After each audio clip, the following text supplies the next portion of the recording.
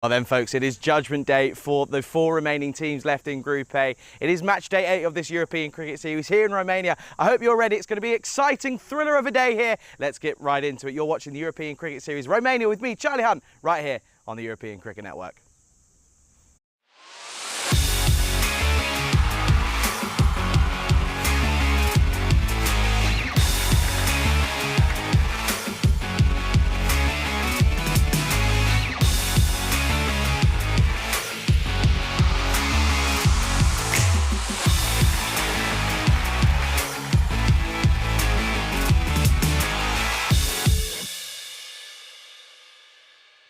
This European Cricket Network event is proudly brought to you by HCL Software and Paramatch. Cricket ground here just outside of Bucharest in the Ivlov County, of course, here in Romania. Pleasure to have your company here on match day 8. It is, as I said, the last day of action of round 1 as Group A will finish off their allotted fixtures. As I mentioned, 4 teams are still in with a chance here. All 4 teams can essentially go on to finish at the top of the table and book their place in finals day later on this week. So it is a big day of action. We know that that it's going to be a lot of different games going on. We know that this is a big day for all 4 sides. In this first game of the day, then, it is Transylvania taking on Banasa. Transylvania could be the side that hit a little bit of form at the right time. We saw them yesterday get out of a bit of a tricky situation in that last match, of course, going on to win that one against a very good side, of course. And of course, Spike Strang was able to get them out of a tricky situation against United CC Bucharest yesterday. So looking forward to them taking on Banasa. I can tell you the news from the toss a little bit earlier is that Transylvania will bat first. No real surprise. They've got some big ins. Of course, Sharma was crucial for them alongside Lodi Liu, of course, at the top of the order is crucial, but also his 2 overs of spin is going to be so crucial, as is the 2 overs of spin from Sharma. Looking at Banasa then, a little bit of a topsy-turvy time of it recently. Of course, they haven't really been playing the last couple of days. They've had a bit of a rest, but we know that they are a good side. They're in that top 4 for a reason. We know that the likes of Ducky with the ball is going to be crucial, and you've also got to think that realistically, if they don't come good here, they could be looking at a very uphill battle going into round 2. It is a warm day yet again. You can probably see it on my face. You can see the sun. It is shining. It's going to be about 38 degrees the highest point today. So let's hope that everyone stays cool and everyone stays healthy and we get through the day nice and easy. Let's go over to the commentary box. I'll run you through what happened yesterday and we'll get ready for the first important ball. Yeah, absolutely. Warm welcome from the commentary box, and it is a scorcher. You saw it there. It was a little bit hot and sweaty out there, but I tell you for free that fans being used in full use out here this morning, and you can see that's where we are. It's a beautiful location just here in the Ivlov County, the Monovosley Cricket Ground. And yeah, as for yesterday, we might not be able to see it visually, but I'll talk you through it audio. And it was, of course, started off with Zenitis. They took on Cluj, and Lankan Lions, of course, then took on Cluj as well. It was a double winner for the Lankan Lions in that one. Transylvania, though, in this one, taking on Banasa, of course. You can see there are a couple of changes. Big news. No Lodi for Transylvania. He's not here this morning. As for Banasa, their main run scorer is, of course, not in this one. And it's a big loss, of course. You feel that, realistically, he has been such a big provider of runs. And that is, of course, Sanjiwa. Jihan Sanjira, of course, who unfortunately isn't here. So a couple of changes and sort of 2 big outs for both sides. But of course, Spike Strang probably going to be moved to the top of the order and potentially that's what he's listed as. I don't know if that's what we are going to see, but they have got the likes of Vishal Sharma, who is still here. He will be out and kicking as he looks to try. And once again, start well here for his side. 42% plays 58%. Of course, Banasa at the start of this of last week, they were looking very good, weren't they? They were sat pretty much top of the table. No one looked like they were going to chase them, but they've sort of stalled a little bit, haven't they? And they haven't quite been able to reach those heights again. Yeah, but just going back to yesterday, of course, Zenitis took on Cluj in that first one. It was a comfortable one for Cluj, winning by 7 wickets. Lankan Lions beat Cluj in match 32. That was a shock result for them. Transylvania, they then thrashed the Bucharest Zami. Bucharest Zami had a horrible day yesterday. They struggled with personnel issues and struggled with injuries, so it was a really horrid day for them. Transylvania made it 2 from 2, though. They took on the United CC Bucharest and won in that last one as well. And the United CC Bucharest did come back, but only took all 4 points, only just in that last game against Bucharest Army. So that could be crucial when it comes down to the nitty-gritty part of today. Of course, a warm welcome to everybody tuning in on Fancode out in India or on the ECN European Cricket Network YouTube channel. Pleasure to have you with us. We're ready to get things underway. It is, of course, going to be Vinesh Tatzara up against Sharma. And we're going to start with a juicy leg side wide, and that's probably going to go towards the rope. We're going to start with a Minimo. I think that's definitely gone towards the boundary, isn't it? I think. Or am I imagining things? Is it an early morning issue here? Let's just see here. I'm pretty sure this went to the rope, unless I'm seeing things. Umpire hasn't signalled anything. Of course, very good morning to our umpires. Let's just make a double check here. It does sort of just stop, just slow down, but it's definitely 4. Absolutely. Goes down for 5. It's 5 on the board. Comes back to Tatsara. That's a good start. Good comeback after a bit of a looser delivery. But no, warm welcome to Shohag, to Rob, to Daniela, and to everybody in between. Pleasure to have your company here, of course. And you may have seen there this morning, it is hot. Currently already at 26 degrees. We only just got to 9 o'clock in the morning. That's got through all the way to Abdul Shakur, back with the gloves. That's a big, big thing. And I could also imagine seeing him at the top. Interesting here that they've gone with Shoaib Sheikh at the top of the order. So I guess maybe leaving the likes of Rob Lever and Spike Strang to come in later on, of course. If Warzy will probably come in that top 5 as well. Again, just respects this one to Sharma. Just takes a bit of time to get going. Of course, last year, I took a bit of time yesterday to remember that Sharma was, of course, took part last year. But I went back and had a look, and I remember he had a big spell of bowling in that top of the innings where he was making the Grizzly do bits. It was swinging from sort of round corners, really. And this is back of a length, and that'll run down to deep third man. That'll just be a single. First runs off the bat then for Transylvania here this morning. There's a question from the church. Username Church Ignorati saying no coverage of Germany versus Gibraltar. Of course, that's the ICC qualifiers, World Cup qualifiers going on in Germany. So those will be on the ICC.tv, of course. So plenty of cricket though all around the world, and we'll certainly be keeping a close eye out for that. Got to spend a lot of time out in Gibraltar, of course, sort of during the start and the back end of the year.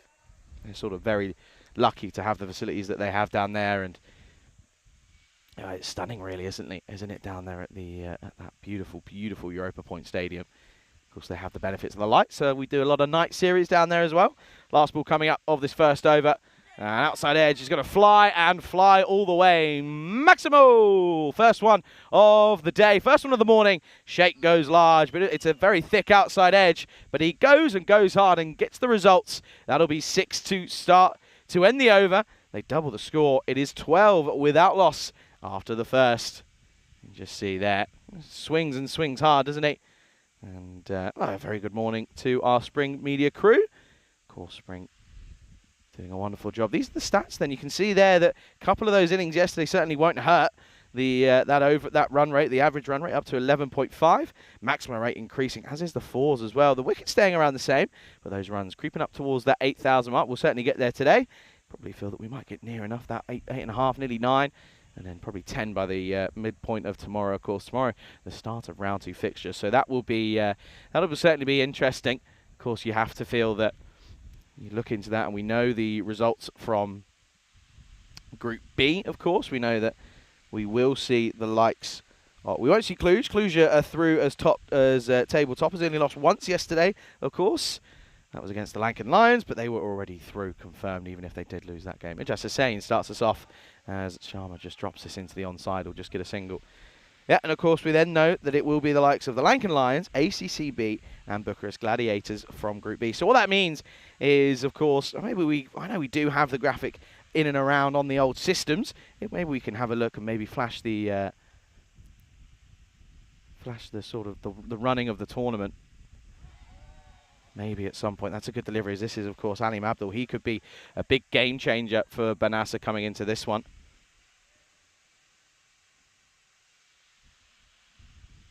But of course, we do know that that next round of fixtures will be crucial. Well, this is it up in the air. Should be gone here realistically. Oh, put down.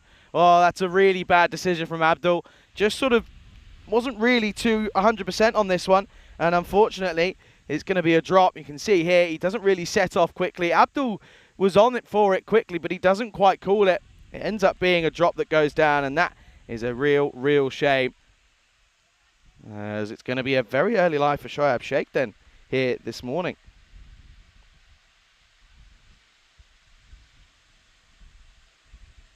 Early signs of a bit of stress then for Benassa this morning. As I mentioned, haven't quite sort of carried on the form that they did pick up. And this is a good delivery. Just finds that right area again outside the offset. Doesn't get deterred after the drop, so continues on nice and firmly. This is the daily run rates, and this is of course where we are at the moment. You can see there the anomaly was back in 22.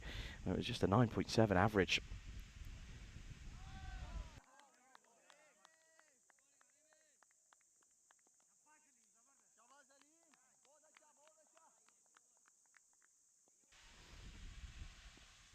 Good delivery, that one once more. Abdul, this hasn't been a bad over, aside from the drop. He's only conceded the 2 runs, so a bit of a conservative start for Transylvania. Tries to get aggressive. Oh, it gets through Adrian David. That's going to be 4. So once again, a boundary finishing off the over, just releasing some of that pressure that was starting to build. It's going to be 18 without loss after 2. Sharma getting one away, which will do his confidence some good, of course. He looked okay with the bat yesterday. He sort of offered a hand, didn't he? He scored a very good, healthy total. But nevertheless, finishing the day nicely with a couple of wins for Transylvania. Here we go then. So this is what it means today. Transylvania, oh, we saw it once. Maybe we'll see it again. There we go. Loaded up, back again. So 2 games for the Eagles, 2 games for Benassa, 3 for United CC Bucharest, and 3 for Transylvania. We know that Zalmi won't be returning. They are done and dusted. They do go winless throughout the tournament. Of course, the Eagles sat at the top at the moment. But Benassa, well, all 4 of these sides, this is the magic of this new system. All 4 of these sides still got a lot to play for. Of course, I've mentioned it. I'll talk about it now.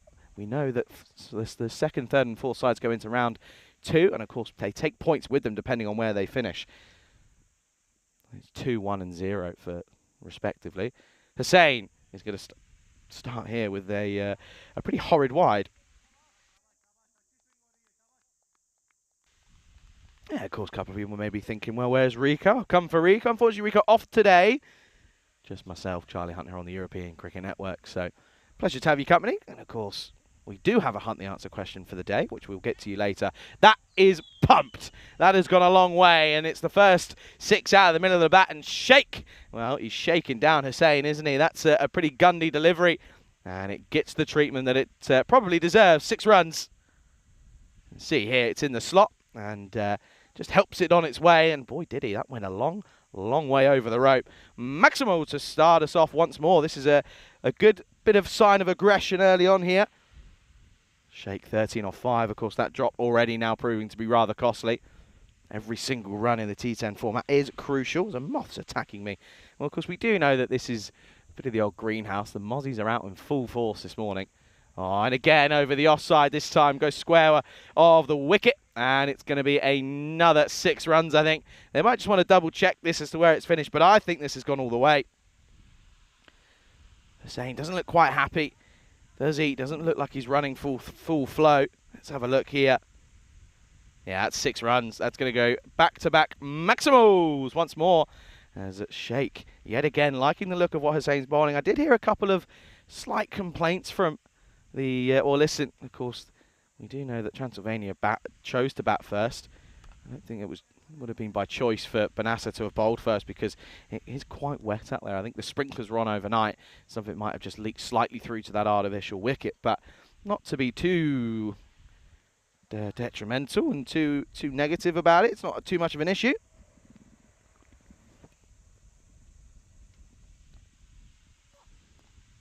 Oh, a little tickle, and this will be 4. This is going to run towards the rope. Sharma now getting involved in the action. This is a really good end to the power play, this, with Transylvania. We know how crucial this top order is. And certainly looking pretty comfortable now, aren't they? Another boundary. Nice little tickle down towards fine leg, wasn't it?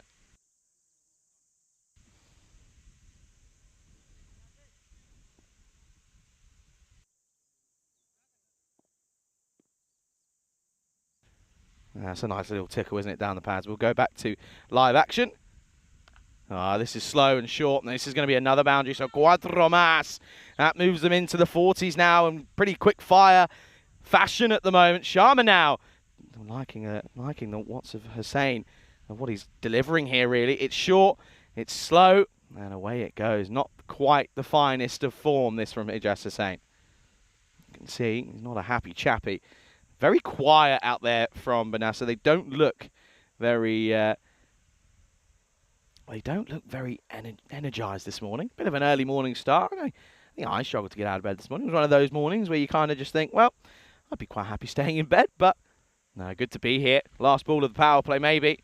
Will be. And it's going to be another 4. This is glorious hitting from Sharma. We know he's so strong when it comes to the batting side of things, and proving it here. He races on to 18. What a great end to a very aggressive power play in the end. They took a bit of time to get going, but once they have, it's very tough to stop them. That's going to be the end of the power play. They finish with a hat-trick of 4s, and that is 44 without loss after 3.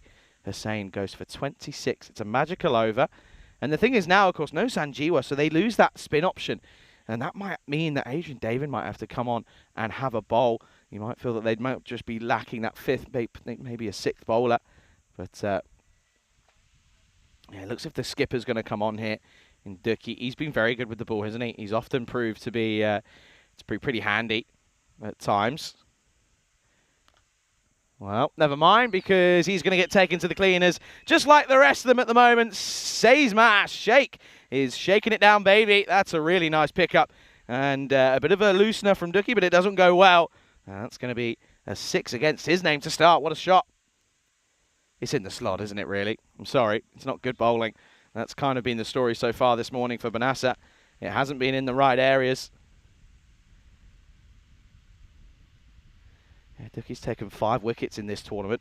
He's gone for 68 runs. His best, of course, for 4 for 20. Back, well, that was almost a week ago now. Of course, we're at the start of this second week here in Romania. It's going to be a hot one. Tries to become aggressive, and that's going to be a wide. Ducky not happy with this one, is he? Don't have to be a body language expert to work that one out. It's good call on the line. Consistency, that's all we asked for. Yeah, Tatsara, of course, being the leading wicket taker for Banasa. That's okay, that's a good delivery. Nice full wide Yorker, can't get it away. Tatsara, of course, 6 wickets, and then 5 for Aliam Abdul and Isafan Ducky. And Miharanik, of course, not in the lineup as well, so they are missing some big names. Subhani Mahmood not in the lineup either, so it's going to be a tough day for Banasa with this sort of lineup. This is going to be 6 again. This is pumped down the ground, and this cost of Sheikh is already proving to be detrimental. He races into the 30s. That's another 6 for him, and it's another 6 towards the total. Transylvania bring the 50 up in the 4th over. Sort of shuffles in, and it's quite deep in his crease, but again, it's not back of a length, it's just in the slot. It's Gundy bowling, to be honest, and it's getting the treatment. That's the 5th 6 for Sheikh. Well, might have gone for one too many. This is a tough chance. It's going to fall short. And, well, when it rains, it pours. When it's not going your day, it's not going your way. And this is another one that just falls short. Well, a little bit cheeky from Sharma dropping the bat. Probably not on purpose. But this is another chance that goes astray. Oh, Banasa. Oh, what worrying times for them here.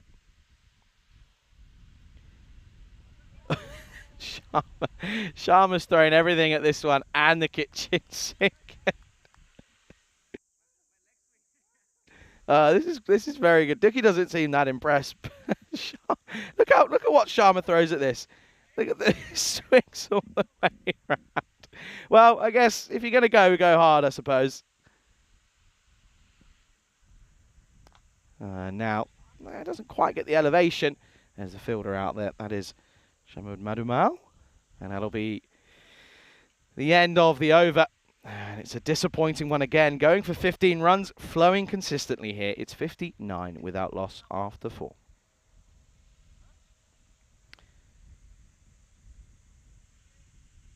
%65% now for Transylvania. And I said it at the top, didn't I? I said, you just feel that this could be a team hitting form at the right time. And they're going to go to spin here as Mahesa Prasanna is going to take on this 5th over, the all-important 5th over, the halfway mark coming up soon. 59 already on the board. They're looking and staring down what could be a pretty large 150 total potentially. Bassano looks as if he wants to get his field set. But already, a lot of the side. Interesting field here as well. Already this side, though, is... this is asking the question. Umpire, unmoved. Still hasn't moved. Still hasn't moved. And still hasn't moved. Clearly wasn't too concerned. Going down leg pretty consistently.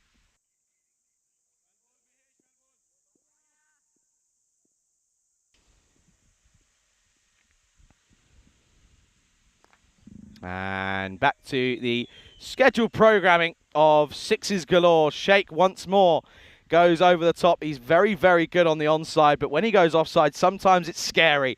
And the move to have him at the top of the order to replace Lottie, who's not here, who's not available, it's certainly working. He now moves on to 39 with that another 6 runs. Good pickup, isn't it? It's a good shot over the top of the sort of splits.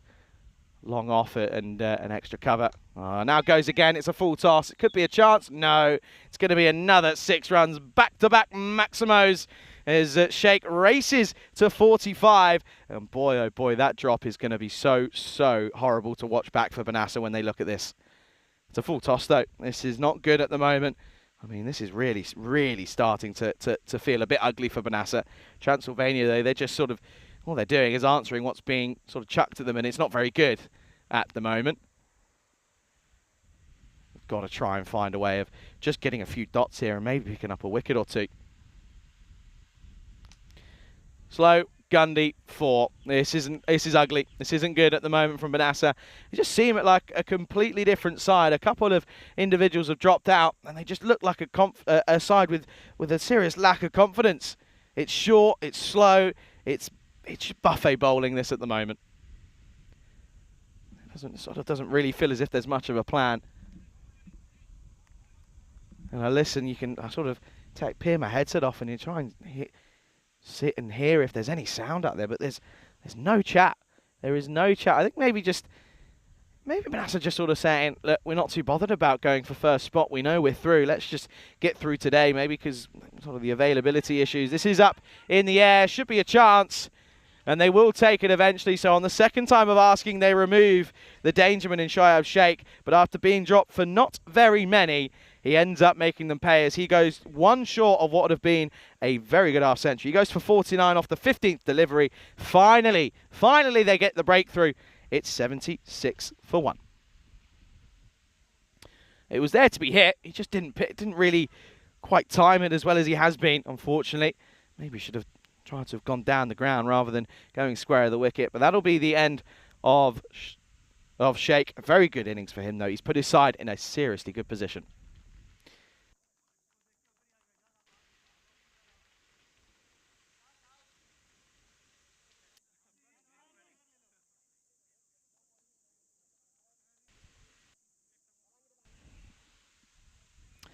Lever then in at 3. He came in yesterday. Probably stopped Lottie getting that century. Wild swing. That'll be the end of the 5th over. It's a pretty dangerous one yet again. It's 1 wicket coming off it, going for 16.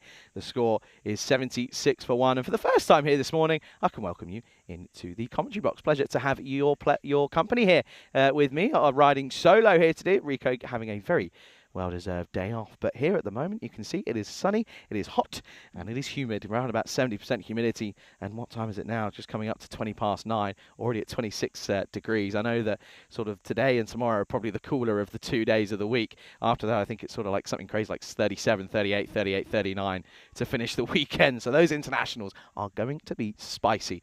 But at the moment, looking at this, Benassa, none of the races. Very disappointing from them, you've got to be honest. Again, it could come down to what I mentioned sort of just a moment ago, where potentially they're just sort of saying, let's just go through the motions, get through today, and unfortunately just maybe have to do it the hard way of going through the second round of fixtures.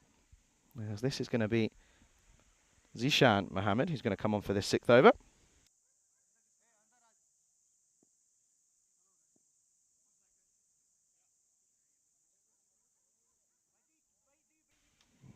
Not a bad delivery.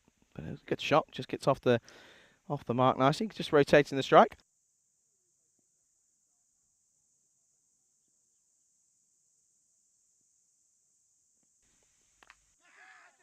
Up in the air. This is going to be 4. As Lever gets his account underway, and well, he carries on where Shoaib Sheikh left off. As this is nicely timed. He's very, very good through that area of the ground. He's so good through cover. He loves to carve it away. He's not exactly a one-sided player. He can hit to all parts when he gets going. That's a nice shot. He gets fought for his troubles. Well, there's Dookie. Well, Dookie pretty much consistently having the double teapot really at the moment. He's sort of skipper, but not really too much noise coming from him out there at the moment. There is the top edge. Oh, no one can get there. And, Sharma was looking to get on strike. Sharma's faced just the 15, but of course just gone for 20 runs. So an early sign of just a bit of maybe a little bit slow to get out of bed this morning. Monday, of course. Of course, now some people will be having us on whilst away at work or whatever. Very good morning if you are. Don't work too hard. Hope you all enjoyed your weekends, of course, and I know a lot of people counting down to the rest of the football later this week as well. This is pulled into the onside. That's a lovely shot. Picks the gap. That's going to be Cuatro Mas. Lever goes back to back boundaries. This is a nice shot. Goes 4.4.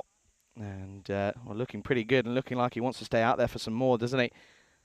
You can see, look, the wrist. Very strong wrist when he plays those sort of shots. That's what we saw yesterday. He just picked it up on a length when he came in that demolition derby that you kind of felt as the way that was going. So this one sort of has the same feel. They're going at 15s, which is 4 more and over than what is sort of the average. That's kind of where it needs to be for Rob, for Lever. He often will swing across the line at balls he probably shouldn't do. That's a prime example of it there. Doesn't quite get that one right.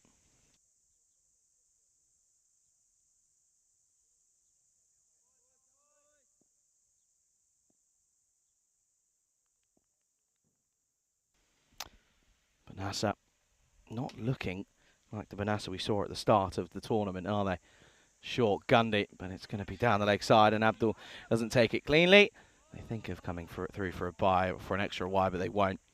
And again, will just be a wide. It's just not positive at the moment. Something just doesn't feel like it's clicking for Banassa at this point. Something just doesn't quite feel right. Maybe just, as I mentioned, going through the motions, and well, this is the thing. These sort of chances just aren't going their way. They're falling short of almost every fielder. As a single will close out the 6th. Lever keeps a strike, 87 for 1. Yeah, Rob's saying was 49 degrees in Las Vegas. That I wouldn't leave. I wouldn't move. I'd just be a solid state. I wouldn't move at all. I wouldn't leave anything. I'd sit under fans, under aircon, and I wouldn't move. That sounds horrible. Morning to Chris. Morning to Ivan as well. And Takak saying it's 35 to 37 degrees here in Hungary. Of course, Hungary's where we go next. I know it will be Vinny and Danny taking you through the action next week. And then I believe Vinny going to be joined by Nish once more towards the start of that 2nd week. And yeah, of course, at the moment, it's at 27, getting up to 38 later on. And then tomorrow, well, it's always kind of around 37, 38 for the next few days. This is up in the air and will be taken. So finally, another wicket for Prasanna. The spin clearly working. It's his 2nd. He's got both wickets at this point. Well, that's going to be another one that bites the dust. Leave a couple of boundaries, but couldn't quite get going. He'll go, and that'll be the end of him. He'll go for 9. Score, 87 for 2. Good delivery, not a bad one, and just misses out on it really though, does Lever. See, it was probably in the slot. If anything, it might have just been a bit fuller than the slot, which is probably why he forced the error. Yeah, of course, we go to Budapest, and yeah, Budapest is a scorcher. I remember last year it being ridiculously hot. I know it's not as hot as it was here. It's about when we start there on that Monday, it'll be 30 degrees, which is pretty pleasant, to be fair. 30 degrees is okay. It's when you get into the high 30s that you sort of sit there and you go, really? That's kind of the issue. Oh, this is off the toe, but he's probably going to get through. And the chase is on, and he's kicked it over the rope. Well, But NASA, unfortunately, it's not their day. Well, this is a strange one as well. No Spike Strang yet. He's coming off of a great innings yesterday, 40 odd, not just falling short of his 50. Is well, Worsey has come out. He started okay there, isn't he? He gets to 4. I mean, I don't know what he's trying there, to be quite frank. I don't know what the attempt was there. What's going on here? I mean, once more, you can pick it up. I've heard more noise coming out of a funeral home out there in the middle at the moment. There's a slight bit of noise, but nevertheless, it's still not really much.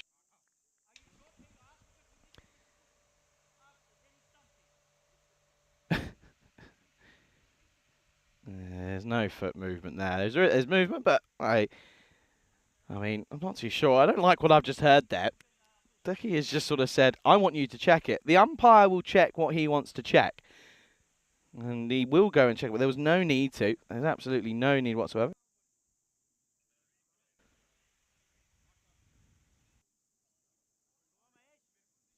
You see here, look, there's no issues. The foot doesn't move. He's fine. He's still got something down. I don't like that. Well, this is going to be gone, I think it is. It's a great catch from Abdul Shakur. As he watches this one in Worsey. Oh, it's 4 and out for him, I'm afraid, as he swings right across the line and doesn't get anywhere near it. It's a 3rd wicket for Prasanna, helping his side get back into this as they're dragging themselves back from the depths of despair at the moment. You'll see here a little outside tickle, and that's going to be the end of him. Just watch his gloves, want to make sure that he's not encroaching. No, he's absolutely fine. That's a perfect catch. Abdul Shakur yet again. The seasoned pro for Nasser being involved in the action, and he could have a crucial hand with the bat as well, as that will be the end of Worsey. He'll go. The score now 91 for 3.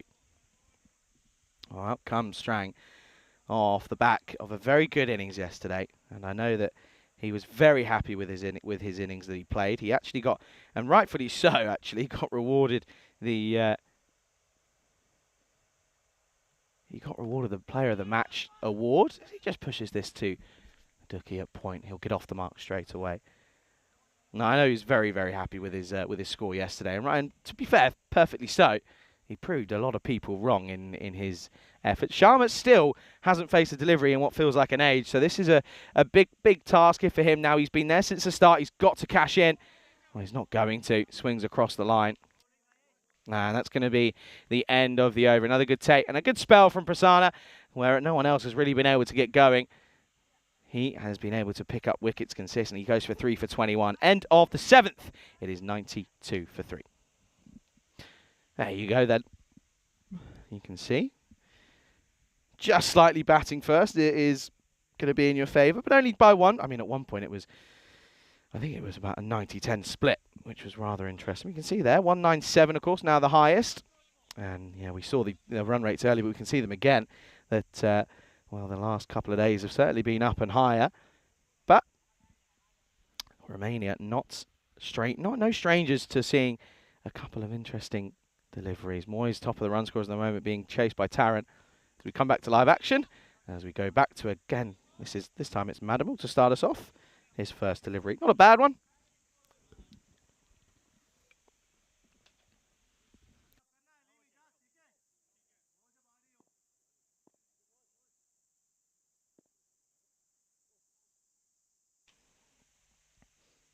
In the slot, and that's going to get punished. That'll be 6 runs, and a bit of a sigh of relief. It'd been a while since the last maximum from Transylvania, but that won't exactly hurt, and that will move them up to 99 as it's another 6 runs. Sharma now, he's going to look to take on the likes of Madimal. You feel he has to. He's been there from ball 1. He's got to cash in now. Nice shot, isn't it? Just picked it up off the length. It's too full. It's not good enough, I'm afraid. It's in the slot, not really spinning or pushing it through. It's just it's a bowling machine delivery. I know Vinny sort of touches on this quite a lot. He says that sometimes bowlers just get used to sort of bowling the same thing over and over again. You've got to change it up. You've got to offer something else, but they've got to try and change things here. If I'm being honest, I'd go to Adrian David. He's picked up 2 wickets in the tournament. The youngster, he's picked up 2. He's gone for 20, but he's picked up 2 wickets, and that was, of course, 2 for 20, in fact. So he's only bowled once. And that was in that. This is only his 4th game. Oh, that's wide. And he does try and dart it in, as I think Prasanna just went and had a conversation with him, and I think he maybe have just heard what I said and gone to him and said, Charlie says, try and dart it in. 100 comes up then for Transylvania here in the 8th. And does. That's much better. Much, much better from Madamel, just pushing it through. See? They've obviously passed it on. Lots of movement going on there, but nothing that's going to lead to his downfall.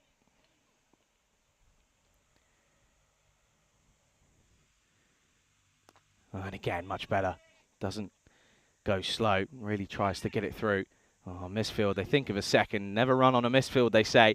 And they don't take it on. And probably the right answer, to be honest.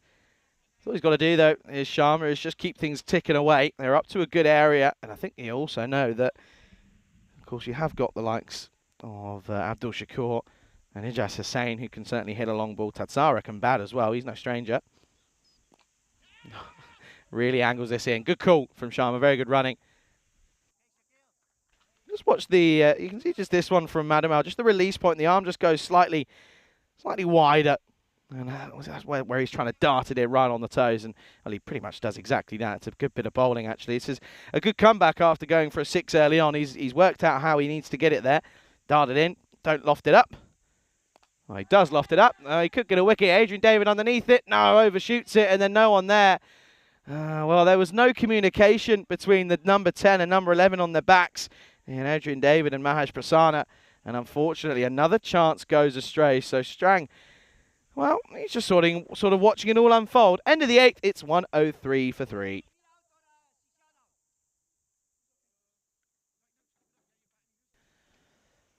I mean, you've got an over from Alim Abdul. Maybe this is the over to bring him on. The all-important 9th. You've got 2 overs left. Maybe keep them quiet for this one and sort of let what happens in the 10th be. But I'm disappointed, though, to see that Adrian David not getting a bowl. There you go. Today's question. It's an interesting one. It's an ECN one. Who has scored the most ducks in the history of the European Cricket Championships? The ECC, of course. If you know the answer, get them in. Don't cheat, because this is a good answer. This is a good question. It'll take some thinking. Of course, been going for a couple of years now. A good few years of the ECC. As Alim Abdul will return, it will start with a horrible delivery, and Abdul Shakur has a lot of work to do. Well, there could be a mishap here. Oh, it's got through. Could be buzzers. Won't be. They will push through for 1. Interesting, is it? Strang clearly liking the look of Abdul, and he's going to sit there and go, well, actually, I kind of want to take on the hitman of Romania here. Oh, really just completely pushes that wide. It was the effort ball that hasn't worked. If it's full, it's got to go straight. They're very wide along on and long off. We'll go back to live pictures here. It's not full, but it's going to get pulled for 4. Nice shot from Strang. He's carrying on where he left off yesterday. It was a great innings yesterday, has to be said. It really was. You know, he came out of nowhere, came in, I think at one point it was like 30 for 5 or 5 for something ridiculous, Transylvania. And they were able to really pull themselves out of a pretty horrible situation. I know that I don't think he stopped smiling since that innings yesterday, and well, that shot's certainly not going to stop him from smiling yet either. Yeah, of course, first game out in the ICC qualifier stage, Germany against Gibraltar. It's happening in about an hour and a half's time, I think. Good delivery, good comeback from Abdul. Of course, yeah, as I mentioned, Gibraltar, they've elected to field. Germany, they've got a good side. It's not their strongest. It's not their strongest at all. Of course, they have got big names in there that we do recognise. Sachin Mandi, the keeper, of course, the skipper in Ganesan, still there. There's a Karan up there as well. But the big in for them, I know that this is, we spoke about, oh dear. Well, that's hurt. That's going to leave him out. That was hit firmly by Strang, straight back at the bowler, but it goes down. Yeah, I know that we spoke about it yesterday, but Ben Kadmore, of course, making his debut for Germany today. I'm sure he'll probably be involved in that one in some way, shape or form. They've got spin of Muslim Yard Ashraf as well, and a couple of different individuals here and there. No real sign of any sort of first-class players being released for this one. I know, obviously, we've got Midder and Mahal, who have been involved in the German setup for many a year, and sort of speaking to them and saying, yeah, it's not probably our strongest side, but I do think that Germany are still favourites to go through from this qualifying pathway event. That's another wide down the leg side. He can't get it right, can Abdul, the hitman himself. But you look at, I mean, Gibraltar, Listen, they're a team that we've seen, and I go through that. I've spent a lot of time there, and I know a lot of these guys. They're all good lads, and I sort of look at it. Look at the lineup. You kind of know all of them really. Oh, into the pad, going down the leg side. Some big names. Kieran Ferrari's back. I know that he's had a real struggle with injuries. I know he pretty much felt that he completely blew his hammy not long ago. Probably over a year ago now, but he's in. Kyron Stagno, he's crucial. He'll probably be in the top order. He'll be massive. Of course, he's a good keeper as well. But he's got the likes. Oh, this is a brilliant shot, by the way. What a pickup that is. That's Sharma just showing his strength and timing at the same time. That is elegantly played into the onside. That is flat. That is hard. That is 6. What a lovely pickup that is. Well, this over now is certainly looking a little bit worrisome, isn't it? It's gone for 15. Look at this, in the slot, picks it up nicely, and it goes all the way flat and hard. And that's going to be 6 and 6 of the very best. And Stagno's got a bit of a selection dilemma. Who do you go with the gloves? Do you go Stagno or do you go Pyle? I think I'd go Stagno. Maybe Stagno could offer you an over if you need it, but they've got, of course, spin from Avinash Pai coming to mid-putty. Of course, Mark Gowes will probably be top of the order bowler. Louis Bruce, youngster. Of course, I know Samir and Manav Nayak are the coach and manager. Good luck to all those, of course. And good luck to Germany as well. Of course, on home soil, out in Krefeld. Potential last ball then here. Sharma on 34. 34, make that 40. That's a glorious shot. Well, he went hard and straight into the onside. Now goes hard and straight down the ground. He goes downtown, and it's going to be a 6er to finish. It's back-to-back Maximos, and what a good end to the over. It's another magical one. It goes for 21. At the end of 9, it is 124 for 3. Of course, they have got an over left from Tatsara, so he's going to come on here and take this last one. I am disappointed that David doesn't get an over, I have to say. He's picked up wickets. I mean, you look at, for example, Ducky didn't go well, the skipper, but you've got to bowl him. He's one of your leading wicket takers. He's got to bowl himself. But Hussain didn't look happy at all. But the spin has been crucial. That's what's left them with a fighting chance here. I think the lineups have just come out for that as well. And Ben Kohler-Cadmore is in for Germany, which is interesting. Wide, and this is going to be 4 to start us off then. Not a bad delivery from Tatsara, but too much width, and you can throw the kitchen sink at it, and that's exactly what Spike does, and it goes all the way. Oh, well, there you go then. Stagno doesn't keep. They go with Pyle. So I think Pyle, I know they've got a good array of keepers in Gibraltar. Joey Marples is also someone who's he didn't get selected in the end for this qualifiers. Firmly driven, should get down. As it's a bit of work to do for Prasanna, but he's been the sort of pick of the fielders and players for me with the ball. He's no one else has really looked too up for this, but you can see he makes a lot of work, and it's just going to be one, but it brings Sharma back on strike. Well, this is, I think he's hurt himself. The inside edge onto the pad has left a bit of a mark. Yeah, so Avinash Pai, Chris Pyle, Philip Rakes. It's a name that I'm not too sure on, but everyone else is in Latin, of course, someone who we know and love. There's the Rakes brothers, Philip and Michael. Mark Gowes, Jack Horrocks, Kabir Midpuni, and Samath Bodda in there as well. Good ball, good dot ball. This is good death bowling, this from Tatsara. And then Germany, they've got Ganesan, Harmanat Singh, Athanava Zakarian, Musaddiq Ahmed, Ben Kohler-Cadmore, Faisal Mubashir, Fayez Khan, Muslim Yaid Ashraf, Sachin Mandi with the gloves, Ghulam Ahmadi. His spin's very good. He'll probably bowl 1 or 2 overs in that top of the power play in that T20 International, you feel. Yeah, of course, if you're in the chat, maybe let me know if you're going to be watching some of the World Cup qualifiers. I know that some of the old cricket badges out there love to sort of multi-screen. Sometimes you have to do it when we have 4 events on at the same time, but 6, that's glorious. That is superb hitting from Strang. What a way to end the innings then. They finish with a 6. It is excellent work, this from Transylvania, yet again getting up to a very, very good score. And there you can see there that the batters are very happy with their effort. Sharma finishes not out, 41 off of 24, but Strang yet again comes in and plays a very helpful innings. He finishes 19 off 11 with that 6. Goes for 12 off the last. They'll finish 10 overs, 136 for 3. Banasa, oh dear, they've got it all to do. There's a lot of work for them to do. You can see there. They're very happy, are Transylvania. They're probably in the driver's seat. And, of course, they'll be going up against And, well, of course, you look forward, that's Panassa's lineup.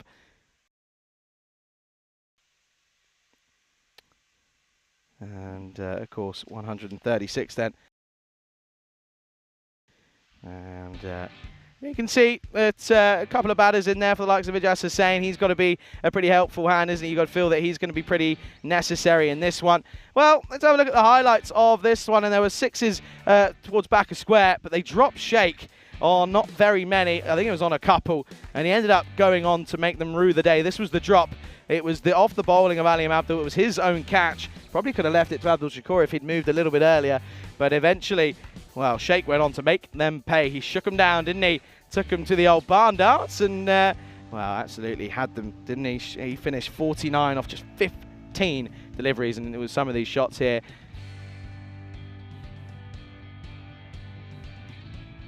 And the onslaught continued, though. The sixes galore. The spin came on in those middle overs, and I feel like that spin has probably ended up keeping them in the game. Prasanna finishing 3 for 21 off his 2 overs. And as for the likes, Manamor went for none for 11 off his over. And yeah, there were a couple of sixes against him, but that's spinners are always going to get taken over the rope at least once or twice. But it was a good catch out in the deep, of course, as that was the end of the batter there. That was Lever who was going for 1 too many. It was a good catch up there by Shakil Ahmed. Prasanna picking up 3. Prasanna, the only wicket taker out there. That was the end of Lever, of course. Good catch by Shakil Ahmed, of course. Sheikh going though out in the deep, and that was that brought together Spike Strang and Sharma. And Sharma, who was there from the start, took the first ball. And that was the end, as that was a good catch by Abdul Shakur to remove Warzy. He went 4 and out, but that did bring the likes of Strang out, and Strang continued where he left off, did Spike, as well, Sharma hit it to all parts of the ground. It was anything in the slot Sharma will take on. He's a strong man, he's got big old biceps, and he will certainly go for it. Well, Spike was put down. It was a tough chance. It was hit firmly back at Ali Abdul. Not a good day for him. But Spike and Sharma, they carried on the onslaught of runs, didn't they? And that last over went for a few, went for 12, and they finished on 136 for 3. As it was a really glorious shot in those last couple of deliveries. And then once more going over the top on the offside. It was splendid, really, from Spike Strang, of course. Panassa have got a lot of work to do, haven't they? Of course, not only do they take on Transylvania here in what's going to be a tricky one, they also will go ahead and take on the likes of United coming up. So there we go then. Let's have a look at the scorecards. It'll be 136 for 3 is what they finish on. 41 and 49 for the openers is a prime start for Transylvania. Then well supported by Spike Strang. Wolsey and Lever getting going. But the thing is, the key thing there, not giving away or not touring up too many deliveries. 14 extras for the bowling side of Banassa, but not too much to write home about, really. Prasanna 3 for 21. No one else getting any wickets. It's all downhill at the moment from NASA. Can they get themselves going and pick themselves up off the floor? They've got a lot of work to do. They need 137 off their 10. Well, this is all about the chase. It's Judgment Day. Who can get up towards that top spot? Looking forward to the response. Pleasure to have you all company here this morning. You're watching the European Cricket Series here in Romania. Pleasure to have you with me, Charlie Hunt, right here on the European Cricket Network.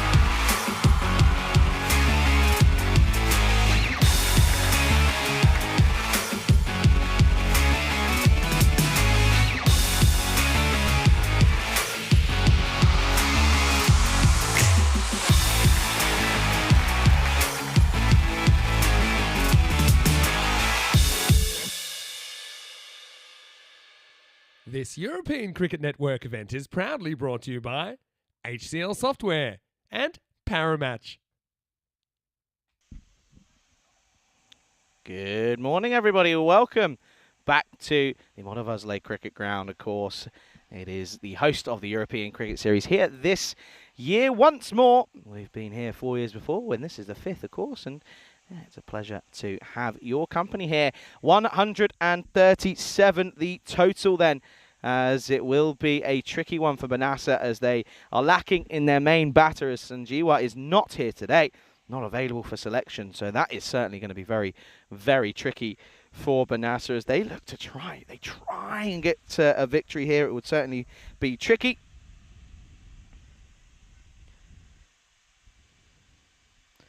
But of course, you can see there, Transylvania, well, their tails will be up.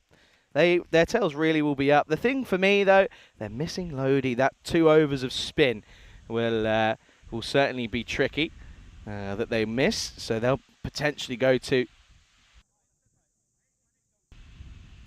the likes of Narendra Kumar will probably come on and get a bowl. Rob Lever, they might go to him just for an over. Of course, the skipper this time around is Sharat Kishore. Kishore's corner. Well, Sharat came and spoke to me today. He said, Charlie, you remembered? I said, of course I did. Of course I remembered Kishore's corner. I said, when are you going to see your bat? And he said, well, at the moment, I'm just not needed. The top order are doing the job. I said, well, that's completely true. So, yeah, of course, good luck to Transylvania. Good luck to Banasa as well as they look to chase this down. 137. Of course, we know that this is going to be a tricky one, but certainly looking like as if it could be one of those where if someone gets going, someone gets on a heater, then they could be up with a chance. You can see there, Ali Abdul is up, opening with Ijaz Hussain, so they have got to change something up. They can't always rely on one batter, and now, well, this is where you in tournament cricket, you've got to ask for other individuals to step up and step to the plate. Maybe Ijaz Hussain is that man. He gave away a magical over of 26 with just the 1 over that he bowled. Can he get them back and maybe offer a little bit more? Ali Abdul as well can hit a long ball. Here we go then. It's Sharma. Well, that is classic Sharma. It's a full delivery and it's a swinging delivery, but it goes to the rope first up. It gets through the field. Adnan Hussain, he'll probably offer you an over or two, but at the moment, all he was trying to do was stop the ball from going to the rope, and he couldn't do that. 4 to start. Yeah, this is what I remember last year. Sharma would swing it and hoop it around just with the way he presents the seam. It just goes a lot, always swings in, and then pretty much sets them up all the time. Swing in, swing in, swing in, and then get them with the out-swinging delivery. That's too wide. So not the greatest of starts this from Vishant Sharma. It's just...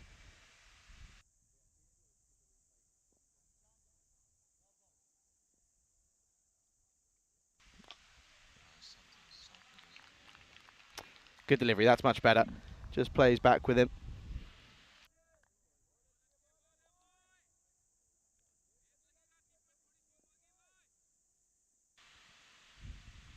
Short, and drops this one into the onside. I'm noticing a trend here as well, by the way. I believe we've got 2 Hingaranis in here today. Mahesh and Sumit. Now, I'm assuming they're related. That's an assumption. It's not a definite fact. It is an assumption.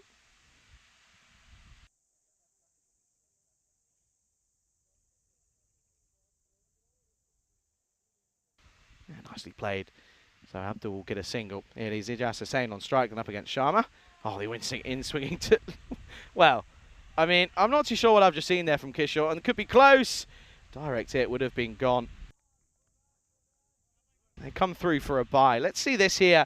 I mean, it's a good delivery first up. As you can see, it swings in all the way, squares him up, doesn't really get an idea. But I don't really know what Kishore was up to there. He was having a bit of a wild swing at it. And then there you can see that it would have been a good shot at the stumps. Oh, we've slightly missed this one, but it's going to go towards the rope here. And that's going to be a boundary. It's going to be runs off the bat. I think it was an inside tickle. Let's see here. Well, this was the bye to start us off in the last one. Then we come back to this one. This is what we missed. It was an inside edge, and it got through the fielder. That's a little bit unfortunate. I don't know how, but it's got through Monesh Wadhwani. It will go to the boundary. So that's another 4. Trying to get out of the over here is Sharma. Loopy delivery. That's where he's good. That's the sort of killer ball that he has. And it is a dot ball to finish. End of the first. Score is 11 for no loss. Rob's had a good answer there. He said, who will win? He said, well, the prediction was on the screen. Anywho, good first over there. Only going for 11. Under the rate already. 133 matches now since a golden ball. Of course, it was all the way back in Cyprus not too long ago. And it was golden ball 63. And I think apparently it was one of Vinny's first days back in the Cyprus sun. And he was, well, he came in and apparently bought the old golden ball luck, clearly. But yeah, that was all the way back in Ipsonas, in Cyprus. Of course, it was the Kipro Tigers Limassol who tied with the Cyprus Knight Riders. And it was the KTL, the Tigers, winning the golden ball. Oh, Shake's just getting a little bit scared there by the artificial wicket, just slipping from underneath him. And I think that's what Ijaz is saying. Just struggled with this morning. You can see there that back foot just sort of loses it at the end. That's better. And Hussain just drops this into the offside. He'll just get off the mark with 1.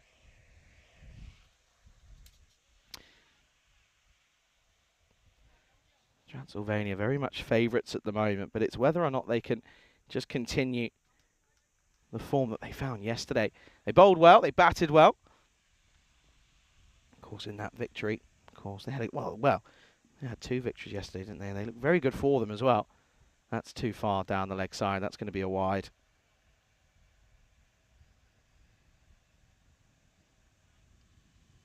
Yeah, just not quite getting it on the money. It's a positive there, is that there is some lateral movement. What's going on here?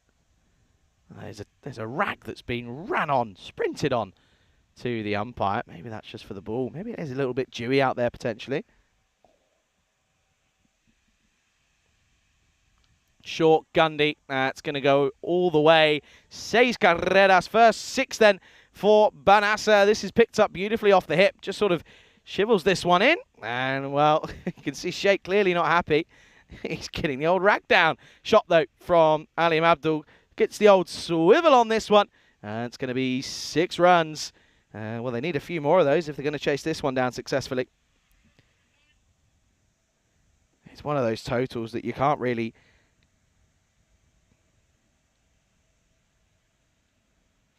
come out here and say that they're going to look to take it on for a bonus point. 96 though is what Transylvania will be looking to try that is, and restrict them to, of course. But an early couple of boundaries here and already looking as if it's going to be a tough ask. But yeah, 4 points here. Well, let's just look at this. I'm sure we'll get a look at the table after this over, but I'll touch on it now as this is pushed wide. That's the fielder there. Good work by Adnan Hussain. 3 points for Transylvania would put them up to 14. That would elevate them to 3rd. United TC Bucharest, of course, take on Banasa in the next one. A point for Banasa would put them top of the table with the a game on top across the Eagles. Short, stays low. It's going to be a Gundy delivery. It's going to go for 4. And Sheikh doesn't look comfortable whatsoever. He's not running in properly. I think that wicket is slightly damp potentially this morning. But you can see here, it's see ball, hit ball. That's a good shot from Ali Abdul. Just helps it round the corner. 4 carreras. I mean, this is the thing, and we'll get a visual look at it in a moment, but Eagles 17 points, Banasa 17 points, United TC 13, Transylvania 11. Transylvania sat at 4th on 11 points, are still in with a chance of getting to the top of the table. You know, if they win their fixtures today and do so pretty comfortably and other results maybe go their way, they really could be in with a chance. And sort of the fixtures, of course, today, the last fixtures, Group A, we're currently in match 36. This is 6. That is up over my head. That has gone a long way. Alim Abdul picking this one up spectacularly. And it's going to go towards some of the spectators potentially up at the top of the hill this morning. Well, you've got Hillman Hill, you've got Murray's Mound. Well, maybe we might have to name this, think of one for Abdul, because that's a really nice shot. Nice way to end the over. 6 finishing the over. 6, 4 and 6 in there. It's 29 with that loss after 2. So yeah, so you look at this and you've got Transylvania take on Banasa. Banasa then play their last game of this first round. Before I touch on that, there's a look here. This is what I'm saying. You know, Transylvania, they will, of course, take on the Royal Eagles later on. They of course, take on United TC Bucharest. They've got 3 games today. 3 tough games as well. But if they get 9 points out of that. Let's ignore the bonus point for now. If they get 9 points out, that takes them to 20. And those are 3 victories above everyone in front of them. So they really, Transylvania, if they click here, maybe we'll have to find out if Lodi is maybe coming later, because it's a big miss to have him not playing on the final day of the first round. Maybe if he comes in later, he could be offering something. This is, put down. Oh, it's a big drop. It's a big, big drop. It's Narinder Kumar who puts this down. The wide brim cap isn't going to save him here. It's in the slot. It's there to be hit. It's in swinging. He helps it on its way straight to the man, but he puts it down. Oh, dear, oh, dear. Well, being dropped is Ijaz Hussain on 1. That's a dot ball. Good comeback. But that's the thing. Transylvania, they take on, of course, Banasa here. And they then take on United CC Bucharest in the 3rd game of the day. Then they take on Royal Eagles back-to-back. And Royal Eagles then have to take on United CC Bucharest. So there is scope for the top 4, all with this game and 4 others to go left today. All 4 of them have a chance of finishing top of the table. I don't think I've ever seen anything like this. I don't think I've ever seen it be so close. Well, there's a lot going on here. Umpire isn't convinced. He's unmoved. Let's just see this. I mean, look at the batter. Just watch Hussain. He sets himself readily, and there's a lot of movement. Comes down, has to reach it. And I don't think there was any movement there. You can see that it wouldn't have been an outside edge because it kept on going and swinging in towards the batter afterwards. We'll come back to live as this is lofted up, but it should be gone. Oh, no. Well, he's completely lost it. Well, that's another drop, as Hussain's been dropped twice on 1, and you've got to feel for the fielder there. That's Sumit Hingarani, and you can just see there he didn't have much of a clue. Let's watch this back, as it was an in-swinging delivery yet again. It was a miscue, but look at this. Oh, he ends up almost wearing it. That is unlucky. That's unfortunate. And Hussain gets dropped twice on 1. Good delivery, got him. That's Vintage Sharma. No, Vintage isn't his first name, but you might as well call it that because that is superb. And if you go back and watch the old archives from last year, that is why Sharma was so good at the top of the innings with the ball. That is a superb delivery. The in-swinging corker removes Abdul. The in-batter gone. And that is prime Sharma. And it's going to be the first wicket to fall. It's going to be 30 for 1.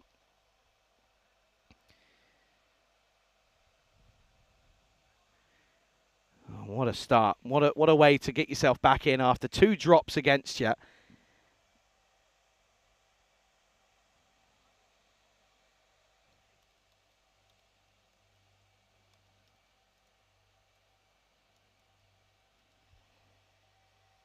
Two drops against you. You come back and bowl an absolute peach. What a great bit of work this is then. And now he's got Abdul Shakur in at 3, but he pushes this one slightly too wide. And that will be a wide down the onside.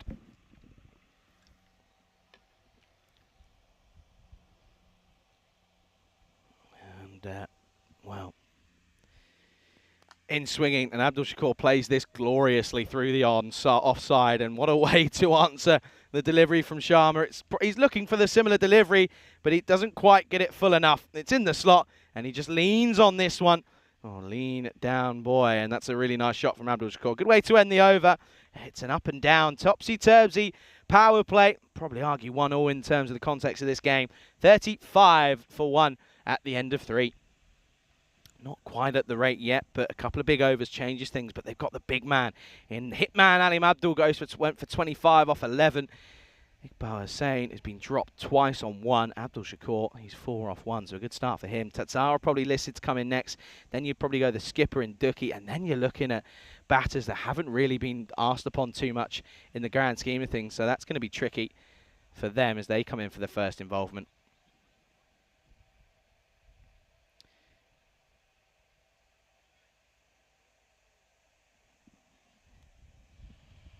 I don't think I can recall a last day of action for group stages. This is going to be Ifan Wazi who's going to come on here. He's going to bring a little bit of left arm seam option.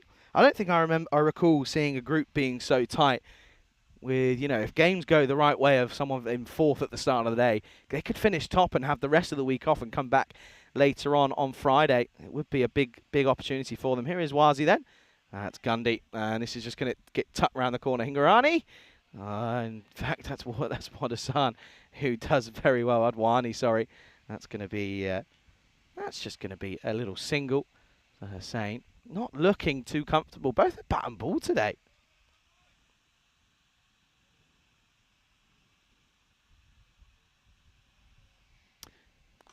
Driven confidently. Abdul Shakur. I'm surprised they didn't open with him, to be honest. I think having him at the top just provides that sort of comfort blanket almost. You know that he's not exactly going to play too many rash shots. If you were to sit down to him and say, look, I want you to bat the 10. I want you to be there. I want you to let everyone else bat around you, and we'll get there.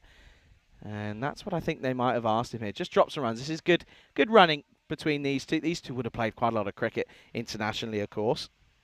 Well, speaking of international cricket, that game has started out there. Germany 5 for none. Ben Kohler-Cadmore opening the batting. Well, there you go. I know he recently played against the Netherlands A side not too long ago. So this is just dropped into the onside.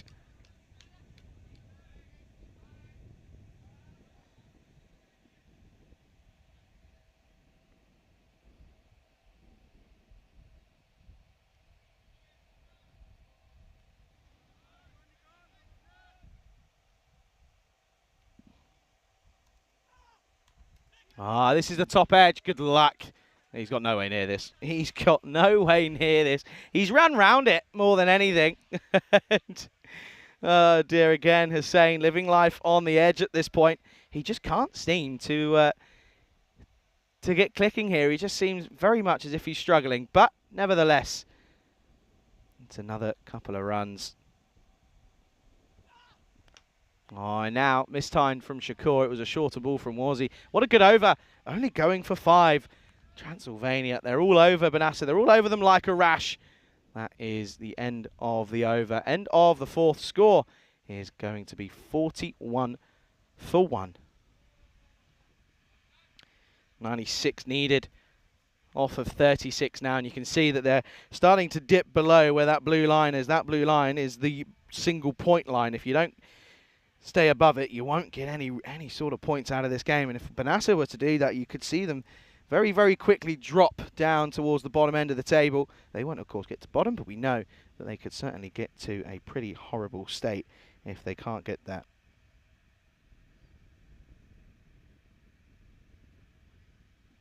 They're going to go to, expecting this at some point, there's Adnan Hussain, who's going to come on for this 5th then. And he's a very good bowler. He can certainly ask the correct questions and ask some important ones when bowling.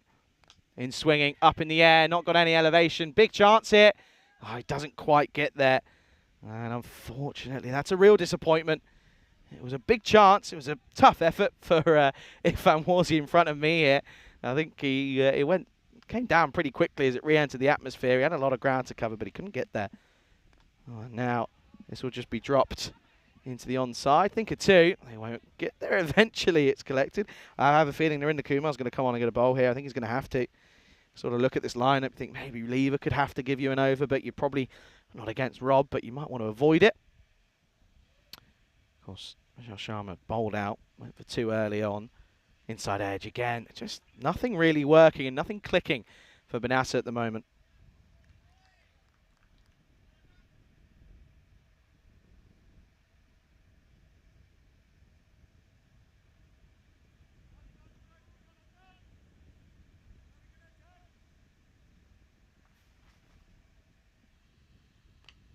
Off the toe, miscue yet again. Overhitting here. They're really just trying to take every ball to the to the rope, and that's just not what you need. It's not what you need at the moment. It's not a pretty sight, to be quite honest with you.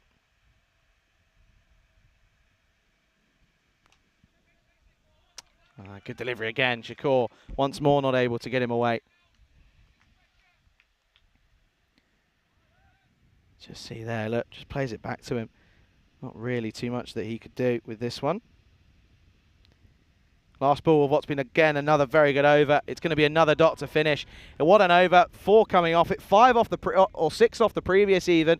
So just 10 coming off the last 2. Score is 45 for 1 at the end of 5. And that might be a good time to welcome you into the comms box here just for a moment. Well, we won't. We'll have a look at what's coming up later in the rest of the year. Romania is where we are at the moment. Then we'll go to Hungary. Well, that's going to be another scorcher. Bulgaria is where Rico and I will return.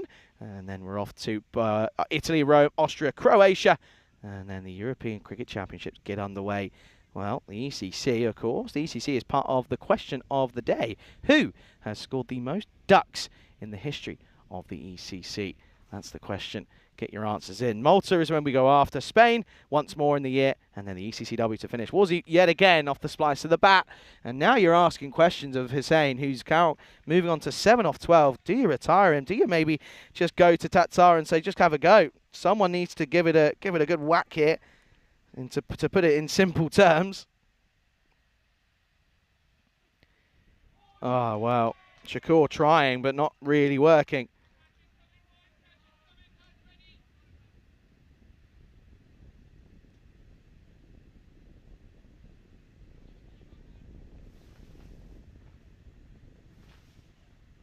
Oh, and again, top edge, chance, doesn't quite carry. Doesn't really go for it either, does Rob? He kind of feels as if he doesn't need to. More needs to just be effective and watch for the awkward bounce in case it comes. Yeah, Ben Kohler-Cadmore opening for Germany is a big bit of news out there. Slightly got it on. I'll be keeping an eye on that one, that's for sure. Good delivery. Very, very good delivery. Shy at the stumps, but there's no more. This is the issue here. Kishore sometimes just gets a little bit excited. It kind of feels, you sort of see him look a little bit excited and he goes for it, but yeah, he's got to realise that sometimes it's just not necessary. You've got time. Don't need to always look to well, be funky. Doesn't always need to happen.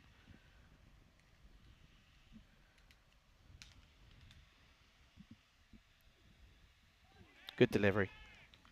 Good delivery.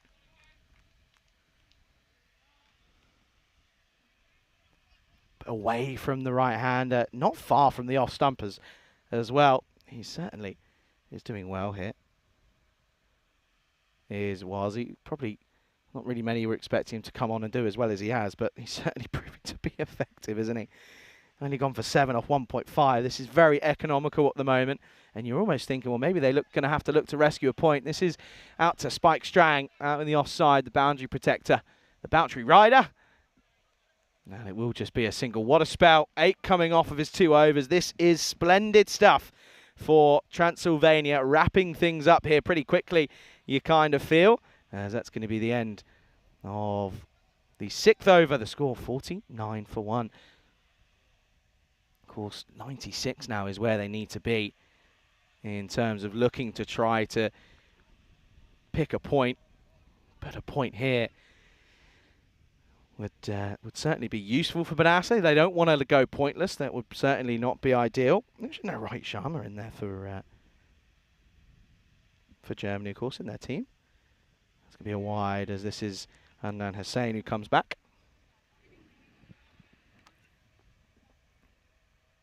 I like that. Wolsey knows the importance of batting or bowling in partnerships. He just says, I've just bowled an over that went for 4 and you come on and give them a wide straight away. Where's the build-up of pressure? Well, here it is, but it's going to be 6 runs. Well, talking about a build-up of pressure, that's a release. That will certainly be a sigh of relief for the Banassa side as Shakur finally gets one in his slot. He's finally able to go downtown. That will be a 6. That'll be a Maximo. And we haven't had one since Abdul hit a couple to start, so it's been a quiet time of it. What's the response? It's Gundy down the leg side. And it's not the best of starts this from Hussain. Ben Kohler-Cadmore has got BKC on the back of his shirt out there in Germany. Yeah, of course, I mentioned it yesterday with Rico. I'll mention it after this ball. This is up, and over the top. There's a fielder out there as Wolsey will do the work. It'll just be a single. Yeah, ECN's very own gaffer, Sam Williams, is out doing some work with the ICC this summer. And, well, I know he's had an interesting time of it, of course, with what's gone out there in Germany. But listen, ECN work certainly helps him with that one. I know he's doing a great job. Well, Tuki's been a great job. Hussein finally getting a bit going here. He's finally found one out of the screws. And that's going to be another Maximo onto the downtown area yet again. Makes it into a slot delivery. It's a good shot. Takes it on. Does very well.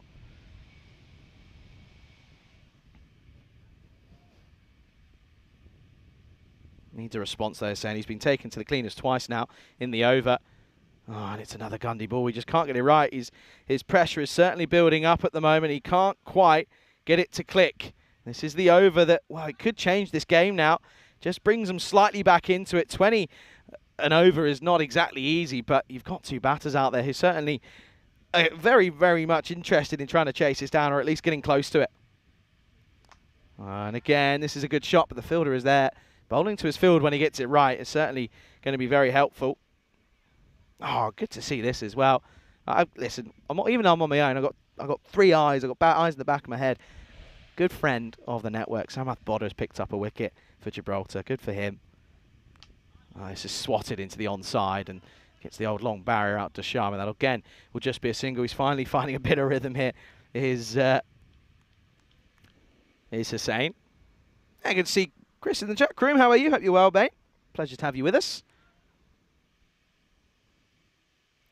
Steps across and almost gets this one over. That's where he's looking to go. It's not a bad idea, but he gets out of the over relatively unscathed. Does go for 18, but could have been a lot worse. That'll be the end of the 7th, 67 for 1. Yeah, Samath Bodder, of course, picked up a fifer not too long ago when he last put on that Gibraltar shirt, so credit to him. This is what's coming up next, though. Banasa taking on United CC Bucharest. It's a big game for a lot of them. And Sathisan, Rohit Kumar, Nadi Gotler have got a lot of work to do. Bilal Ahmed back in the squad. And Krishan remains involved. Vashist, of course, there. Jobby Charlie. Josak Kadka, the hat-trick man himself. The double hat-trick. 4 in 4, wasn't it? Oh, wow, what a moment that was. But they take on a Banasa side who, once again, looking a little bit light in terms of personnel. As we come back to live action, they're going to go to Mahesh Hingorani. He has bowled a couple of overs. That's going to be, it's not a bad delivery, but it's just a little bit too wide.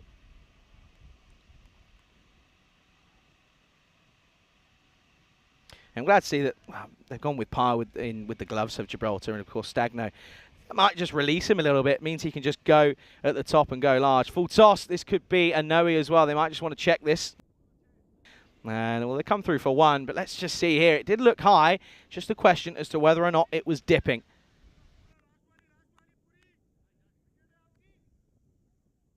Let's just see here.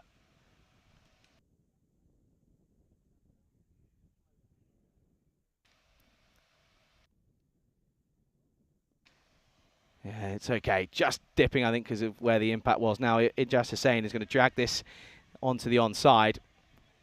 I think of a second with the misfield, but they won't take it on. You can see here, it was there to be hit, but yet again, just swinging. He's looking very one-dimensional, which is it's just not going to work. You still need to be hitting your sort of correct cricket shots. And well, there you go. There's one of them. Abdul Shakur turns around and says, "Come on, Ijaz, follow me." As yet again, he goes down the ground. Maximo once more. Seis carreras, Maximo. And it's a maximum to, again, just release a bit of pressure. Mahesh not happy with the way he's bowled. That was in the slot, really. It was there to be hit. And Shakur happy to oblige. Moves on to 26. Still 61 needed. And goes for it again and gets it yet again. Back to back then here for Shakur. Races into the 30s. And now chasing down. Definitely a point here. As, that's probably all they've got to play for. 96 is where they need to be. But yeah, disappointing though for Banasa. They're probably going to fall to a defeat here. So 3 wins on the spin for Transylvania. Yet again, look like a team who are just hitting form at the right time.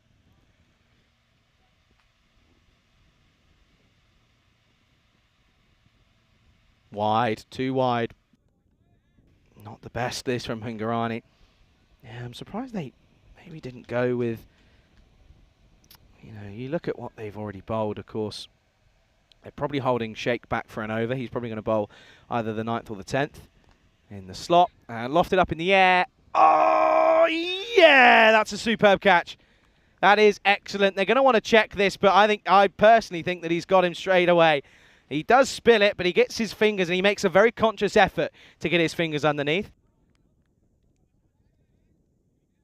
And you will have to watch this back, but I think Hingorani's going to have the last laugh. Let's see. I think he's absolutely fine. You can see there he makes a conscious effort to get underneath it. And then you see there, takes a very clean catch. Yeah, there's going to be no questions asked of that one. So that's going to be 6-6, wide and out.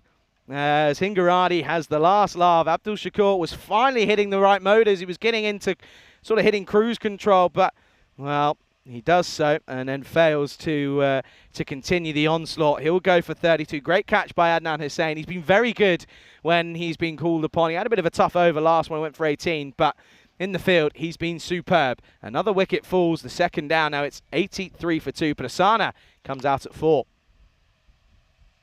And, well, surely they're not going to defend what would be, 13 to get up to that all-important bonus point, you feel.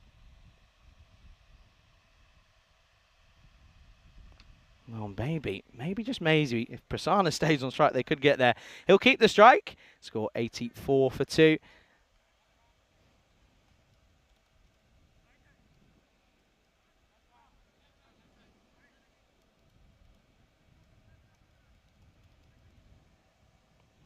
And there you go. Then you can see they're just above that bonus point or that single point line at the moment. But it's if they can continue the pressure and get up to that. I mean, it's not going to be easy. They've got 2 overs left. And at times, you know, you look back at the over by over, sort of ball by ball, there are times where they didn't exactly go 13 off 2 overs. They certainly, you know, you look at those middle overs, sort of 4, 5, 6, they went 6, 4 and 4. So they're going to need a bit of pressure. And, well, this is a good start, as it is Sheikh that comes on for this all-important 9th over. Starts well, starts with a dot.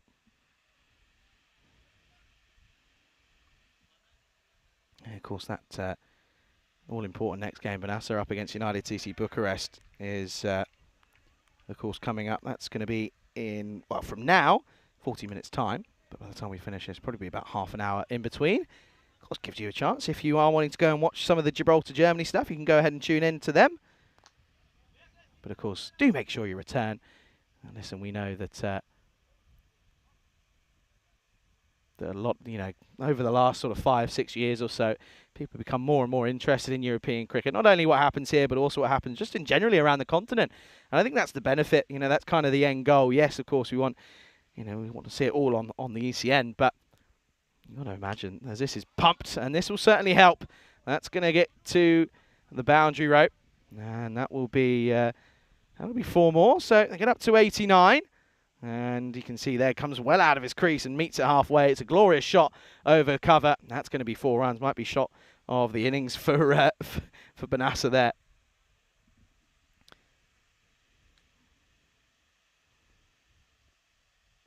Two deliveries left in the over. 4 helping, 5 off it. Slower ball. Should be... Oh, no. All right, it's going to go to the rope. And it's going to again get them closer to that bone or to that single point for Banasa as it gets through the fielder at backward point. Yet again, he's had a bit of troubles. I do think that was Samit Hingorani again. And unfortunately, he's not having a good time of it. So those 2 drops of Ijaz Hussain on 1 could come back to prove costly in terms of the bonus point equation.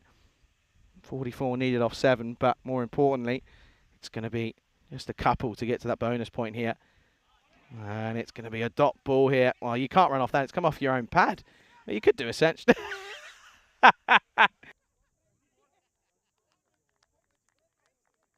Look at this here. I mean, we got to see these from all angles. So we go from that, and then I want to see it from side on and the other way. Look at this. Ready? Doing. I just love the way that he elevates off as well. This will be the doing. Looks like Tigger, doesn't he? Sort of bounces off. You can't not like Sherritt Kishore. He was a character last year. He's a character again. End of the over, 93 for 2 then. Of course, looking to get up to that bonus point, or I keep saying bonus point, but it's just one, isn't it? They probably will get your fill off the bowling of Hingarani.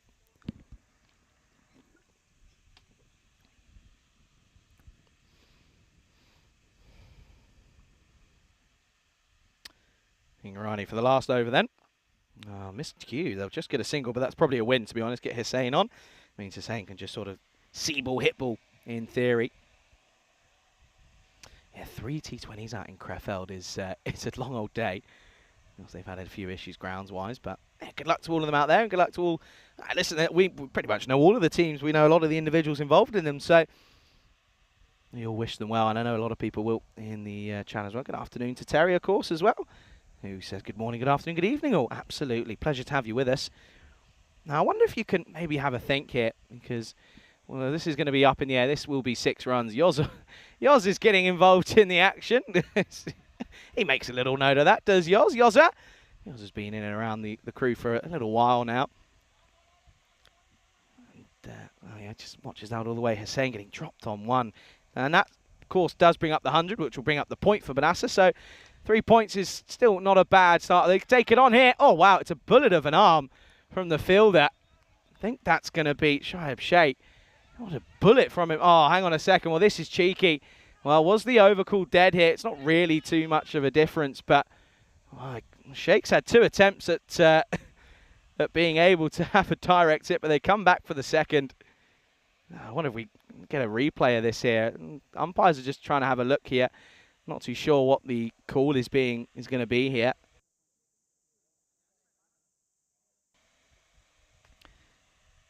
Well, it wasn't that one. Oh dear, that was a ball ago. We tried to catch up. We're going to have to come back to live pictures though. I'll have to move on. It's going to be a dot ball.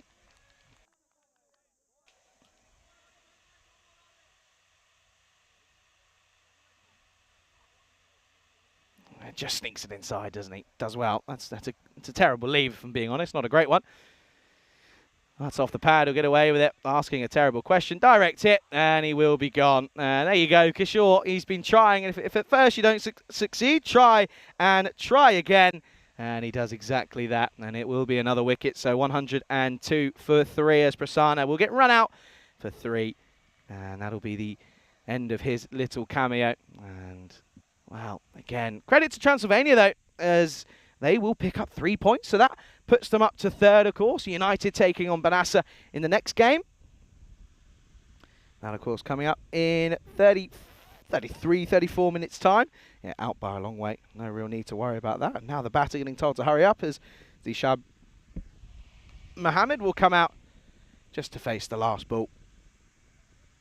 It's always fun, isn't it? It's never fun when you sort of realise and turn out you've got to try and get... try and just come in for a ball. You put all your pads on. You've only got to face 1 delivery. Here we go then. Last ball to come then. And it's a dot ball. And it's up finishing with decent figures of 1 for 26 as Hingarani. Transylvania will win by 34 runs here. Benassa never looked up to the target. And Transylvania, it's their third win on the spin. And well done to them. Huge credit for them, as I know that will certainly do their confidence even more good. And they're certainly a team that's riding the wave and just sort of riding the punches at the moment and taking them on the chin. But, of course, that one is going to be an interesting one.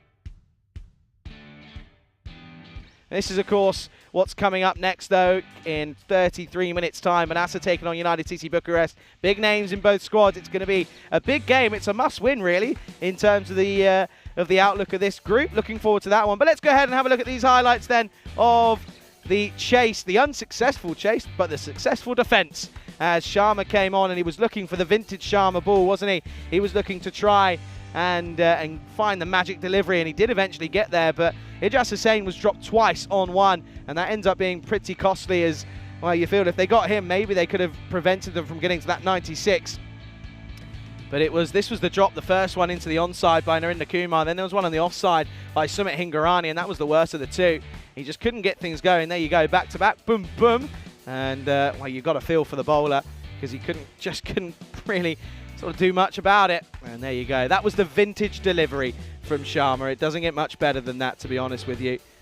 As That's a good bit of work in the end. That was a drop that wasn't really going to be a chance for Wadwani. He never looked very comfortable underneath it. It was sort of doing all sorts, and there's not really too much he could do about that. That was a good bit of bowling, and it was a good spell by Adnan Hussain. He did go for a couple of runs. Abdul Shakur batted well, didn't he? He came on and looked to just try and get things going, in all fairness, but he just was unfortunate not to have much support in and around him, to be honest with you. And then you could see this was a great catch by Adnan Hussain. Can't kick him out of the game. That was to remove Shakur for Mahesh Ingorani, so a good scout for him to have in his book. And then this last over ended up being an interesting one. This was a funny moment. Look, ready? Tigger! Doop! And away he goes. You've got to laugh at it. You got to laugh at Sharat Kishore because he's a good character. He ended up getting a run out in the last one, didn't he? There's a couple of boundaries in that last over. Nothing too crazy, though. Yoz had a good view of that one. Best seat in the house, you'd probably say. And well, there's Yoz having a bit of a laugh with Sharma. This was off the pad. And here you go. Here's Kishore. Doink. And that was the end of Prasanna. And, well, with that wicket as well, you just kind of felt that that was going to be the end of the game. They didn't really have too much of a chance. Once more, just looking to get things going, and that will be the end of the game then. So it'll be a very good victory, a good start to the day. It's a tough day for Transylvania, but they are they started fourth. They move up to third. Their quest for first place is still in with a shout. They'll finish winners by 34-20.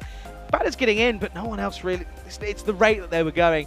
Ijaz Hussain, 31 off 24, not the best from him. 32 off 19. They got going eventually, but it took a bit of time for Shakur, and then everyone else just sort of struggling left, right, and centre. As for the bowlers, good couple of spells. Just 2 wickets, one for Sharma, one for Hingorani, but none for 8 off Warzy in those middle overs. They went 14 off of 3 overs in 4, 5, and 6. It was a great way to come out of the power play for Transylvania. That was where the game was really won, you feel.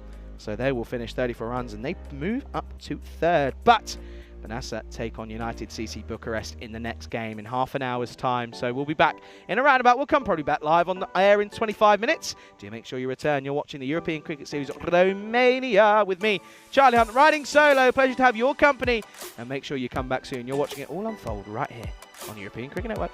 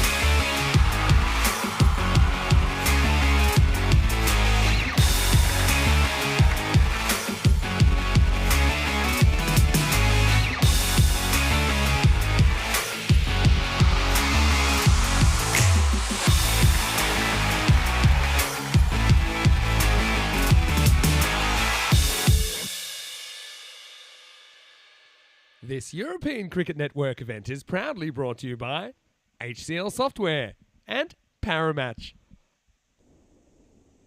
Good morning, everyone. Welcome back to the Modovazle Cricket Ground here in the Ivlov County, just outside of Bucharest, here in Romania. We're all set for the 37th match of this European Cricket Series. It is, of course, Băneasa as they look to take on United CC Bucharest. It's an interesting matchup. Băneasa coming off the back of a pretty disappointing loss against Transylvania. They've got it all to do.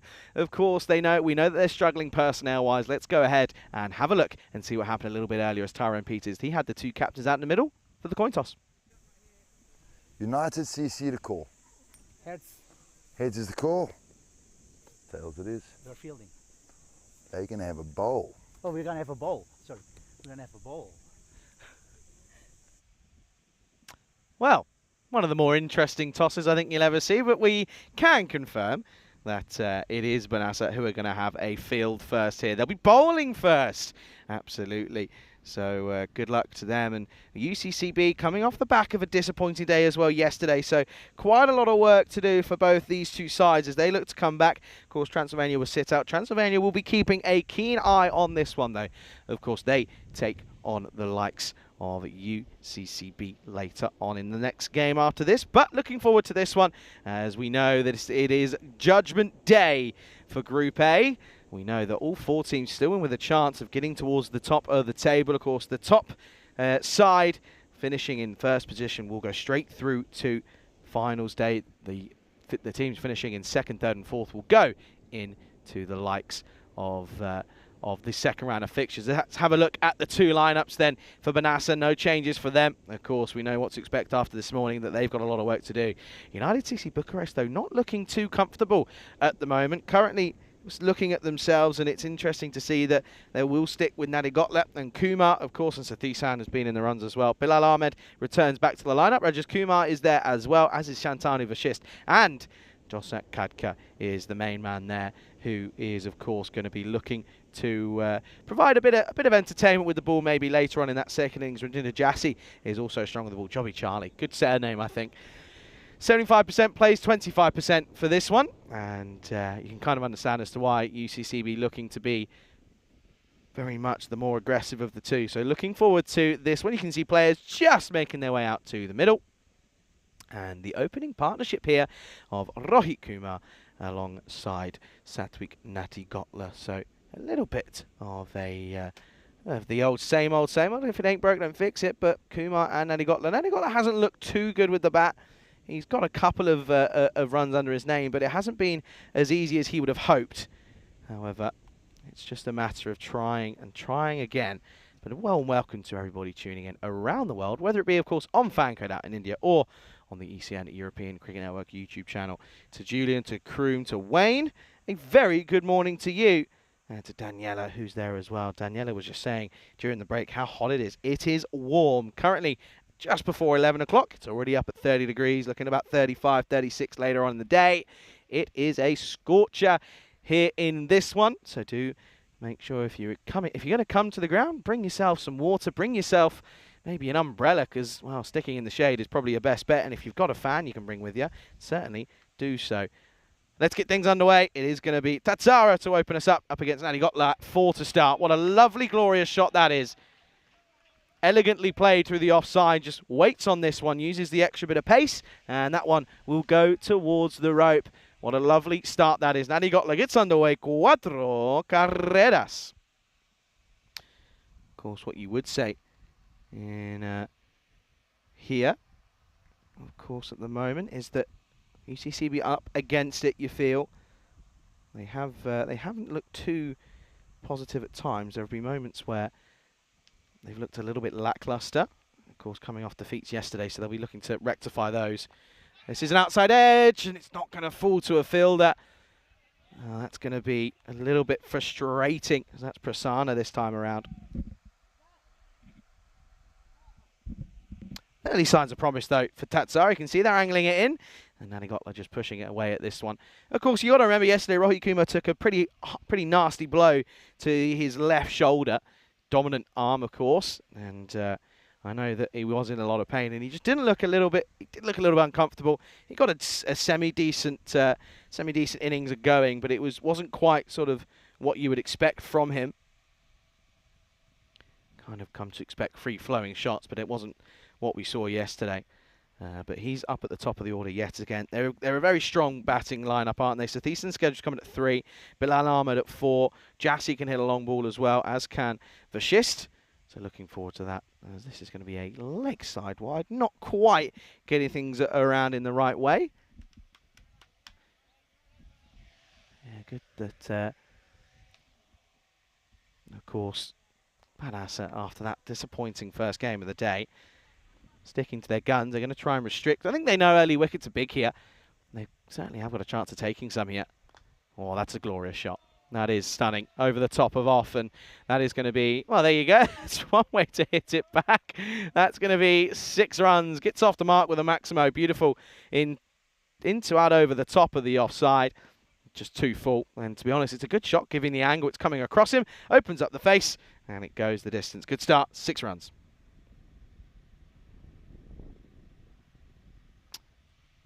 Now that change of angle does come. I'm surprised it took him a ball. He does now change of angle, and again you can just see that there is a sort of two-tone effect on this pitch at the moment. It is. I think there was a slight issue with one of the sprinklers just going off maybe at the wrong time before we arrived this morning, and just sort of that non-strikers, where the bowlers come in from the bowler's end. It's got a little bit moist and a little bit wet underfoot. You can see there as you go towards the batter's side, it gets a little bit drier. That's got through. That's going to be for Alim Abdul. His struggles today continue on as he struggled with the ball. Sorry, he batted okay, but in the field, not quite looking too content at the moment.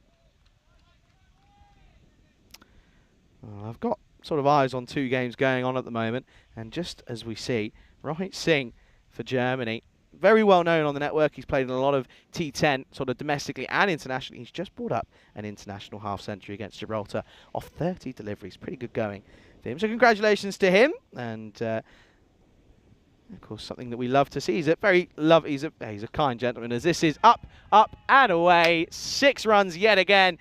It's mammoth from Kumar, goes downtown, and Tatsara, he's gone for a magical over to start, and there's still a delivery left to go. What a shot that is. It's in the slot, and he just sort of deals with it as what's required, really. Kumar's having a bit of fun maybe with a bug there, but what a shot that is. Looks to be like he might be back feeling very comfortable. Oh, now Tatsara's going to turn around and go once more back to left arm round the wicket, so he's clearly not feeling very comfortable with what's going on at the moment. He's been hit for 23. He's got a ball left.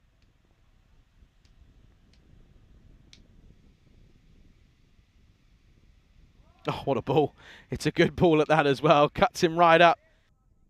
And that will be the end of the first. 23 come off it. Look at this here. It really cuts him out that angle. That's what he was trying to do first up. You can see squares him up, cuts him into pieces. And that will be the end of the first. 23 for no loss after 1. This is what's coming up, of course. We are here in Romania. We're coming to the end of it very quickly. It sort of tends to happen. The 2 weeks fly by. We're sort of at the start of the second week here, but before you know it, we'll be away. ECI is coming up, though. Then we move to Hungary. It's going to be another warm one. Bulgaria will be hot as well. Rico and I will get together again. Croatia, we'll be there first up. There's ECI's T20Is and first ever ECSW is starting, so can't wait for that. Italy, we return there. The Meltle Shield comes out, and if you do go ahead and look on our socials, I know that the squads were released for that one. Then the Valletta Cup, T20IWs, Netherlands Tri-Series yet again, so plenty of action coming up over the course of the next couple of months. As Alim Abdul, the hitman himself,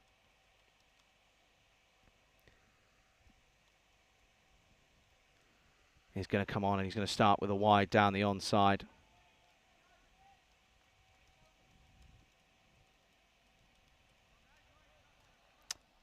What a great start for Abdul. He sort of let one go through him, didn't he, in the... Yeah, let one go through him in the field in that first over, which won't do his confidence any good. Oh, and another one. I'll make that 2 on the spin. Not great from from Abdul this. It's a pretty lackluster start. He can't find it right. A bit of chat about Daniela and her burn. Yeah, you got to be careful.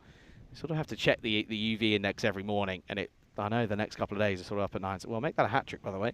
I know that everyone sort of has to. I check it in the morning. I sort of apply almost every morning. You kind of have to before you even leave.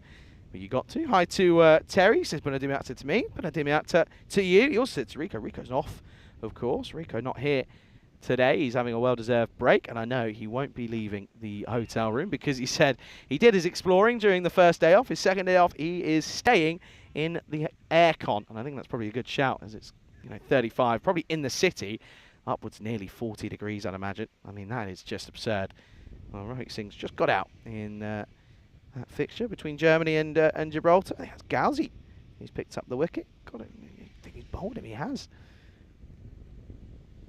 Yeah, good to see you all here, and yeah, pleasure to have you alongside me. Pulled. It's going to be 4, as this is too short from Abdul. We finally got one going in the previous one, which was a dot, but then he goes for another one, and it's going to be another boundary. You can just see there, Abdul Shakur was just saying, well, just maybe he should be bowling a little bit wider. That's too straight, and it goes to the rope. Cuatro carreras, boundary time once more.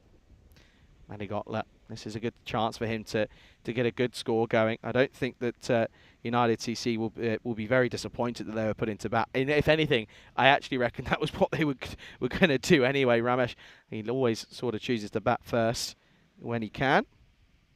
Oh dear. Well, he got told to push it wide, but he went too wide, took it too literally.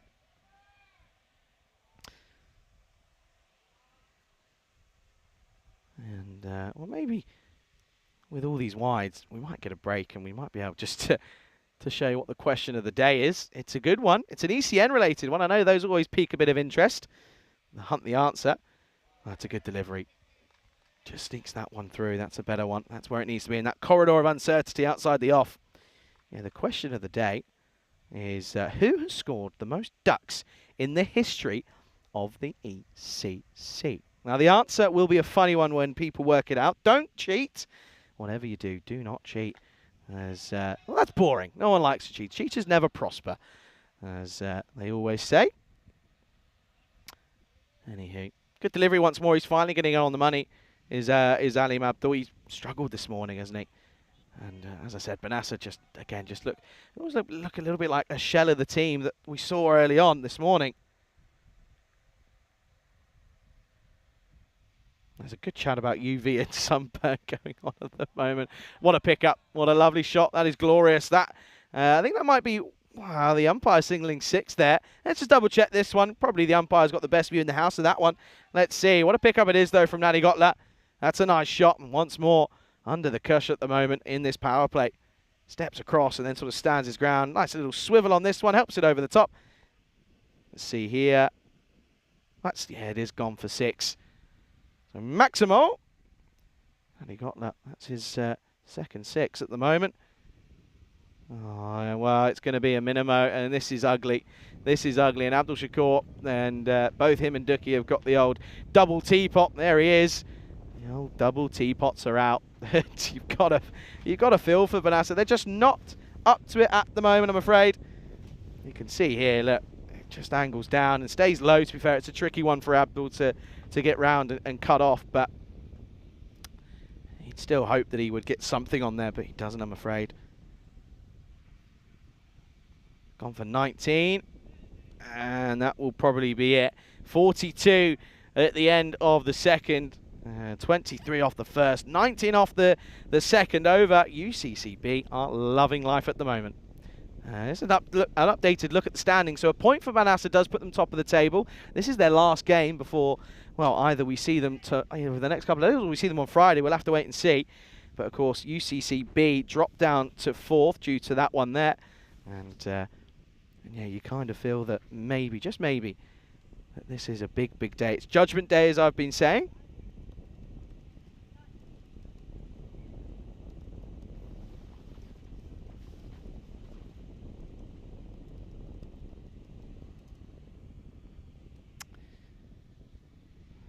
They're going to go to Zishan Mohammed, who's going to come on for this next over. as he's the last over of the power play, so you feel that UCCB are going to look to make the most of this with the fielding restrictions, of course.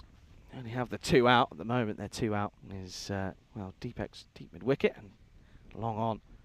Oh, that's pushed into the onside to square leg.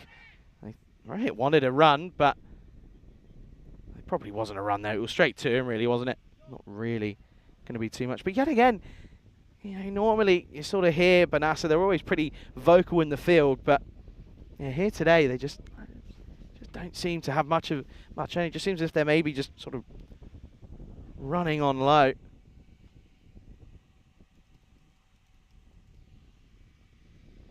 Shot. Oh, that is splendid.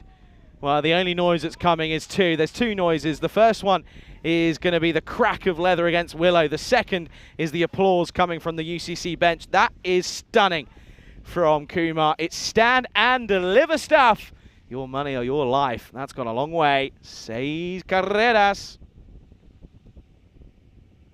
Yeah, you can just, might be able to pick up as well that the wind's starting to pick up as well. There's a nice breeze, certainly keeping things, well, cooler. I'm going to say cool. They're cooler than what they are, but it's still 30 degrees, and it's not even 11:15 yet.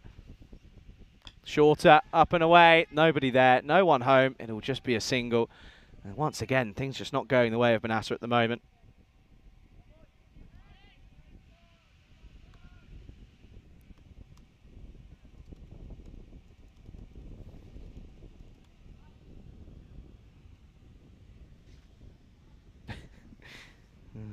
And at the moment, there's a bit of chat going on. Wayne just says he never knows, but he uses big words to make himself look smart. I haven't had any guesses yet for who's got the most ducks in the ECC. Got to put a bit of thinking into it if you sort of have an idea as to who maybe has played at the most and who you kind of remember seeing. Good delivery, squares him up, but probably going to be going over the top. Umpire doesn't really, he doesn't move, does he? You can see here, it does nips away. It's a good delivery, comes back off the seam. We can just see there, work going well over the top. Work again by our crew at Spring. Richards has got a well-deserved day off, so we've got Reynes, who's remotely today. I've got a bit of news as well. I do have an idea that the ECN studio is going to have a guest later on today, so keep an eye out for that. Got him! And that's a superb delivery. It's a pretty horrid shot from Kumar. He's played so well over the course of the first power play here in this match 37, but unfortunately it's the hoik across the line that sees his demise. He goes for 23 off just the 8 deliveries, and well, the partnership was worth 50 bang on. It is 50 for 1. Good catch behind the stumps, by the way, from Abdul Shakur. It's a good delivery from Zishan Mohammed. He kept at it. That was where he wanted to stick it. And that will be the close of that opening partnership. It is worth 50. It's 50 for 1 with a ball to go in this third over.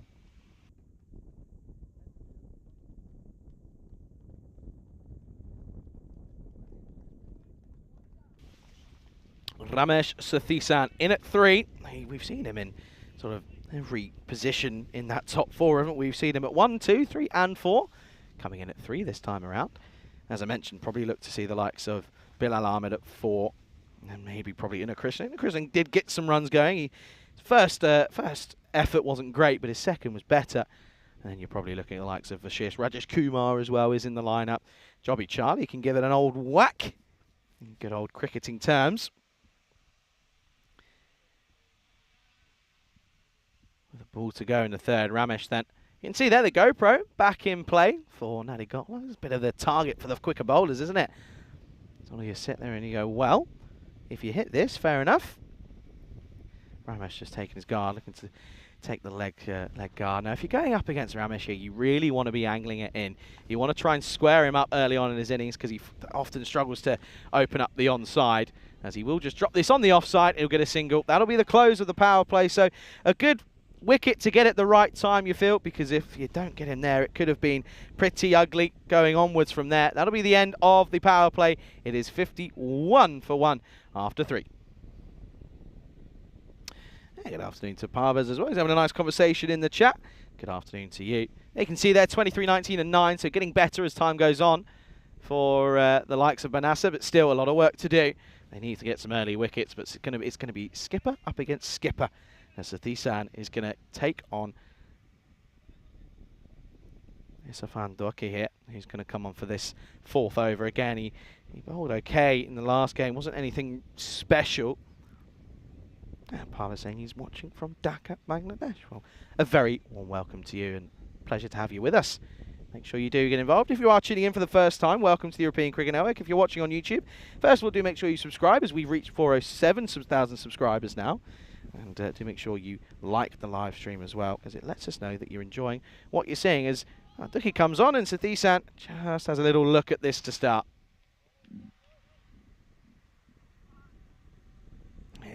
Absolutely, do make sure you subscribe, and if you subscribe you won't miss any highlight packages or any player of the match games and highlights as well, so make sure you do go ahead and get involved in the action. As this is stumped and straight down the ground though to Tatsara, who does the work. Sathisan will just get a single. But yeah, that's where I feel that Sathisan early on in his innings, I mean vintage Sathisan is sort of anything. Sort of, if you take the traditional V, if you were to look at it from where the batters is, if you take the traditional V and move it 20 degrees to the offside, that is Sathisan through and through. Well, Nadi Gotla is going to cut this away for a single. It's well fielded in the end on the half volley for Prasanna. Yeah, that's Sathisan through and through. There are times that he can open up that onside going down sort of as on sort of long on area, but often you see he'll sort of play around it and get cut up by it, and that's what I'm saying. I don't think I've seen anyone get bowled more than I've seen Sathisan. And again, not looking quite at it here. He's not seeing it early on this morning. Kind of came over and said hello to me this morning. He said, "Rico's left you again." I said, "Yes, he has." No, Rico's having a very well-deserved day off. Sat in the aircon, rightfully so. What else would you do? I've got 2 fans going on here. Shot. And we'll just deal in singles at the moment as we'll push this for 1. Just taking a little bit of time just to get going, but there's no real concern or cause for panic at the moment. The runs are certainly flowing at the moment. Just needs to get Nadi Gotla on strike, who's 16 or 10. Kumar was the more aggressive of the 2, but now it's Nadi Gotla who's probably going to have to go. Looks to be aggressive and lost this over the top. That's into the cube. And there we go. That will go all the way. Good shot, 6 runs. And well, good news is that there's no one where it went. It sort of flew all the way over. It bounced over. Good shot, though, from Nadi Gotla. A good way to end what was a pretty decent over from Istefan Duki. Only goes for just the 9. Not a bad over at the end of the 4th. It is 60 up, 60 for 1. Well, by the way, credit to Gibraltar. They're fighting back well here after looking a little bit nervy. Germany 177 for 7 now. Well, actually correct, 177 for 8 because Gauser's come on. He's taken 3. He's taken 2 in an over, which is always nice to see.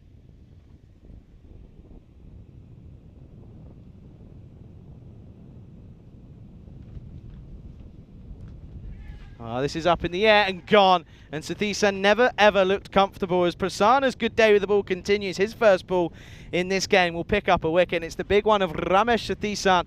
And yet again, just throughout the 5, 6 deliveries he faced, he never ever looked too comfortable, did he? This is a disappointing way to go. Trying to cut this away. You can just see he picks him out and he knows it straight away. It's a disappointing way to go. It's a soft dismissal, in all honesty. And that's going to be the end of Ramesh Sathisan. He goes to score 60 for 2. And it is Bilal Ahmed who comes out at 4. The Jack Russell, wasn't he, when he was behind the stumps? He certainly was looking a little bit... who was it against? I can't remember. I think it was against Taranji. I think he was having a bit of back and forth, maybe. No, it wouldn't have been Taranji because different groups. Against someone. Maybe it was against United, to be fair. It might have been Ramesh anyway. Nevertheless, he's in at 4. It's a Gundy ball. It's well fielded. Adrian David does well, and a direct hit would have been close. Rob, I'm pretty sure Rob is probably just to the left of me. I have a feeling, sat in the in one of the players' tents as they're sort of watching on. Rob's jumped in the chat. He's saying good morning to everyone. Rob probably watching back his dismissal and being a little bit frustrated. Nevertheless, though, look at Transylvania, though. They really have just just sort of built from what's been a tricky start, but they've built a really nice way here, and they're getting going nicely. Germany about to be bowled all out, by the way. This is thumped, but they got the old Southern Crossfield realistically in play here, which is good to see. Haven't really seen it too much being deployed in Romania, but that is a good bit of fielding by Shamin Madamal. You can see there, he's very, very straight. He's probably not quite a Southern Cross, but he's just very straight, almost behind the bowler's arm. Gone, has to be surely, and he steps across, and it was pretty obvious that he was going to be gone. It's always the danger in stepping across. He plays across the line as well. And that will be the end of Bilal Ahmed. It was short, and it wasn't very sweet, to be honest. He'll go for just the one. As Prasanna again picking up wickets here. And that's on the back leg as well. Yeah, not really too much debate in that one. That's going to be the end of Bilal Ahmed. He'll go. Score now 62 for 3. This is the over they needed. So now they're looking like they've got a bit of energy now. There's more noise and more oomph out there in the middle. And you can just understand that maybe they feel they're slightly dragging themselves back into this game. Yeah, Samath Bodder again. He's got a 3 for at the moment. He's bowling the last over. Oh, he's just been hit for 4. That's a good shot from a number 10. Amadi is the batter out there for Germany. Good to see lots of cricket going on. That's well bowled.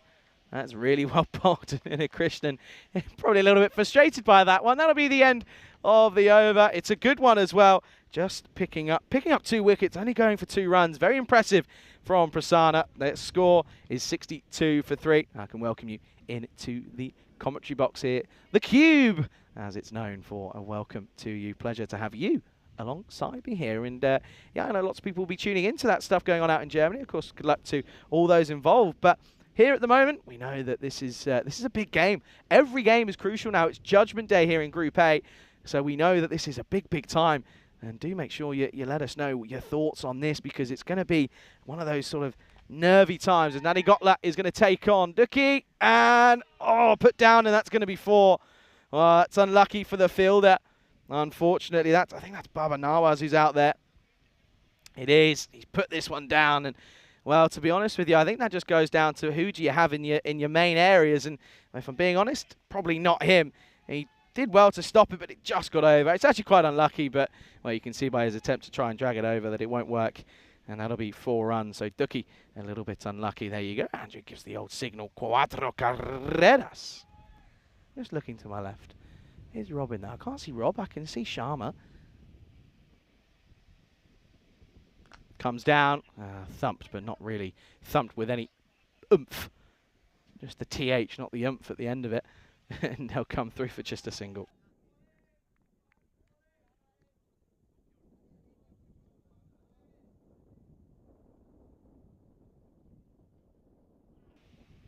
Oh, Duki just getting a little bit put off there, potentially. Yeah, so they'll finish here. Let's have a look. Germany finish on 183. All bowled out in the last over. Wickets for Horrocks, for Midpudi, and Bodder as well. Gauzy in there as well. Good credit to them. Krishnan cuts up, and away. That is going to be 1 bounce, 4 runs. So Krishnan gets off the mark with a boundary. It's kind of classic fashion here, really, as we always normally see batters come in and go from the off. It's T10. That's why we love it. You can see there, 1 bounce. And just want to make sure that this is going to be, this is down as 4. I think it was singled by 4 by the fielders. We take his word. Let's just see here. Oh, actually, hang on. It is 1 bounce, 4. There was a moment there I was looking a little bit nervy, but yeah, 1 bounce, 4. Needs a response.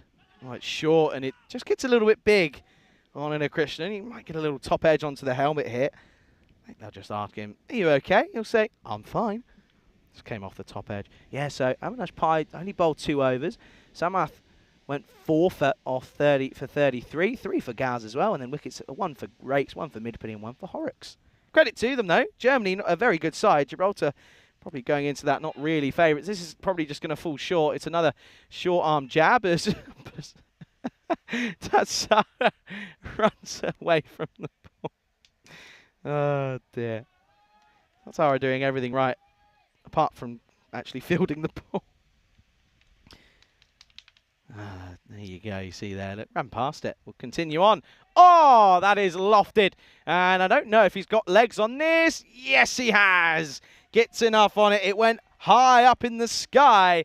And Krishnan has taken that to the cleaners. What a way to end the over. Finishes with 6. Not the best of outings for the skipper in Dookie. He goes for 26 off his 2 overs. It's in the slot and it gets the treatment. He goes for 26 off his 2 overs. It's 79 for 3 after 6. The thing is as well, no Sanjeewa, so they are looking a little bit weaker when it comes to the batting side of things.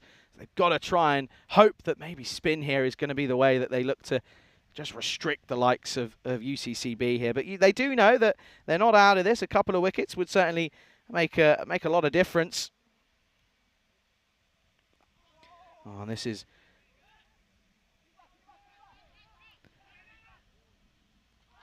Wow. No, dear. Well, you've got to feel for Krishnan at the other end, at the striker's end, because this is a calamity of a wicket. Let's watch this back. That is a superb bit of work. And you feel that is a big, big moment and a big change in the game here, as he's going to have to go. There was no hesitation. Watch this here. Look, they turn blindly, and he gets sent back, and he's going to get caught left stranded here. That's a great bit of fielding by the bowler off his own bowling, Prasanna. He can't do anything wrong at the moment. Look at this. Gone for all money. And that is a disappointing way to go. As, well, Prasanna at the moment, he is once again just keeping his team in with a chance here, because he is heavily involved. That's his 3rd involvement in a wicket now. End of Krishnan. He hit a couple of bombs, but he goes in the end. It's 80 for 4.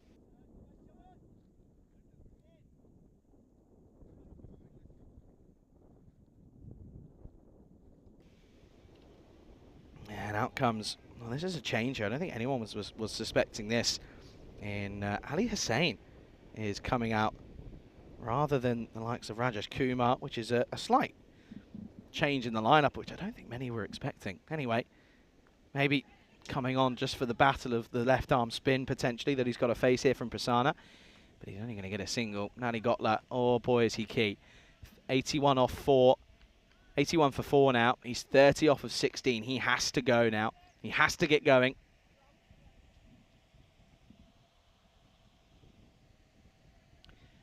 He's got to look to be the main man who just turns on the style now. 30 off 16. He's going well. Oh, missed chance. Missed stumping for Abdul Shakur. And he'll be disappointed with that. It wasn't an easy one down the leg side. It was wide. But it's one that he would normally expect himself to take. That's disappointing. Oh, that's a big, big miss. You can see here. It would have been a tough one if the bat got down in time. But I'm going to go ahead and put that down as a missed chance. I'm afraid you can't be giving players like Nani Gotla chances like that. So a missed stumping for him on 30. They'll come through for a run. So 2 wides. That's just a little bit of misfortune, really. It was a tough chance, though. Maybe I'm being a little bit harsh there, but Abdul Shakur holds himself to high standards. Well, this might be why they've gone for Ali Hussain here, because the left-handed batter against the left-arm bowler of Prasanna is maybe the batter that they wanted to put on. And, well, the batter in Ali Hussain has picked him up nicely there. That's a really good shot over the top. 6 runs. Oh, now you can hear that. Well, there's a bit of panic in the field now. As well, this is the thing. They sort of 1-6, and they all sort of, everyone starts to look like they got ants in their pants, and everyone starts to get involved in the field setting. Let the bowler and the captain do the work. All you got to do is do as they ask. It's a simple game, really. Looks to go again here. This is hit hard, and no, he's not going to get there. That just skids on through. It's going to be another boundary. This time it's 4 along the deck. 6 and 4, hungry for more. And I tell you what, this move to have Hussain come out against the left arm spin is proving to be a great call, as there's nothing that Tatzada could do about that one. That one flew across the deck. Sort of took him by surprise, really. And another boundary. He's going to change an angle. He's going to come round then, or over the wicket, in fact, the left-hander. And his spell is being ruined here by thumping hits from Hussain. He's going to go again here. Oh, he doesn't. He misses out. He probably should have taken that on, to be honest. We tried to. Didn't work. Got to be disappointed not to hit that towards the rope as well. It was a short ball that should have gone. That's wide. Yeah, I was going to say that has to be too wide. Just kept on drifting on, which was not a bad thing, but just kept going and going and going and going. Trying to get out of the overhit. He's gone for a couple of boundaries. Picked up a wicket though. Could be another boundary and probably will be. This will be a couple of bounces. It'll run over towards the rope into the stronger together barrier.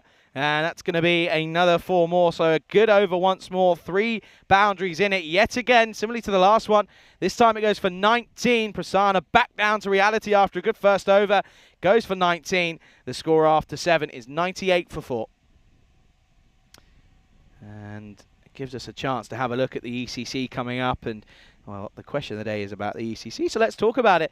Oh, we're here in Romania, aren't we? They'll be in Group B, of course, which starts on the 6th of October, and that's a tricky group. That's sort of the group that hasn't got one of the sort of 11 sides in it. You sort of look at Group C, and Spain's probably sort of the equivalent to that in there. But Germany, Hungary, Denmark, Austria, and Romania, that is a tough group for them. Hungary, of course, you know, they're not exactly no slouches when it comes to T10. Denmark, a bit hit or miss. Depends on the personnel that's involved. Of course, Romania, they play a lot of T10. This is the thing now. Most of these sides play T10, whether it's on the network or not. They play it. They play it in domestically, and that's the beauty of it. The sort of goal is for some of the national teams is, you know, sometimes the T20 stuff isn't what they look for. This is up in the air, should be gone. And will be, as that's thumped into the hands of Tatsara. But that's going to be the end of Nadi Gotler. So the missed stumping on 30 doesn't really prove to be costly, because the very next ball he faces, he just chips this one up. He's done this before, where he just hasn't a way of picking out the fielders. And this is straight to him. He's not going to put that down, is he? That's going to be the end of the in-batter of Nadi Gotler. He will go. He's been there from the start. He goes for 30 off of 17. It's 98 for 5. Still no Rajas Kumar, but they're going to go with Vashist. He's a very good batter still. He can give it. He can certainly hit the old long ball. When he hits it, oof, boy, does it stay hit.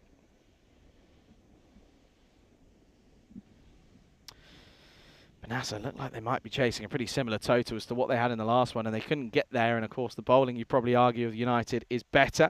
Josak Kadkar, of course, has taken 4 in 4 this tournament. He has taken a hat-trick, and he's had a double, in fact. Here's Vashist then. Driven sweetly. There's a fielder out there, though. Should cut this off, and will do. As Prasanna once more will just be 1.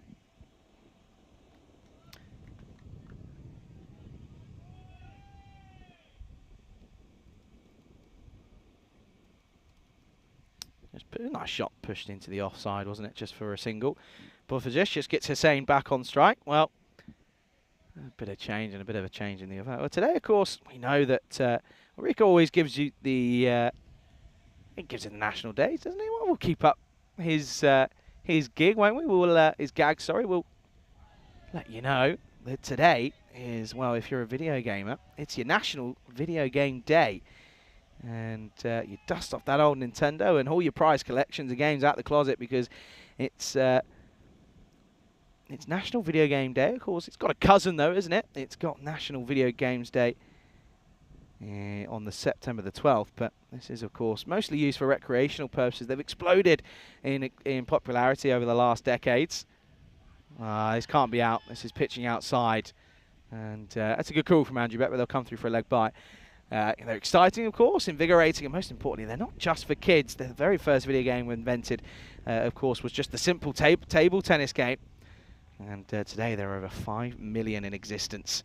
From high-speed racing to virtual dueling matches, there's a genre for everyone to enjoy. Let me know, maybe, of course, maybe when you were younger. Let me know in the chat, maybe when you were younger, if you were a video game, or maybe you still are now. Let me know what video game you play. I used to dabble. I used to play quite a lot of sort of FPS games, and the old sort of football games. The old FIFA as well was always one. This is a good one though. I like this. It's international. This is an interesting one as well, by the way, folks. International Town Criers Day, and of course, well, this may come as a surprise to some viewers. International Town Criers Day is indeed actually a thing. as this is lofted up and away. That is 6 runs and 6 of the best. Just opens himself up. That is one of the toughest shots in cricket for any batter, right-handed or left-handed, to go over the top of long on. It's so tricky, and I tell you what, Hussain has just made that look easy. And what a way to end the over. Look at this here. Just watch there. Look, holds the pose, rightfully so. 6 runs to end the over. It's 107 for 5 after 8. It is indeed a thing. It's celebrated, of course. It's confused about what a town crier is. Well, we are too. So the term is actually itself was one that's passed into posterity and is now archaic, much like the actual job itself. It could also be known as a bellman, basically an officer of a royal court or public authority. Tatsara coming on for the 9th. And it's going to get hit for 4 straight up. This is glorious from the moment Vashist comes in and starts wonderfully. That's his first boundary. He's hit it very nicely over top of extra cover for 4. Now, their job is to grab everyone's attention in the streets in order to make official proclamations or announcements to the general public. Of course, maybe more popular back a few decades ago. Up in the air, gone. Right off the splice. What a comeback from Tatsara. He's had a tough time with the ball. He's been very good over the course of the tournament, but similar to Banasa, they haven't quite been at the races. Tatsara will be the first to admit that he's probably involved in that. But he finally gets a wicket for his troubles, as this one just drops a little bit shorter, and he a little bit late on it off the splice of the bat. Just pops up. It's one of the easiest caught and bowled you'll ever see. Tatsara picks up a wicket. Gone is Vashist. 4 and out for him. 111. The Nelson, 111 for 6. So yeah, plenty of international days, of course, and yeah, absolutely credit to you if you're into it. Of course, well, those of you will also know that it's Rico does some famous birthdays as well. Kevin Bacon was born on this day back in 1958, of course. He's been in a few good men. Footloose, of course, is his big one. At the moment, though, he's probably more known for his EE adverts back in the UK, to be honest. But, no, very good actor. Of course, he's done 40-plus years now, as Rajesh Kumar does come in. Number 8, a little bit down lower. Oh, no, could be a misfield here. Well, they're not going to get to come through for an extra run because Kumar at the non-strikers has had a bit of a tumble.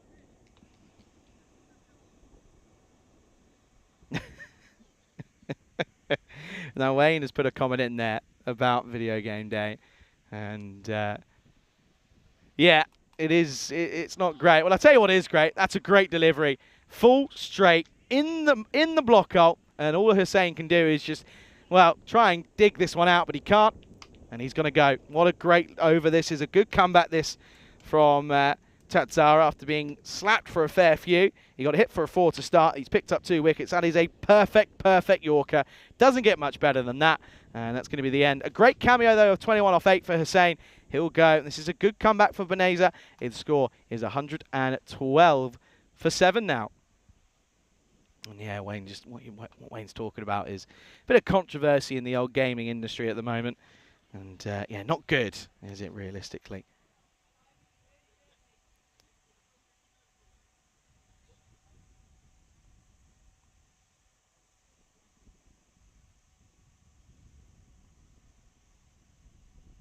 And a bit of news on Bacon. I think named the chip. Interesting. Outside edge maybe, and gone. Well, there you go. Jobby Charlie, he's got a nick of coming in and getting Golden Ducks. Well, that's another one for him. He goes. And that's going to be the end of him. So the 3rd wicket in the over, and it's 2 in 2. And Viraj Tatsara now is going to be on a hat-trick. It's a long walk back. Well, there's Derek. Derek's in and amongst it now, isn't he?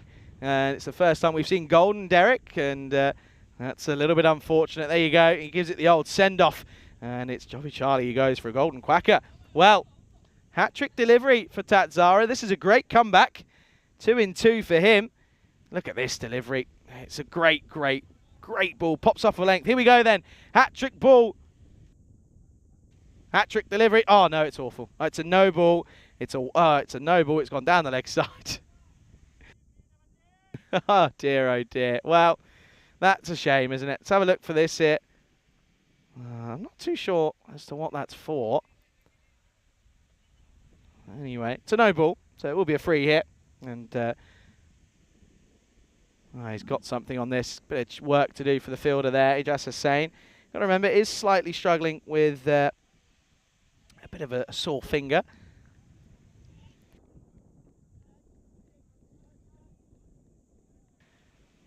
114 for 8 then. Great over from Viraj Tatsara. 3 wickets, just going for 7 runs. That really just changes the game as they're 114 for 8 with an over to go.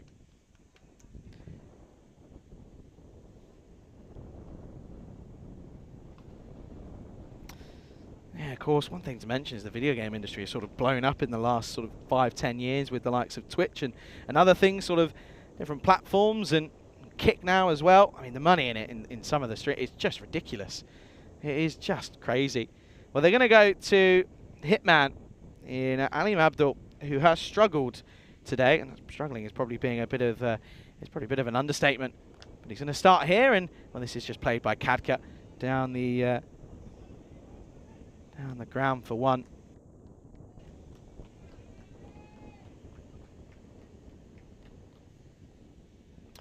Big chase for Gibraltar out there in Germany, taking on the hosts. They need to go at 9.3 and over from the start. Tough, short and wide, and the woes can continue for Alim Abdul here at the moment.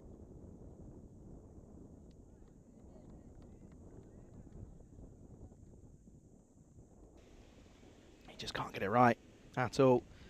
Cannot seem to get it on the money. Short, down the ground, straight to a fielder though, should be stopped, and here's the old long barrier, makes an appearance. I reckon that's one of my favourite sort of fielding techniques. You don't really see many fielding techniques nowadays, but the long barrier is one that has sort of stuck through us through time, isn't it? With even with different formats of the game, it's always very useful. That's not useful. This is Gundy, I'm afraid. This isn't good enough. Yet again, it's just proving to just not beat at the level that was required. Abdul at the moment, he's bowling too many extras, too many indeed. Currently now 19 extras, and a lot of them have come off him, in fact.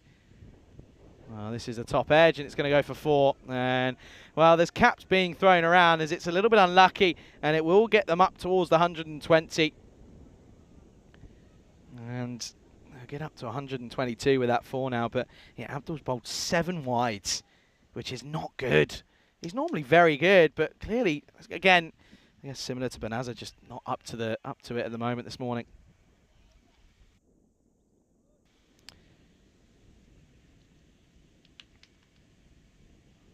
Kadka with the pickup. Well, this man can bowl cracking deliveries when he needs to, but boy, oh boy, can he hit a long ball as well. That is fetched and sent to the cleaners. And, well, I've said that Abdul has had his ways. Well, this is buffet bowling of the finest caliber, to be honest. It's in the slot, and Kadka just says, thank you very much. Stand and deliver from the left-handed Kadka. 6 runs. What a shot that is. Gets them up to 128 now with 2 balls to go. 135 is on the cards, big time. Another boundary wouldn't help. They've already had 2 in here. 4 and 6 looking slick now. Oh, that's a good delivery. Oh, they look to go, and that's sloppy. He should be out here. It's going to be out. There's a little bit of frustration in this one for Alim Abdul, I'm afraid. He knows he's not been very positive when it comes to performing at the moment. He got some runs in the last game, but not really enough from the all-rounder. But a little bit of a run out there, and that will be the end of Kadka. But he goes for a well-made 12 off 6, and with a ball to go, it's 128 for 9.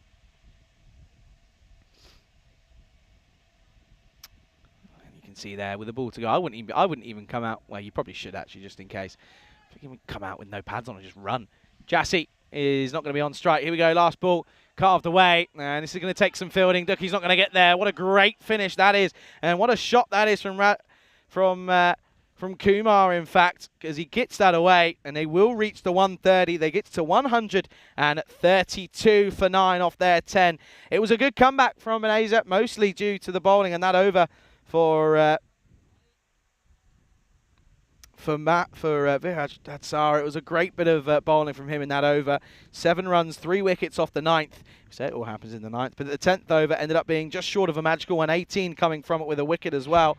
They'll finish on 132 for 9. Let's have a look at these highlights. There's going to be a good couple of highlights in here, you feel. Tatsara's first over was horrible. Was getting sent to the cleaners by Rohit Kumar, who batted very well at the top of the order. He looked very good and very handy alongside Nadi Gotla. Some of these shots were classy. as he really took a liking to Tatzara. Yeah, Tatzara's first over, of course, the first over of the entire innings went for 23. The second over went for 19. Then they just started to manage to creep themselves back into it. Zishan Mohammed went for 9 and picked up the all-important wicket of Kumar. There it was. And he was just able to get things going. And that was the change that I think they needed. It was a breakthrough that they certainly were asking for. Duki came on and went for 9 the next over. But the next over from Prasanna went for just 2. And that was where they needed to really get a move on. And, well, they sort of turned around and went up a couple of gears and did exactly that. They went 17 off the second over from Isafan Duki, who again is having a tough time of it, both with the ball and maybe as a captain, not maybe getting things right. But and that's yes, went for 17. And Prasanna then once again, we're thinking everything he touches turns to gold. That was a wicket for him, as that was the end of Bilal Ahmed. He was able to really get things going. Unfortunately, he was caught in front. It was a good bit of bowling. It was pretty obvious that was how that was going to end. As well, this was a chance. It was a tough chance though. Ended up going for 4. You can't really do too much about that one. Yeah, this over from Duki went for a fair few. This was the one that went for 17. The one after that went for 19 off Mahesh Prasanna. Then there was a good little fight back from Zishan Mohammed and then Viraj. But Viraj Tatzara was able to really tidy things up. They were 107 for 5. Then they found themselves 114 for 8. Which was pretty impressive. This was the great run out for Prasanna off the over. Yes, he went for 19, but how good was this? Off his own field, off his own bowling. And it was going to be the end of the very dangerous batter who was out there at the time, of course. And what a way to do so, as that was the end of Krishnan. He went for 11. Nani Gotla was still there, though, and it was almost ready for him to go as he just chopped it up. And it was a very simple catch down in the deep, as Tatzara yet again involved in the action. You can't keep him out of it.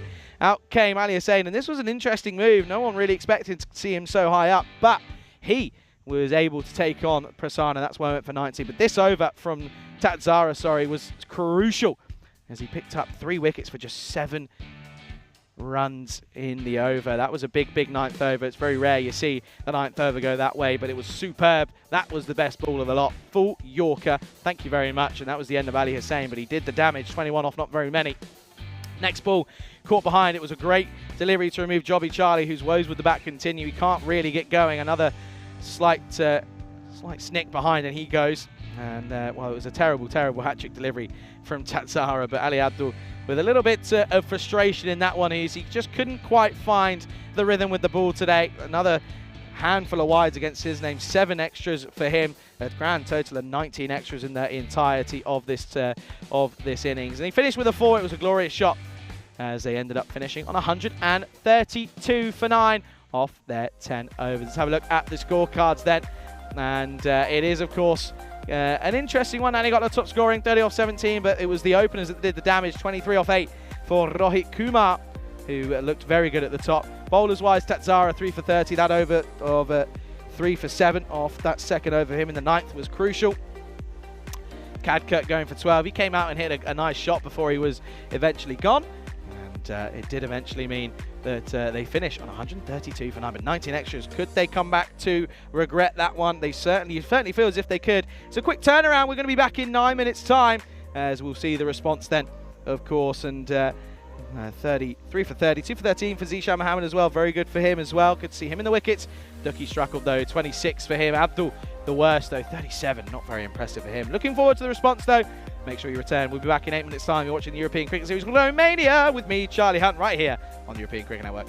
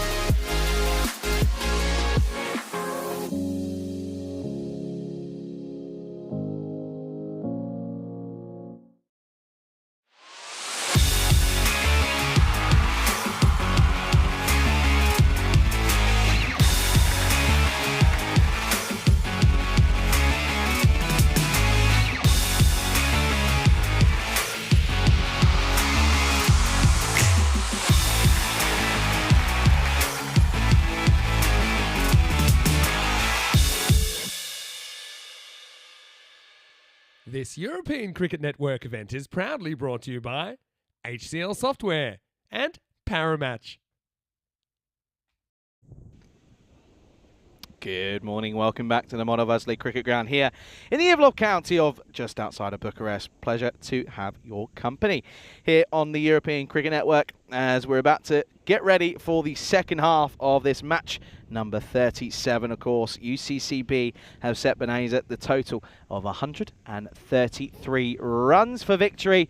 It would of course mean 92 is where the bonus point equation is. 92 if they are restricted to, then it of course will end up being a bonus point for the for UCCB. But if they don't get up there, if they chase it in 7 overs, which I doubt they will, but if they chase it in 7 overs, then of course the batting side of Benazer will take the bonus points. So looking forward to this one, as you can see players are out there in the middle.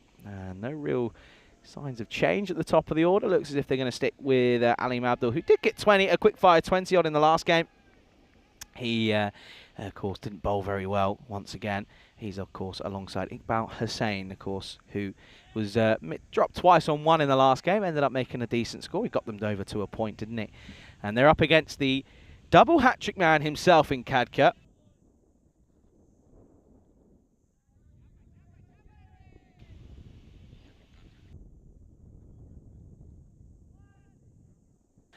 Yeah, Khadka, of course, for those of you that aren't aware, picked up a double hat-trick yesterday, and it was with some beautiful bowling. I'm pretty sure the clips of it have just gone out on the socials, so if you aren't following the European cricket at on Instagram or on X or on anything else, do make sure you do. Here he is then, Khadka, coming up against Abdul.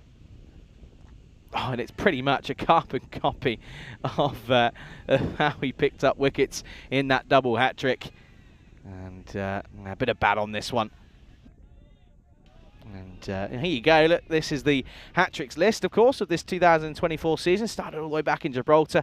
Lorne Burns, of course, was the man who started us off. And, well, yesterday, Josh Khadka, the second hat-trick we've had here, it was 4 and 4. And wasn't it 4 for 12 off 2? It was pretty sensational. He's up against Iqbal Hussain now. Oh, and this one just stays a little bit lower. And just pushes this past. You can... Nice to hear a bit of noise out there. It's probably the first time today that we've heard that. As this one just sneaks through. Good take though by Nadi Gotla behind the stumps. He's going to have a bit of work to do this time around. But this is a good start. He's on the money pretty much straight away. But welcome back to Shohag, to Terry, and to Wayne, and to Danielle, and to everyone else in between. Pleasure to have your company. Up in the air. Oh dear. Well, Ali Hussain just sort of falls on this one more than anything. Not really looking to push it away and attack this. He just sort of leisurely, see, look, just sort of stumbles over. He'll crisscross in and crosses his feet. That'll just be a single. And Gibraltar in a bit of trouble early on, 31 for 2 with both openers, Impal and Louis Bruce back in the shed. Good stuff for Gibraltar. Ashraf Yar getting in the wickets. Off the pad. And no swing, which probably actually saves him, otherwise it was most likely going to go down as a wide on the onside. Yeah, they need to go at 13.78 now to Benazer if they're going to get a victory here. They'll be disappointed to go 2 from 2 in terms of losses here this morning. Of course, UCCB take on Transylvania in the next match. That's going to be an exciting one. Match 3 of the day. We're rattling through them at the moment. Shorter and off the splice. Well, he sort of sets off and it's again really good fielding. I'm seeing a lot of direct hits here over the last week and a half, but that one, he gets back comfortably. Good delivery though from Khadka. Back of a length, not really doing a lot. And Shohag saying we want to see Khadka. Absolutely, 4 and 4. Very rare you see a double hat trick. All over this has been just 2 singles have come off it. So I think he doesn't tend to bowl too erratically.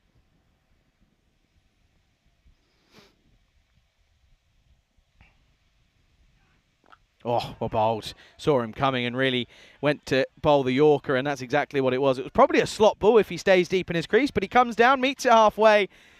And, well, for the Black IP fans of Yard, I think you'll like that little reference. End of the over. What an over it is. Under pressure straight away. It's 2 for none after 1. 1-3-4 since the Golden Ball, of course.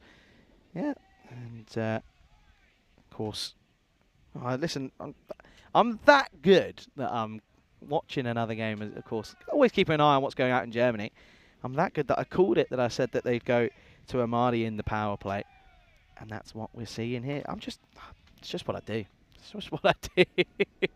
All jokes aside, good luck to both of those teams out there, and good luck to the rest. Try and find the fixtures maybe for the rest of the day out there, of course.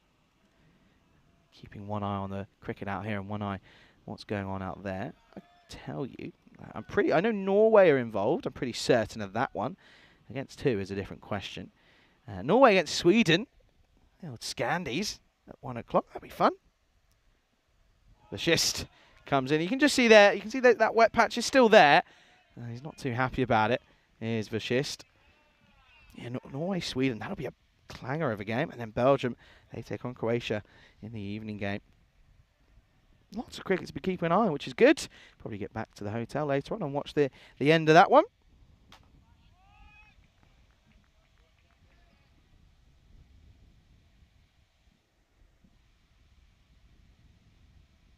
Good delivery. Sneaks that one in. You can see there. Andrew Begg just says, yeah, that's fine. You'll see here, look. Sneaks it in. He is just a little bit conscious.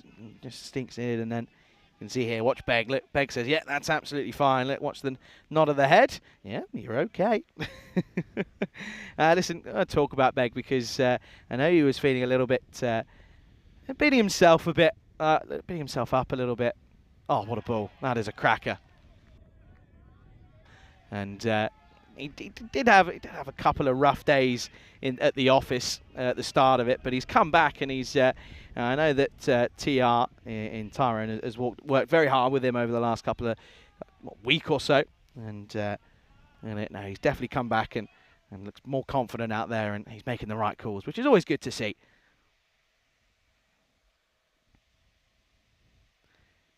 Comes down, meets it halfway, but then again, once more to Rohit Kumar. Oh, no, that's bad. Oh, that's bad. And get the old freeze spray off. I have a feeling the medic is going to be called upon here.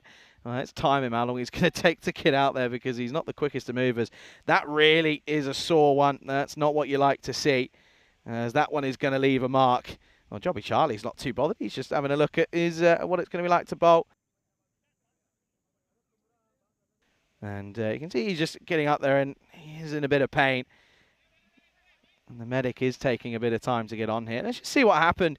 It was into the onside. You can see here it was a shot at the stumps from Ryan. Oh, it's right into the inside of the knee. That is uncomfortable. Well, where is this medic? He's taking an age. There we go. Come on, wake up from your nap. We need you. Oh, that's not nice. Not nice at all. And oh, there he is. He's woken up from his slumber. Sorry to disturb you. This is a little bit unfortunate. You can see there. Oh, paint me like one of the French ladies at the moment, is it? It's the old Kate Winslet about it. But there you go. Free spray. Does magic, doesn't it? Look at him just saying, yeah, he's right on that knee. It's right on the inside. It's not fun. It really just lifted off. There wasn't too much he could do about it. You can see here Just is taking an interest. He's in a fair amount of pain, isn't he? Look. Well, it's fine. It still works. Oh, dear, oh, dear. Yep. There's Andrew saying, give him a bit of room. Absolutely. He'll be okay. He's up on his feet now. I think he might have to take a bit of time just to walk this off. Not too sure if we'll see him continue like this. Yeah. Can you move it? Yes, I can move it. Does it hurt? Yes, it hurts. Put a little bit more on it. Put a little bit more on it and you'll be okay. That says the medic. I reckon I could be the medic here. Oh, dear. Well, the old magic spray. Look, he's saying, you want a little bit more? Yeah, go on a little bit more. Why not? Yeah, there you go. Look. Ta-da! Maybe we'll call it. Maybe we'll have to try and find a name. I don't actually know what his name is. Should probably find out. But I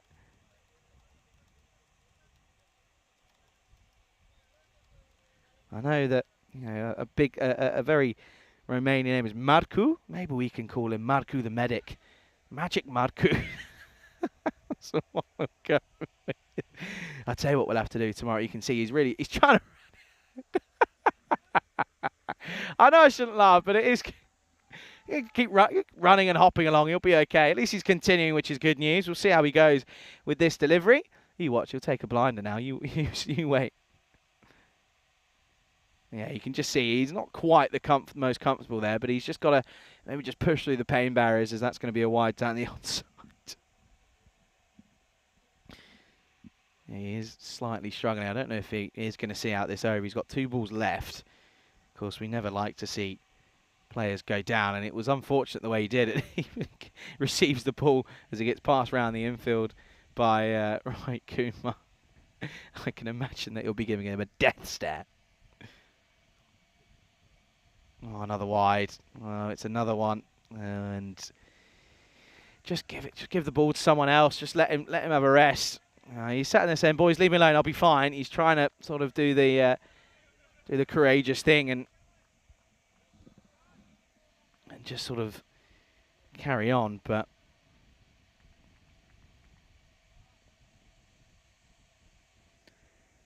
maybe just needs to reevaluate things here. Well, that's on the money, but he's going to get hit into the offside. There is a fielder out there. It takes a bit of the old Tortuga, but yeah, he's still struggling, isn't he? I'd imagine we'll probably see him maybe come off for an over or 2 and just sort of rest it. But the thing is with one of those, it's like you can understand as to why he's actually staying on, because, well, if you go and sit down and it stiffens up, then it gets worse, and then you can't really get it loose again. So maybe that's just why he's just opting to stay on here. Oh, I finished with a cracker. That is a great delivery. Ijaz Hussain has no idea, not got a Scooby on how to play that. That is it's come in, nipped away, wobbled away as well, and that'll be the end of the second. Run rate not exactly flowing. 6 without loss after 2. Oh, what a ball. Now I have to keep an eye on him here. Does he stay on the field of play here? And looks as if he's going to go and hide out at deep square. What a ball this is, by the way. Oh, doesn't get much better than that, really, does it? 2 overs down, going at 3s. Not very good. But that's at top of the table at the moment. But I wonder how long they'll stay there for, of course. Well, even if they take a point out of this, they won't get chased down by UCCB. Transylvania stepping in the right direction with 3 points this morning. They take on UCCB, of course. That's a big game. Huge game later on in the afternoon.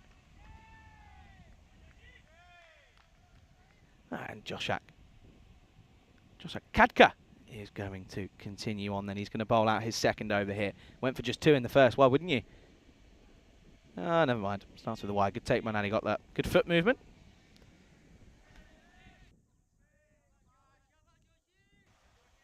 Shaba Joshi is certainly the call. Very good, isn't he, with the ball? He has a habit of... It's what you like to see, not that first ball, but normally it's one of the bowlers that just lets the ball do the work.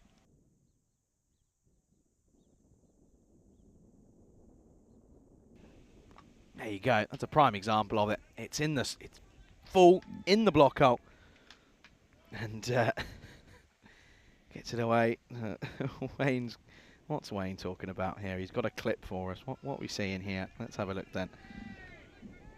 I'm going to load it up. I'm going to have a look. What's happened here? What have I missed? What's the fielder signalling for here? Let's have a look. I'm watching, and what's this? Oh. Well, this is up in the air and gone.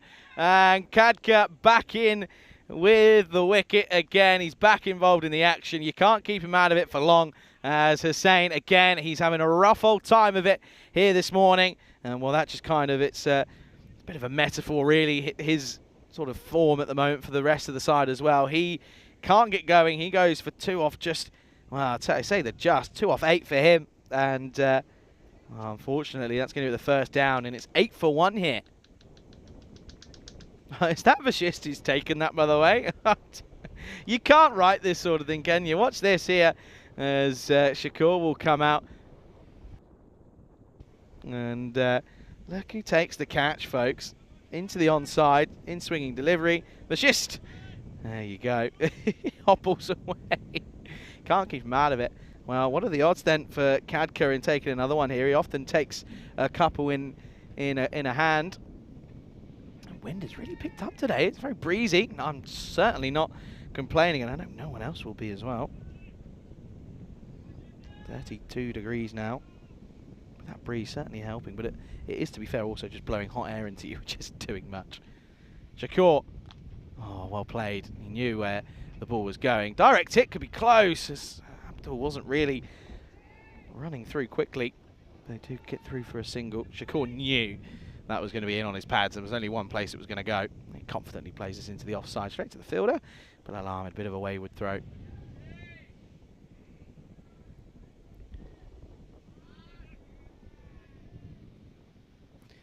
Cadcat 1 for 5 with 3 balls left to go. Shot. That's going to be 4. Gets past the fielder. And really nicely played from Abdul. He's sort of riding the wave at the moment. He's sort of up, down. He's getting hit left, right and centre when he was bowling. And now trying to give them a bit of their own medicine. Good shot down the ground. 4 runs. And yeah, well, to be honest, not too sure, Wayne, as to what he was signalling. That's one of those ones you sort of look at it and you kind of think, not sure what he was thinking of, but maybe it was one of those gels, you know, the sort of energy gels, maybe one of those, maybe, I don't know. Comeback needed, and it is a comeback. Nanny Gotler doesn't take it clean. He just jumps here when he doesn't really need to, gets a bit excited. You can see that ends up leaving a bit of a mark here. Watch this here, look at the jump up that Nanny Gotler does. Whoop, there he goes, doesn't need to. I remember being a keeper myself. My coach when I was younger, always used to say, if you're my keeper, I don't want to know you're there. I don't want to know you're there. I want you just to catch the ball and throw it away. That's all you got to do. Wide down the onside edge. Can't get out of the over at the moment. I was told you sort of, you stay in your W and you're not moving. That's all you're doing. Well, a little update on the wasp, by the way, folks. The nest is growing slowly, but it's growing. I'm definitely going to have to throw the old tennis ball up there at some point. Enrico didn't mention, I didn't get the tennis ball out once yesterday. So that was quite impressive for me. I need my fidget toy at some point.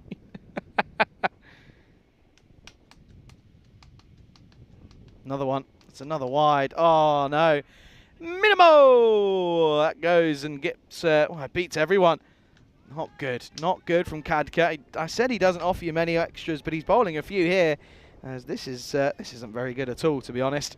And Natty Gotler, well, he's not really got too much chance because it sort of bobbles away. You can see that. A bit of the old and well, these extras are certainly helping. That's 6 wides in the last 2 balls, plus 1 at the start. 7 wides off this one alone.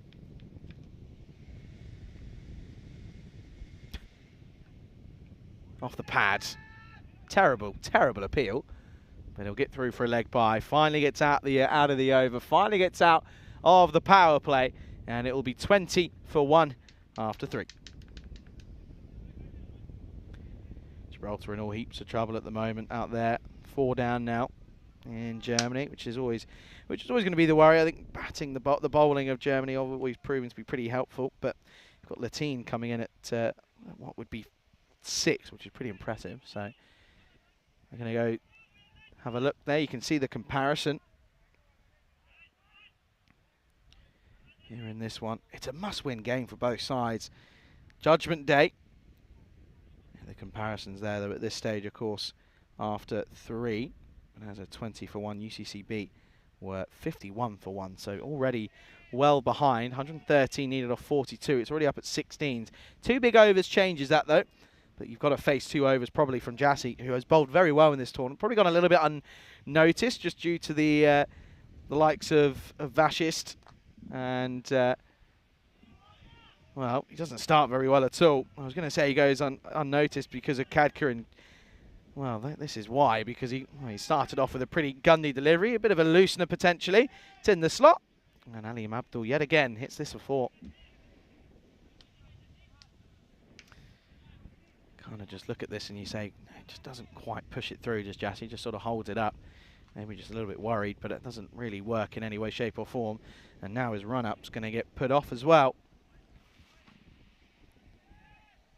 Yeah, yesterday we ended up having a bit of a crew evening out. In fact, I know Rico stuck to his guns and went and got his pizza and did that. And I'm sure he enjoyed it. We ended up going to, for those of you that do follow me on socials, you saw that we went up to a very nice sort of rooftop bar last night and had a very lovely spot of dinner. That's going to be a wide.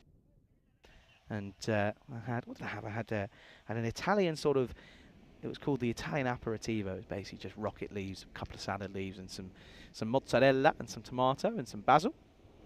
And then I had the Wagyu burger. Oh, was it good? Was it good? It was very yummy. And well, now the talk of food's got me excited for lunch. Not long to go. Up in the air, just gets over the fielder, gets over Adam Kumar and a Krishnan. The outstretched hand. It wasn't far away. It was a matter of inches. But it will be another boundary. So it's the second boundary in the over. It's gone 4 wide 4. Jassy not quite hitting the strides at the moment. Nice shot. Just rides the bounce to Zanim Abdul and uses the extra bit of pace. And it goes towards the boundary. And, they're not exactly getting through these overs, are they? They're bowling pretty slowly. Spliced. Should be gone if he gets there. Oh, puts it down. Well, that's just the classic case of momentum being your worst nightmare, because he had to get the skates on to get going. It was, pretty much went nowhere as it was just spliced up. And Jassy puts the return catch down. That's a bit of a life for Shakur as he will get dropped on a first ball up. Yeah, 11 extras already, 10 wides and a leg by. And we're 20 minutes left. They've got 6.5 overs to bowl. So they've got to get the old skates on, potentially. Halfway through their game in Gibraltar. 4:59 for 4, struggling. And this is going to be a wide. A wide down the leg side. Yet again, just slightly faltering here.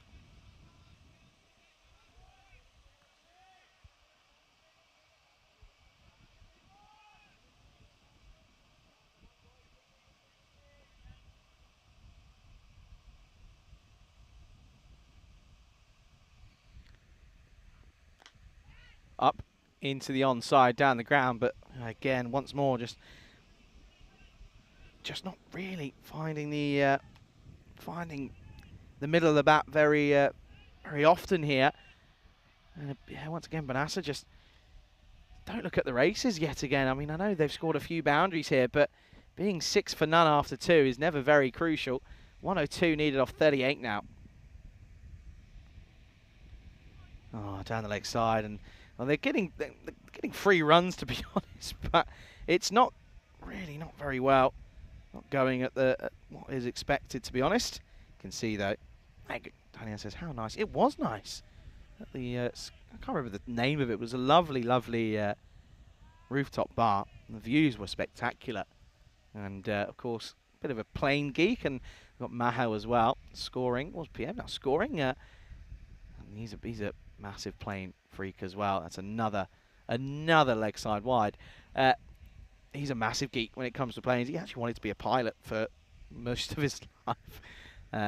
So we were sort of just sat there admiring the views and watching all the planes and getting the old flight radar out. Speaking of which, I haven't really seen that many here today. Not yet, anyway.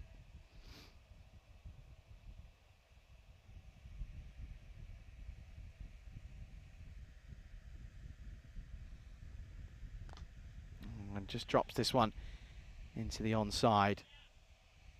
Yet again, just for a single, just dealing in ones here when the ball's straight. When it's straight, that is, though.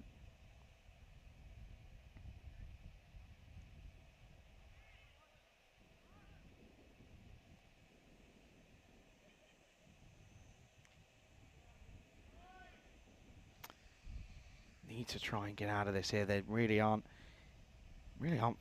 on the money, to be quite frank. Another wide. This is ugly from Jassy. He's not had these issues realistically throughout this this tournament, but all of a sudden he cannot get it on the money. He just doesn't look comfortable, and things have started to go a little bit flat out there in the middle. Got to remember, it is hot. It's 32 degrees, and that's in the shade. So when you're out there in the middle all the time, it's gonna it's gonna be even worse. Probably more, feels like 40 degrees out there. Oh, there you go, on the money. And we'll finally get out of the over. And, well, the issues for Natty Gotler continue. He can't get his laces up. He's been going at it again. End of the over, finally, 4 overs down. 35 for 1 after 4. Yeah, that over had 4 wide, 4 dot, wide 1, wide, 1 wide dot, and 11 ball over. To add to that, they've already had a few wides already, so that's now 15 wides. What's going on? This was that last ball. Good angle in, inside edge onto the pads. Good delivery, really. It's where it has to be. You can do it. It's just a matter of executing it. 98 needed off 36. It's going to be very tricky at the moment, but they're going to go to a bit of spin. Ali Hussein, who, again, has as well struggled, but that's a good delivery first up. This will just be dropped and pushed into the onside.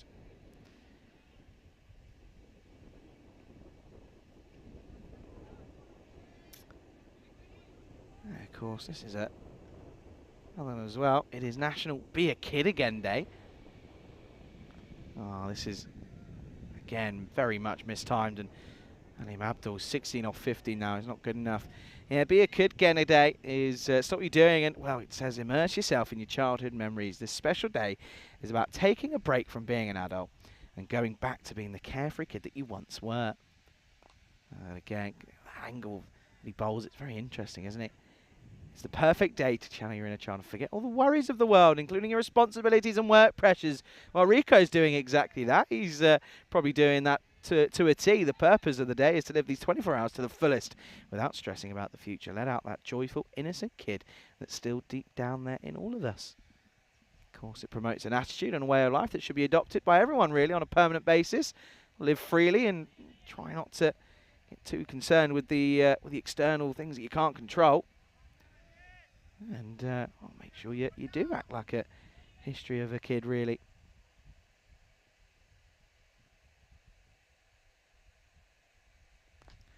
Again, miscued, and this is ugly. This isn't good from Alim Abdul. He just can't find the middle of the bat. He's having a horrid time of it, to be honest. A really horrid time of it.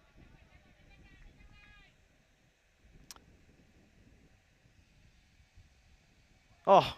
And again, Ali Gotler, even equally, isn't quite able to pick this up cleanly. It's a good over, though. And at the end of 5, it is 39 for 1 at the halfway stage. I can welcome you into the commentary box here. I have a bit of a breather, a couple of bits of fluid being brought on. And at this point, yeah, 94 needed from the next 5 is going to be very, very difficult. But yeah, got to look, maybe Benassa once again just chasing down just a single point, which of course is not ideal. They knew coming into this day that they could have really gone on and pushed for that first spot, but they have no Senjiwa, and just without him, no one else seems to have the confidence to really go on and take this chase on. Everyone's batting within themselves, no one batting with freedom. It all seems very tentative, no real intent, and you're kind of seeing it all unfold at the moment. We'll go back to the live action. Jobby Charlie. This is a good delivery, but he's going to get a couple of runs against it. This is going to run away. Ramesh gets the old ankle out. Pushes it away. They'll come back for... Well, they only get a single in the end off that. Not great running, to be honest. Probably should have been at least 2. Yeah, National Be a Kid Day. Love it. Yeah, there was a study back in 2016 in North Carolina. This is stumped. That is 6. Finally, a bit of a sigh of relief as Shakur gets one out of the middle. Well, of course, he was dropped on not very many, but this time it's in the hit me zone. It's like bowling machine delivery, isn't it? Hits up, sits up nicely, and it's going to be a 6 down the ground. Jobby Charlie having a pretty rough time of it. He went for a golden duck in the batting side of it. Now with the ball, he's started off getting tapped, and well, what a grab that is. What a catch. Natty Gotler, we know what this man can do with the gloves. I was expecting this to go over him and run away for 4, but the outstretched right hand of the wicketkeeper in Satwi Natty Gotler, he had other ideas. It just sticks in the webbing, and that will be the end of Abdul. That's a real shame for him. He was looking again like he was going to get going, but it happened last time, didn't he, where he hit a 6 and then ended up going. Look at that. Just sticks in the webbing. This will give us a good angle of it. Oh, Well, those as a keeper, those are ones you dream of. And it sticks. And that'll be the end of Abdul Shakur. And unfortunately, it's going to be the second wicket to fall. Not very many runs on the board as well. 46 for 2.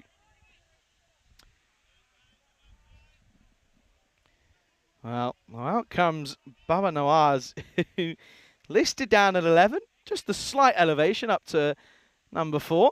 See what he can do. Yeah, there was a study in 2016 which was the people with a positive attitude towards, that's a leg side wide, positive attitude towards aging felt less negative emotions and stress. So there you go, everyone. Just keep your, don't worry, be happy. Here's the old saying goes.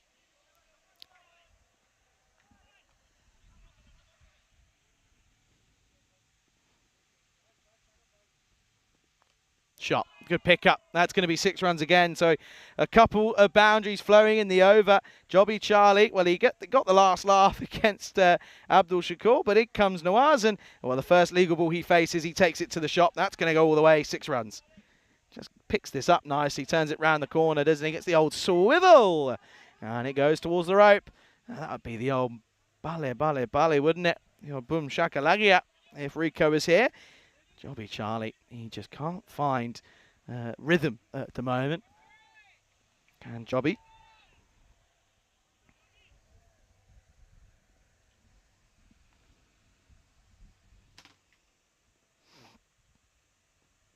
Oh, wow.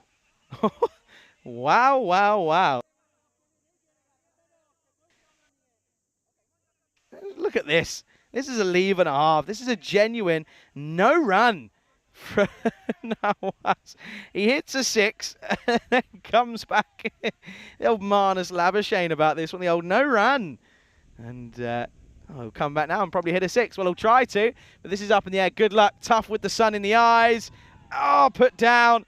And it was always going to be tough in a Christian. He took his hat off. I don't think that was the best idea. He's got the wide brim on and he's chopped one on the chin. And, oh dear, oh dear. Well, Jobby Charlie probably should have had a second hit. But he won't. It'll be a couple of runs to finish the over. Look at this. Up high in the sky. Should have been 6 and gone for Nawaz. But you can just see it was right in the sun. He takes the hat off and, oh, it's gone through the hands onto the chin. Hopefully he's okay. Hopefully that's not going to be a trip to the dentist. End of the over. 6 overs gone. It's 53 for 2. That's the story so far. You can see no one really getting going. Abdul 19 off 18 is not good enough. It isn't good enough at the moment. He's got to try and just see ball and hit ball. And if you get out, you get out. Let someone else maybe come and give it a go. He's going to try to, and again, miscued. And he's got to go. I'm sorry. He's got to go. He's chewed up. Too many deliveries. Okay, he's going just above a runner ball, but this is not good enough, I'm afraid. You're not going to chase this down with this man at the crease at the moment. I guess Dookie might be thinking. Dookie is not scared to retire people either. He retired someone 1 off 7, sorry. Back at the start of last week. Well, Nawaz is certainly showing his intent. It's just whether or not it comes off, and that'll just be 1. So yeah, make sure that on today you be a kid again on this Be a Kid Again day. And this is up in the air. He's going to get enough on it. That will be 6, so that will maybe just open up the eyes of Abdul and realise that he's just got to go for it here. I think he knows that. But maybe, just maybe that'll do his timing some good, and that might just get him in slightly more. That's a good shot, good pickup. Maximo downtown. And of course, on this day, it was a German study as well, back in 2018, into the onside for 1. German study revealed that people who feel younger, get this, feel younger, you walk faster. Oh dear, buzzers. And almost goes all the way, but in fact, they don't actually take any more extra runs. It'll just be 1 still. And, well, JAMA Internal Medicine, this is back in 2015, actually revealed that they had a research that revealed that people who feel younger than their age will have a lower death rate. Interesting, how bizarre. The key to a longer life is, well, think you're younger then.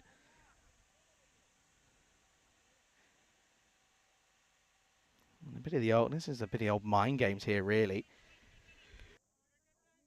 Yannick Steven discovers that this was in 2013, discovered that people's grip strength, of all things, by the way, End of the over is going to be 6 runs. So finally finding a bit of rhythm here, Abdul. Getting the old mojo back in the system. Couple of 6s in the over will certainly help. Exactly that, as that'll be 69 for 2 after 7 overs. Of course, we know that next up will be Transylvania as they take on United CC Bucharest. Will it be a UCCB team that have taken 4 points here or 3? We'll have to wait and find out, of course. Transylvania, no changes for them. And you can see there, Transylvania will bat first in that one. So the change in rhythm then for the UCCB. They'll be doing 2 10-over stints in the field, back-to-back. Looking forward to that one. That's starting at 12:15 at Central European time. So in around about half an hour's time, just under that.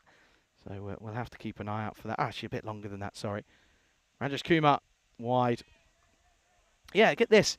Grip strength improves when told that they are stronger than others their own age. Interesting. It's also, of course, National Blueberry Day as well. Celebrating this day to spread information about the health actual benefits of blueberries. Get this. Holiday is dedicated to our favourite tasty nutrient-packed, fibre-rich, antioxidant rich fruit. Blueberries are also loaded with numerous. This is going to be 4, by the way. This is unlucky. That's going to be cuatro carreras, 4 leg buys. As not a great start this to the over for Rajesh Kumar. Comes down as now as he's certainly giving it a go. Nadi Gotler just couldn't give chase. The fruit is something that we all need on a hot, dry day, maybe like today, just to try and keep us feeling refreshed and hydrated. And tasty flavours that it leaves behind is one that's enjoyed by many. And of course, yeah, the health benefits behind it. Numerous studies claim that consuming blueberries daily can bring about positive changes in health. It can lower your cholesterol levels. Well, it might not lower your stress levels, though, if you're the skipper in Isafan Duki at the moment, because it's see ball, hit ball, but it's not working. And they need to try and think about the point now. Yeah, it says, lower cholesterol, promote heart health, reduce DNA damage, fight aging and cancer. And it also improves your brain functions and works against diabetes. Oh, dear.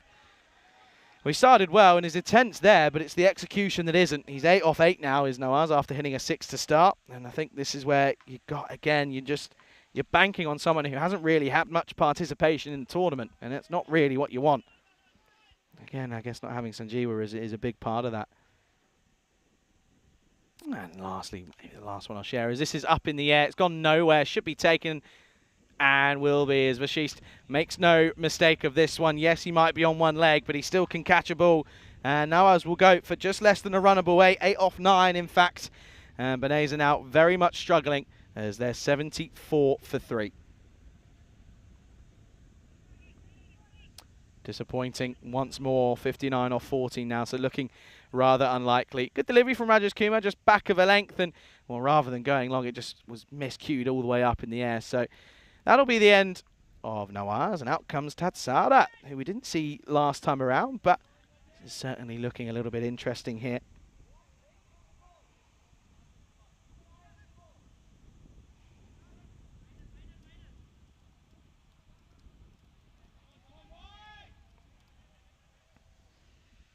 Tatsara then comes in at 5. He certainly is a good batter. Well, that you wouldn't say that off that shot, but he is. Trust me, he is. He can do it.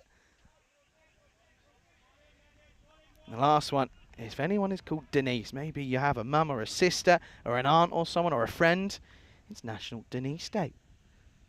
Here on the 8th of July. It's a common first name for girls in all around the world. Oh, this is a bit of an edge. End of the over. What an over. 1 for 1 off it. And that's exactly what the UCCB needed as they look to try and restrict them here and get all 4 points. It's going to come down to the last 2 overs. 74 for 3 after 8. It's got French and Greek roots, says Denise, pronounced Denise. And the name is considered the female counterpart of Dennis. National Denise Day celebrates all Denises, in the world. It was the Latin name for Zeus's son, as it originated from Dennis, the Greek deity of wine and festivity. Dionysus comes from the Greek word Dionysos. I'm not very good at Greek, funnily enough, which means of Zeus. And Nysa, the mountains where the rain. It's from raised it on her scissors. This one is just going to be a single. Thus, Dennis, etymology equates to Zeus of Nysa. There you go. Nyssa? Maybe. Greek was never Greek was, funnily enough, never my forte, growing up in England and then Spain. Good afternoon to Helix. Good evening as well to Emmanuel, who has joined us in the chat. Pleasure to have you with us. And well, maybe we can. As a couple of people have come in, we're going to drop the question at some point. That's another wide. Tatsara yet to get off the mark. That's a lovely shot. What a pickup that is. Tatsara finally gets one in the slot as Jassie's woes continue. He starts with a single and a wide and then bowls a delivery that is, well, the only way to put it, it's in the slot. It's a Gundy ball. It's buffet bowling. And, well, clearly wanting a seat at the table is Tatsara. What a shot that is. What a way to get off the mark. 6 runs. Oh dear, well that's hurt yet again. We've had a few box busters. Just shake them about, check they're all in place. That's 6, of course, very helpful in their quest in getting towards a point, of course. You can see here, oh dear.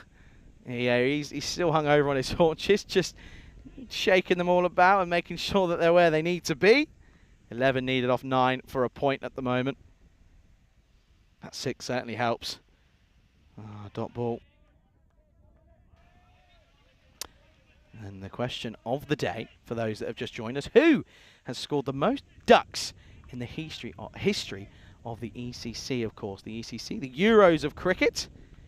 Who has scored the most ducks in the history of the ECC? Oh dear. Well, there's too many moving parts here. Too many moving parts. He wants a wide as well, but I don't think he knew where the ball was. It's not a wide. Look at him. Look, he says, well, where's me wide? Umpire says, not there anyway. 11 off 7. A dot ball here could be interesting. Looks to get funky and doesn't. It's off the turn of the bat. And Vashist does a great bit of fielding there. We'll get a single. And that will be the close of the 9th. Then all happening.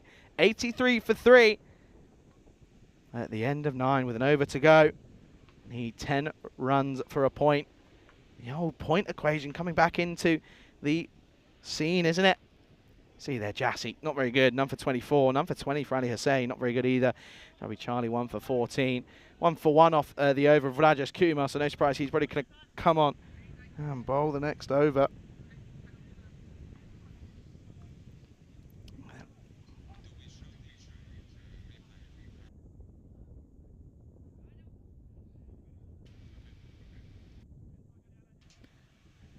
So then, 10 off 6 for a point. Tatsara on strike. Kumar, he conceded 1 off his first over. But he'd love to see something again like that, wouldn't he? Well, could be a chance here. He's going to split the field. In fact, this is probably going to get stopped, is it? Well, we're just going to have to double check his foot here because it's very close to the rope. Let's just make sure that he's okay. And make sure that that's going to be fine. Let's see. It was in there to be hit, but it was off the toe end. Let's just double check.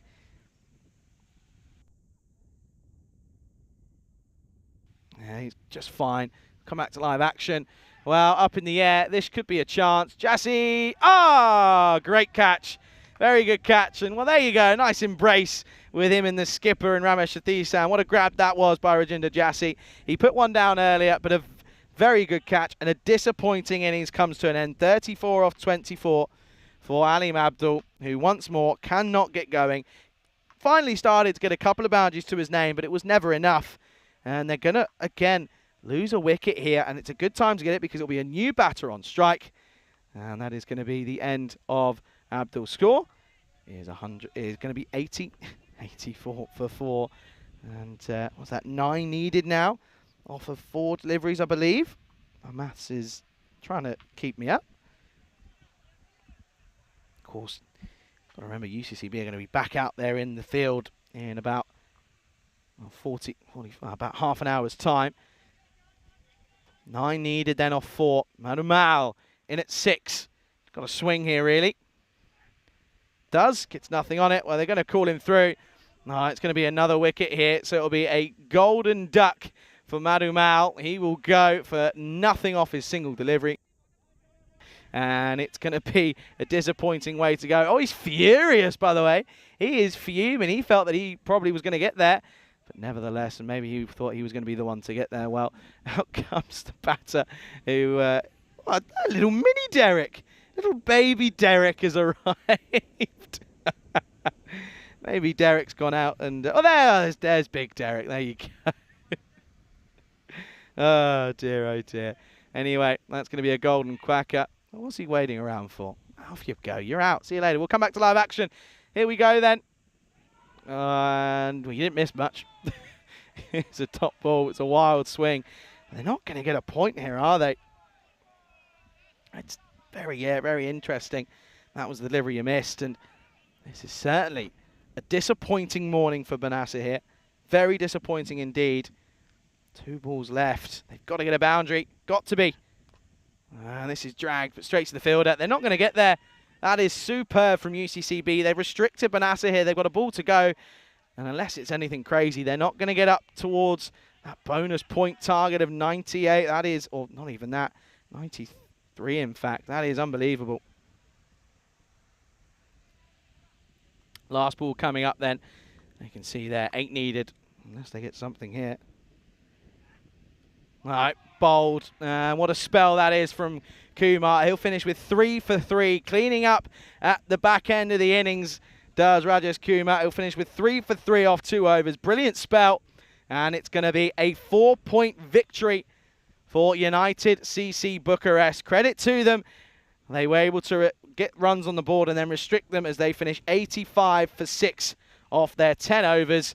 But they've got to go at it again. They can't. There's no rest for the wicked. They take on Transylvania in match 38. That, of course, coming up in bang on half an hour, in fact. So a little spot time for a spot of lunch, potentially. But, well, what can you say about Benassa? I mean, there's one thing that pops my mind. Not their day. Not at the races, as they end up finishing well short of the target. They don't even get a point. So 1 point out of their 2 games this morning. Very disappointing finish to their campaign in this group. It probably means they're going to look to maybe finish 4th, which means they won't take any points going into the rest or the second round of fixtures, which will be very disappointing. They were top of the table for a long time in this group, up until the last couple of days where things started to go against them and their performances on the field weren't really reflecting the vision that probably they have as a club. They just weren't able to continue on as, wow, how much of a big miss is Sanjeewa, both not only for his runs, don't get me wrong, his runs are crucial, but he gives you 2 overs of spin, and that 2 overs can always be very helpful. And unfortunately, they don't have him to use. And well, it was such a disappointing day for Alim Abdul. Got hit for runs, didn't really do very well with the bat. He got 20, a quick fire 20 in the first game, very slow, 34 off 24 in the second game. And apart from that, it was nothing really to write home about. He was pretty lackluster in the field as well. And it wasn't really his day. So he's going to have to pick himself up off the floor and go again later on throughout this week. Jobby Charlie, well, what can you say about him? He got a drop off his bowling, which is a little bit unfortunate. He got a golden duck in the first innings with the bat, and he did pick up a wicket or 2 as well. But Jassy with a good catch there as well. Rajesh Kumar took 3 for 3 off his 2 overs, doing exactly what was asked of him, really.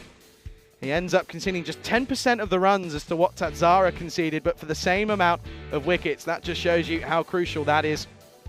And there was a couple of boundary worries there. That one obviously nowhere near the rope in the end.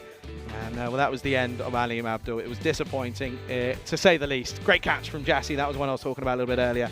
That was a superb bit of work. And Sathisan liked that one as well. And that was the end of Alim Abdul. And when that went, you kind of felt that was the game. There was going to be a struggle to get there. And it wasn't going to be, as that was an easy bit of work for Rajesh Kumar. He just gives a little kiss on the bails. And then the very last ball was wrapped up.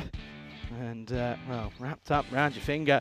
Anything for your love now is probably what Benassa are thinking. They need some loving, don't they? Because it's been a horrid morning for them. It's been tough as anything for them. They've got to come back and go well in round 2 later on this week, but they won't be getting towards the top of the table. 1 point from a possible 8 here this morning. That's disappointing for them. can see there, no one getting going. 22 extras, not good though for the United CC, so they've got to work on that and maybe touch upon that as they look to go again. They'll take on Transylvania in just under 25 minutes time, and well, actually a little bit longer than that in fact, because of course we do have the extra will be coming back at 15:15, so yeah, exactly that, 25 minutes time. So looking forward to that one. Pleasure to have your company here. Make sure you come back. We'll get a spot of lunch. We'll be back as I'll take you through the next game. Match 38 coming up. You're watching the European Cricket Series here in Romania with me, Charlie Hunt, right here on the European Cricket Network.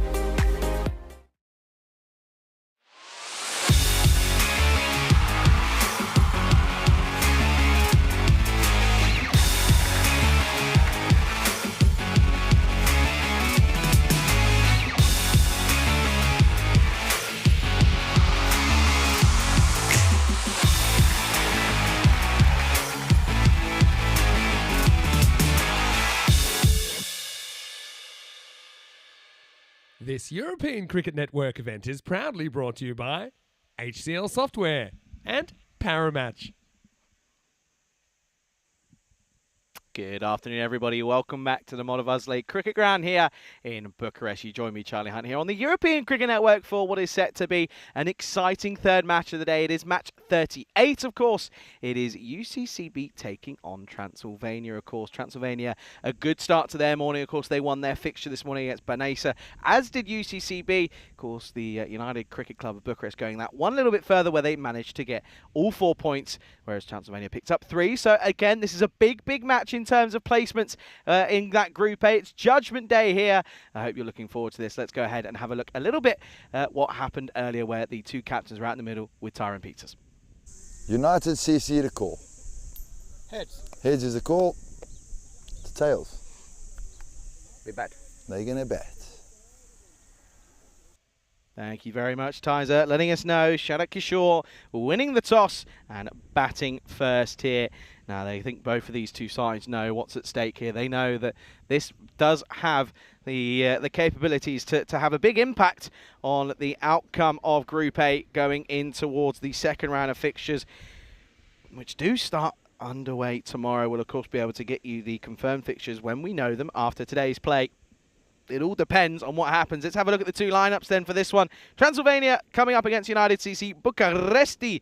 And you can see no changes for any of them. Ramesh Satisan is very crucial, but good change. One change for Transylvania. Lodi Lu is back in the building, folks. I spoke to him. I said, where were you this morning? He said, well, first of all, my team didn't need me, clearly, which is a positive for them. They're not reliant on one player. But no, he had a medical appointment this morning. Good to see that he's back and in the lineup, and he is a big in. And could that be the in that the Transylvania side need as they look to try and maybe get a surprise victory against United CC in this one, of course? We know that it's a big game in terms of the context of this group. Group A is tightening up at the moment. Look at the standings. Has it been up? You know, look at Group A, and you look at it and you think, well, what's going to happen here? So Banesa, of course, at the moment. Look at that, by the way, before we talk about it. 45% place, 55% United, just being picked by the supercomputer. Currently, Transylvania still back down in 4th spot. But, of course, they can get a win here. If they get 4 points here, they could go level with Banesa on top. Of course, they'll be looking to try and get as many runs on the board here, and then maybe restrict United Cricket Club Bucharest. That's what they'll be hoping for. As for UCCB, any point here will put them above Banesa. So a point here, and they return to the top of the table with a game in hand on those below them as well. Royal Eagles, of course, will play 2 matches this afternoon, and looking forward to that one. But at the moment, it is, of course, second playing 4th here. It's 14 points for Transylvania, 17 for United Bucharest. Both have played the same amount of games. Both have the same records, 4 wins, 2 losses. It's just the grand scheme of bonus points being ever so crucial for both sides. Of course, Bucharest Zalmi finishing 5th. We won't see them again, as we know that they bow out going winless throughout this tournament, which is disappointing for them, but they did have their problems when it came to getting personnel on the pitch. Pleasure to have your company then here on the European Cricket Network, as it is going to be an exciting third match of the day. Transylvania taking on UCCB. Transylvania winning the toss, batting first. Taha Lodi, Tim Lodi at the top of the order with his partner Vishal Sharma yet again. This is set to be what some would probably call a potential ECN thriller. Lots on the line here. A win for both sides is huge in the grand scheme of things. That first spot with 3 games to go in Group A, that top spot still not solidified by any means necessary. And looking forward to this. Good afternoon to Terry, to Jeff, to Emmanuel, to Daniela, and to everyone in between. Josh Kadka has got ball in hand. He's up against Lodi. We're almost set to get things underway. It's match 38 of this ECS Romania. In the pad, going down the leg side. Good shout, though. Good start. And certainly going on to miss leg stump straight away. Doing too much, but Kadka looking for that mystery ball straight away. Can see that, definitely. You can see all 3 stumps. That tells you all you need to know. But early signs of promise with lateral movement. Yet he always gets it. It's just a matter of when, not if, for Kadka.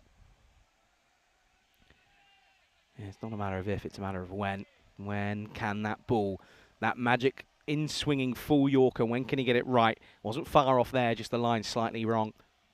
Second ball. Well, this is too full, and this is going to be a chase on for the fielder out there in the deep. That's a good bit of fielding in the end. So Lottie back in the team, gets run straight away. A bit of an issue for the fielder down there. Who's that? Who is that down there? He's just twisted something. He sort of gets up very gingerly and walks away. See there, he just in a bit of pain. He's not happy. That's Jassy. Jassy will probably have to be giving you 2 overs here.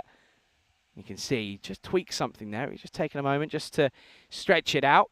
Brings Sharma back on track. Sharma. Well, that's the delivery he's looking for. And Sharma knows more than anyone that early swing is lethal for any bowler in the this opening power play for a bowler.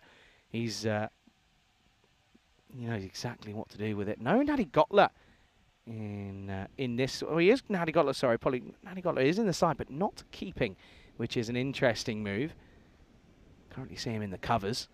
They've gone with Bilal Ahmed. Maybe just looking to change things up. Maybe just give Natty Gottler a rest. And I guess what that does mean is that's probably got a little feather of pad. There you go. Bilal just says, yes, you're right, Charlie. It has got a feather of pad. There's, well, mosquitoes attacking me this afternoon. But Natty Gottler, maybe that just frees him up slightly just to focus on the batting aspect. Maybe he can look to really provide some support at the top of the order that maybe they just haven't had. Well, that is the delivery he's looking for. Maybe not quite Yorker length, but the in-swinging delivery still proving to be tricky to handle. That'll just be one into the onside. So off the mark, both these batters, just 2 singles in the over. Khadka often to start with is so good in terms of not giving much width away. It's that second over that he always struggles to find his rhythm once again.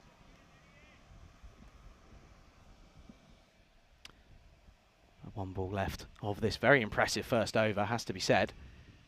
Got him, gone. And it's the big one in Taha Lottie. And, well, he's back again, is Khadka. And it was just a matter of time when he could get the old magical delivery in. And that's exactly what he looks for. And he gets it on the 6th time of asking. It's full, it's swinging in, it's straight, and it's gone.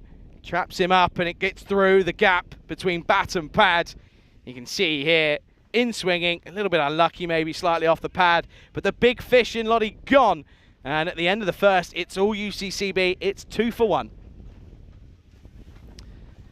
Well, you almost look at it and you just think, well, now we're just going to have to see the 2 overs off from Khadka because he's just so good. Picks up wickets for fun, really. And, well, you're going to have to add that to the list of casualties that have gone against him. 2 for 1.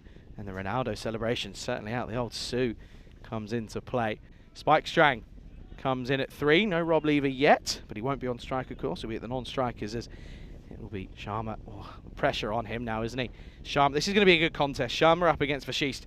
Vashist, of course, coming off the back of a little bit of an injury, an impact injury, more than anything. He really struggled at the back end of that over that he just couldn't get out of. He ended up taking a catch at square leg later on, but he didn't look happy. But he's up and he's about. He's going to take this second over. Up, lofted over the top. That's going to be 1 bout, 4 runs. Not a bad shot, quite a loose one. He didn't quite commit to it. I think he was a little bit unsure as to whether or not it was going to get over the top enough, but it certainly did. It had the legs. 1 bounce, 4 carreras. Good start to the over. Good response after losing a wicket early on. Just a very positive start. He's a positive player. He may take a few balls to get going, but when he starts, it's almost virtually impossible to stop. Good delivery. Good comeback. Just finds that length. Back of a length. Sort of swings in and then nips away. But it's a good, respectable defensive shot from Sharma.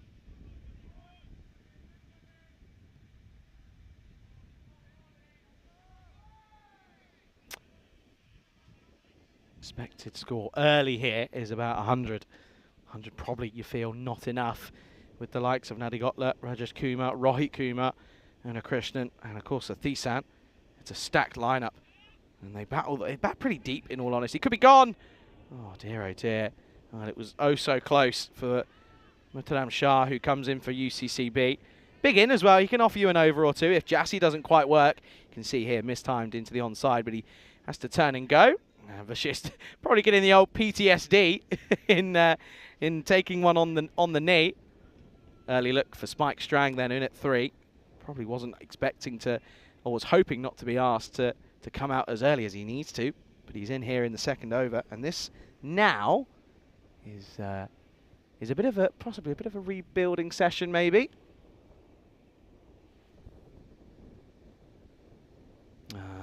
I was thinking about chasing the wide one, but eventually realised it's probably best just to let this one go.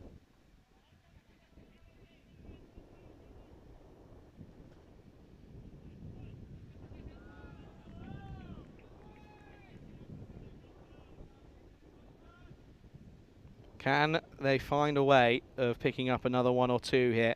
They certainly would hope so. Oh, inside edge. Cannot be, surely. Bilal Ahmed turns around and says, lads, come on, you're better than that. Watch this here. It cannot be out. That's a terrible appeal. Oh dear. Inside edge onto the mat and they're appealing for it somehow. Yeah, dear, oh dear. Sometimes you question quite a lot of things, especially some of the things you see on the network, but oh, that's an interesting one. Strang dots up to start, now pushes to Rajesh Kumar. It's an awkward one, but he does well. He did have a bit of protection out in the deep, but he didn't need it, and that will be just a single, so Strang gets off the mark with 1. Kadka slowly building up an array of fans, isn't he, due to his bowling and the energy that he has as well. He just has the ability to take wickets really when necessary. Well, this could be another one and should be. Rajesh Kumar very rarely puts them down, and he won't do. And that is both big fish back in the shed. And well, UCCB certainly up to the task here. Once again, the last ball of the last ball of the over picks up a wicket. Apologies. And Rajesh Kumar makes no mistake. He just says it was a little bit tough with some of the sun in my face, but he makes no mistake. Both big batters back in the shed then, as this is going to be the end of Sharma, who goes for 6 off 7. Not the best of starts, as it's now 9 for 2 for Transylvania. And, well, coming out next this is interesting. Not a bad shout. They're not going to go with Lever. They're going to go with Satnam Singh to come in at 4. And they've still got an over left in the power play.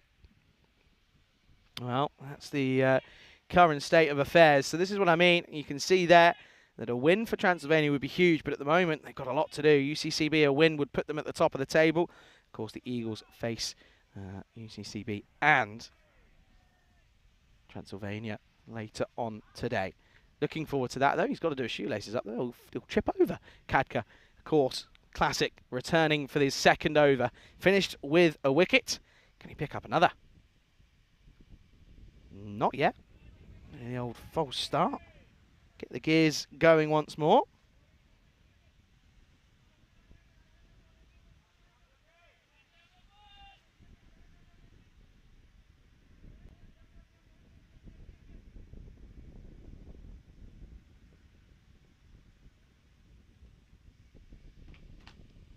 Kadka. Oh, it's too good. It's too good. No one can face him. It's that, first of all, a left arm over the wicket to a right-hander is awkward any day. But when he's getting the ball to move as much as he does, it's just so tricky. You can see that every player, you know, you almost need to, it's sort of, you need to take on like the KP style. You just completely open yourself up, get sort of your hips out of the way, and then you can start to maybe play a little bit more fluidly and open up that onside, but you stay square on. You're never going to open up when he swings it in like that. Again, inside edge. You'll see a lot of it against Kadka. Well, it'll go sort of into the inside half of the bat and they won't find the middle. But he does get a single. Probably a sigh of relief as it brings shaky. Satnam is it Shoaib Sheikh out there? It is, of course. And he brings him out. And you think, well, this is now a big chance for him.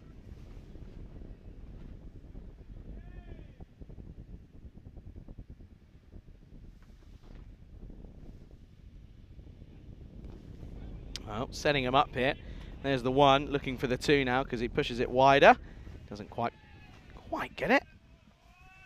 And it's probably setting him up. But the thing is, it's as a batter, you know it's coming. But even if you know it's coming, it's it's so tough to work out and deal with and negotiate.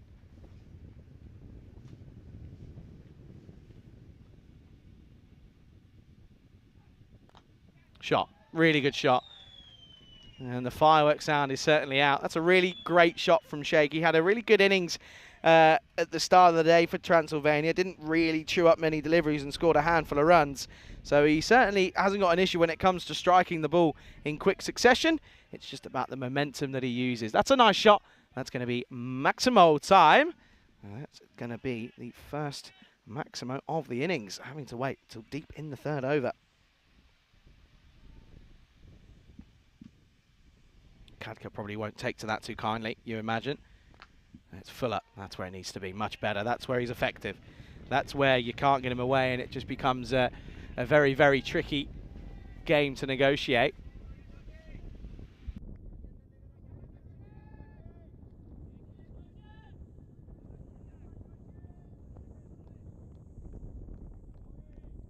Rico will be sad to hear that Gary, the grasshopper's not here anymore. He's moved on to greener pastures, excuse the expression. A little tickle, and this is really nicely played from Sheikh. It's going to go for 4. It's going to be down as run, so a little fine, going to run down towards the vacant fine leg region, and it's going to be a 4 to finish the over. Well played, just rides the bounce. There's a little nurdle down to vacant fine leg. That'll be the end of the over. End of the power play. It's all UCCB at the moment. 20 for 2 after 3. 85% now for UCCB. It started at 50 odd, so certainly not the easiest of climbs here for Transylvania. You look at sort of who they've got to come in next. You've got Rob Lever.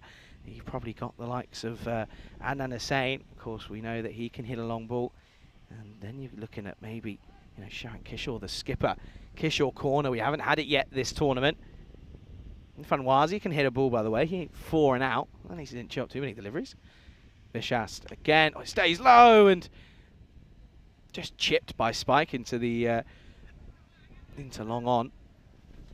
Of course, the end of the power play means the field will spread. They've got the 4 in. They've got a short third man, a backward point, an extra cover, and a square leg. Everyone else out. The field is out. You've got deep cover, deep long on, long on and long off. You've got a deep mid wicket and a deep, very square fine leg. Probably looking to go full, has to be.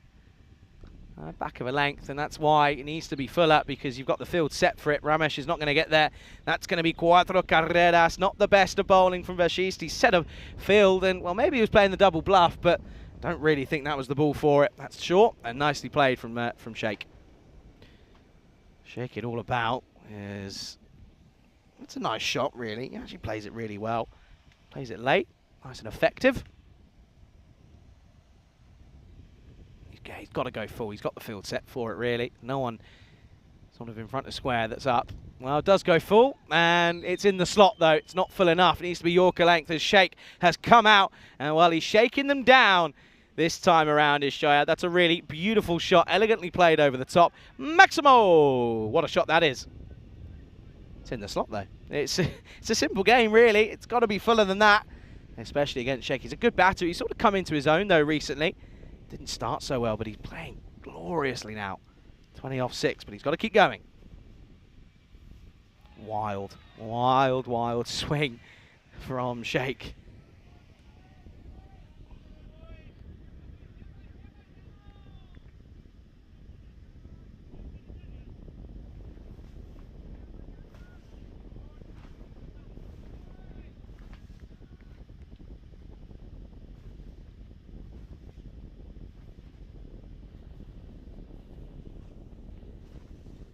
Shot. Really nicely played. There's a fielder out there, and he will cut that off. That's Ramesh down there. He does very nicely, but still a good shot, but it's not there. Unless it's the double bluff, but your catches in are all obviously behind square, but you want to see them take it on. Of course, you got Spike now on strike, who's 3 off 5. Hasn't quite got going to the same rate that Sheikh has gone. He's 21 off 8. Yet again, not chewing any deliveries at all with Sheikh. Spike off the splice. A bit of work. Oh dear. Well, Rajesh Kumar He's had a bit of a slip and a tumble. Glad to see he's okay. They'll come back for 2. The just won't be too pleased with that. But again, another good over with a couple of boundaries in there. So a better over for Transylvania.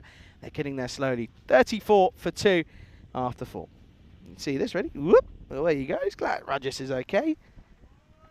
Rajesh, of course, was given the task of coming and protecting my equipment when Vasu Saini was having a bit of a hit towards the middle of last week. Well, they are going to go to Muttadam Shah, and this is, of course, an interesting one. I mean, for me, he actually bowled really well when he came on and got a surprise one. A surprise couple of overs not too long ago for UCCB. But he actually bowled well, so well. He's going to get a call up here. He's going to get this all-important 5th over.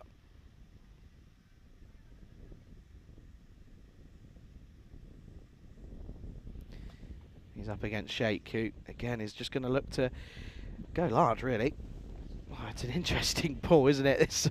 This is a bit of a misbehaviour from the delivery. Watch this here. It stays very low. Doesn't get up whatsoever. And Sheikh was ready to get on the pull, but look at this. Stays low, and it's one of those sort of ankle teasers. Does well to actually get a bat on that, as it really did just die on him.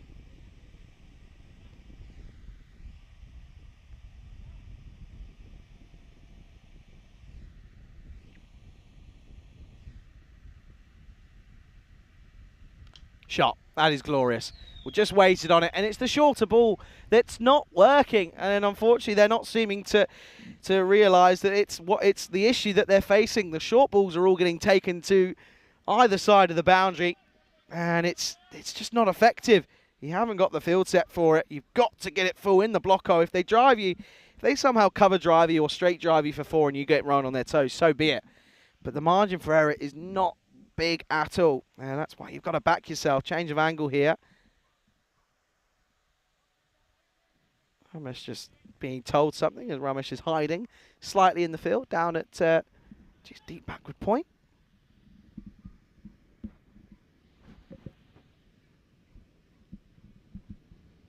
Oh, short again, but misses out, and they'll take on the throw. Oh, it's a direct hit. I think he's made his ground, but I just want to double check this just to make sure. Kadka again, you can't keep him out of the game. He's always involved in some way, shape or form. Let's have a look and see if he makes his ground. I think he's okay. He looked as if he was well past it, but let's just make sure. A bit of a slow start to get the skates on. Yeah, he's back. And I'm pretty sure he gets back in time. Let's just have a look here. Just double check. But I think he's all okay. Goes deep in his crease, doesn't he? But it doesn't work. They come through. Let's have a look. Slow it down now then. Just to double up and confirm. You can see.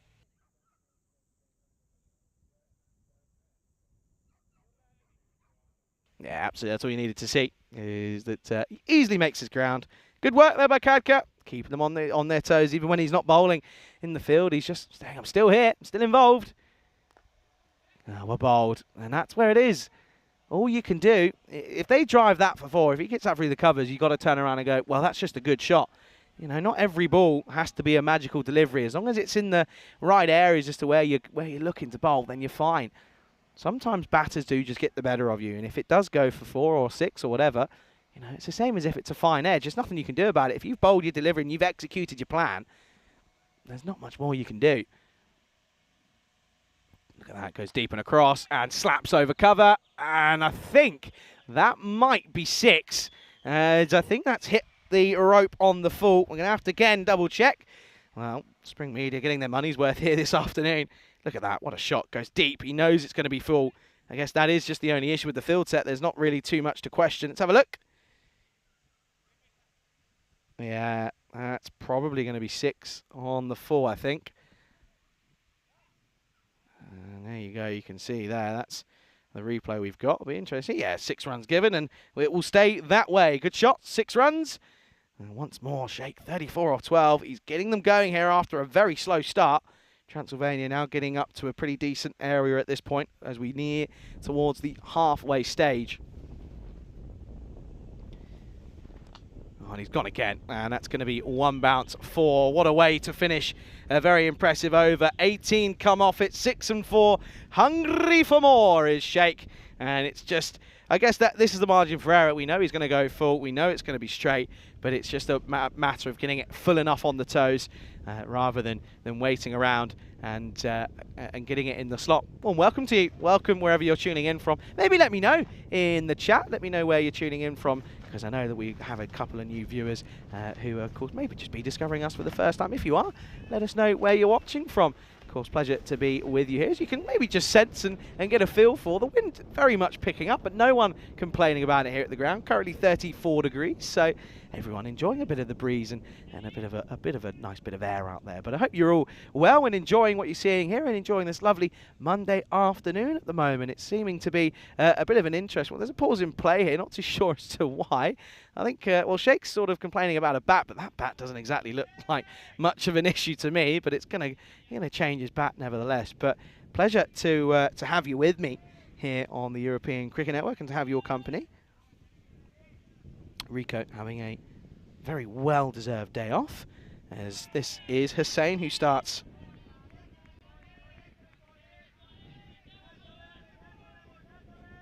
Starts well as well. Come back to live pictures. Gets down on one knee, just pops up. Oh, a bit of spin. Takes it away from Jassy. And a little bit unlucky in fairness, but that will be a single. His spike swing is still there. He is still there at the moment.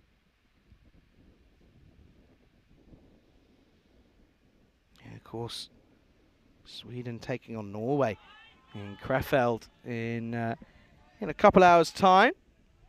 Starts in, well, I say actually it starts in 22 minutes. In fact, I know that. Looking forward to that one. Of course, some names that we do know. This is up in the air. It would be a great catch if you would. Oh no! Oh dear! Oh dear! Vashist is a man who very rarely puts a foot wrong when he steps across that white boundary line. But I'm afraid this isn't one of those moments. He's had an absolute, he's had a rotten bit of luck there. That one's he just misjudges it, sort of doesn't really know whether to go for the catch or just save the boundary. Ends up getting stuck in no man's land, and it's going to be 4 runs. So, well, boundary starting to flow once again. Sheikh moves on to 42 off of 15 in the runs again. I don't mind the move dropping him down a bit as well. Just elongates that batting lineup and shortens the tail a little bit, really. The tail sort of starts to come into effect maybe sort of 4 or 5 wickets down, to be honest. So just having him there just elongates that batting lineup. And of course, Emmanuel saying, of course, tuning in from Brisbane. Shot up in the air. Has he got enough on it though? Probably not. He's not. It's going to go. Well, another one for Sheikh and another score in the 40s. He just never seems to be able to get going after he reaches the 40 mark. And yet again, it's gone for him. It's a good over, in fact, from Ali Hussain, who, let's be honest, has had his struggles when it comes to the ball, being with ball in hand. But he picks up the wicket, and it's a good end to the over, and a good over indeed that they needed. It was a couple of expensive last 2 overs, but he only goes for 5, picks up the wicket of the Dangerman himself in Shoaib Sheikh. And it's going to be 57 for 3 after 6. Unfortunate from Shoaib Sheikh, and now as that's still no Rob Lever, they're going to go to Adnan Hussain again. Not even Irfan Wazi is going to come out, in fact. Well, Jassy is going to come on. Now this is going to be make or break, really, because he didn't have a good time in the last game with the ball. He was expensive. He was bowling extras galore. I guess that's been the difference thus far, as the extras haven't been too bad. Here is Jassy. That's better. Good start. Starts with a dot. Afternoon to Stephen. Jumps in, says hello, everybody. Hello to you, Stephen.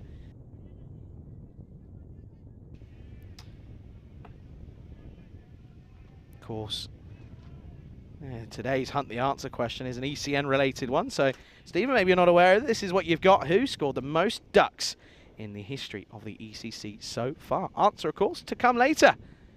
That's a dot ball again. Well, Warzy, currently none off none. Could be a duck or a sitting duck waiting. be trying to get down the other end though, as Spike hasn't quite hit the mark yet. He's 7 off of 11 now. And yeah, so if you think you know the answer, I know Kev Kroom has given one in already. Outside edge just before. It's not bad bowling this from Jassy. Good to see that he's back to full strength maybe, as this is a nice shot. Gets it away. Well, it's not really, it's a bit of a lucky one in all honesty, but nevertheless, a boundary is a boundary. It doesn't matter how it looks, it's what goes down in the book. And good afternoon to Pawan. He says, hi Charlie, how are you from Sri Lanka? I'm well, thank you very much. Currently loving what we're seeing here at the moment. A fierce battle, and it means a lot in the context of this group, does this one. Can't emphasise the importance of it. It is a big, big game. Again, this time off the splice. Just falling over a little bit, Strang. Doesn't look like a man. Oh, he takes his helmet off. I thought he was just going to carry on walking then. Watch this here. If you keep going through on the... Ah, never mind. I was just going to say, he takes his helmet off. I thought he was just going to wander off then and say, no, this isn't clicking. It's not working. Wolsey then. Well, I said it. There you go. Look, I thought he was going to carry on, but he's just a bit sweaty. That's fair enough. It's about 34 degrees out there. Probably feel more like 40. Wolsey then. Yet to face a ball. That's not going to count. Oh, good hand from Bilal Ahmed. Oh dear, mix up here potentially. He's got to get the skates on. He'll get back. It's a wayward throw from Bilal Ahmed, I'm afraid. Rob saying, watching from my room in front of the fire. Well, I couldn't imagine anything worse right now. It feels like I'm sort of in a fire at the moment.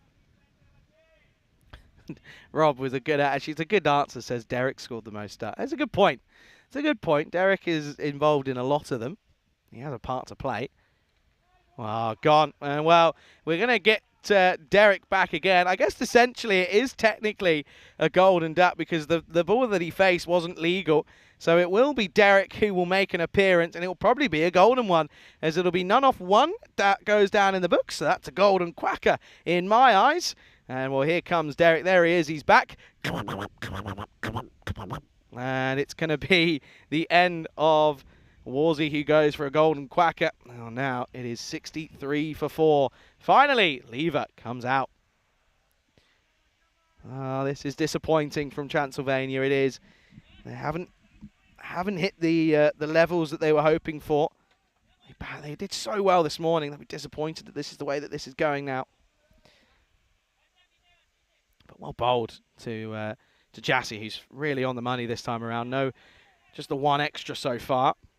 Helix saying, watching from the moon. Well, Manu, you've got your wish. Here comes the lever. Oh, what a ball. What a delivery to face first up. He's done very well to get an inside edge onto this. He'll keep the strike. It's 7 overs down, 64 for 4. Watch this here. In hooping delivery from Jassy. It seems like he has more rhythm. I think, of course, we know that that wicket was a little bit wet this morning. I think a sprinkler had leaked onto it. And I think maybe that's just what it is that bowlers now more confident in their ability to come in and run and not slip and lose their footing. Halfway through the year, we're in Romania. We'll go to Hungary, where Vinny will be alongside Danny Hudacek back once again for that first week. I believe Nish will be replacing Danny after week 1. So good to see those three back on your screens. And then, well, myself and Rico will be back in Bulgaria. That is a dot ball to start as Ali Hussain comes back after a good first over. Power says, Charlie, have you ever been to Sri Lanka? No, I haven't. Never been to Asia, if I'm being honest. So it's on the to-do list. It's on the bucket list. Oh, ho, ho, ho. A little bit of a giggle from Hussain, but he was absolutely fine. Was Spike. Look, doesn't ever leave his crease. So a little bit cheeky from Hussain, just maybe keeping an eye on him. Oh, and this is pulled firmly. Leave us straight to Rohit, though. Of course, Rohit Kumar, and that's going to be a single. You can see that. So Lever loves it there. He'll be disappointed not to have picked the gap, really.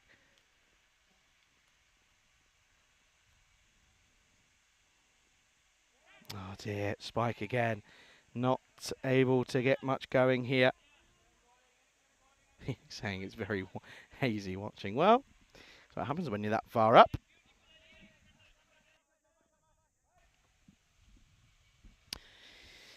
It's hazy watching for Unix, but it's pretty hazy watching for Transylvania. They won't really want to watch this back because it's not been very good. This is going to be a chance, maybe. Oh, only just gets over the fielder. That's Murtadam Shah, who was interested as soon as it left the bat. But it just, and I mean only just, gets over and fingertips away. But Lever gives it the levers. Yeah, that's a nice...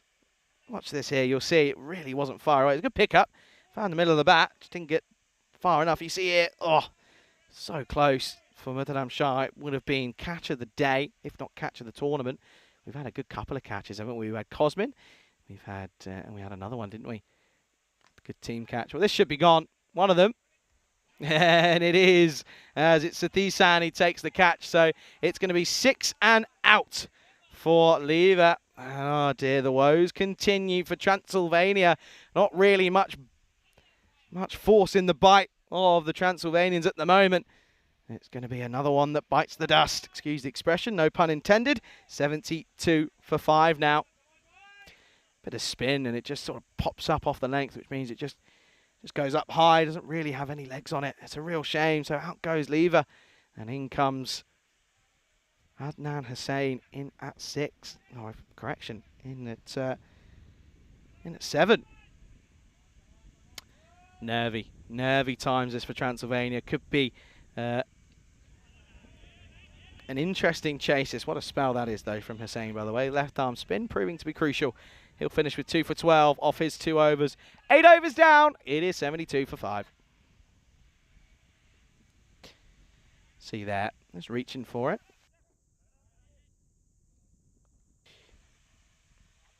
.72 for 5 with that ball being faced, of course, by Hussain. It was a dot. And now this is certainly looking as if United CC have certainly turned up this morning, and they've turned up and they mean business. They bulldozed their way through Banassa. They're now making Transylvania look very average. 72 for... What's going on here? Have we... No, it's definitely the end of the over. It was a wicket and then a dot to finish, so there's a connection issue maybe. Should be the over. It was a dot ball to finish. There we go. Yeah, we're all okay. Andrew gets the all clear from Tyrone Peters. He says, all right, gents, away we go.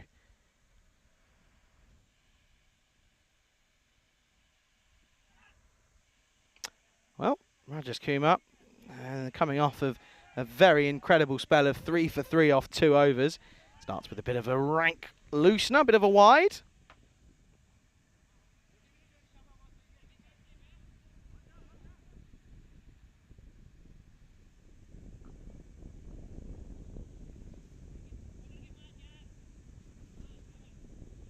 And this is disappointing, isn't it, for Transylvania? But at the same token, you've got to feel that this is pretty impressive from the side of UCCB, being led wonderfully by Ramesh.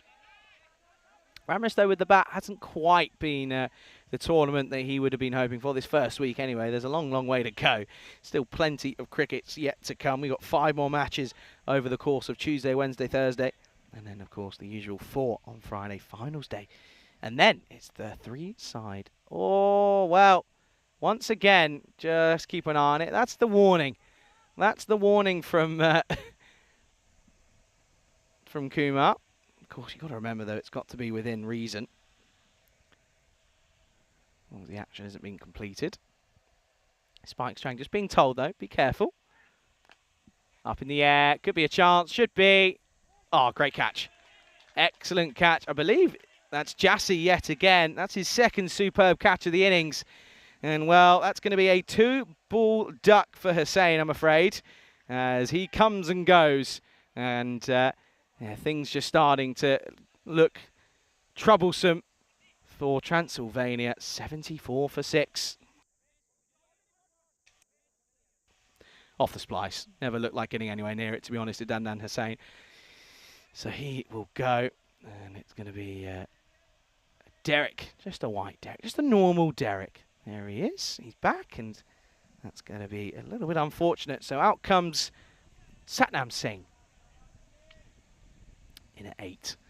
He's got, how many deliveries are left? Only 10. They've got to get up to maybe 90 if they can think about it. Off 10, actually no, off 10 they should be thinking. Trying it to 95, maybe push 100 potentially. Shots like these will certainly help. That's going to be 4. What a great start that is from Satnam Singh. It was short, it was wide from Rajesh Kumar. And it gets the treatment. 4 runs.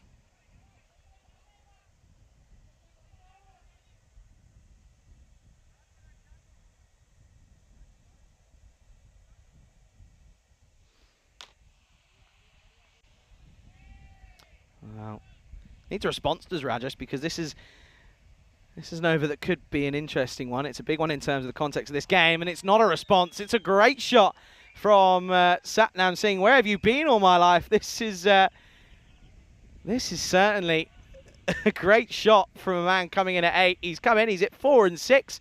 I'd argue he's looking pretty slick.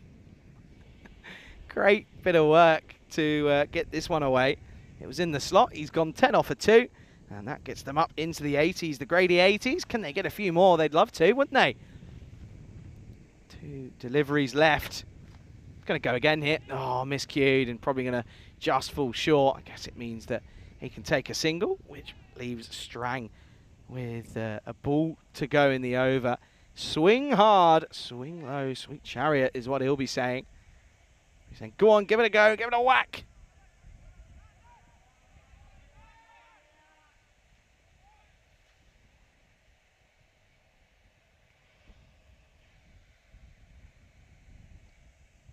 Last ball of the 9th.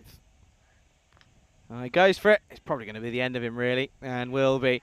And it was a matter of time for Spike. He couldn't really get things going, could he? Kadka picks up more fantasy points if you got him in your team, then well played. But that's going to be the end. Oh, a disappointing end for Strang, because he was just starting to get going, wasn't he, in terms of sort of building innings left, right, and centre. Well, that's a disappointing way to go. He'll go for 13 off of 16, which isn't very useful considering you look at Sheikh, who was 42 off 17. And another one bites the dust. Last over time, 85 for 7.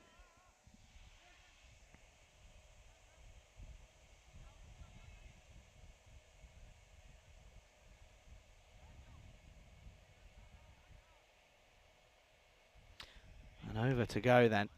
And this could be, well, we often say that the low totals often cause the biggest problems, but not too sure. I feel like United CC's batting is probably good enough.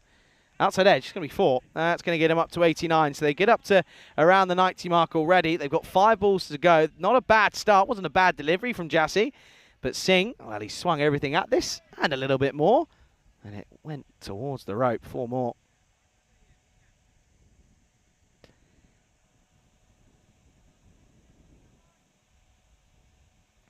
Of course. Feel as if the batsman's got away with a little bit of luck there. Well, now miss. It's going to be a dot or a single even. Sorry, into the offside. Well, now you kind of look at Kishore and, well, this is of course interesting as the Dragonfly decides to attack me. They're not supposed to attack you, I think. There you go. Well, they know where Kishore's going because they dropped fine leg back. So they know where he's going to look. I reckon he'll take it on anyway. Kishore's corner. He tries it. He tries it. It's going to be a dot ball, though. And the skipper, I think, has just got to be a little bit selfless here and just get a single.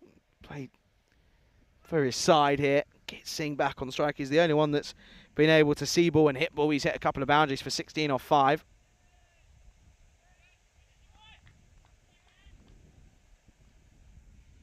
Kishore's corner, of course, something we came up with last year. Turn and go, and they will take. Jassy isn't able to pick it up cleanly, so a single means that it leaves Singh 2 balls to, well, try, and I mean try, to get to the rope, because if they don't, they're going to fall short of the desired 100 mark. 91 on the board.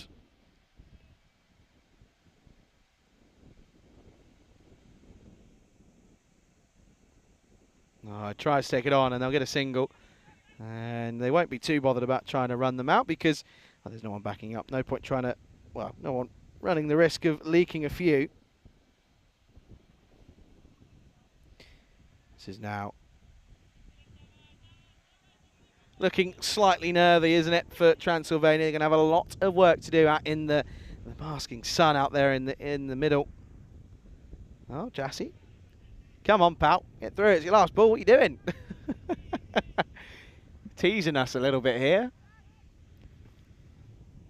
Got to think about trying to throw everything at this. You really do.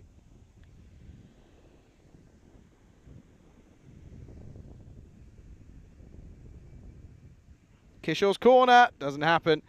Well, it was probably going to get run out here. It's a bit of a race. But they will finish on a lackluster 92 for 8 off their 10 overs. As Kishore will go for 1 off of 3. And it's going to be 92 for 8. That is disappointing, to say the least, from Transylvania. They look so good against Banassa early this morning. But this time around, they look slightly less, slightly worse. Unfortunately, it doesn't quite work, as and it's going to be an interesting time of it this time around, as we know for a fact that well, there you go, a bit of the old teasing you there. Anyway, let's have a look at the highlights.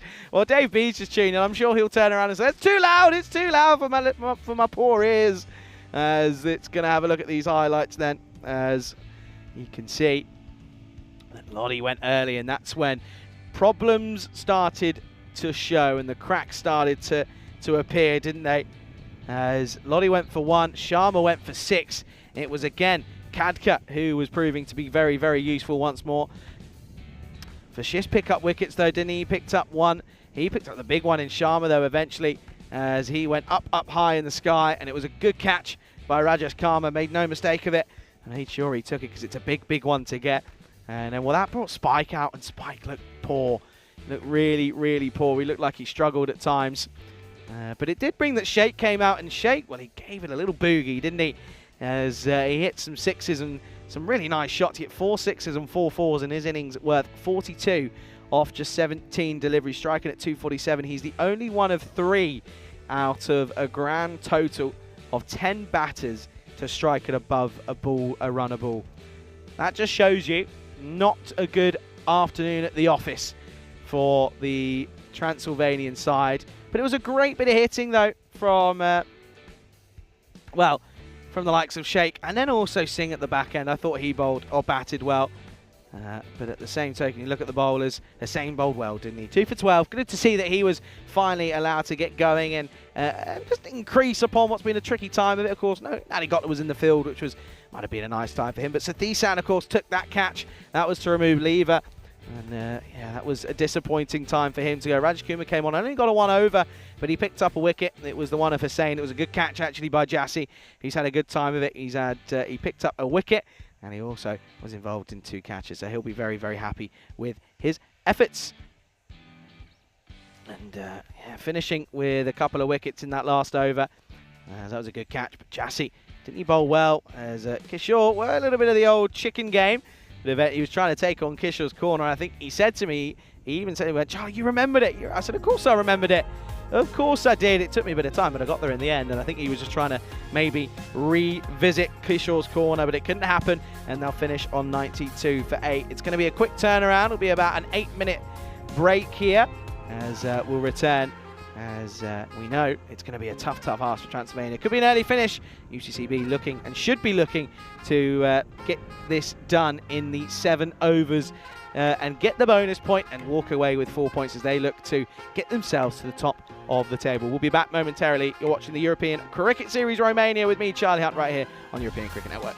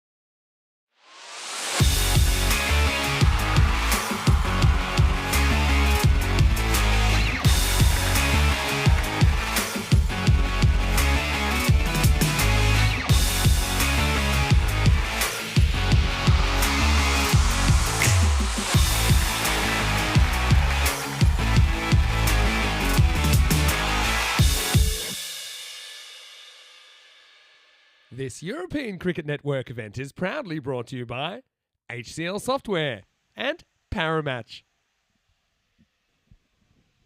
Good afternoon, bienvenue, or as they would say, is a pleasure to have you here. And a pleasure to have your company here on the European Cricket Network as we get ready and set for this second half of this fixture. It is match 38, of course, of this European Cricket Series, as this is an interesting one because, well, to be honest with you, Transylvania, they got done in as they finished 92 for 8 off of their 10 overs, which is pretty poor, to be honest. They struggled to get going. Wickets were tumbling and they just sort of were outfoxed, really, when it came to bowling and batting. So, well, we'll see what they can do with the ball. They're going to open up with no real surprise in Vishal Sharma. That's their plan, as the openers are Nadi Gotla alongside Rohit Kumar. Well,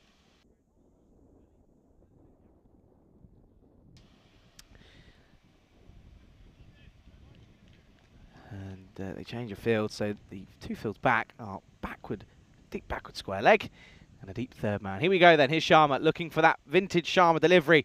It's there first up, doesn't quite find the radar straight away. That's going to start with a wide. Of course, we are here at the Vanasle cricket ground, but we know that there's a lot of cricket going on around the continent at the moment with the World Cup qualifiers getting underway. Yesterday, out in Germany, the second round, of course, the B qualifier, as they call it. Netherlands taking on Sweden here. And, of course, the clash of two great nations. At the moment, Norway are 12 without loss. So, good luck to both of those two sides. Of course, Baluch out there and Raza Iqbal. Both names that we, of course, recognise and we're all pretty used to and pretty familiar with on the European Cricket Network. Nadi Gotla on strike once more. That's well bowled. Angling in onto top of off. There's not much better than that. And of course, he is looking for that vintage Sharma, isn't he? Where he just angles in and swings all the way in. And you sort of look back at his... I know he had a couple of player of the match performances last year. So if you go onto our YouTube channel, you certainly would... look to see some there. Some great deliveries, just like that. Well, that's a cracker. I'd like to look at that on the old GoPro once more, because that one swings in and then nips away off the seam. Look at this, in dipper and then swings away. Good delivery, top ball. Good afternoon to Dave B, to Jeff, to Monica, to Daniela, and to everyone in between, to Stephen as well, to Shohag, Helix. Pleasure to have you alongside us, of course. Second innings of match number 3. And, well, in the first innings of the 4th game of the day, this has somehow got through. They're not going to go towards the rope, but that's a leaky single, which isn't ideal, especially when you've only got 93 to defend. It's not great, but, yeah, the old ECN studio, I've heard, is booting up, and apparently we're going to have another guest appearance from the ECN studio. Apparently asking, is that a camera on the helmet? It is, it's a GoPro. We've seen it sort of throughout the last couple of days. It's been passed around the likes of Cluj and now United CC Bucharest, as I think they're just looking to I think Rico said yesterday that the Federation are looking to do a bit of a promo video, and that's why there was a drone that was flying around. It wasn't our drone, but there was a drone, and there was also the use of those GoPros. Wild from Rohit Kumar. Wild indeed. Still a lot of chat about Daniela and her unfortunate sunburn while she was here at the ground. Yeah, the UV... Actually, I'll tell you what. Let's have a look what the UV index is at now. Let's see what it's saying. Currently saying 34 degrees. And UV index of 9. And just for reference, moderate is about 2 to 3. As well, this isn't moderate, this is huge, and this is very, very extreme hitting. It's gone very high. Lodi has no idea where it's ended up, but that is That's a lovely shot to get off the mark. Just picks it up. He knows he's going to cover the distance of just the 50-meter boundaries, and he takes it on and takes it on with success. That's going to be a good end to the over. It was a good start, but a 6 just releases a bit of pressure, as that will be 8 for none after 1. It's currently at 9, which is a little bit concerning. And humidity, of course, has dropped. Humidity at the start of the day is a killer. Everything just sort of, as soon as you step out the hotel, everything's just poof. You're wet and you're sweating everywhere. But I know, well, I wonder if Rico's tuning in, and I bet you, I put all money on it, that I bet you he's probably left the hotel once. That's to go to the shopping mall to get some food to the food court. Good delivery, as this is Shake. Starts us off in this second over.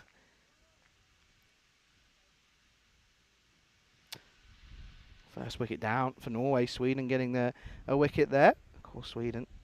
Sher Ali, big name to look out for. This is up, and oh, well, what could have been? Well, what could have been? It was a great effort, and now it's a good throw at the stumps from Sharma.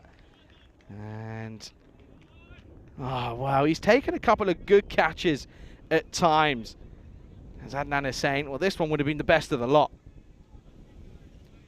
Oh, there you can see that one. It was so close. It was one of those that if it sticks, it's a game changer, and you kind of just feel maybe that could have been a momentum shifter. But it goes down. It's a drop. Now, well, this is going to be into the cube. There's not much I can do about that. That is going to be another boundary. Lovely shot. And yeah, once more, looking very, very good is Nadi Gotler. I think just that freedom of not having to worry about sort of being under a lid for 10 overs with the a lid when he's keeping, and then he can come out and bat freely, just means you don't have to worry about it too much. And that's what he looks like he's doing here, batting with freedom. Well, I say that, commentator's curse. Absolutely a redemption for Adnan Hussain, because he puts down a very tough chance, and it's going to be 4 and out for Nadi Gotler. I'm afraid he goes for one too many. It was back of a length, and that's where it needed to be. A good early wicket to get. They remove the dangerman in Satwing Nadi Gotler. He goes, score now 12 for 1. And that's a good start. Good start. Wickets are crucial. They've got to rattle through this top order. That's what they have to do. Off goes Nadi Gotler.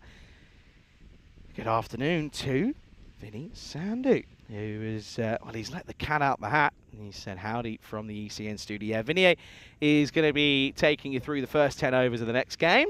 Gives me a bit of a break. I certainly do appreciate it. I know he's looking forward to getting able to have a little chat. There you go, Kev saying that he was able to play against Muzza yesterday. And good to hear. Good delivery. This is Bilal Ahmed, who's coming at 3. No sign of Ramesh yet. We know that he sort of tops and turns between the top 4, really. Sort of makes his mind up as he go along.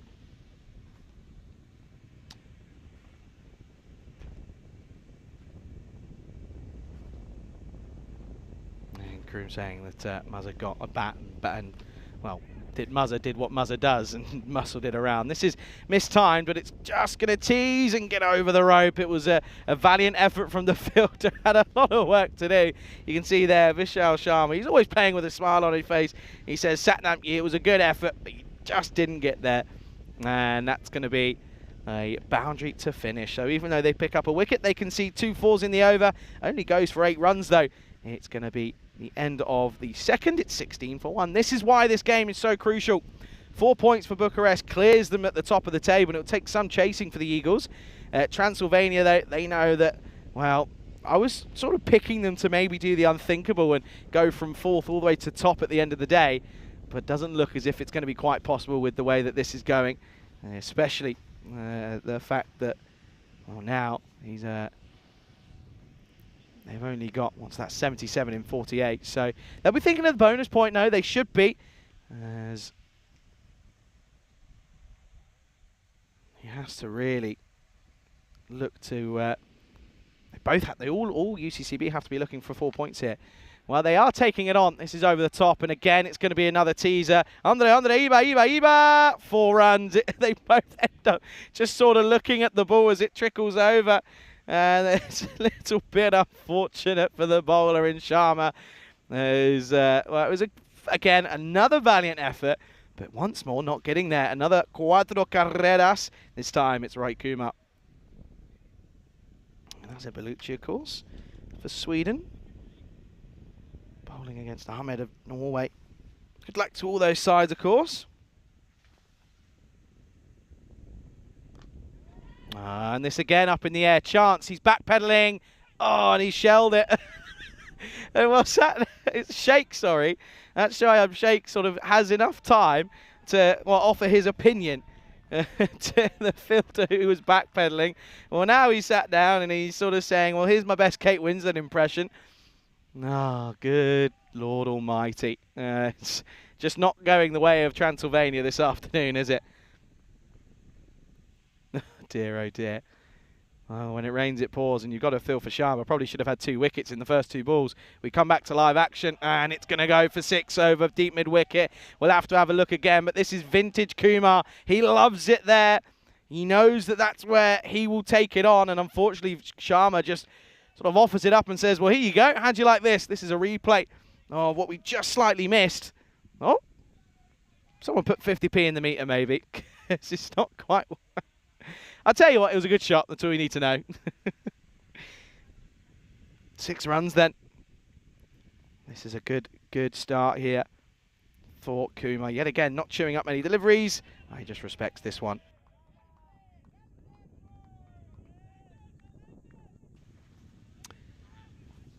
And brings Ahmed on strike. But Ahmed can hit a ball, by the way. He's no stranger to it.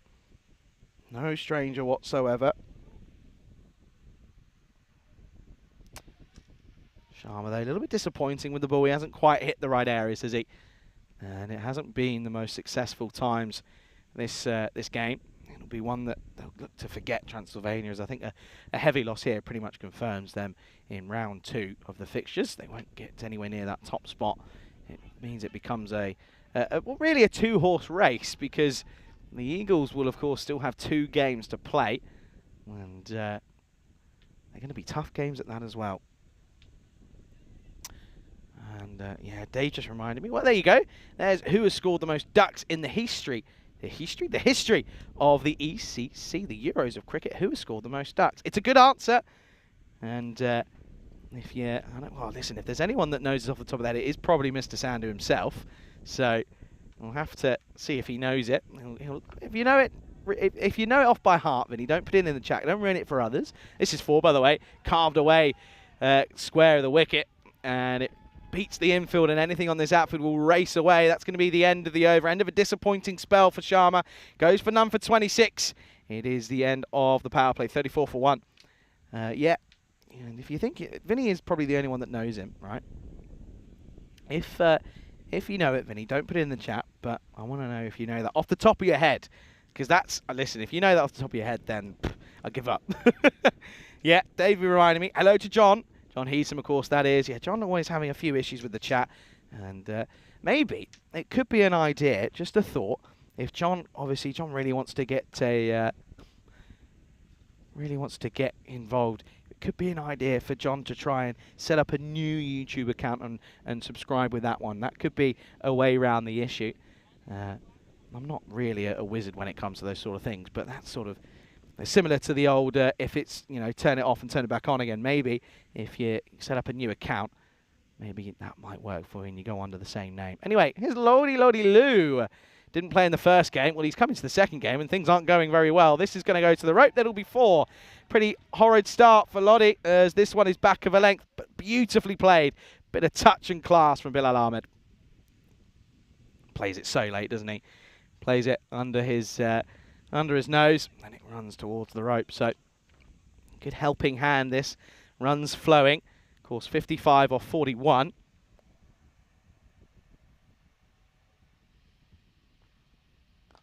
Full toss, and hits this one away.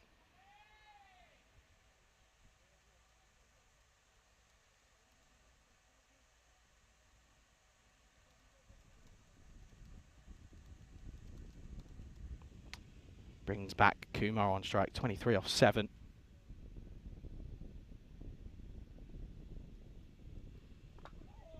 And that one It's hit away, but that's well bowled. Good comeback from Lottie. He's such a good player, isn't he? They did miss him in the first game, but obviously they got the victory against the weak Banassa side. But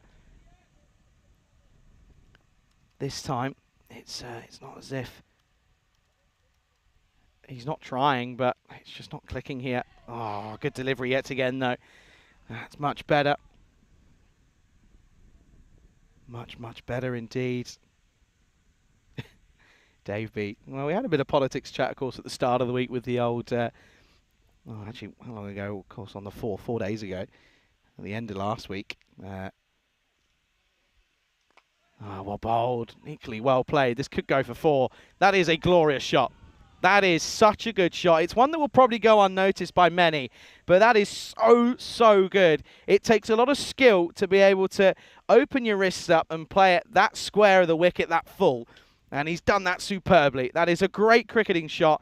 Straight out of the textbook. Superb from Kumar. That's 4 more.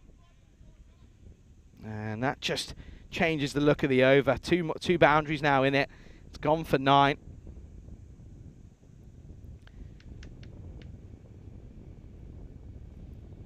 With a ball left in it, of course. Looking to chase this down. Of course, 50 off 19 for a bonus point. So a big over, and they are into it. They're not. It certainly isn't out of it.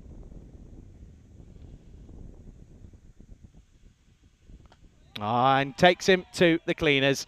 That is a glorious shot yet again. This time goes for power. We've had elegance, now we have the power. That is very, very good. He sent this into orbit, and it comes back down on the other side of the rope. 6 to finish. The over goes for 15. It is 49 for 1 at the end of 4. Yeah, I don't know if that's an option for John. Dave B, you'll have to maybe see what he says. If maybe he can just create a new account potentially. Never know if that would work, but yeah, yeah. Of course, we had the politics in the UK, and then France had their own politics yesterday, and yeah, Dave saying France has literally gone tricolore. How was the accent, Dave? You'll have to let me know. The Senate is split 3 ways. Yeah, I don't know too much about sort of foreign politics. I have to be said, I'm not the most clued up individual on it, but Simon, one of our scorers, was letting me know. Mr. Positive himself. He was telling me a little bit earlier that, yeah, they sort of, and it happens in, from what I understand, now correct me if I'm wrong, please do, very often are, it was sort of, they do the votes in sort of 3 stages, and it was kind of, sort of started one side and then went to the other, so a bit of everything, you feel, as Warzy. Well, they feel as if they're battling a war here, Transylvania. They just can't get things going now, and just runs flowing consistently. They've had 6 boundaries in the last 12 deliveries, which hasn't been very helpful.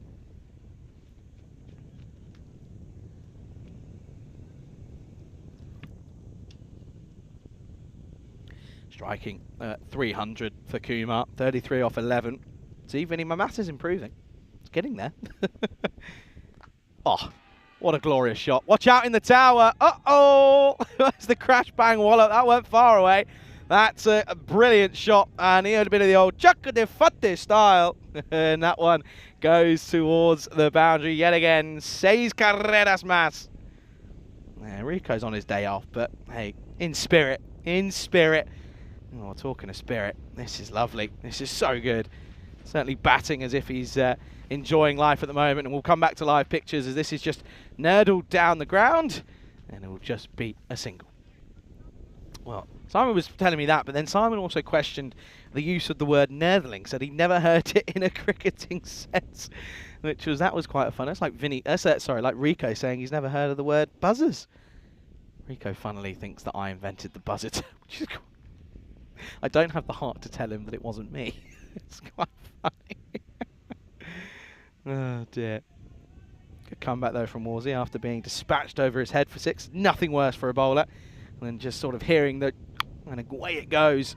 Oh, and again, full wide, full toss. Goes the distance. 6 more, and this over's looking pretty horrible. It's the second 6 of the over. He's gone for 14 now. And they're certainly in with a chance of this bonus point. They're getting there slowly. 30 now needed off 13 as Ahmed gets involved in the action. Spin out there in Germany now. Sweden have got Norway at 60 for 1. This is going to be into the onside. Bit of work to do for the fielder. Oh, he almost sat on this. Looks as if he laid an egg. It's going to be the end of the over. I wonder if we can have another look at this one before we come to Comcam. Let's have a look here, because that's going to be 64 for 1. Maybe not. Maybe we'll save that for another time. But I can welcome you, of course, take a moment to maybe welcome you into the comment. No, there we go. It's confusing me. Welcome, everybody. Of course, you'll have Vinny taking you through the action at the course over the next 10 overs on the first innings of the next game, of course. It's a big one. It's a big one. Looking forward to that one. But at the moment, this one, well, they're chasing down for the bonus point, and that's somewhere that a lot of teams have struggled here in Romania. They just seem to sort of forget that the bonus point's there, and they are being told, and they sort of, oh, got him. Well, that's a Gundy delivery, and it's going to pick up a wicket, I'm afraid. Well, Dross gets wickets, I suppose, as this is going to be Adnan Hussain who comes on, and it's going to be the end of Bilal Ahmed, who hit a couple of lovely shots, though, to be fair. But unfortunately, this one wasn't. Stays a little bit low, to be fair, and we've seen that, haven't we? Back of a length sometimes just stays low, but it also has the ability to just dunk and pop up. But another one bites the dust, 64 for 2.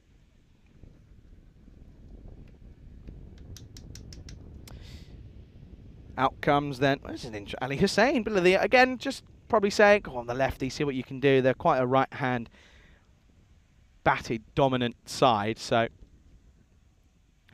chucking the lefty up there. It worked in the last sense, didn't he? He certainly went out and hit a few bombs all around the ground.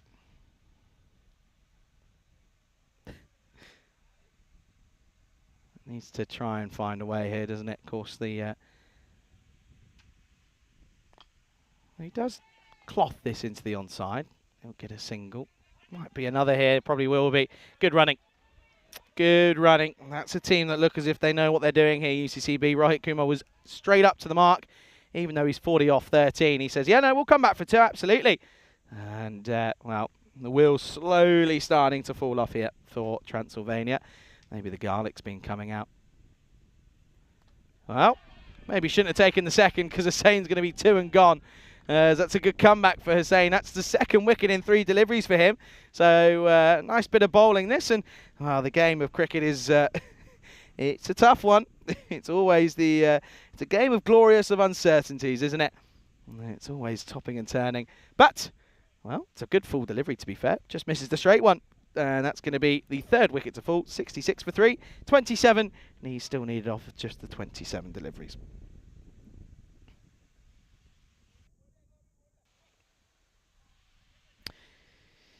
Yeah, a lot of love for Vinny in the chat, absolutely. Well, Saeed saying, we miss you. He'll be back. He'll be doing a little 10-over stint from the studio. Do tune in, of course, in that next game. Here is the T10. I was surprised not to see him coming in at 4, but maybe just saying, well, go on, have a go. He did. It didn't work. He comes out then. Well, so T10 also hasn't really done very well with the bat, so we'll see what happens. And while he just tucks himself up here, this is a great over from Hussain now. 2 for 2 off of 0.4.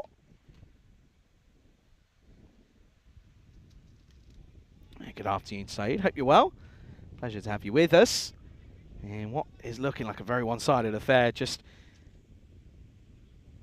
a few boundaries and they could be there. Well, there's one of them. Satisang gets the old swivel on this one. And that goes towards the rope. Into the bear, 4 runs. Good afternoon to Terry, who comes in. He's just spent an hour on the phone with an old school friend. Well, there you go. Well, speaking of going old friends and back to school, of course, today is the National Day of Be a Kid Again Day. So there you are. Oh, this is a Gundy ball, full toss, and this is going to be a 7-up, I think. Or maybe just check where this goes.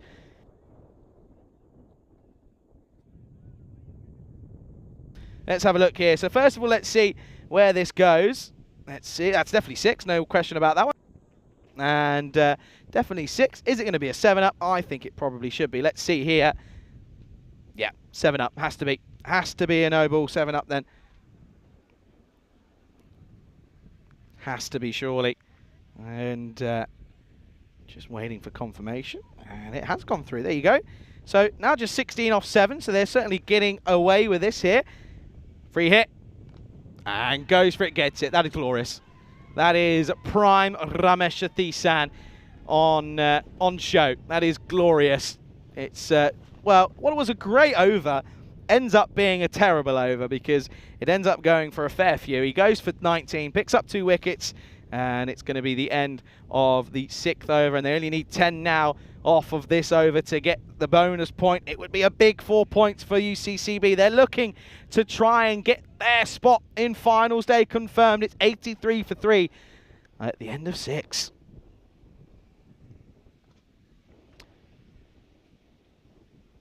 Big over this. Not only in the, well, not really in this game, but in the context of the group. It's crucial that they get 4 points. It gives them a bigger chance of sitting top of the table. That's been the difference, isn't it? Those bonus points always prove to be crucial. They always prove to make a massive difference. They're going to go with Irfan Warzi. And you've got Kumar on strike. 10 needed for a bonus point. That's a horrible shot. For someone who's 40 off 13, that's a horrible, horrible shot.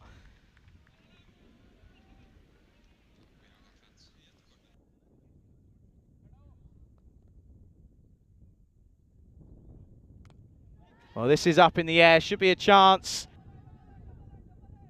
Oh, no, dropped it straight away. Oh, something's not gone right there because that one just went straight away. I think he's done some damage here.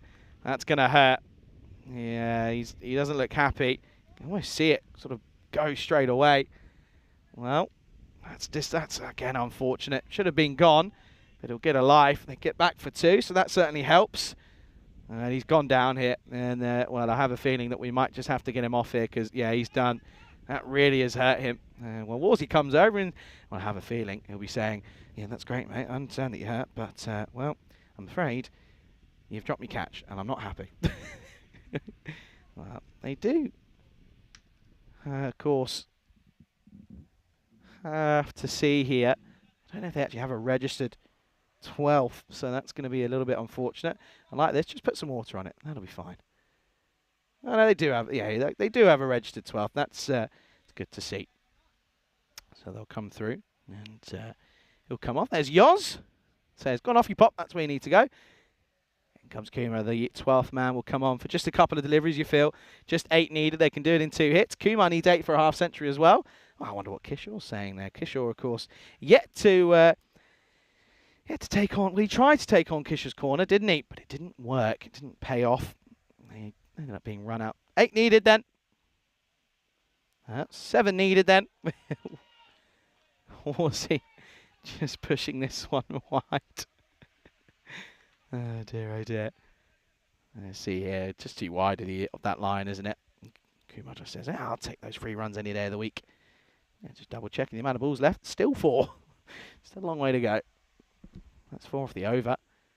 And, well, that's going to tie the scores. That will be 6 runs. Glorious yet again from Kumar. So that's certainly still means that his half century is in play here. He'll have to go for a couple of runs here. But what, again, a nice pickup. But it's just buffet bowling, really. It's a little bit unfortunate for Transylvania. They're going to fall short. They're going to not take a point here. And that really does take them out of the running. Oh, a little bit like the Conservative chances. It takes them out of the running of being at the top. Come on, I had to get one in there at some point. Had to. I've been brewing one up for a couple of weeks. Well, this is good. Well, there you go, little teaser. Have a think about this as we're going to have a pretty extended break here. Who has scored the most ducks in the history of the ECC?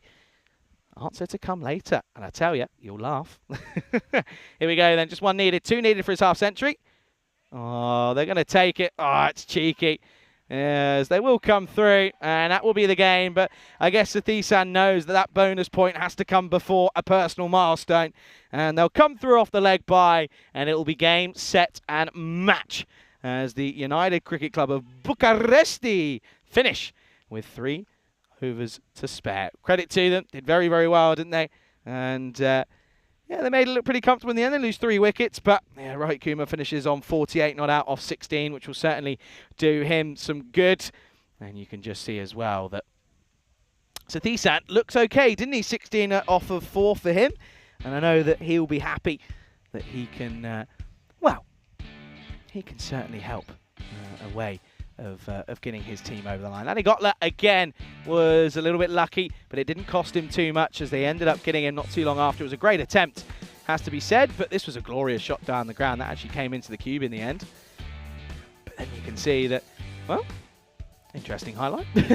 Next ball though, he was gone. It was a good catch, the redemption catch for Adnan Hussain. Well, that brought out the likes of, well, it was interesting, wasn't it? That brought Bilal Ahmed, who did pretty well. He helped the likes of Rohit Kumar just to stick at it. He was dropped though, and that was a drop that went down. It proves that to be a costly one because he was so dangerous. He was hitting it to all parts of the ground, wasn't he? That was one of the best ones down the ground. He hit 5 sixes in the innings of 48 not out, off of 17 deliveries, 3 fours as well. Striking at 280 is very impressive. But this is the thing though, you compare the two scorecards, as that was the end of Ahmed. It was a little bit unlucky, but Adnan Hussain picked up 2 in that over.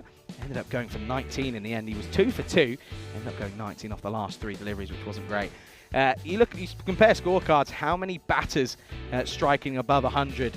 I'll tell you that out of 5 batters used, 4 of them were striking at 100 or above, whereas you compare that to the likes of the Transylvanian side. That just shows you all you need to know, of course. As here you can see here, last couple of shots were pretty nice. This one was again a little teaser, probably should have been taken, but it never really went in. He took it incorrectly straight away, and we'll have to get an update for Sheikh to see how he is. Rohit went down the ground. That was a nice way to get up to 48, and then it was a leg bye to finish. Now there you go, there's the skippers shaking hands, as that will be the end of match 38 then, of course, as it's a 7-wicket victory. And the next match, match number 4, coming up in 50 minutes time. So it's going to be a very extended break for us here. It's a very extended break for me, of course, as, well, Vinny Sandhu will be taking you through the first innings of game number 4. Of course, it is Transylvania once again, as they will be taking on the Royal Eagles. So it's going to be a tough time for Transylvania. They've got to pick themselves up, haven't they? They've got to go up against a strong Eagles side. And then, of course, the Eagles will take on United CC Bucharest in the last game of the day. As we'll take a look at the scorecards then. You can see pick of the bowlers, probably Adnan Hussain, but not really too much to write home about, to be honest. As 4 extras is pretty good off of just the 6.4 overs. That's something to look at as a positive note. But Transylvania don't pick up points here. It's a 4-point thrashing for the likes of United CC Bucharest, as they pick up all 4 points here and they win by 7 wickets with 3.2 overs to spare. We're going to take a extended break there, not be keeping it, maybe keep an eye on Sweden taking on Norway. Norway 85 for 2 at the moment in the 9th over. Of course, plenty of cricket on the continent, which is what we love to hear. Do make sure you tune in then in about 50 minutes time. Of course, we'll see that 4th game of the day. I won't be there. Vinny will be taking you through. Look after him momentarily, and I look forward to getting back to you in that 2nd innings of that game. But until then, it's a pleasure to be with you. You're watching the European Cricket Series here in Romania. I'll be back in 50 minutes time. You're watching it all unfold right here with me, Charlie Hunt, right here on the European Cricket Network.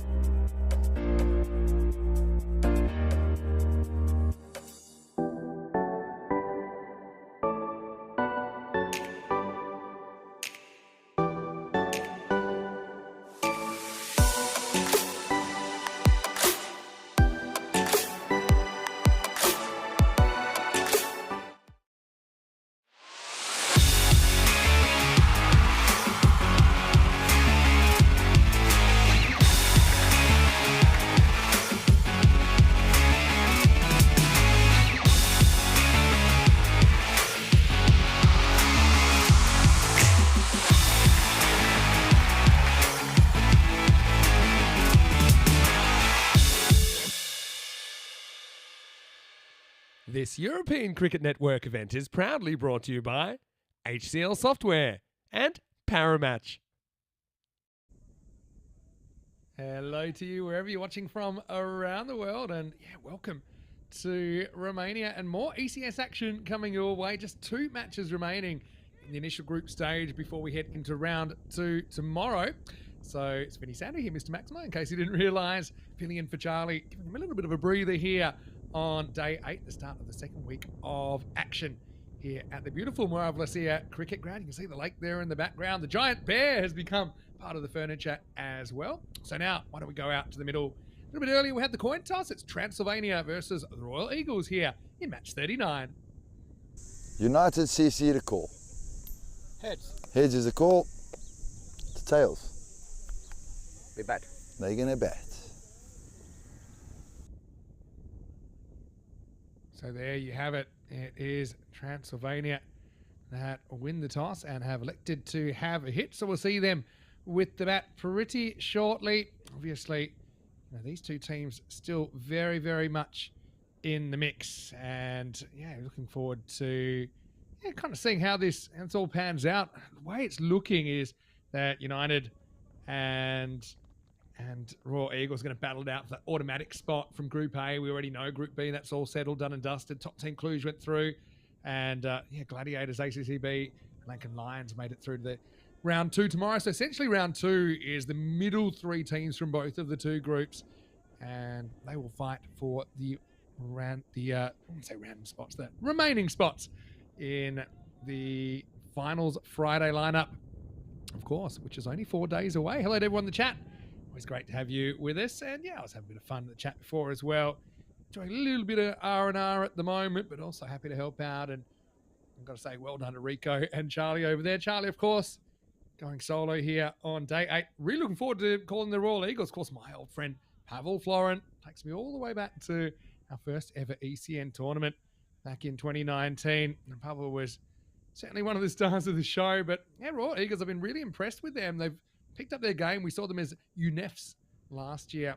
Now Royal Eagles. And these are the 2 teams. You can see here that Transylvania certainly have had some good performers in there. Mentar Lodi, I think, is having a pretty good series. Likewise, Shob Sheik in there. For Royal Eagles, though, I wonder if Pavel will get a bowl, but I think they'll be looking to, the guys like the captain, Shahab Alam, to have a big one here. Haider Ali as well. He's a very important player.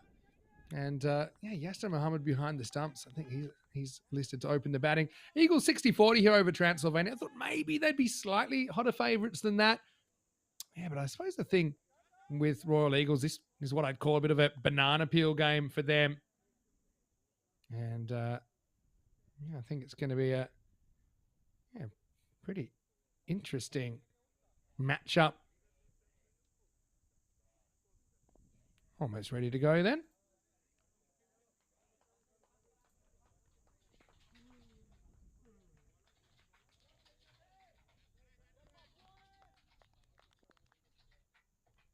Shake, rattle and roll. And it is Haider Ali to get us going. First one flies through to the keeper.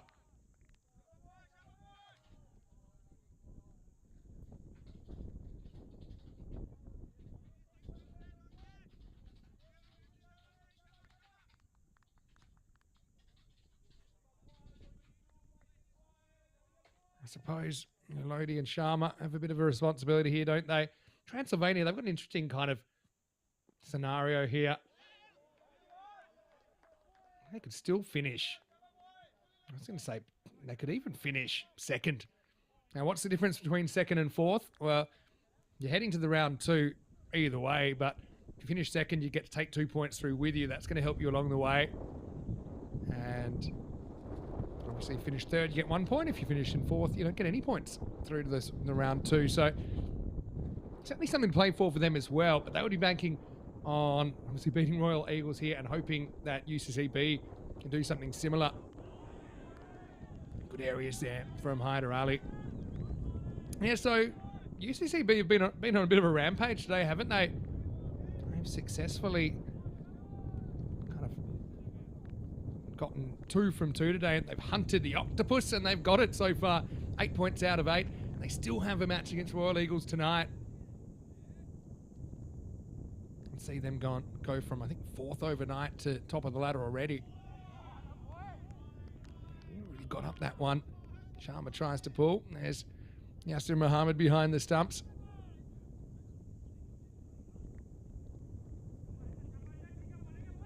So, yeah, look, United, I expected them to come pretty strongly. They had a lot of games in the second half of the fixture, playing catch up a bit.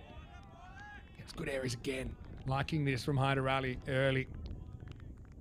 United, of course, we did see them make the ECL back in 23. Didn't quite go their way, but any team that makes it to the Carlton Oval, you know, is a very good cricket team.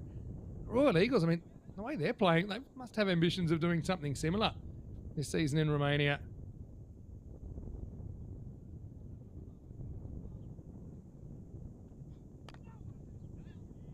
Have a good outswing this time. Driven straight at the fielder. Chima just kind of bowls it in, allows a single, but it's been a very tight opener for the Eagles. They concede only two without loss after 1.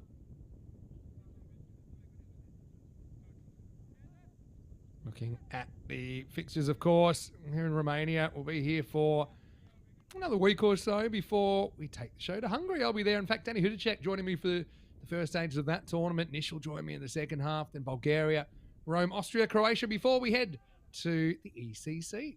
Of course, 2 divisions this year. Romania are in the top division. They'll be fighting to stay there, I'm sure, with some good results.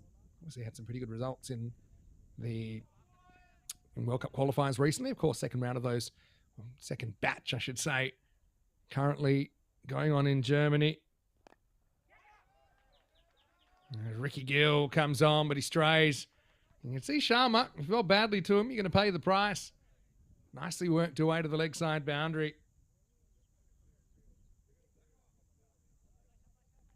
Really good shot.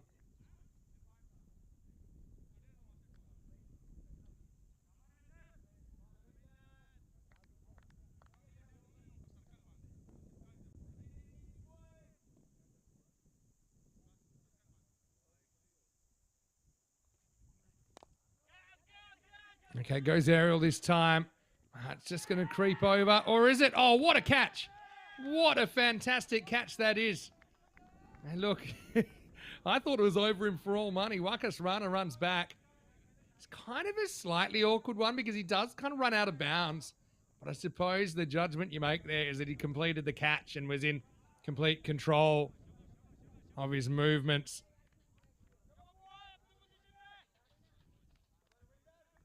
But that's a brilliant catch. Yeah, see how he kind of throws it away here? But it's almost like a choice to run over the boundary.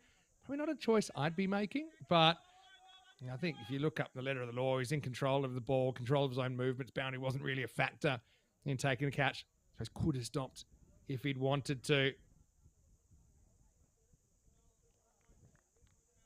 And so what a catch for the first wicket. 6 for 1 after 1.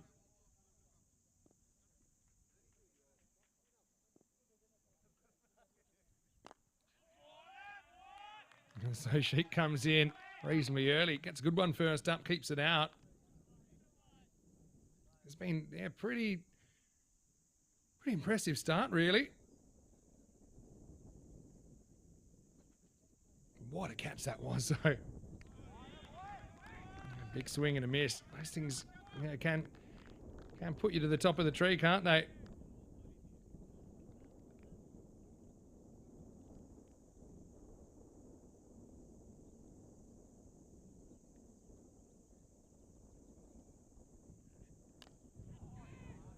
Well, times the absolute cover off this one. And that has disappeared. Maximal, that's a monster, really, from Sheik. What a way to get off the mark.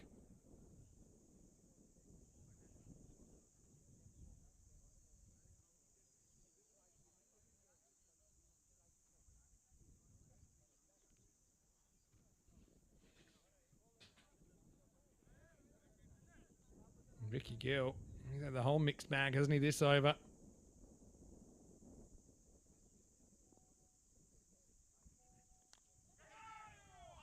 Oh, thin edge. That one's going to fly away. That's going to be another boundary. So Sheik. One was convincing, one wasn't, but he'll take the result. Gill goes for 14 in the second over. 16 for 1.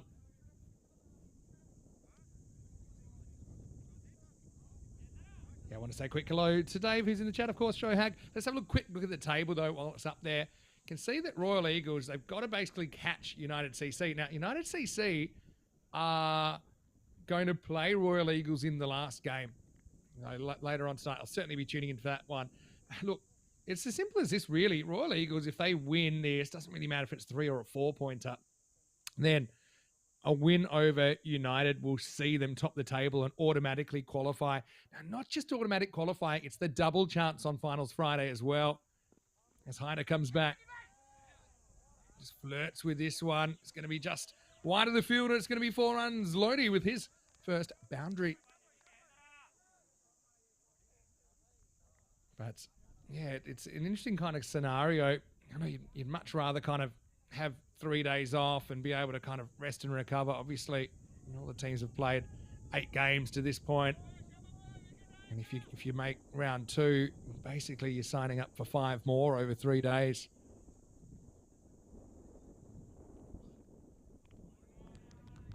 Well, pretty good areas though. Hyder Ali, been impressed with him. I want to say quick hello to everyone in there. I know that Saeed was saying hi to me earlier. Ivan has been in there as well.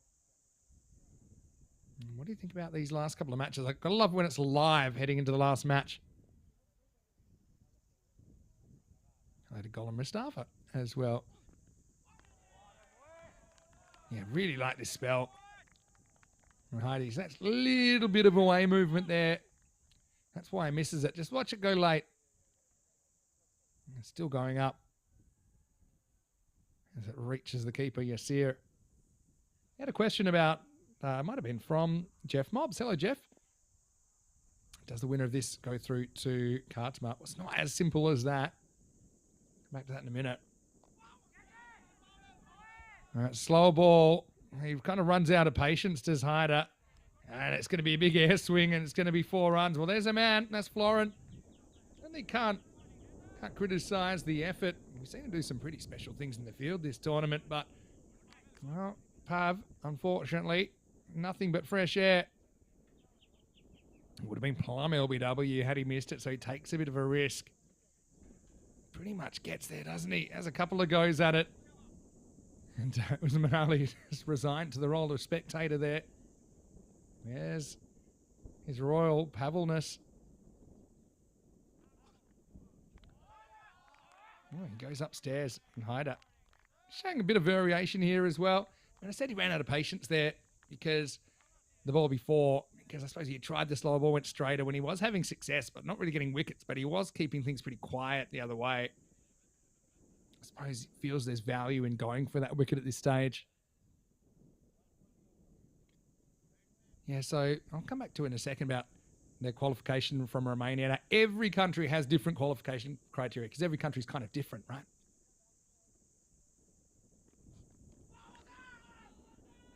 Uses this down the leg side. Or does it get a bit of pad? Must have. Because that'll be the end of the over. So it'll be a dot ball. Just glance a little bit of a something on the way through. Yeah, I think it's off the pad. Tiny deflection. So that'll be the end of the power play in Transylvania. Not really going too far in the first 3 overs. 24 for 1 after 3. Yeah, so in Romania, normally it's whoever wins their kind of national championship T20. And you might say, well, why is it not on the ECS? But you got to remember the ECS only goes for 2 weeks a year. And I suppose the idea is to reward the strongest club in a country over the season. So obviously the 20-over competition goes a lot longer. It's probably a better overall judge of who's worthy of going to the ECL. Now, having said that, I know that there's some information already about exactly who has qualified for ECL 25, and there's already some qualifiers there. Saud gets the ball in swinging Yorker first up. Dug out pretty well. He's really rocketed down to long off where Wakas handles it.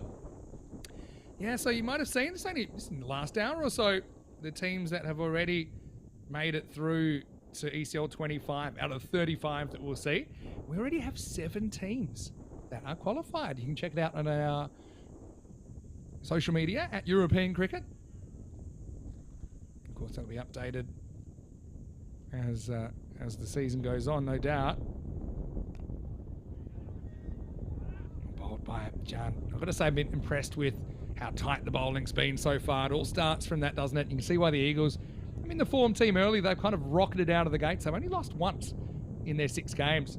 United CC, although they're kind of 4 points clear, they've lost 2 games along the way. But they've had a good run of kind of 4-pointers. In fact, 12 points out of their last 12 available for United. Oh, something happened there. So, yeah, so there's 7 teams already qualified now. Hornchurch from England auto-qualify as winners. Old Victorians from Jersey auto-qualify as runners-up. So they were always known. But 5 other teams have actually qualified since. I'll run you through those. One of them, in fact, we saw qualify on the network late in May.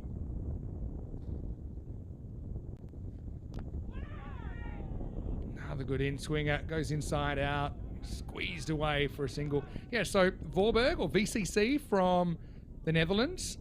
We saw them qualify because they won the KNCB finals day. Essentially, they actually had 2 washouts, but as the top seeds, they were the winners of that day. Skanderborg returned from Denmark, having won the Danish championship. So again, edging out teams like Svanholm that we have seen before. So Skanderborg, they lost their group final to Ginebrescia last time out. They'll be back. Also, I noticed that Farmers of Jersey have qualified. So now we know our 2 teams from Jersey. Remember, there'll be 2 from England, there'll be 2 from Jersey, because England and Jersey had auto qualifiers and then they get another slot. So Farmers will be back for, I'm going to say it's their 3rd ECL campaign. Former Championship Week team, of course.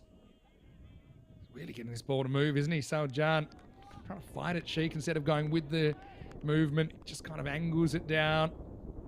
So he goes deep in his crease, lets it swing, and basically swing onto his bat. But I don't know, if he can free his hands there, probably leg side's a bit more of an attacking option than the little dab. And 2 other teams have qualified. Both are new.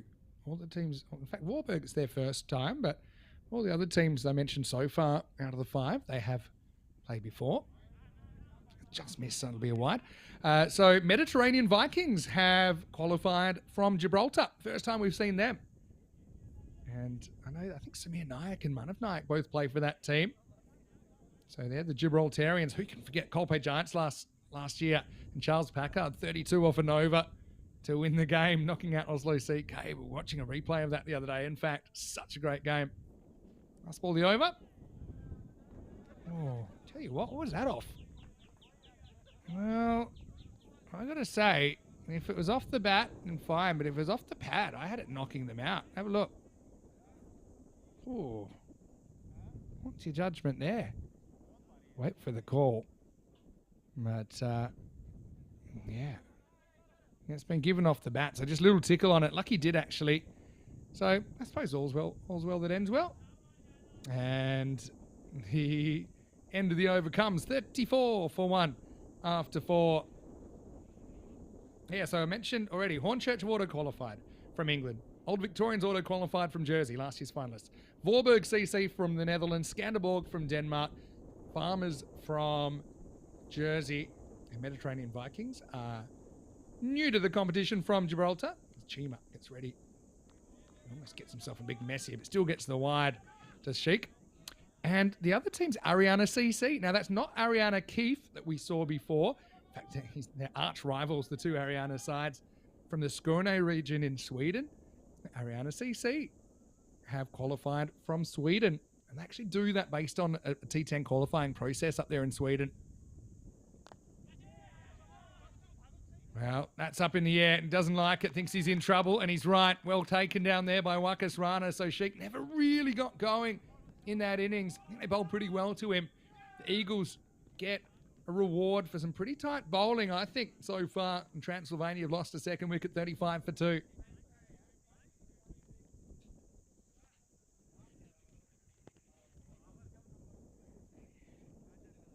And yeah, Yeah, pretty well taken down there.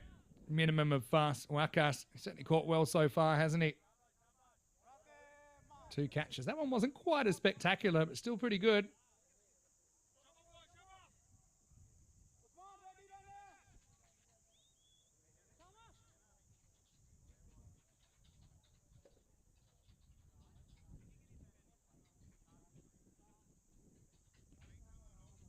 So, 2 down now. Satnam Singh batted well in the last game, didn't he, Satnam? First one, though, has to dig out a Yorker. Looks straight at the bottom of the bat. Yeah, Ariana CC and Ariana Keefe actually played one of the first ever Golden Balls. I'd have to go and check what number it was. I'm going to say it was like Golden Ball 4.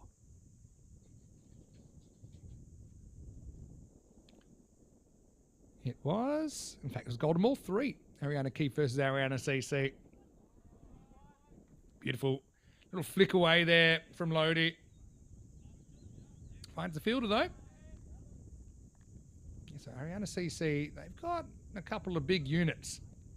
Just wait till you see them out there.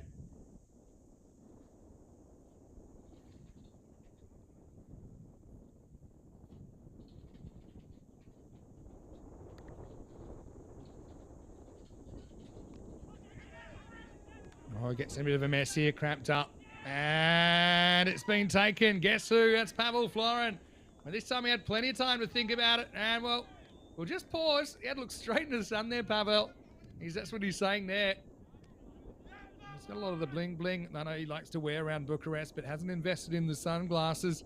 But Pavel, yeah, it's a regulation catch. You'd want it to be taken. So he just kind of gets cramped for room, tries to turn it around, little pop-up, finds it. That's his kind of trademark claw machine style, and he grabs it.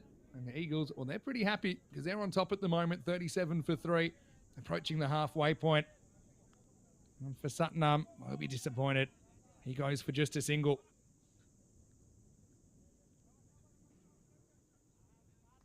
Hello to Dr. De Soto. Always good to see you. And he had a bit of a question. Expect any surprises among those qualifiers? Saying hi from Adelaide. Well, it must be getting pretty late in Adelaide right now. I'm going to have a guess and say it's about 20 past 10. Yeah, well, look, they won't be surprises to me if I predict them, right? But anyway, I'll tell you what my thoughts are. That's good. Yeah, well bowled. New batter out there now for Transylvania. We just kind of, yeah, it's a perfect ball. From Marcy, new batter. I'll tell you what I think after this ball, if you like, among those teams we mentioned. Slow ball this time. Chiefs bowled a really good over. Picks up a couple of wickets, only goes for 4. And at the halfway point, Transylvania behind the 8 ball. They are 38 for 3. Good variation there from Chima. Yeah, look. Surprises? Well, we'll go back here. Just before we go back to the ECL, you can actually see the format. And this, of course, is the 8th of July today. So it's the last day of the group matches. 2nd, 3rd, and 4th go through to round 2. So the next 15 matches you see will basically be 6 teams fighting for 2 places on finals Friday. The top team from each go through automatically. Group B, we know already. Funny enough, that finished first. Clues straight through. Group A, it'll be out of United CC Bucharest and Royal Eagles. In fact, the way things are looking, assuming the Royal Eagles get the win here, that'll be kind of a straight shootout for auto qualification tonight. Here's Jan coming back. Oh, little edge on that, but it goes pretty much straight down. Don't think it carries through to Yasir. So, look, surprises. Ariana CC will certainly turn some heads. I think they'll probably get a couple of other wild cards from the Swedish competition, a bit like we saw Huddinge do last year. Remember, Huddinge were 100 after 5 overs against Hornchurch. Ended up finding a way to lose that game. I think one team to watch, so it's not really an upset to me because I know how good they are. Voorburg CC from Netherlands. Excellent bowling once again. Jan kind of continued the tradition from Hyder early on in this game and bowling one side of the wicket. Just doing a little bit with it, even though he's a natural kind of in-swing bowler. See it slant in. So, yeah, I think Voorburg CC or VCC from Netherlands, they could go a long way, especially if they can get the best team on the park. They've got people like Baz de Later. They've got guys like Vivian Kingma as well available. It's just if those guys can kind of get free and get permission to play in the tournament. I know they are all really keen to. So, yeah, that's probably my tip out of those ones, for a team that you wouldn't have seen at the Cardamore Oval before, who I think could go a long, long way.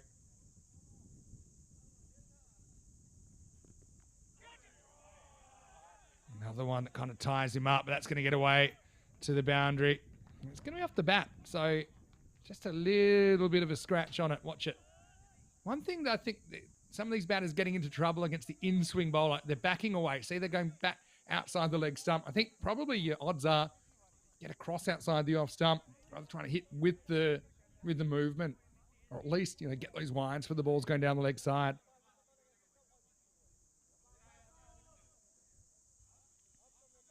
It's easy from here, as we always say.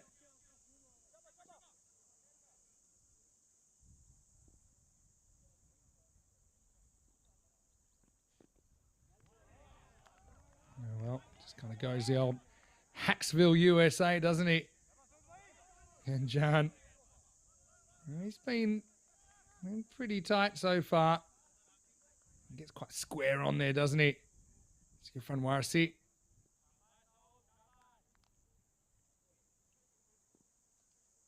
Just waiting for this scoreboard to catch up a little bit. I've known it's a little bit behind at the moment.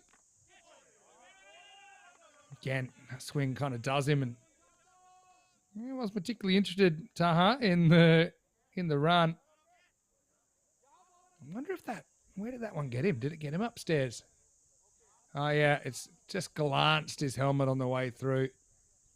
And they're probably going to give him a little bit of the check out, which you can understand. It's kind of standard procedure now. Obviously, he's just said, look, barely hit me. I'm fine.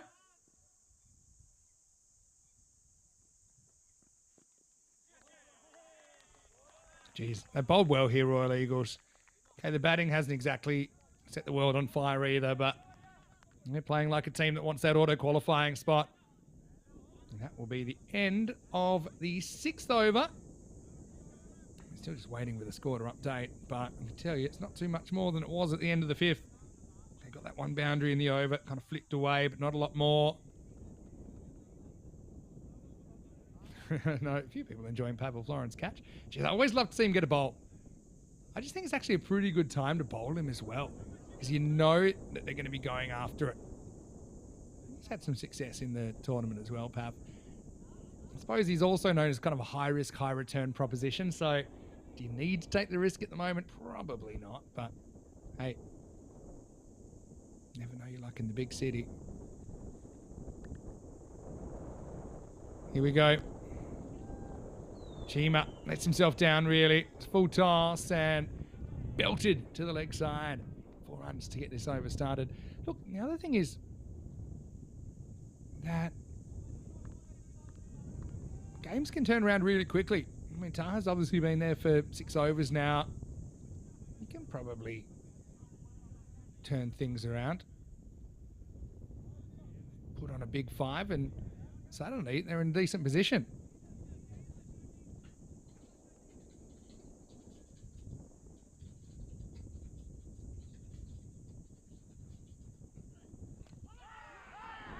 Oh, he's bowled him. I'm not quite sure how, but he plays across it. I just think it misses everything. I think it goes between the pads and the bat.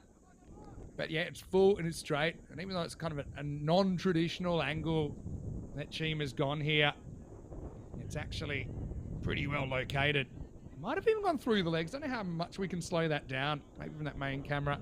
This one will just show that it's a good length, kind of bounces near that front foot. But I think it might have just gone through the legs. Let's have a look. Oh no, not quite. And it slides off that back pad. That's kind of what I thought the first time. I was wondering if it went through the legs, how? Because there wasn't really a gap, but a disappointment there.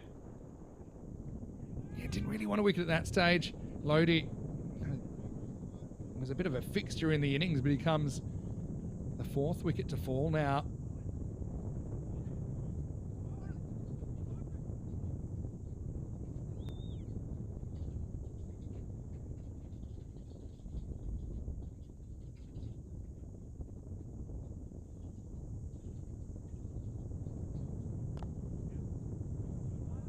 Oh, look who it is. It's Rob Lever coming out. One of my favourites. Only because he was such a great host last year at T5 Social. I do recommend that everyone checks it out if you're in Bucharest.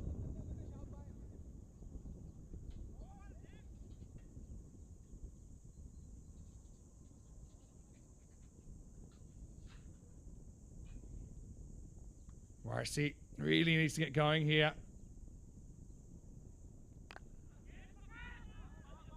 Gives it both barrels as Warsi gets away from the fielder, gets 4. Well, Chima, he's been true to himself. He's bowled a pretty good line all the way through, but Warsi gets himself out of jail at a good time. Need more of that, don't they, Transylvania?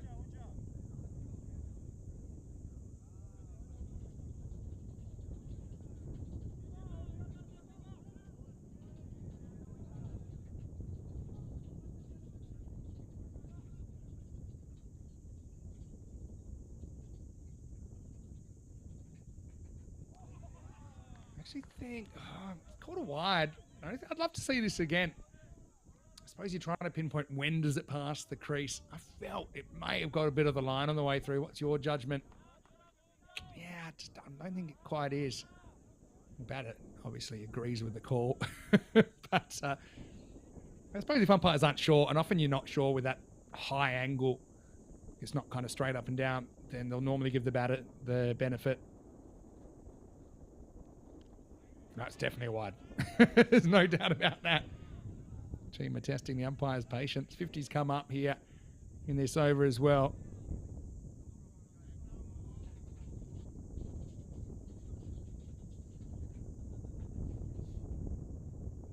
Big wide signalled. Big Rob Lever at the other end with the big levers. I mean, he'd love to get hold of a couple.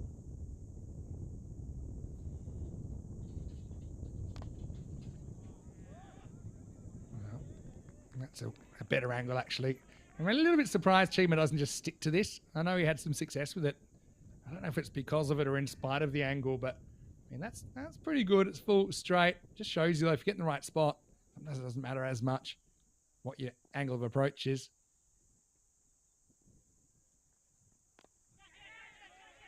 Well, leading edge, this is hung up in the air a long time, and it's gone.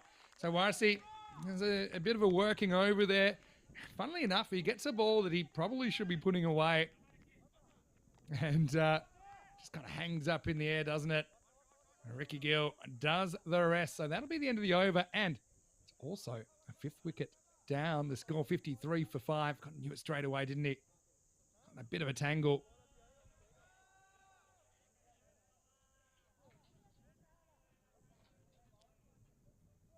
Ricky Gill does the rest.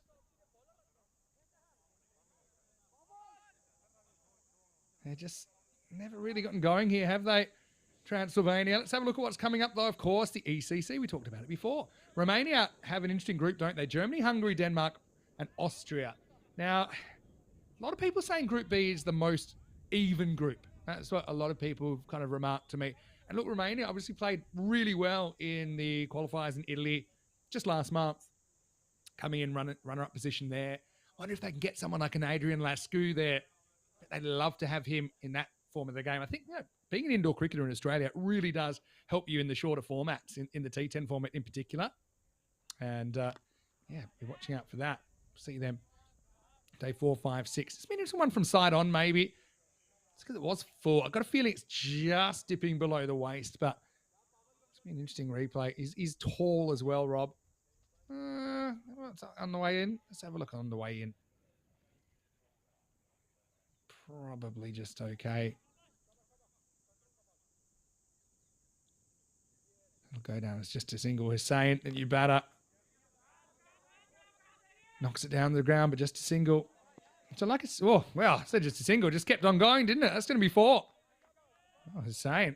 Oh, he had for afternoon tea. I thought it was just a kind of genuine miss hit, but I suppose long off was a bit wide. In the end, just kept on rolling. Look at it. It wasn't a good effort, though, really. Got to get down to those Wakas. Seen a little bit of everything from him as well in the field, haven't we? There's Manali. Gets this one right. I'm saying swing straight through it.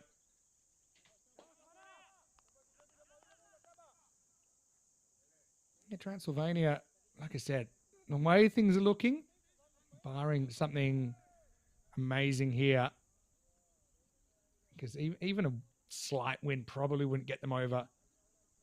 Well, won't get them into third place because the Eagles will get a point. So Transylvania kind of more or less, barring a miracle where they take 4 points out of this, they're probably resigned to fourth. So then the question is, Royal Eagles, can they win and then win again? Okay, the bonus points normally help, but just looking at what I see, if they get 6 points, then they'll go to 23, and United might only get one later on. That's assuming they win. Okay, it's miles in the air. Really, really high. Runner, he's been busy. Goes straight through his hands, though. No, they've caught pretty well. When this one was up there forever and a day. In fact, it's Muhammad Yunus there, who was in the drop zone. Probably doesn't hurt him too much, although time will tell. See there, he's semi-confident. Thought it was going to carry all the way, but yeah, just didn't get the hands in the right position. Well, that time he goes with the long handle, and that's the way to do it. It's Maximo. It's a bit of a United CC Bucharest botherer. Well, maybe if you are going to get hit for 6, maybe one that goes into your rival's tent for later on mightn't be the worst one, but Maximo time. It's only the second 6 we've seen in this entire innings.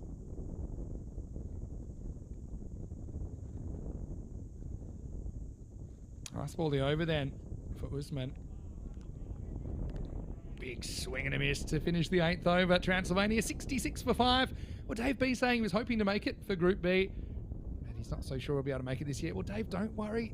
When you can, we'd love to have you there. If not, obviously, the next best thing is to watch it on TV or on the YouTube stream, ECN European Cricket Network. And every year we have more and more international TV partners, which is great. Obviously really excited as well that the ECCW this year has gone from 5 teams to 10, and the plans are to go to 15 next year, which I think is sensational.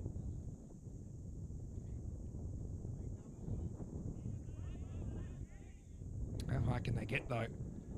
Royal Eagles, like I said, not too fast if it's a 3-point or a 4-point win here, to be honest, but I think they'd want to send a statement anyway. There's one thing it would do, it would protect against rain potentially if they could get 4-point win, a good one, but it's any rain out there. All right, well, Rob goes the old, oh, that's a great catch. He goes the old half ball, half hook, and Pavel Florent, well, he's trying to put his hat on backwards, and I think that's a rolling the dice. I mean, to be honest, the catch was a lot smoother than the celebration that time from Pavel. I'll have to try and break this down for you. But it was a great catch. I mean, once again, he's struggling with the with the sun. I love that he had to show his number as if anyone was any doubt who caught it. Well, watch this again. Tries to pull it top edge towards the Pavel zone. He takes it. And then some sort of strange hat backwards rolling the... Oh, it's a shame we didn't get on the replay. That probably was more interesting than the catch. But it was like a turn their hat around, and I think it was rolling the dice. I'm going to give the catch 8 and the celebration 2.5 from young Pavel there. But he's taken a couple of good ones. Surely gets an over here. Full toss. And Spike Strang coming out. Surprised he's so low. Spike, but he takes care of the first one. Maximo!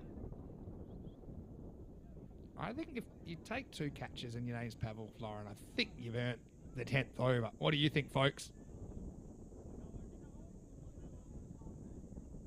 Like I said, I'm pretty comfortable at the moment. Where you been all my life, Spike? He's also a really nice guy. It's always a powerful feeling when it takes so long to get the ball back after the first ball you faced. A little bit of a... Can we have another ball, please? Yeah, I'm going to start the campaign. Hashtag Pavel for the 10th.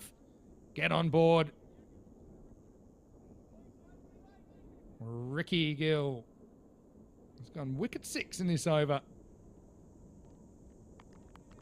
Well, Spike, second ball, not as convincing as his first.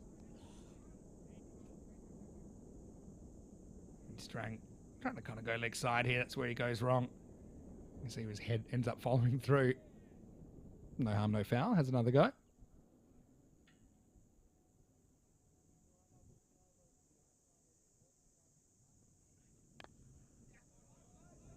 That's better from Spike, and he's going to get 4. Well, to be honest, I think those last 2 balls were exactly the same delivery. And one time, Spike plays the right shot. One time, he didn't. The second time, does get it right, strokes it through that offside. We know it's pretty fast outfield here. Gollum enjoyed the celebration, so did Dave B. Gollum thinks that he's a pure entertainer. Srijith saying that he nailed it. Not so sure, but I like that he's always trying new celebrations. Yeah, that's how to do it, Spike. You just play the line of the ball. If it's on the offside, hit it through the offside. He's got a pretty good technique. Sometimes, you know, it takes a close call for you to kind of recognize what you need to do. And after missing that ball to the big slog to the leg side, he's got it absolutely right since then. And a few people asking, you know, how's he not batting higher? Maybe they just feel, you know, it's worth getting more batting into some others. Of course, going into round 2 tomorrow. French cut, that'll do. It's going to be 4 more. So Transylvania fighting back.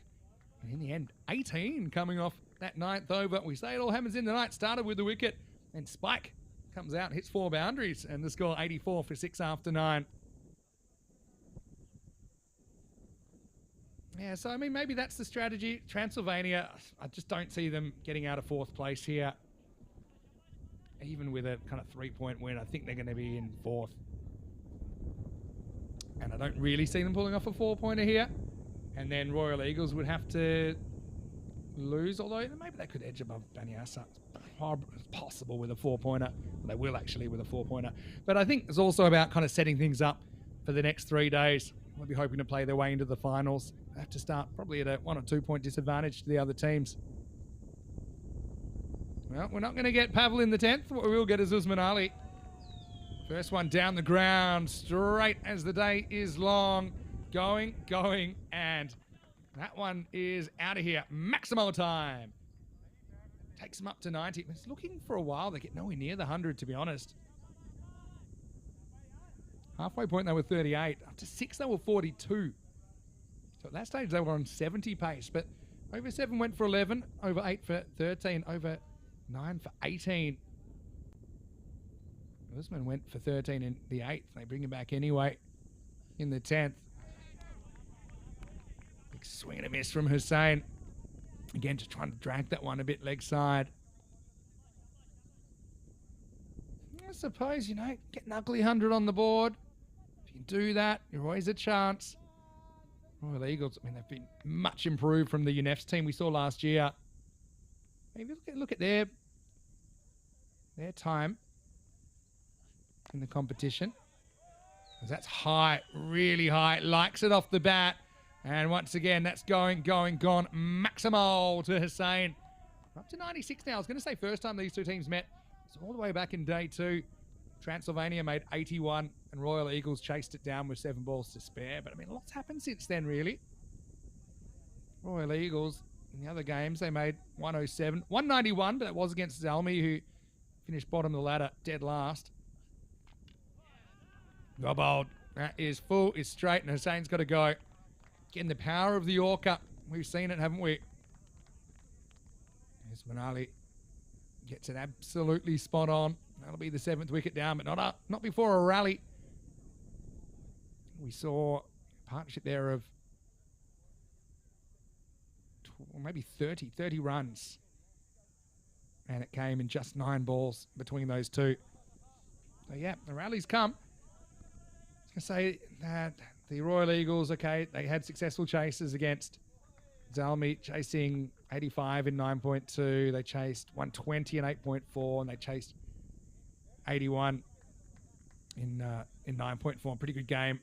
But that's a long time ago now. We haven't actually seen the Royal Eagles since day 3. It's 4 days in the wilderness. It's well bowled. You can see this definitely gets some of the tram line. Perfect ball to a new batter, especially late in the piece. Kamaldeep Singh coming in low. Yeah, so I don't know. Just feel there's a sneaky chance here. Need a boundary to bring up the 3 figures, though. I wouldn't say they're favourites by any means. Kind of the odds reflect that.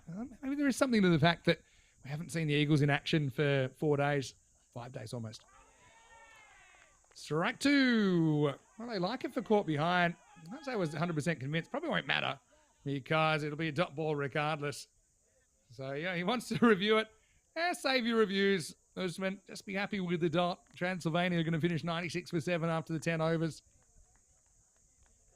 Don't keeper never appealed until he saw that Usman was going up. It's a dead giveaway.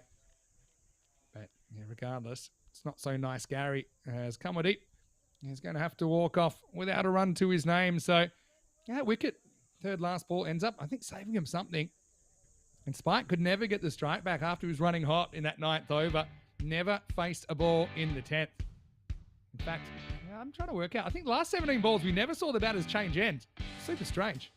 Anyway, let's go back and have a look at the highlights of the first half here of match 39. I've got to say that the Eagles got themselves in front by some pretty disciplined bowling. But how about that for a catch? Kind of celebrates with the front row. If there was one, does Wakas. But yeah, no issues according to the officials with that catch. Not too many that were off the mark. Okay, that one was a bit of a variation. Pavel ends up swiping twice and missing. He had some good moments, though, later in this innings. It was a regulation catch that time, wasn't it, for Wakas? Also, it was a little bit lazy a little bit later on. We'll come and see that maybe as there was that boundary that came off his foot. But Transylvania, obviously, and they're a team, like I say, they're going to make round 2. That's something. They're going to have to play very well. Pavel, well, not once but twice, but oh so nice. That's the one where I think he was so surprised he caught it. He didn't really have his celebration loaded up. Come back to him in a second, though. That was a really good Yorker from Chima. Again, just got the batter, Taha, playing across it. That's after Taha had batted over half of the innings. And, well, Marcy got that boundary away, but for a lot of his innings, he was struggling to kind of get it away. See there, a little bit of the intimidation tactics, but be a kind of filthy leading edge. That would be the end of YC. Nice catch there by Ricky Gill. Oh yeah, Eagles just kind of playing with the confidence of winning side at the moment. That wasn't really the best bit of work, but I think most of it was good. Okay, this will be another one we probably don't want to watch back, but look, whenever you keep a team double digits, you're feeling pretty confident. Late in the piece, we saw Lever go to another good catch in that 45 position from Florent. Takes it, hat backwards, rolls the imaginary dice. Again, it's too spicy for us to show it to you again, but Van Strang came out, hit a 6 first ball, forgot how to bat for a ball, then hit some really good cover drives.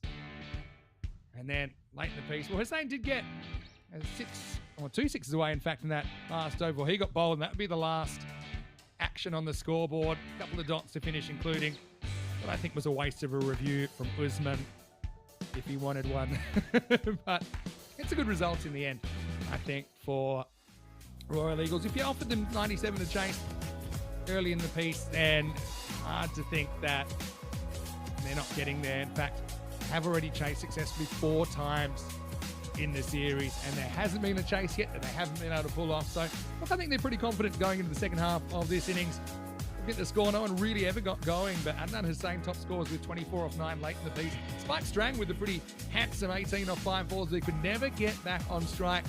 Good spike in the 10th over. Lodi batted a lot of time for 20. Although he didn't have a lot of the strike while he was there. Sheik with 13 before he was one of Shima's 4 victims in this innings. Just the 4 wides as well. They were pretty disciplined. I think that's what good teams do. They don't give you too many bad balls. There weren't that many in that 10 overs. Kind of shows in the figures. 4 for 15, Chima with some sensational numbers there. 2 for 32, Ricky Gill maybe a bit more expensive than he would have liked. Give me Hyder Ali there, none for 10 off 2. Didn't give too much away. Likewise, Sarjan, those 4 overs, only going run a ball between Hyder Ali and Sarjan. Really good effort. Usman Ali chipped in with the wicket as well towards the end, although he still maintains that he had a second. I'm not so sure about it. I want to say big thanks to everyone. Of course, I'll be lurking for sure through the second half of this game. And of course, we'll find out exactly what the Group A table looks like at the end of the night. We'll know exactly who's going straight through to Finals Friday and who will be fighting it out in round 2. I'm going to hand back to Charlie after the break. For now, it's Vinny Sandu, Mr. Maximo from the ECN studio. Have a wonderful day. We'll see you after the break for more European Cricket Series.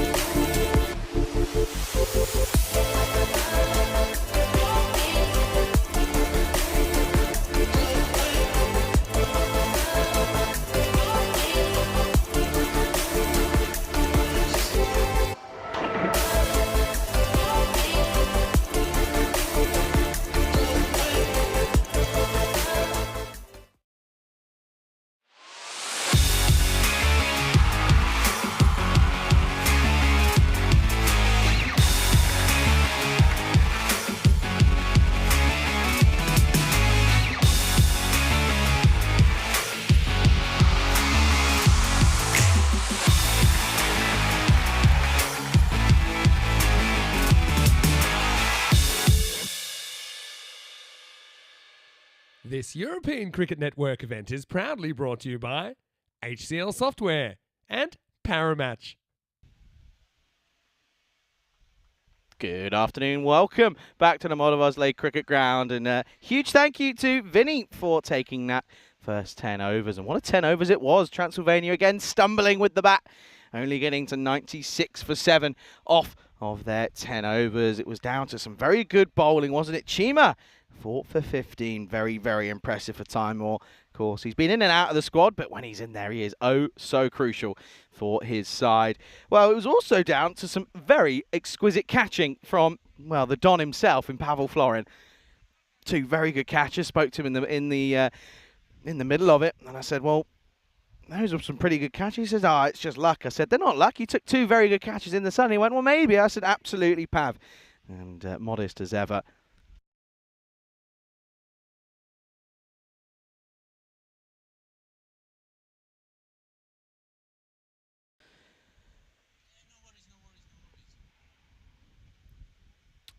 Anyway, it's going to be an interesting one, isn't it? 97 off 60, of course. Bonus point comes into it, you feel.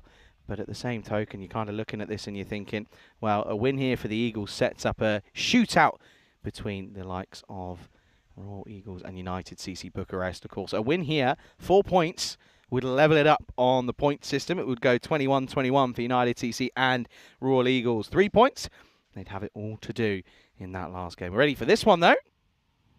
Well, we are.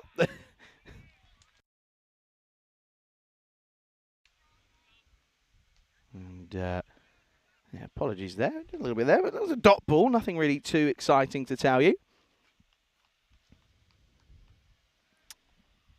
And, this is, of course, Sharma is opening up. The striker is, of course, Adil Mohammed.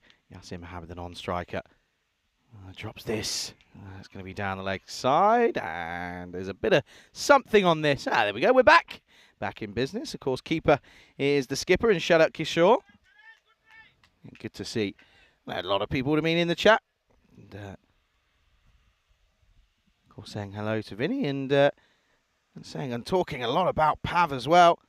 Absolutely, Pavel with the catches to match the man himself. Very, very impressive.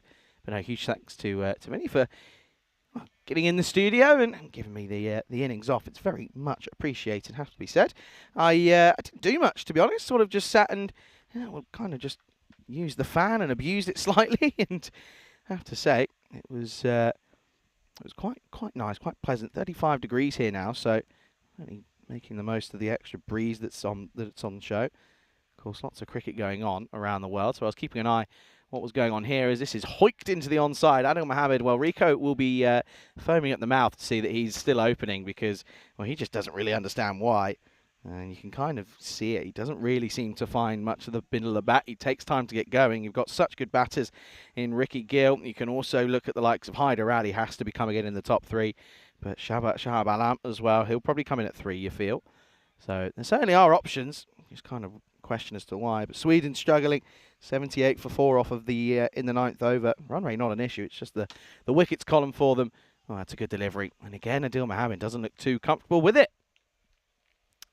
And Dr. DeSoto saying the drone footage is good. The oval is a pretty nice setting. It is. It's stunning. I know Dave asked I think Dave asked the question, have we ever had someone hit into the lake? I don't think we have. I don't remember one last year. And I don't remember seeing. There's definitely not been one this year. Of course, there's 2 years unaccounted for there. So, but I'm pretty sure I remember and recall Rico saying that we haven't quite had one. That's a wide though. Sharma not quite able to get out of the over unscathed. Just conceded the 2 runs. So it's still a pretty good effort from Sharma to start. Of course, only defending 97, which is never easy.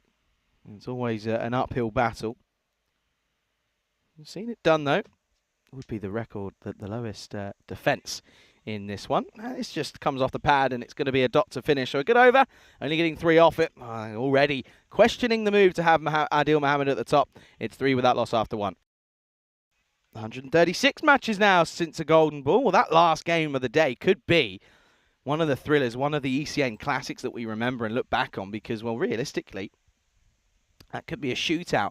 And how often do you see those sort of matches go down to the wire, and then it could be so much so that it ends up being too close to call, and we have to rely on a golden ball to call it. It would be, well, I don't know if I'd be able to control myself in the heat, and I think I might pass out if that happened, but we'll get to that if it does. It's going to be Shoaib Sheikh to bowl this second.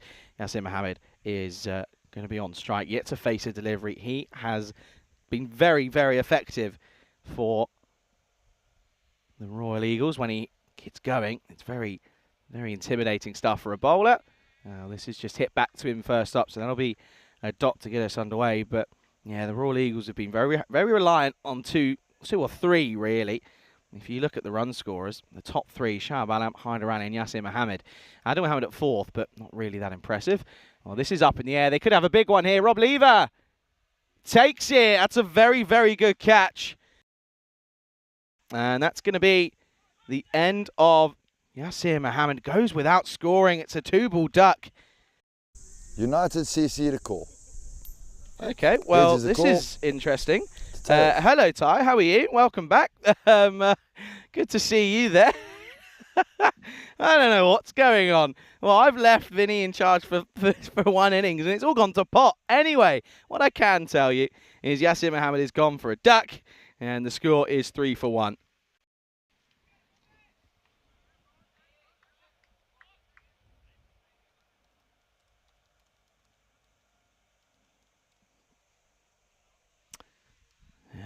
Good start then. Good wicket to get early on, because as I was saying, he's the third highest run scorer for the Eagles. He's got 117, and he won't add to that today, or in this game at least. Highest score of 53, not averaging 23, so it's not terrible, but, well, out goes one Dangerman, in comes another. The top scorer for the Eagles in Alam.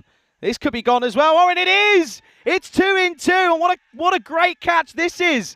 What a moment of turmoil for the Eagles, as it's Sheikh who comes on and he shakes them down. It's 2 in 2. What a catch that is. Alam goes for a golden duck. Well, that is a great catch by Spike Strang, as Shoaib Alam, who has scored 169 runs yet again, won't add to it. It's a golden duck. And that's going to be, well, a little send-off. It's a polite send-off from Vishal Sharma, as both batters back in the shed now. Oh dear, oh dear, oh dear. 3 for 2. And all of a sudden, Shoaib Sheikh's on a hat-trick. Well, I often say that the smallest totals often cause the biggest problems. Well, they don't want problems, but they've got them at the moment. 3 for 2. Ali Haider has come out now. And, well, here we go. We've had 2 here already. He sits deep in his crease. Hat-trick ball. He's gone for it. Oh, and this could be potentially, it's just going to have the legs, I think. Only just. Well, it's probably the best way to slap back at the bowler. He takes him over the top, just gets enough. And that will go towards the rope. That will be 6 runs. Oh, well, now all of a sudden everyone comes in and has a conversation and says, are you okay? Sheikh goes, why wouldn't I be? I've got 2 wickets. I've got 2 big wickets at that as well. Well, that says Adil Mohammed's still in there, but I don't think he is. I reckon that's... In fact, Adil Mohammed is still there. Of course, it was Yasir Mohammed who went. And then, well, Alam came and went, and straight away he's gone. Haider Ali 6 to start. That's a wide ball. And, well, Haider Ali bowled very well, didn't he? There's a bit of confusion now kicking in for that random coin toss. Of course, Wayne saying, well, at least it wasn't across to a different country. Well, that's a very, very valid point. Yeah, Haider Ali bowled well, none for 10. Very economical. Didn't pick up a wicket, but nevertheless, well, this is close here. Probably too high. This is going to be a little... Oh, he's got bad on this, in fact. That's what the reason is behind it. And he'll get runs. Well, what a catch that was, though, by Spike. It wasn't an easy one. It was low down in front into his left. And he made it look very simple. Last ball of the second. And he's going to take it on. This is probably just going to get through. There's a fielder out there. It's an effort that wasn't probably necessary. But, well, we appreciate the effort from Satnam Singh. And what an over that is from Shoaib Sheikh. 2 for 9 off the over. It is 12 for 2 at the end of the second. Once again, you can see, this is what I'm saying. In Royal Eagles, if they get 3 points and they go 20, they'll go second. And it basically means it's a shootout for the top spot. Of course, even if the Eagles somehow don't get a point from this game, then it does mean that they still have a chance. So it's whatever happens, we're going to see the first versus something shootout for that top spot. Whether it's second or third, we'll find out. But and I'm looking forward to it, no matter what happens. But at the moment, we've got a game on our hands here. 12 for 2 after the second. As they're going to continue with Sharma. They'll obviously, of course, have an over or two. Well, they'll have 2 overs you'd expect from Tim Tahalodi.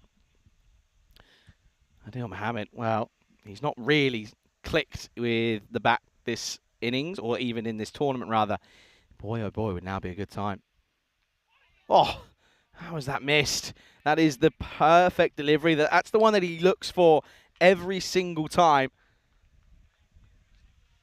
Well, this one, he does get it to start, and it's a horrid ball to face first delivery. But Mohammed does get this away, keeps it out, puts the old anchor down, and, well, digs the old anchor, digs the old heels in, and says, I'm not going anywhere. Well, for now, that is anyway.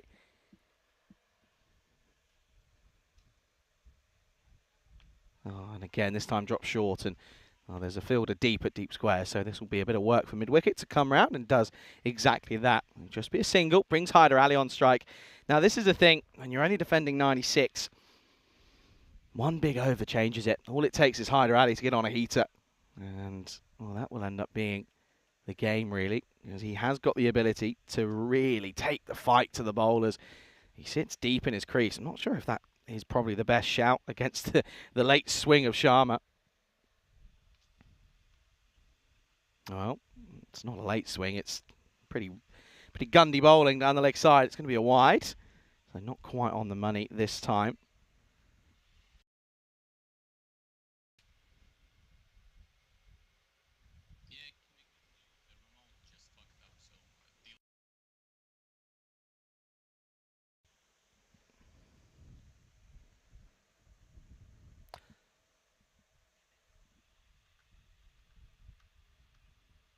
Well, this time it goes away, but it's going to sneak outside.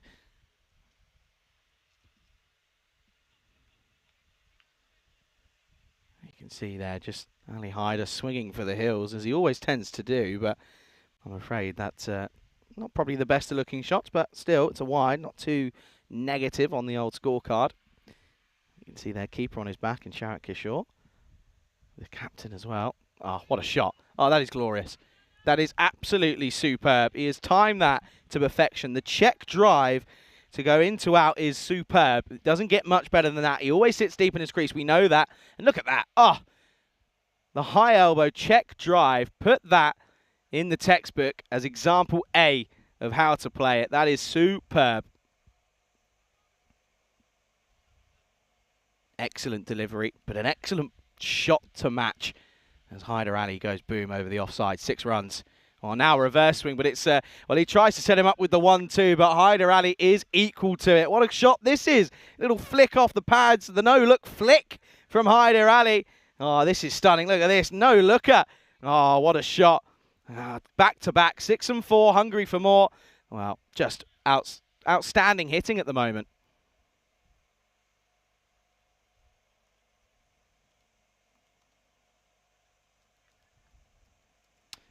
He had the in-swinging delivery to start that looked a little bit tricky, but since then, he's tried to change it up with the outswinger. Oh, now he's going to try and change things up even more. This is something you very rarely do.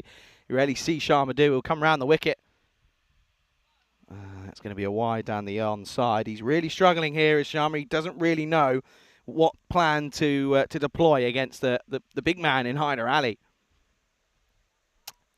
Really is struggling now at the moment. He got to find a way of working this man out. 71 needed off 44. Still looking for that bonus point. They have to be in that equation.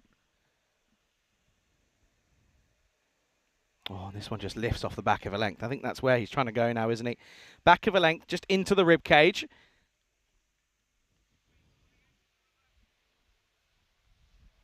Has to try and remove Ali early. You think if you do that, then you're going to look at maybe the likes of Wakas Rana will come in. Yunas as well can certainly hit a long ball. Yeah, a lot of appreciation for that shot, rightfully so as well. It was stunning. Oh, reaches for this one, but right off the toe end. And well, he goes the long way around, and direct hit could have been close, but he keeps the strike. Let's see, he's definitely can count to 6, can hide a rally. It would have been very close indeed. He sort of goes the shortest route possible, actually, but just going straight down the middle of the wicket. That'll be the end of the third, end of a very, very interesting power play. 27 for 2. You can see there, 27 for 2 plays 24 for 1, but it was those middle overs where wickets just tumbled, didn't they? They started that 4th over, 34 for 1, and he ended up finishing at 38 for 3 the next over, so it wasn't very impressive. On the end of the power play, though, this is now where things start to get a little bit tricky, because the runs are probably going to start flowing as they can sort of take easy 1s and 2s in the ring. Dave saying not a Czech drive, a Romanian drive. Very good. Nothing gets past you, does it? Here's Singh. Bit of spin to start us off then. Wide to start. Interesting they don't go with Taha Lodi here. Maybe would have been a shout, especially with the likes of Halley there. If you need one of your best bowlers to get him. Because otherwise, he's going to take you on. This could be a chance. Oh, won't get there. It'll be 1 bounce for. It was a teaser for Vishal Sharma out in the deep. And that is going to be another boundary to Hyder Ali. It was the leg spin from Singh. It doesn't work. It sits up, and he just drags this more into the onside. The shorter ball doesn't work. That's going to be another 4 more. Hyder Ali 22 off 7. 65 needed off 41 for a win here. Less than 10 a ball, or 10 and over even.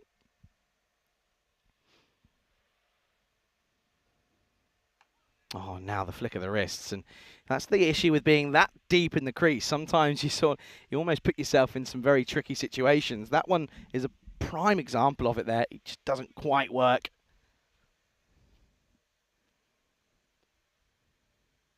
Oh, there you go. Well, it's about time that Adil Mohammed did something with the bat. That's a glorious shot. Too full, realistically, isn't it? It's in the slot. It's a Gundy ball. It's begging to be hit. And finally, Adil says, yep, thank you very much. 6 runs. Maximo down the ground.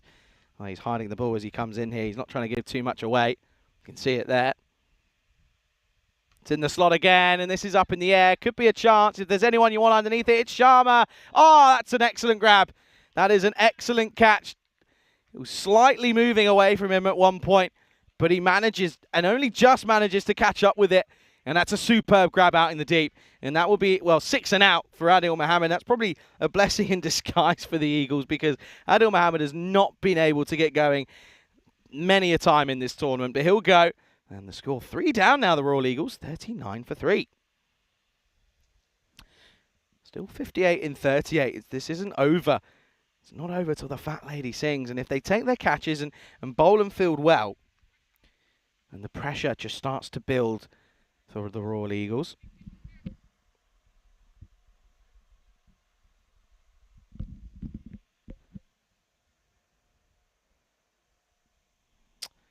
Well, the new batter. Bit of a wayward shot at this. It was a loopy outside the off delivery, and trying to drag it onto the onside often shows someone who maybe not seeing it as well. That tries to spin back, but it's going to be another wide. He just can't find a way to get out of the over. It's gone wide for 1/6 wicket, and a couple of wides in there as well. Well, this is going to get thumped into the onside. Vishal Sharma yet again. He's busy. There's a reason he's out there. He's one of the best batters, best fielders going for them.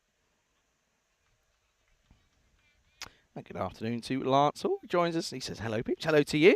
End of the over. They'll finish with a single. That's Ricky Gill, who's gone out there at 5. Score is 41 for 3 at the end of the 4th.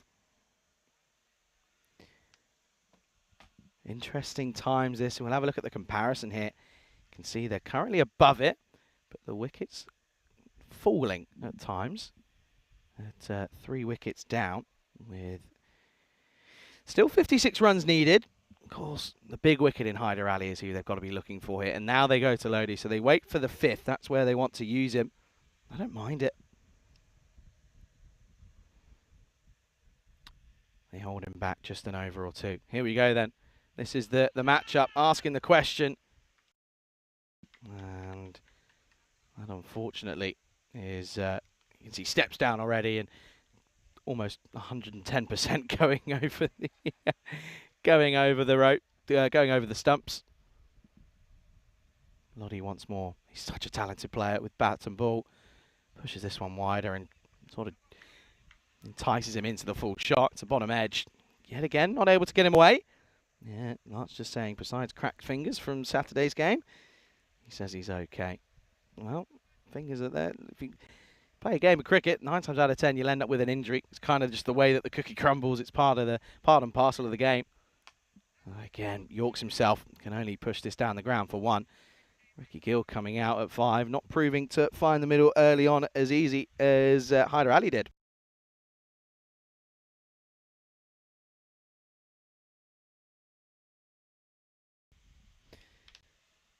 Need another quiet over here, don't they? But they need this wicket more than anything. Oh, that's a good delivery. That's a really good delivery. Ali just sort of getting stuck in no man's land. Almost didn't really sort of look to get on the front foot. He tried to step back, and on this wicket, you can almost just go through the line and just trust it.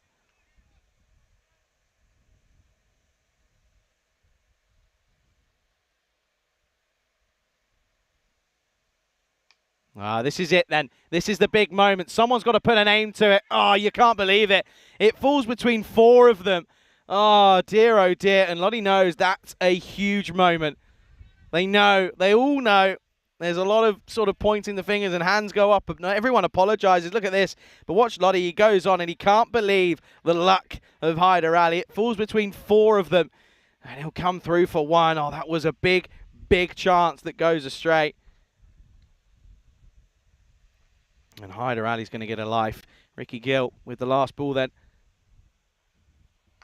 He's going to strike this firmly. Hyder Ali, he's not moving. He doesn't really care for 1s and 2s. He wants to get this done quickly. End of the 5th. It is, the score is 43-4-3. Welcoming you back into the comms box. It's been a while since you've been in here. Good to have you back.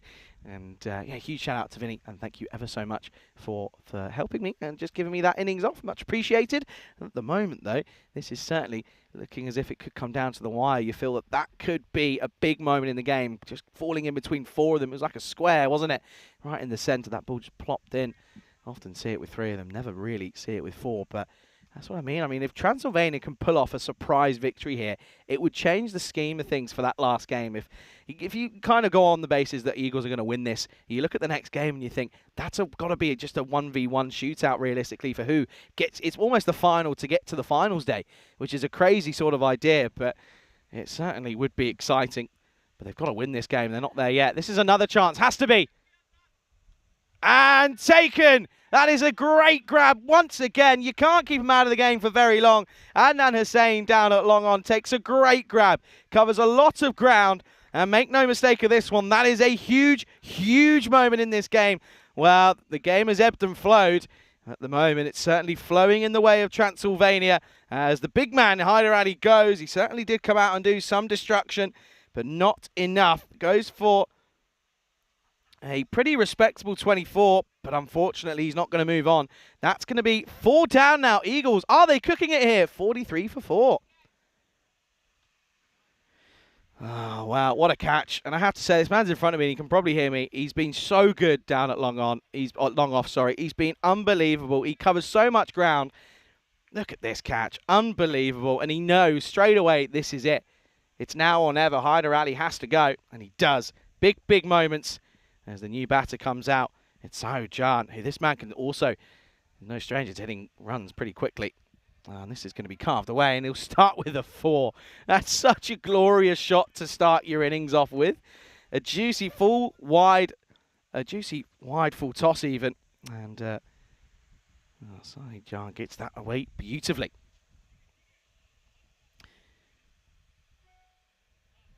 And this is where the game... It's over, isn't it, really? The last 2 overs have been crucial. Warzy gets a wicket first up, then goes for 4. Oh, has he got another one? Here he has. He's walking. He's gone. Doesn't even wait for the umpire to raise his finger. And Warzy's got a second. And all sorts of trouble now coming down on the Eagles. It's 5 down, 47-5. Oh, the definition of bottling it. Normally you'd say Tottenham Hotspur are the ones that do that. Well, move aside. The Royal Eagles. Once again, we've seen them do this though. We've seen them struggle with these low scores. It's almost as if they sort of see themselves and they go, oh, well, surely this is easy. And they just take the foot off the gas. But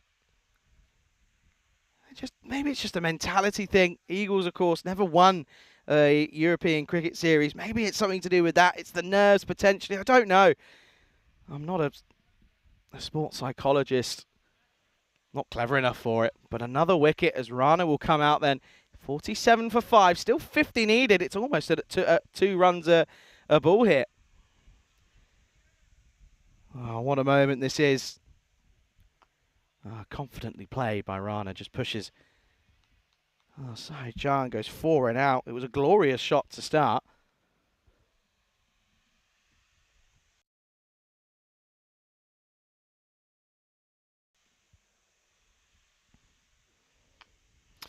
Tricky Ricky. Can he get his side out of, well, there's no other way to put it, a tricky, well, a tricky situation. Well, at the moment, this is unbelievable. I cannot see what's happening here. It's just ridiculous. Transylvania now well on top. 69% favourites now. Last ball of the 6th, potentially. And will be. It's going to be 4 runs. That's not good. That's not good enough, guys. That's Kanwardeep Singh for Transylvania. I haven't really seen him too much. Well, he's probably going to say, well, I don't really want to be seen on TV either. That gets through it. That'll be 4 to finish. So what an interesting 6th over. We had 2 wickets, 2 boundaries and 2 singles. Everything good comes in 2s. End of the 6th, 53 for 5. Look at that once more. Wow, Pavel Florin. Could he be called upon here? I think there's a point where you look at this and you go, well, a couple more wickets here. Ricky Gill, listen, Ricky Gill is a good batter, don't get me wrong, but as good as anyone can be, trying to go at 2s every single, equivalent to 2s every single ball is not easy. Not one bit. Wayne saying, I'm Australian, we don't walk. Well, look at England. Stuart Broad? Dare I remind you? Ricky Gill, 3 or 7. Look at that. It's at 11s from here on in. 44 needed off the last 4. Oh, this is just slapped down the ground. Bit of work to do. He's there again. I'm calling it. You know you've got Kishore's corner at fine leg. I'm telling you now, this corner here at long off, it's got to be Adnan's corner. Adnan Hussain. He's just everywhere. He can hear me as well. I know he can. He's smiling. Goes for it. Adnan again. Oh, and he takes it. Of course he does. Of course he does. Anything this man touches, it turns to wickets and catches. It's flat, it was hard, and it's gone. And it's 6 down now. Oh, the Eagles, they're not soaring anymore. The predator has become the prey as Transylvania are looking to, well, finish their round of fixtures off with what can only be described as what would be the shock of the tournament thus far. Another one bites the dust. It's Rana who goes. It's 54 for 6.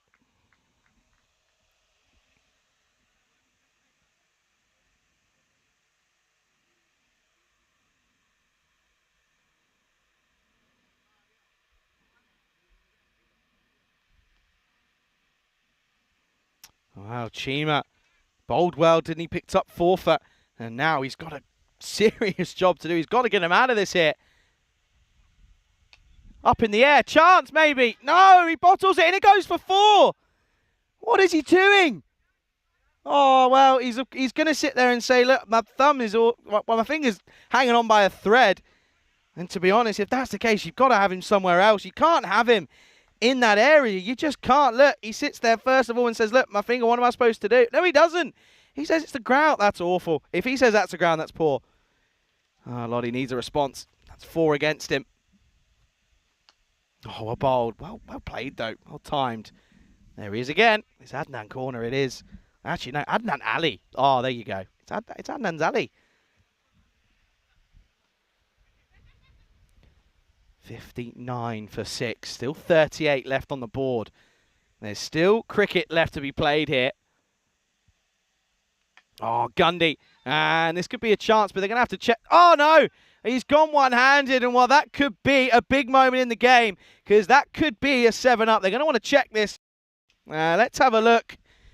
Oh, if that tells me anything, just going off that alone, that tells me that that's going to be an interesting one. Oh, he comes down, doesn't he? Is it dipping? I guess the fact he's a spinner may help him here, but... Oh, no ball called. It's a 7-up. He was trying to go with the stylish one-hander, but all he had to do was just stop it from going for 6. Oh, wow. Well, talk about 0 to 0. A 7-up then. Oh, Lottie as well. You got to mention that. That's a wide. It is a wide. It's going to be another free hit to come. There you go. Oh, no. The wheel's slowly falling off here, but it could come down to the last over. 67 for 6. Gill is on 10. 30 needed off 20. Free hit and pummeled. And he's got to get there, and he does. Well, going off that, he says, I reckon he blames the ground. And that's not okay. You've got to go for that catch in the context of this game. Wickets and you win. Oh, dear. Anyway, it's gone. Move on. You've got to just... Well, just play the situation you find yourself in. Lottie, last ball off his spell. This might be the last involvement for him in the game. And it's a dot ball to finish.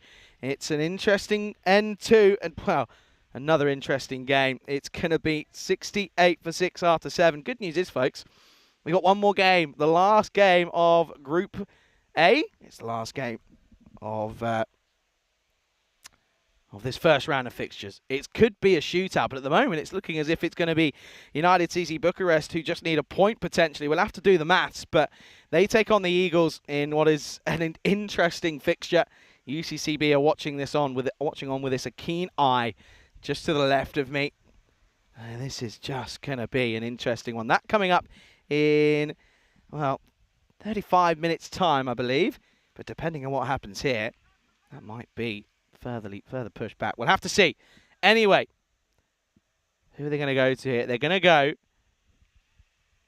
to Irfan Warzi, who did go for 2 for 10 off his first over. It was a wicket 114. And he's now up against Gill. Of course, Tricky Ricky. Wide. Can't bowl wides here. You've got to get it on the offside. Has to be. You cannot bowl it there. You cannot leave it on the onside. You've got to be pushing it across here. 28 off 18. Every dot ball's a bit of gold dust. This is going to be 4, or is it? Chase is on for Spike. And I think he's done really well. He certainly saved 2. I don't think this is 4. I think he's done well here. Watch this. You can see here he has to cover a fair amount of ground. Gets the dive in. There's no issue there. I see no issue with that at all. He's not in contact with the ball there anyway. That'll be 2 then. Good bit of work out there by Spike. He, of course, came in and hit some really good shots to get him up to even 97, didn't he? And he's going to look back at that. That could be a game-changing moment. Just pushed into the offside. That'll be 1. As card 1 deep sing. Gary. I like that. Wolsey needs a good over here, don't they? They're going to take this deep, don't you feel? As they have gone past the point. So Royal Eagles will pick up a point from this game no matter what. Short, up in the air, and it's going to go the distance. 6 runs, Maximo! That is a huge, huge boundary. 6 or 4, it doesn't matter. It's a 6, which is a win for the Eagles, but that is a huge boundary. That takes up a huge chunk of the runs that they needed. Didn't really have much of a look in as to where this was going. It's more of a hook shot from Timur Chima, but he gets enough on it, and it sails over the rope. 6 runs, now just 19 off 15. Of course, we're past that 7 over mark, so they're not even going to worry about a bonus point. Will the Eagles? It's going to be 3 or 1. It's just a question of which one is it going to be. Now, you can just see starting to slump here, Transylvania. They've got to keep the energy levels high. They've got to keep just in that mood of just keep doing what we're doing here, because we're not out of this by any way means necessary. Now 79% for the Eagles. That's undecisive as anything. Up in the air, no one there. There'll be a fielder out in the deep. That's once again Gary. Says Gary. I'm going to call him Gary. That will just be a single. Brings back Gill on strike. 14 off 12 for him. 18 off 14 is the equation. Anybody got a tingle question mark? Good delivery. Really good delivery.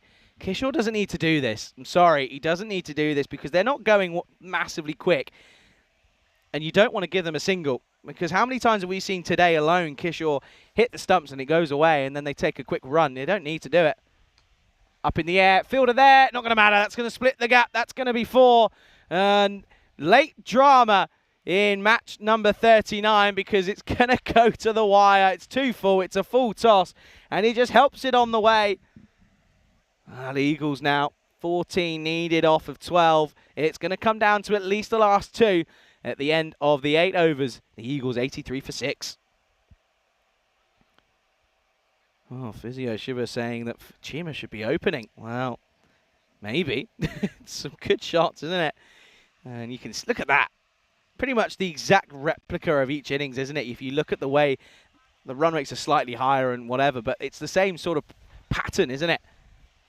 Oh dear, who are they going to go to now? They're going to go to Shoaib Sheikh for this 9th over. Wow, we say it all happens in the 9th. And if you're Transylvania, you're sitting there saying, well, I hope it doesn't.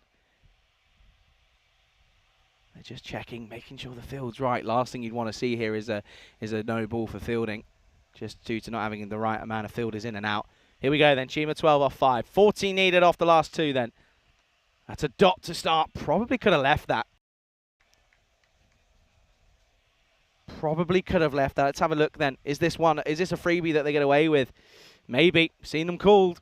Doesn't matter though. It's a dot. Now, this is massive. Follows him. It's in between. Oh, but he's gone over it. He's dived over the ball and it's going to go to the rope. It's going to be 4 byes. Oh, no. Nothing Sheikh could do about that. Kishore just dives over it.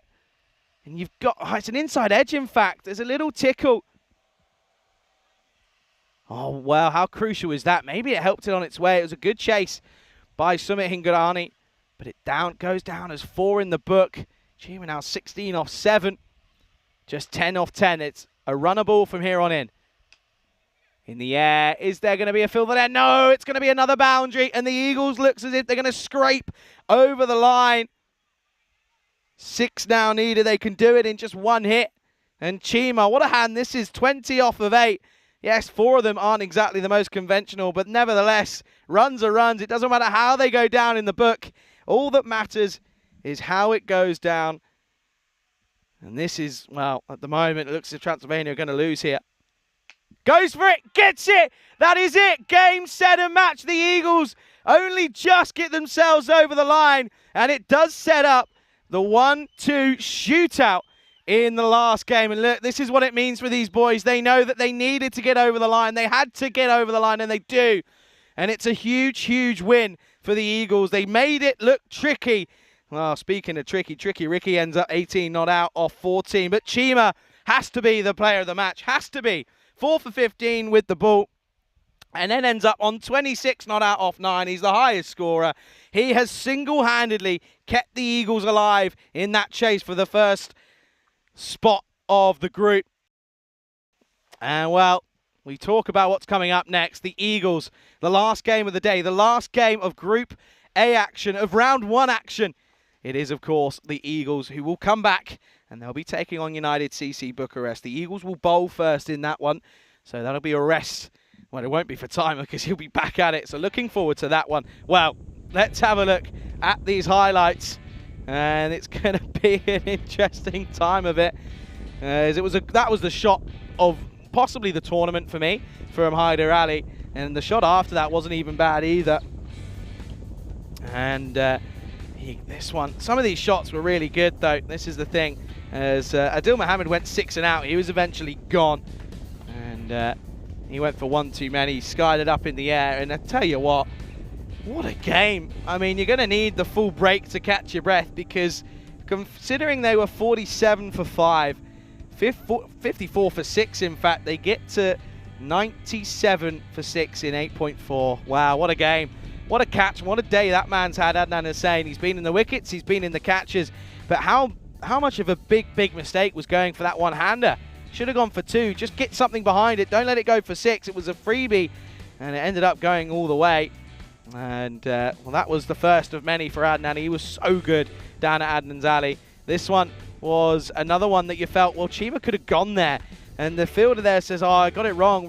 Tricky Ricky went for one, and this is the moment. That's, for me, where the game is lost, you feel, because they weren't able to prevent that going over the rope. It ends up being a 7-up. Then there's a free hit, and then the inside tickle for Chima. And then this was an inside tickle. This was thumped into the onside by Timor, and then the winning runs were hit down the ground, and that will be it. It's a 4-wicket victory for the Royal Eagles. Only just. Transylvania go down, but not without a fight.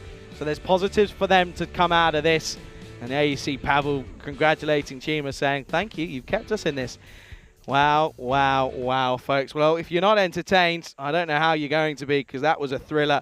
97 for 6 is what they get to in the end. You can see there a horrid looking scorecard. 10 extras proving costly. 1 no ball, 9 wides. You add on the 6 that was hit off the no ball. Not good at all.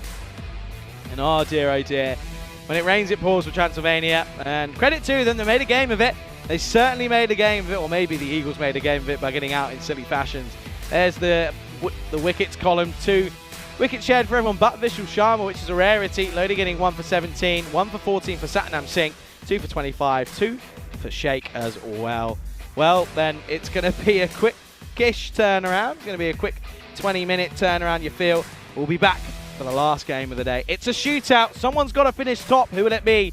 Make sure you return as match 40 is coming your way. You're watching the European Cricket Series here in Romania with me, Charlie Hunt, right here on the European Cricket Network.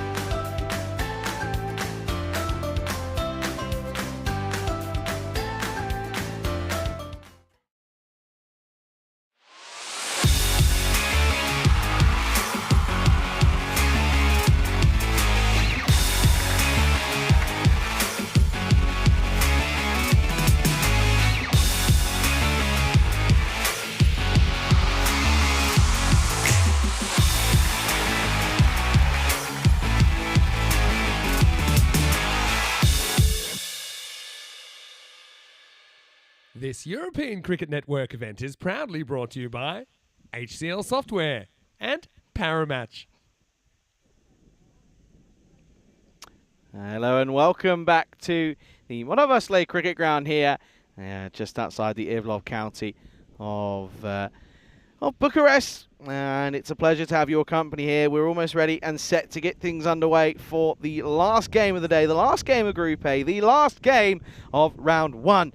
And it all comes down to this. It's whoever wins this pretty much is confirmed to go into the final stage straight away. So it's a big match. It's the Royal Eagles. They're taking on United CC Bucharesti here in match 40. Let's go ahead and have a look at what happened a little bit earlier at the toss. Tyrone Peters has the two captains.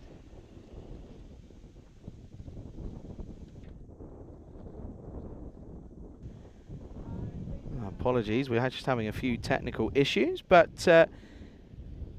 what we'll do is we'll just wait and see it out. But talking of this game, of course, and we do have it ready for United you CC the call.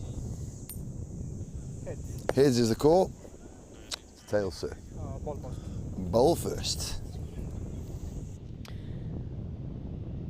Well, there you go. Their news eventually is that the toss was won by the Royal Eagles. They're going to bowl first. Apologies for that one there, folks. It was one of those where the internet just wasn't quite clicking. But there you go. Their news from the toss is that the Eagles are going to bowl first in this one. And it's an interesting move. I actually did kind of think that they would do this, just on the pure basis that I think they know that early wickets and they could restrict United CC here. And, the likes of, especially now, you look at this likes of Timur Chima. There we go. I can have a look at the lineups. Timur Chima, Hyder Ali. You also look at the likes. Maybe Pavel Florin gets a bowl. You never know. Picks up wickets, doesn't he? Usman Ali will probably bowl as well. So there is options for them out there as they look to try and convince themselves and get them across the line, get them into the finals day straight away. Of course, there's a lot on the line here because they're asking one of these sides to take a step back and sit away for a week and watch it all unfold over the next 3 days and then come back on Friday, whereas the other team, well, they're going to have to turn around and play a handful of games over the next 2 or 3 days, and that certainly isn't going to be easy. So it's a very taxing on the body. So there's a lot that rides on this game. It's a last game thriller. Well, at the moment, the supercomputer is predicting that this is going to go the way of United CC Bucharest. And I have to say, going off the basis of what we've seen, that the likes of Hyder Ali and Yasir Mohammed are dangerous, but it's whether or not they click. If they don't click, then it's tricky. But we know that they're a very, very good side. Royal Eagles taking on United CC Bucharest here. Pleasure to have your company here once more as we're ready to get things going. Players and umpires making their way out to the middle. It's a big game, this, isn't it? It's one of those. There's a bit of nerves around the ground. Both sides know the equation. Win and you're through. Lose, you've got 2 or 3 more days of cricket. And I think that's why you see the likes of Ali Hyder getting loose. And they're going to open, of course, with Nadi Gotla. Not with the gloves at the moment. When it comes to them being in the field, it looks as if they're going to stick with Bilal Mohammed. So maybe there's something there that we don't quite know. But I think maybe it's just the idea of letting Nadi Gotla just focus on his batting and let everyone else do the work. So this is what we're going to see then. It is Nadi Gotla who will face up against Ali Hyder, 2 Romanian internationals. They know a lot about each other. They'll know each other's strengths. They'll know a lot about each other's weaknesses. So this is certainly an exciting game.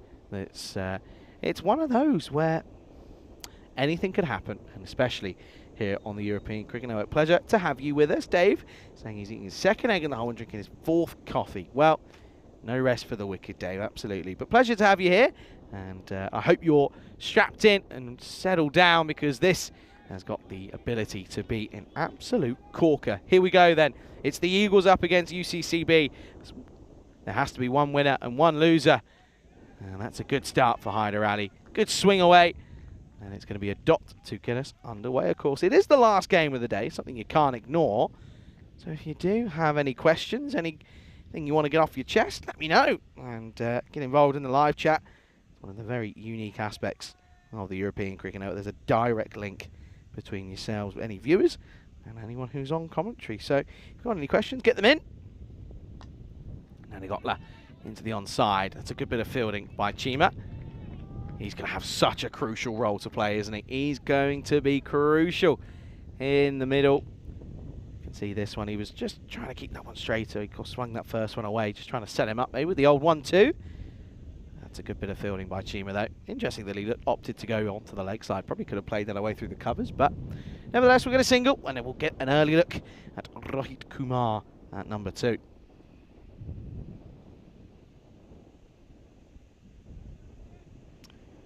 So, of course, we know that Transylvania will finish 4th, and it's such a bizarre day, isn't it?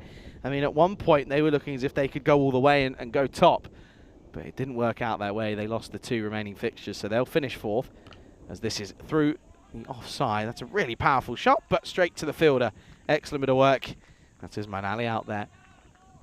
And now Hyder says, now I want you to come in. Of course, right-hand, left-hand combination, but yeah, it means that Banasa will finish 3rd, so they'll take a point into the 2nd round. Transylvania won't pick up, they'll have nothing going into the next one, and one of these 2 teams will have 2 points, one of them won't be bothered. Up in the air, chance! Oh, you can't keep him out of the game. You cannot. It's Chima, it's Hyder Ali, it's the great partnership. The troublesome duo proves to be too much for the opener in Nadi Gotla. Another disappointing outing with the bat. Maybe they should give him the gloves back because it's not working for him, as he'll go for just 1, and it's the big early wicket they were hoping for. It's going to be 2 for 1. What a great catch that is by Chima. Made no mistake, and out goes Nadi Gotla. A big fish back in the shed.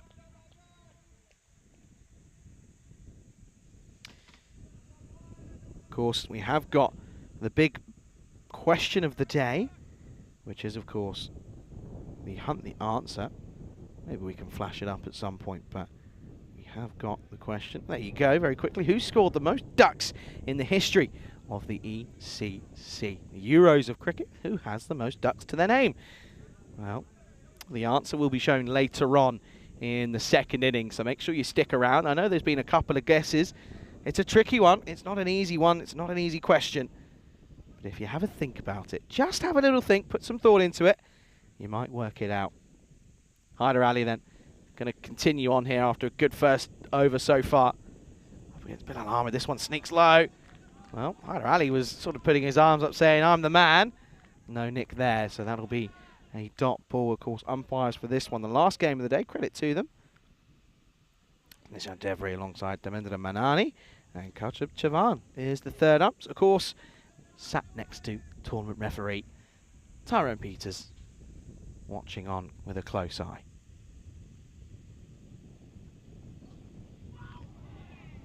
Oh, being called a wide. And no real arguments from Hyder Ali. It just probably sneaks on through, doesn't it? One of those. Seen them called? Seen them not called? Daniela's got a good question. She says, Dave, how many eggs do you eat? It's a good question. It's got to be a fair few. Good source of protein. Another dot. That's a good end. Comes back nicely after the wide, finds the line, and that will be a great first over. The Eagles certainly up for this. They have to be. It's win, or you're going to be playing a lot more cricket. End of the first. UCCB 3 for 1. Of course, this is up to date now. This is after that last game. You can see there the lowest score defended is 110.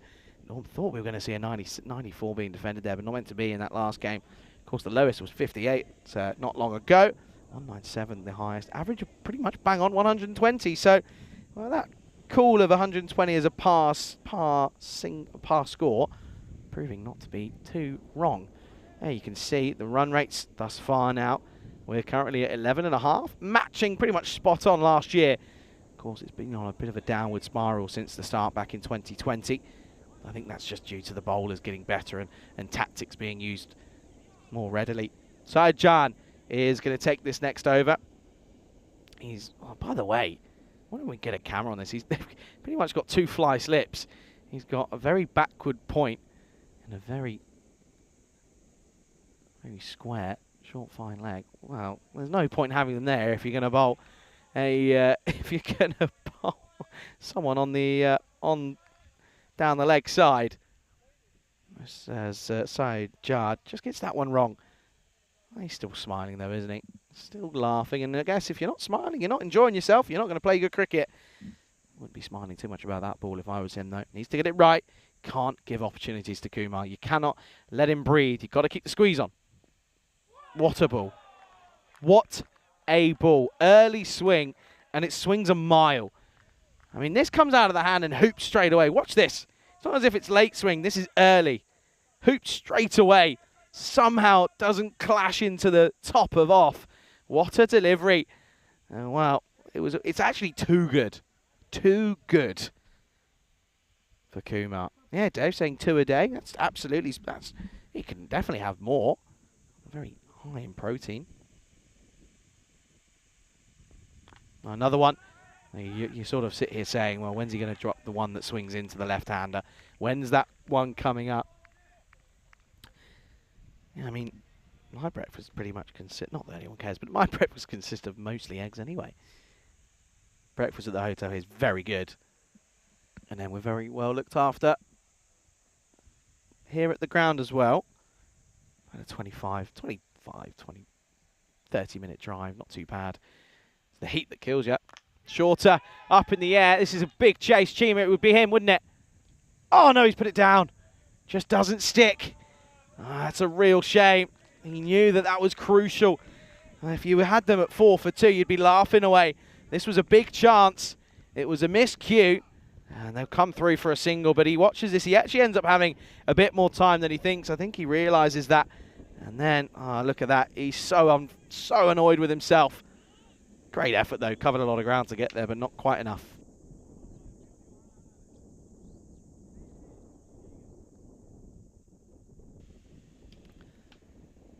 So, John, then he'll probably be feeling a little bit annoyed at that one. You can understand why.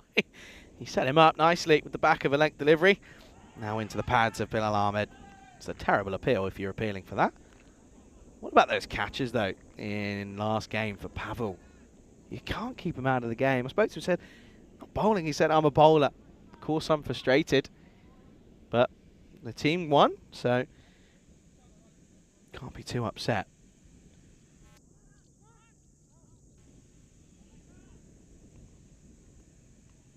Good start, this, isn't it, for the Eagles? They're really applying the squeeze. Excuse the pun, but the Predator certainly eyeing up its prey at the moment. You feel 6 for 1, not giving them any room to breathe now. By the scruff of the neck. Need to keep applying that scruff, though. That's a half an appeal from half an appeal from the keeper. Watch this. Jan goes up. Keeper doesn't. Well, how about that then? No. Umpire turns around and says, don't even try that. Absolutely not. It's crazy, isn't it? After a week of play for Group A, it comes down to the last game, and the top of the table isn't yet decided. It's kind of crazy that it all comes down to it, isn't it, really? It's crazy how the world works. This is through the onside. This is going to be 4. That'll be a release of pressure yet again. That's a nice shot. He knew it was probably going to be back of a length. Just waits for it nice. You can see here, look, very good balance of the weight distribution on front and back foot. Just sort of picks the length there, and he finishes with a 4. It's the first actual boundary of this innings. 10 for 1 after 2. There you go. Confirmation then. As Banyasa and Transylvania will finish 3rd and 4th respectively. Of course, we say goodbye to the Bucharest Army. But this is what it means. 21 for United, 20 for the Eagles. It's essentially whoever wins could... whoever wins this goes through. No matter of bonus points, no matter of if someone gets a point or not. Doesn't matter. Hyder Ali for the 3rd over. On the pad, going down leg. That's a good start for Hyder Ali again. He didn't bowl, did he, in that first ever game for the Eagles? And Rico and I were sort of just looking at each other and going, well, what's he doing? Good to see that he's getting back involved in the action now, as this is really a pretty big game, isn't it? I know a lot of people were so excited. I think people maybe did call this. I didn't know. I didn't think it'd get down to this far. I thought we'd know by this stage of the day. Again, just can't get this away. That's a 5th dot ball for Ahmed now. Sathieson sat in the shed. Okay, Sathieson hasn't got runs in much in this tournament. But when the big man sees the big moment, comes out of his shell and normally performs beautifully. That's what you kind of tend to expect from Ramesh. You can see him in the big games really sort of come alive. Up in the air, it's going to get fought. That's going to run away towards the rope. A little bit of a tentative push at this, but still gets enough. And Ahmed will finally get some runs against his name. Wasn't the most confident of shots, but it's 4 in the book. He looks to go over there, though, doesn't he, to be fair? I just don't think he quite caught it as well as he was hoping. Bit of conversation about Dave B's egg in the hole. Daniela saying she's never tried it. Oh, and again, well, this time it's going to go all the way. Maximo! It's the first 6 of the last game of the day. Had to wait until the 3rd over. Very rare you see that. But this is a splendid shot. Gets that front leg out of the way. Swings through the line. Swings from the hit, does Ahmed. That's going to be 4 and 6. Looking slick. That one's just a little bit too full, isn't it? That just sits up in the slot. Well, that's just, again, a freebie. Needs a response. Into the pads, gets away with it. Probably should have been a wide, but won't be. We come through for a leg by. A couple of boundaries, all of a sudden, just change things up massively, don't they? They just sort of bit of breathing room for UCCB. And that's just the difference. And all it takes is 2 boundaries.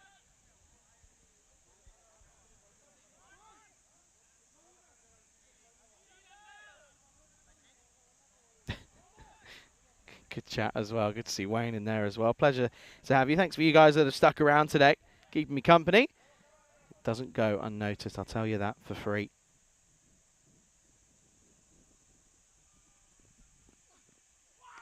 Gets through everything. Gets through everything. If anything, if there is a sound, it definitely wasn't off the bat, but I didn't hear anything myself. End of what's been a very good spell for Hyder Ali. 1 for 13C here. It doesn't get back anywhere near this. Hyder Ali doesn't really appeal. That's when you need. That's when you know everything you need to know. And that is going to be the end of the power play. Bit of a level playing field at the moment. Is it 21 for 1 after 3? Well, the old stat sheet, the old stairs. 3, 7, 11.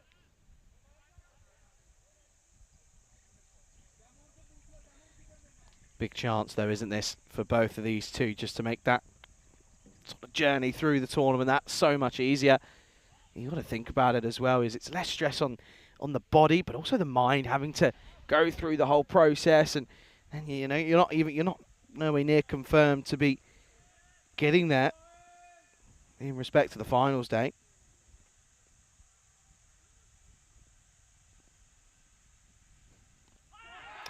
Got him, gone. And well, it's that man again. You just can't keep him out of the game, can you? Time or Chima, take a bow, because it's so good. There is just no other way of looking at it. He is so good for his side. When he's not in the team, you can really see how much they miss him. But now he's back, and he means business. And that is a great delivery to start. It's full, it's straight, it's on to off stump. And that is the end of Bilal Ahmed. He will go, and it's the 2nd wicket to go now, 21 for 2. Such a good delivery. It's such a good delivery.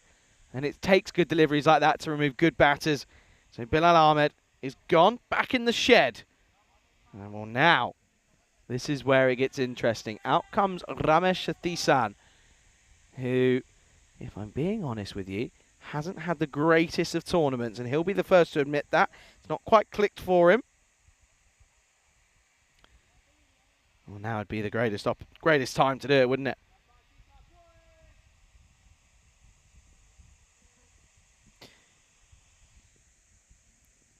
Sathisan then. Oh, inside edge onto the pad, and he'll get a run to start off then.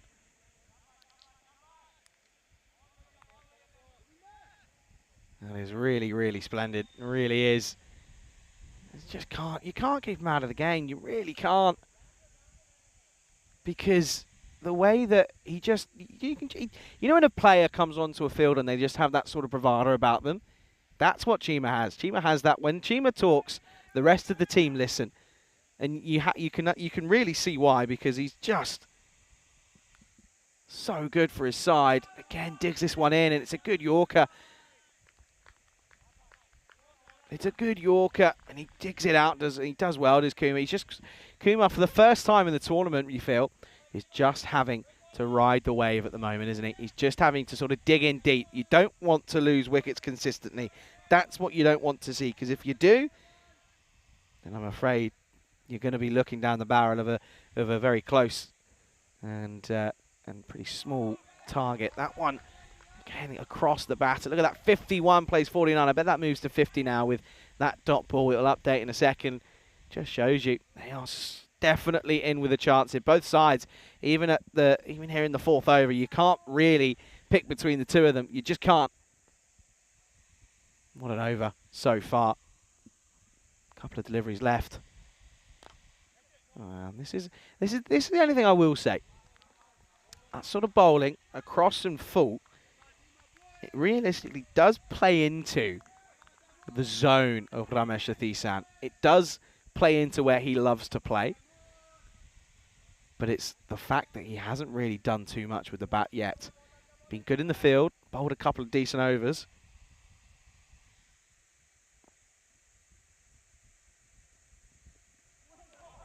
And that's just the thing with Kumar. The pressure can get to him sometimes.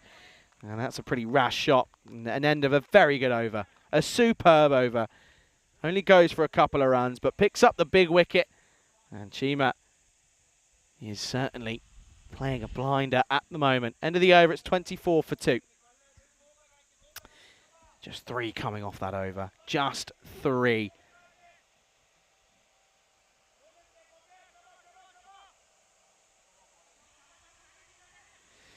Six and over at the moment is not good enough. Getting it to 60 is not going to be okay. They have to get up to 100 minimum here. It has to happen. Tricky Ricky for this 5th over. That's going to be 6.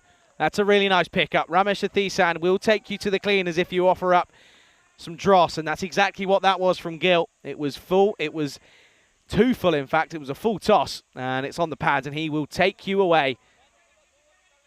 Lovely pickup. Really nice pickup, has to be said. That's certainly going to help proceedings. And, well, what a time it would be now to have the captain play what would be a captain's knock. Carved away. And this is going to be another single, maybe more, depending. Probably won't be. But this just has that feeling, doesn't it? There's a nervous, tense energy around the ground. There's so much at stake. I think after playing a week's worth of cricket, you know, you play 8 T10 games, you think, oh, I tell you what, I'd love to have 4 days off now and then come back for the finals day, 100%. Your body's begging for it. Gone, goes for it, not got it all though, big chance. Oh, it doesn't quite carry. Doesn't quite carry, that's Wakas Rana there. He took a stunning catch in the last game. Wasn't able to get to this one though. Tricky Ricky asking the right questions, but Kumar just... This is the thing, if he doesn't get going, if he doesn't get off to a flyer, he looks as if he just gets a little bit twitchy. That one didn't come anywhere near out of the middle of the bat. Muscled, should be gone here. Oh, it's not good. It's not good enough from Sathisan. He cannot get going, and I know a lot of people are really frustrated for him, and I tell you what, he'll be the most out of anyone that'll be frustrated. That is a great catch, though. Pretty simple for Hyder Ali, didn't have to move a muscle. And another disappointing time of it for Ramesh Athisan. Of course, he will go. He goes for just 9, and it's 3 down now. 32 for 3. You can see he knows straight away. He knows straight away that he doesn't have to move, does Hyder Ali.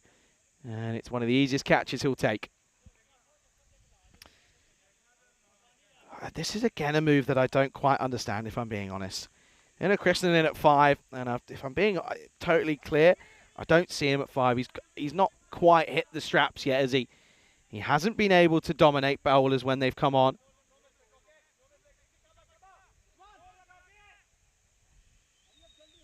Anyway, they do go with Krishnan in at 5. 3 down, just 30 on the board. They need someone to play a bit of a blinding innings here. That's not the shot that looks... That's not a shot of someone that looks as in looks like they're in form, don't they?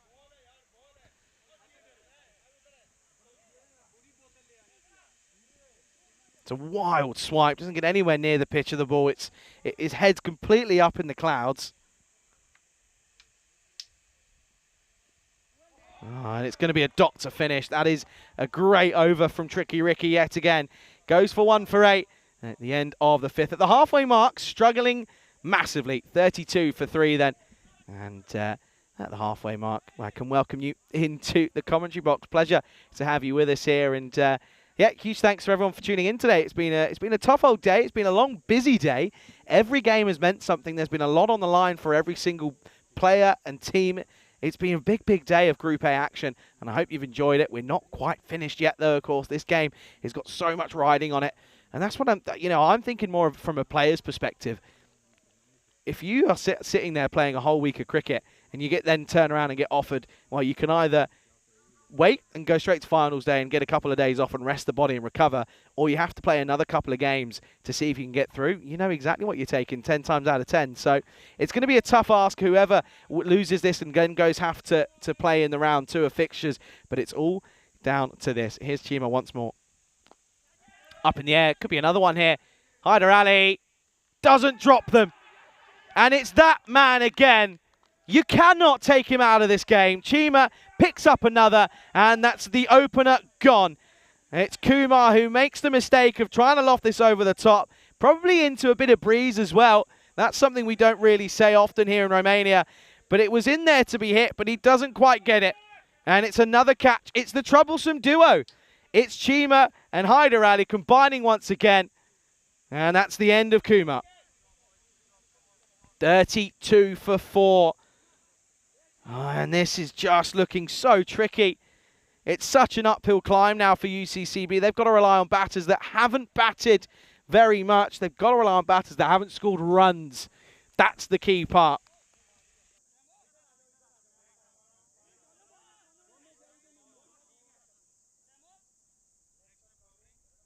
I only just saw your comment. Well, it's very kind of you. And a bit of chat going on about different things. But listen, we appreciate all of your inputs. We appreciate all your support. And certainly, of course, it's one of the best things about this. As the new batter. This is Ali Hussain, who had a good day of it, or a good morning, in fact.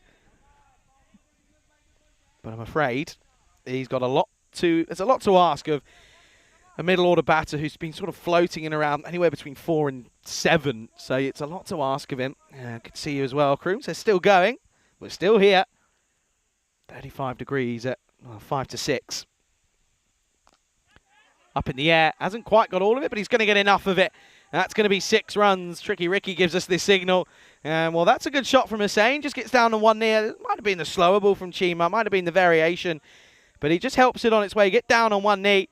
And says, thank you very much for coming. Good start. 6 runs for Ali Hussain. Yeah. You got any random questions, folks, of course, do get them in. Just me, myself, and I on comms. So, pleasure to maybe have a little conversation via the chat. Up in the air. This is chipped. Bit of work for Hyder to do. He's not going to get there. 6 and 4. That's, again, this is the thing. They keep getting sort of starts to batters, and then they go for one bad shot. But it's a good shot, this one, though, isn't it? It helps. Gets helped over the top. That will be 4, so 6 and 4. Say it all together now. Hungry for more. And Hussain's gone 10 off of 2.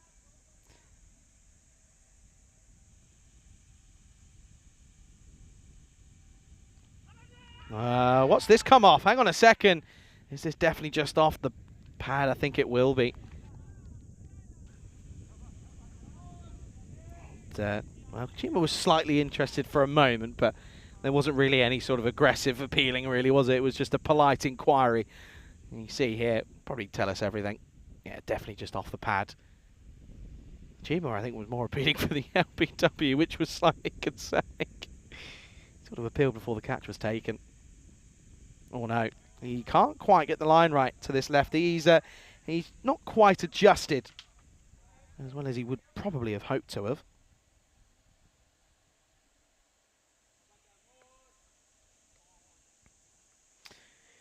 As I mentioned earlier, I mentioned that the day as well. Lots of cricket going on. Speaking of which, of course, Norway beat Sweden by 53 out in Germany. Sweden ended up, well, this is up in the air, not got the power. Ali Haider, of course he takes it. It's what he does. It's what he does, and it's the troublesome duo again. And it's going to be 6-4 and out for Ali Hussein. Well, an innings that's so short, but it still has a bit of everything. Well, that is a real shame, as it's another one that bites the dust. 5 down now, and at the moment it's looking as if it's going to be the Eagles who have the rest of the week off. This is up and away, but it's a good catch once more. Grim saying, is it too early in the year to go to a football pre-season? Yes, absolutely 100%. I know that if you're talking about Dagenham and Redbridge as well, then yes, even more so. 110%. Yeah, Sweden finished 132 all out in the 17th over, which was disappointing. But Croatia, they take on Belgium. That one starting soon. There's a bit of dodgy weather around, I'm hearing, in Krefeld, so we'll have to keep an eye on that one. But yeah, Croatia electing to bat, so that's starting on 4 minutes' time. Looking forward to keeping an eye on that one. Last ball of what's been such an impressive spell. Such an impressive spell. He'll finish with great figures of 3 for 16 at the end of his spell. Timur Chima take about. End of the 6th, it is 45 for 5. Now, the only thing that's slightly positive for the UCCB here is that they know that the Royal Eagles do have it in them to go on and struggle with the bat. They have to keep positive. They have to remain hyper-focused on the fact that the Eagles aren't exactly a stranger when it comes to struggling with the bat in hand. You look at the previous game against Transylvania as a perfect example. They struggled to chase down what should have been a simple target of course, 97.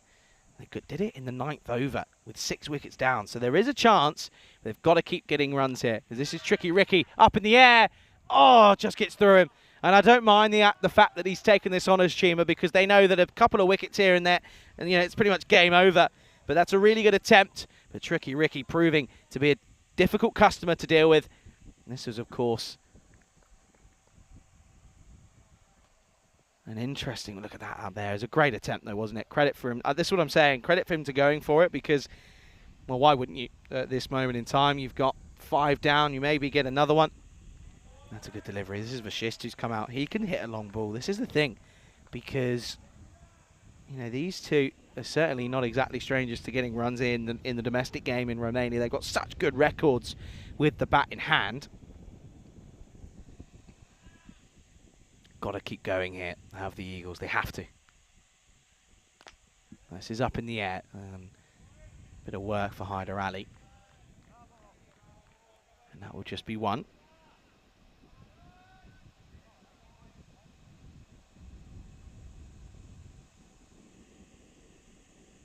Of course, Yassir Mohammed has got the gloves on, hasn't he? How crucial is he going to be at the top of the order for the Eagles? Up and away. This could be a chance. Could be. No, this time he doesn't go for it. And once more, just luck starting to fade a little bit as the catching opportunities that may have fallen to a hand a couple of overs ago are now just starting to fall safely. Chima, though, anything he touches turns to gold. He's having a day. That's what you'd say, wouldn't you? Just say he's having a day. Well, this is a nice shot from Vashis, and I think this might go all the way. Let's double check, as he's got this one away nicely. Let's have a look. It's definitely a boundary. It's just a matter of which one. Let's see. Let's have a look. Oh, it's one bounce 4. It's tricky to see over there.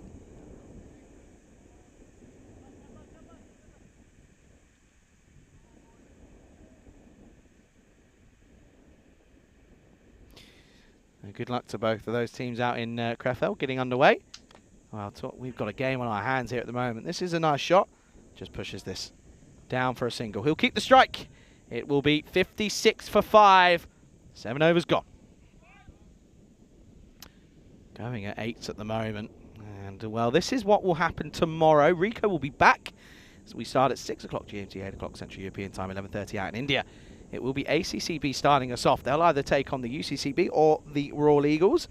Well, the winner of this game will then try to take on Banassa. Banassa have 3 games tomorrow, as do the ACCB. The Gladiators have got 2. So, and this is the thing. I mean, we sit here and say, you know, you get the whole week off if you win, but if you lose, you've got 2 games early in the morning. So it really does. You feel as if this game is such a big game for both these sides. Of course, matches 40 to 41 to 45 coming up tomorrow. You'll be joined with me, and Rico Phil will join me back as he comes back after a well-earned break, and I'm sure he'll tell us all about it tomorrow. There's Manali, left arm.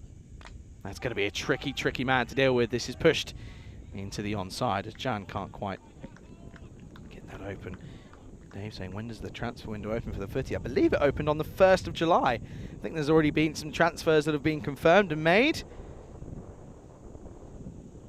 And I know that it's going to be another big one. I know that there's a lot of drama going around with some of the signings that are being made. It sort of feels a little bit like a FFP is just being played with. This is going to be 4. He's not going to cut this off, is he? Oh, he is. That's a great stop. That is a stunning bit of work once more by Wakas Rana. Can't keep him out of the game. There's a lot of noise out there, though, I can tell you that for free.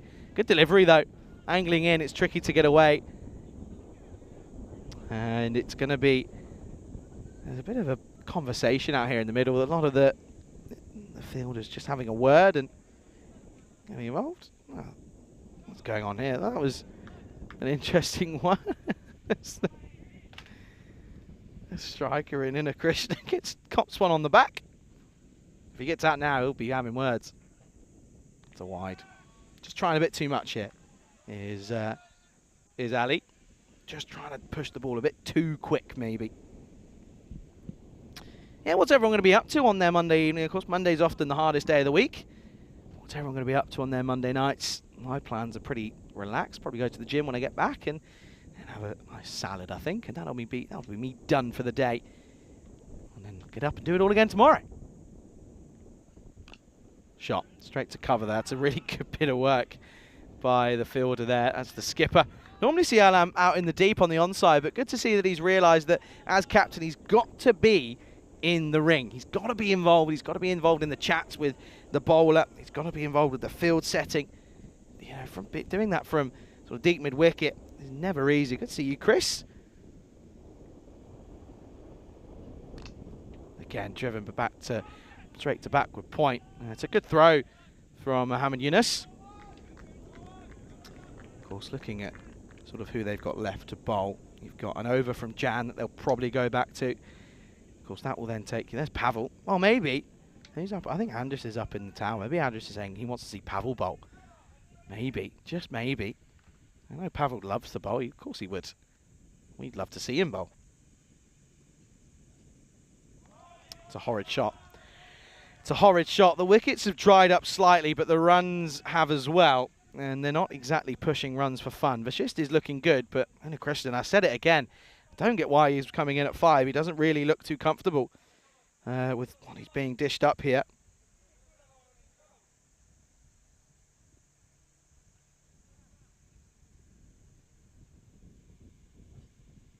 Once more, swing and a miss. End of the over. It's an impressive one again with no boundaries in it. That's a big, big win for Usman Ali and for the likes of the Eagles. And at the end of the 8th over, 2 overs to go, only 62 for 5.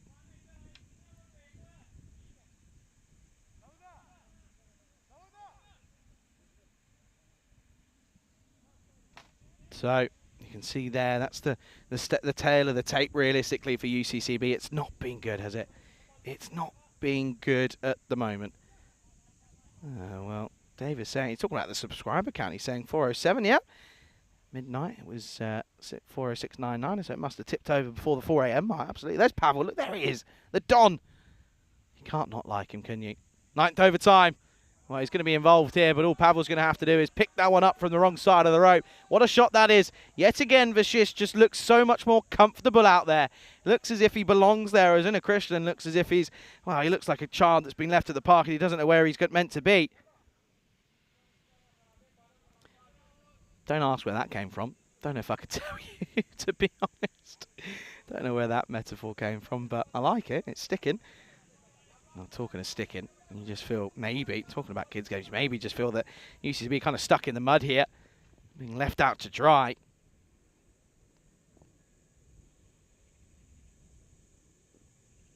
Oh, short ball. Gets away with this one, does Jan.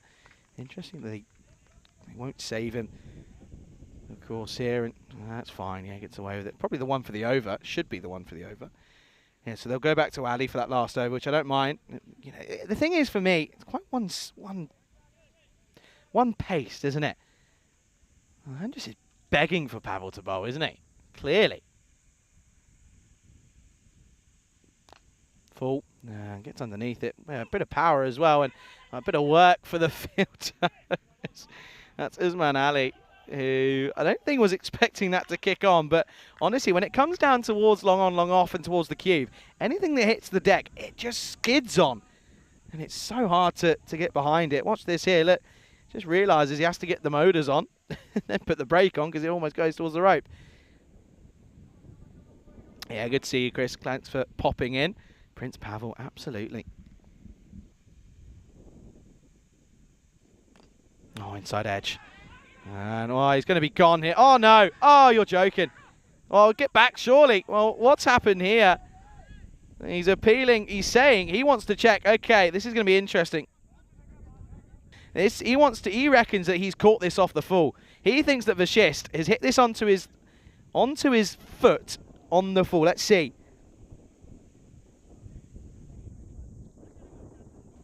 No, I don't think he has. Well, bear in mind, it's a missed run out big time. Let's have a look. I don't think this is off the foot, you know. I think he's sort of clutching at straws. Let's see. No, not at all. Not one single bit. Well, clutching at straws might be an understatement. And then they miss the run out, and then they have another chance. And well, it's a bit of a weird moment, isn't it? I think because Vashist didn't rush back. I think Jan thinks that he's taken a catch. That might have something to do with it, but not meant to be. So that will be, well, it ends up just being, what, a dot ball.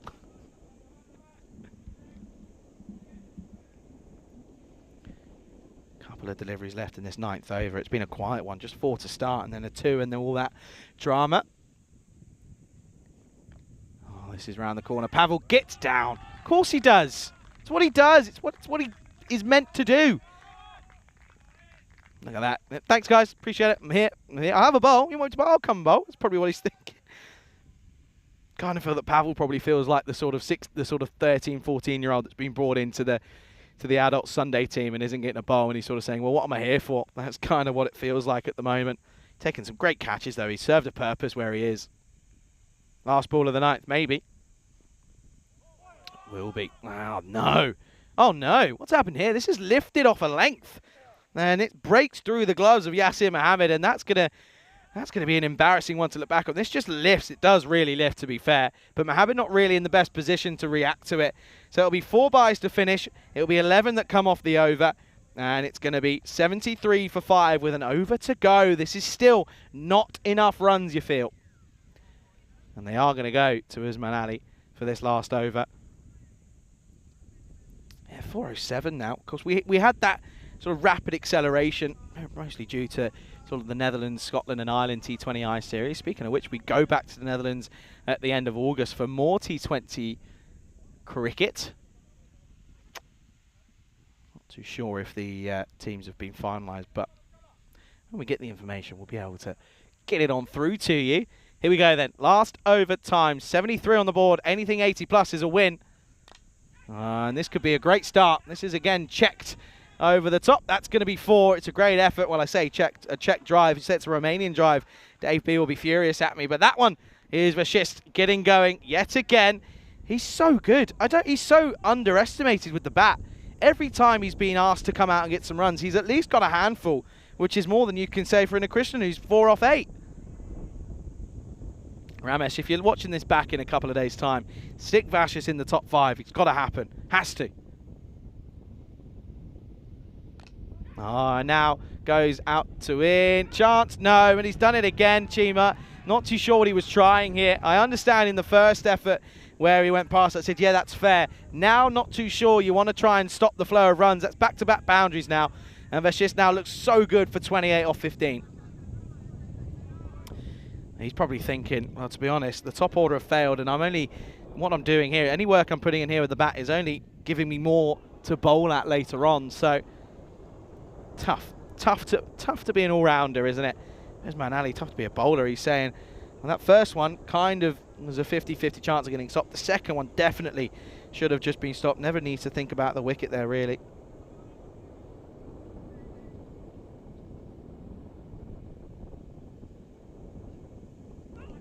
That's not a wide. It's not a wide. Good call.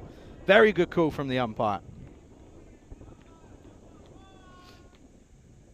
Just looking at the lineups for that Croatia-Belgium game.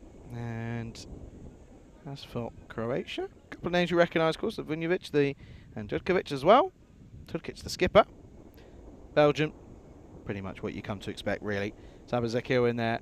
Fahim Bhatti, Bahan Niaz as well, coming off a very good, I think it was 73 off of like 39 or something in the first game against Switzerland, which is no small feat. Duan de Vold is there as well. Or de Vold de Mon, I believe, is what it was. I think that's actually what it is, isn't it? If I remember right, I remember his brother coming onto the chat and saying it's actually de Vold de Mon, pretty sure, but he's put it down as that, so.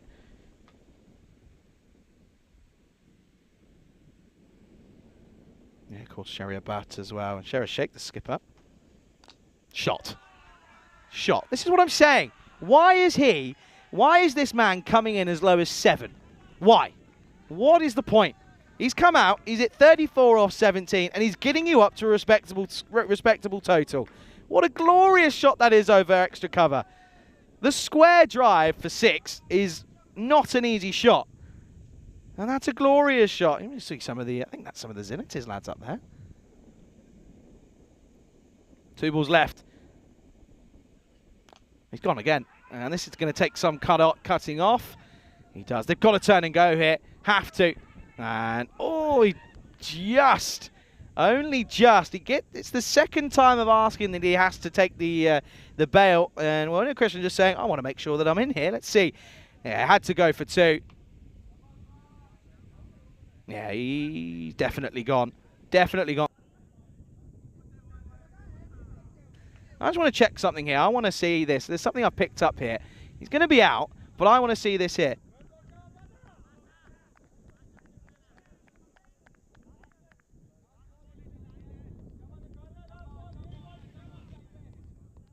I just wanted to check if there's anything over the line there.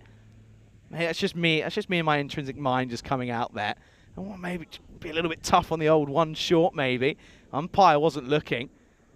I just wanted to check that one there. Those 1 runs could be interesting. Of course, we don't get the greatest of angles. Don't get the greatest of angles with that camera sometimes, but you never know. Could be the difference. Anyway, they only get a single.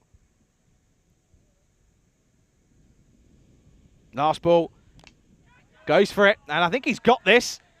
Of course he has. It's Vashist. It's what he does. He'll finish with 41, and they will get into the 90s, and that's a huge bonus for UCCB. So yet again, the latter part of the day, causing issues for the batters, and it's going to be a low-scoring thriller yet again, and it's going to be maybe a bit of the old PTSD for the Eagles. It's going to be a almost identical chase, and well, they're going to hope that they don't have the same issues, but it's going to be 95 for 6 is what they finish on UCCB. And to be honest with you, considering that, well, when Hussein left at 5.5, and that brought the likes of Vashist out, it was 44 for 5. He's got them all the way up to 95 for 6. It's rather incredible stuff, really. It really is. This was the start there. Let's have a look at the highlights. And, well, there were some good catches. This one, though, you thought, oh, Chima has to take it, but he actually is human, and he put it down. And Bilal Ahmed looked okay at the top, but yet again, not really looking good for 10 off 9. Both openers failing. Nadi Gotler and Kumar, 1 and 8 apiece. Sadisan failing. Unakrishnan failing.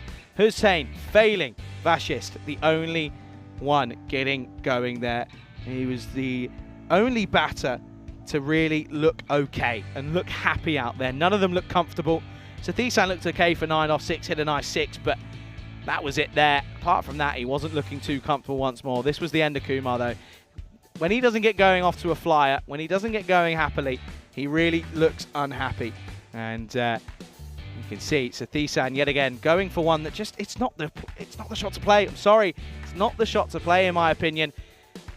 This was the end of Kumar. Eventually, it was of course Time Chima yet again, and it's the troublesome duo.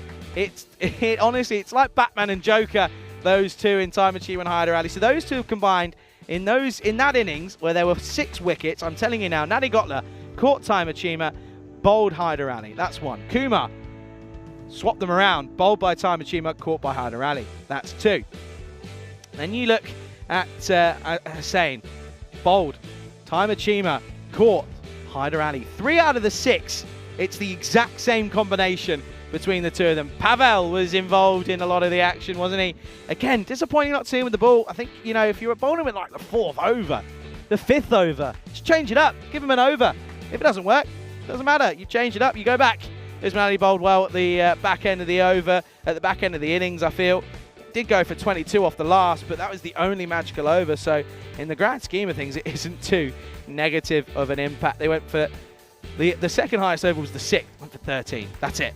And they had 2 11s. Not good from UCCB, but Vashist has given them a fighting hope here in this one. It's going to be a very, very interesting look at this, as we'll have a very quick look at the scorecards.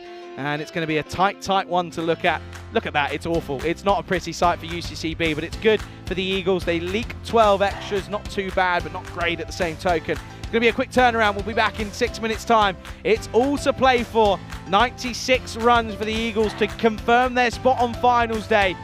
UCCB looking and trying just to see if they can make a game of this. Looking forward to this one. Make sure you come back. It's all going down to the wire. You're watching the European Cricket Series, Romania, on the European Cricket Network.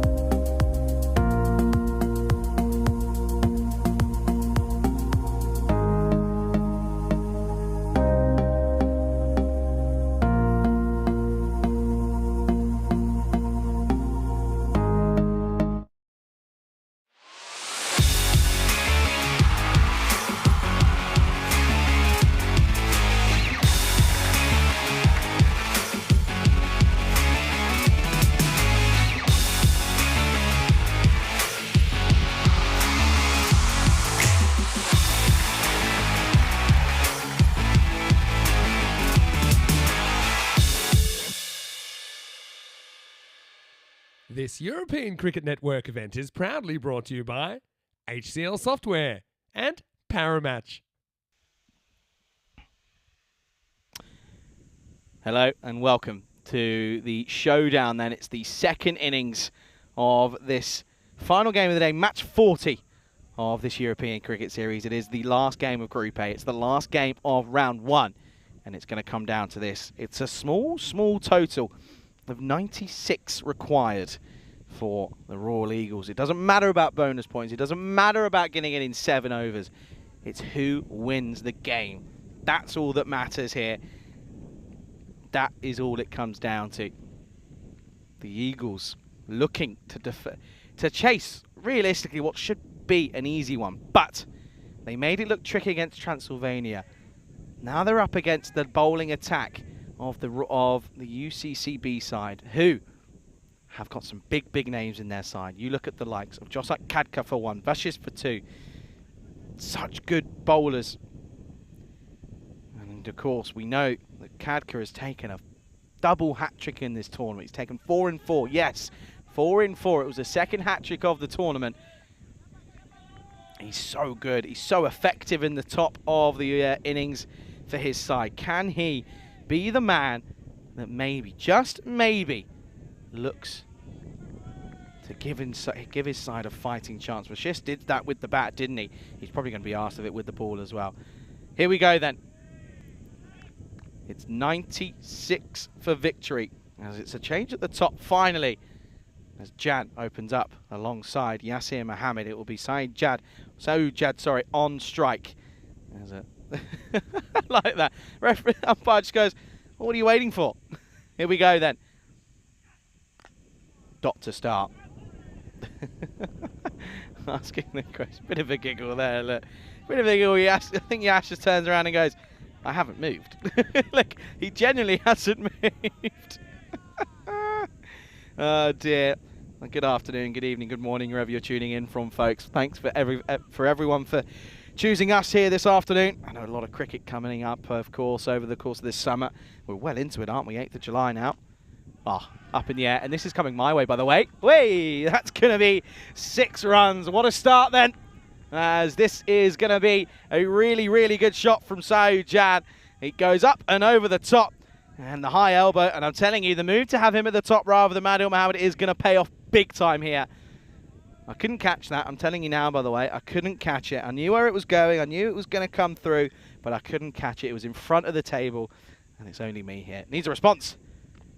Good delivery. Bit of the unprecedented about this one, isn't it, for Kadka? He's very rare that he gets tapped for 6 early on. So now there is a time here where he has to reevaluate his idea here, because it clearly hasn't worked. .6. Not terrible. But a 6 is not what was on the cards for Kadka. He wasn't expecting that off this over. You can tell the UV has been high today, because the old arms and face is looking a little bit red and rosy. Goes for it. It's an ugly shot. It's so funny, isn't it? Cricket's such a leveler, because this guy's just played one of the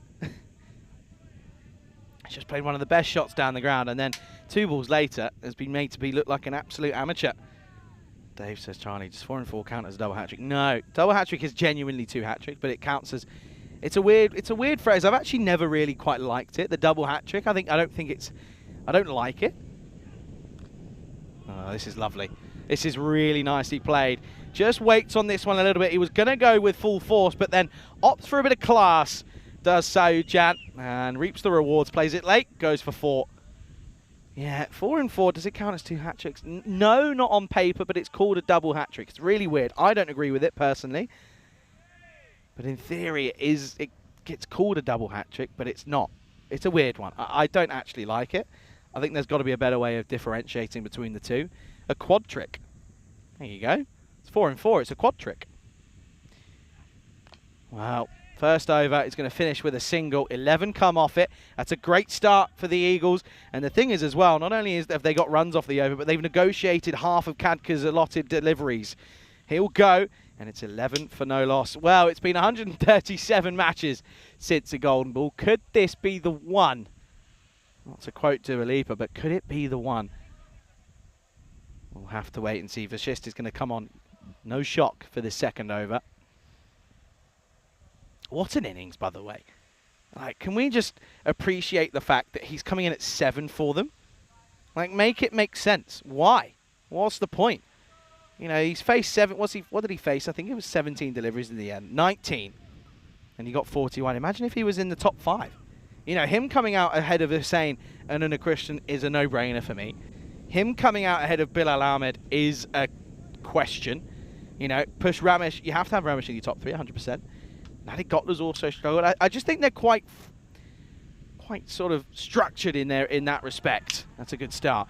They're quite structured in that respect. They don't really like to change things up. I think that's maybe one thing for Satisan just to look at from his captaincy.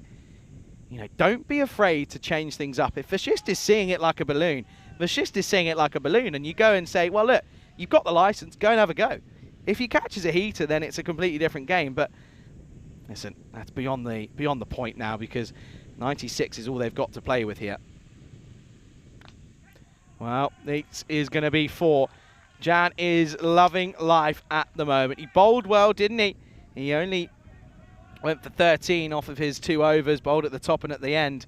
But he's batting well now, isn't he? What a lovely start. And told you, Rico said it, I agree with him, and I said it. Why was Adil Mohammed at the top is not the idea at the moment. Jan proving as to why that's the best call at the moment. Oh, Dave's done a cloak trick. A quad trick, surely. Quad 4? Everything else is called quad that's 4. Vashist. A little bit of tap to start. Good delivery. There's no nick on that. No snick at all. Just asking the question, I think. Here's Vashist. Something's happened here. What's going on here? I think they ask if they can go and have a conversation. People think there might be a tingle. I mean, they need to get early wickets if there's going to be any sort of sign of a tingle. Well, these two having a deep conversation here. Ooh, what's going on? He can't do that. He won't be allowed to bring that bat on, I'll tell you that for free. Tizer will not let him know. He'll let him know that he's not allowed to do that for sure. Just plays into the offside for 1. They'll take on the throw. Oh dear, direct hit. Could have been close. I don't think it's a direct hit. I think it comes off the keeper's glove. They're going back for another conversation here. What's going on? He was gone for all money, but yeah, not meant to be. You'll see here. It's Ahmed. That's what I'm saying. Ahmed with the gloves, I don't understand either. I just don't get it. Now he got is so good. His batting isn't working, so you might as well give him something to do.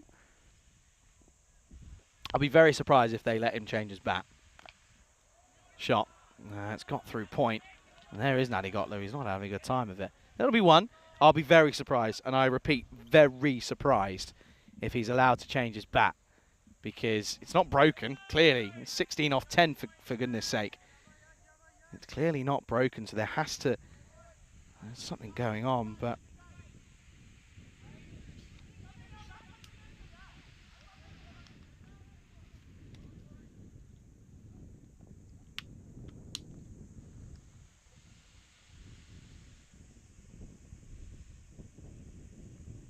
Shot. There's definitely nothing wrong with the bat. Not one single bit, because that's a great shot. 6 runs. Good catch out there by Mohamed Yunus. And that's going to be the end of the over. And already a large chunk of this total is gone.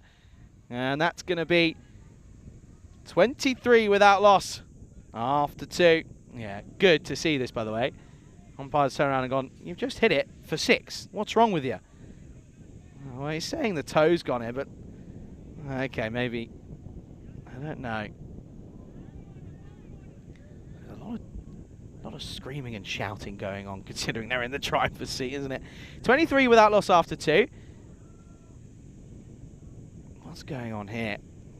Maybe the umpire turned around and said, look, it is actually gone. Well, it's just a quick change. Okay, we move on. Anyway, 73 off of 48. And the bonus point, as I said, doesn't matter. There is no need to worry about the bonus point equation, because 3 points is enough for either side to either stay at the top in respect to the UCCB or jump Bucharest for the Eagles. Spin. And this is either, well, this is a ballsy move, if I'm being honest. This is going to be, that's 4. That looks as if that's 4. I think Kumar, he knows it. You can tell by his body language. I think that might be 4. Let's see here. There's applause coming around. Let's have a look. It was forward in the slot. It was in the block on. Let's see. Let's slow this down when it goes down here then. Oh, where's that foot? That's 4. It's 100% 4. Thank you very much. My eyes do not deceive me. That is definitely 4 runs. There you go. Yeah, good call. Absolutely. You could tell by the way he got up. He knew. You have to feel that on your foot. Tactics. Sneaky. 4 runs. Good start. And 4 and 6. That is no question about where this has gone. That's gone down into the cowpats. And then look as if they're making light work of this now, because the option to go with spin in the third clearly not working. I think T10 might have to sort of be the frontline spinner, because Hussein just has a knack of getting tapped and tapped away. That's going to be another boundary. So Yassir Mohammed. I think this is the thing is though. Not only does it mean that Jan comes out and hits, strikes at 200. What it does mean is it takes the pressure off Yassir, because if Adil's at the other end like he has been and has been nurdling 1s and 2s and hasn't really been doing much, he's there sort of thinking, well, if he doesn't go, then who does? And he has to. But now the freedom comes out. It brings out some rash shots, but what's he asking for here? Was he asking for? He better not have been asking for a wide. That's a better delivery though. Wider, not as full. Not in the block hole. That's better. He did ask politely for a wide. That's awful. Wow. Defensive. I don't think I've seen Yassir play a defensive shot yet. I have to go through the archives maybe, but I don't think he has. Interesting. It's a good defensive shot. Gets his body behind it.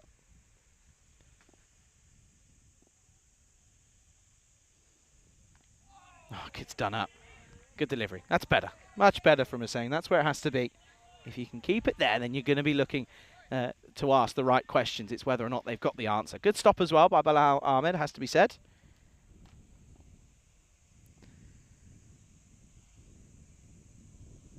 Can he join up the dots? Yes, he will. He'll finish with them as well. That's a good over. Finishes well. Not a terrible one, just 10 coming off it, but 10 is already enough. End of the third, end of the power play. It's 33 without loss. Comparison then is what we'll get to have a look here, and well, I'll tell you what it will say. It will show you that UCCB was struggling, maybe.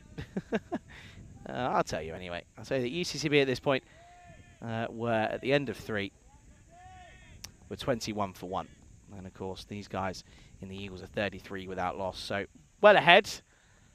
But they need a miracle here to UCCB, otherwise they're going to have a long week ahead. Jassy. Ajinder Jassy, who can put it in the right areas, but he also does have a tendency to just stray off his line and length. So it's going to be a big, big task for him. He almost need a maiden just to try and change things up here. 63 off 42, needs to go at 9s. Well, that's a good start. No foot movement from the batter there in Jan at all. No, the squad was just released for Jimmy Anderson's last ever test. Can't quite believe it, can you really?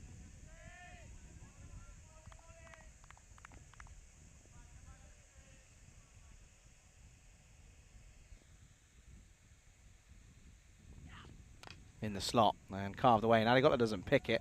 Does eventually, and he will do the work, but I just don't understand why he's not sort of the player that you go for with the gloves. He's so good with them.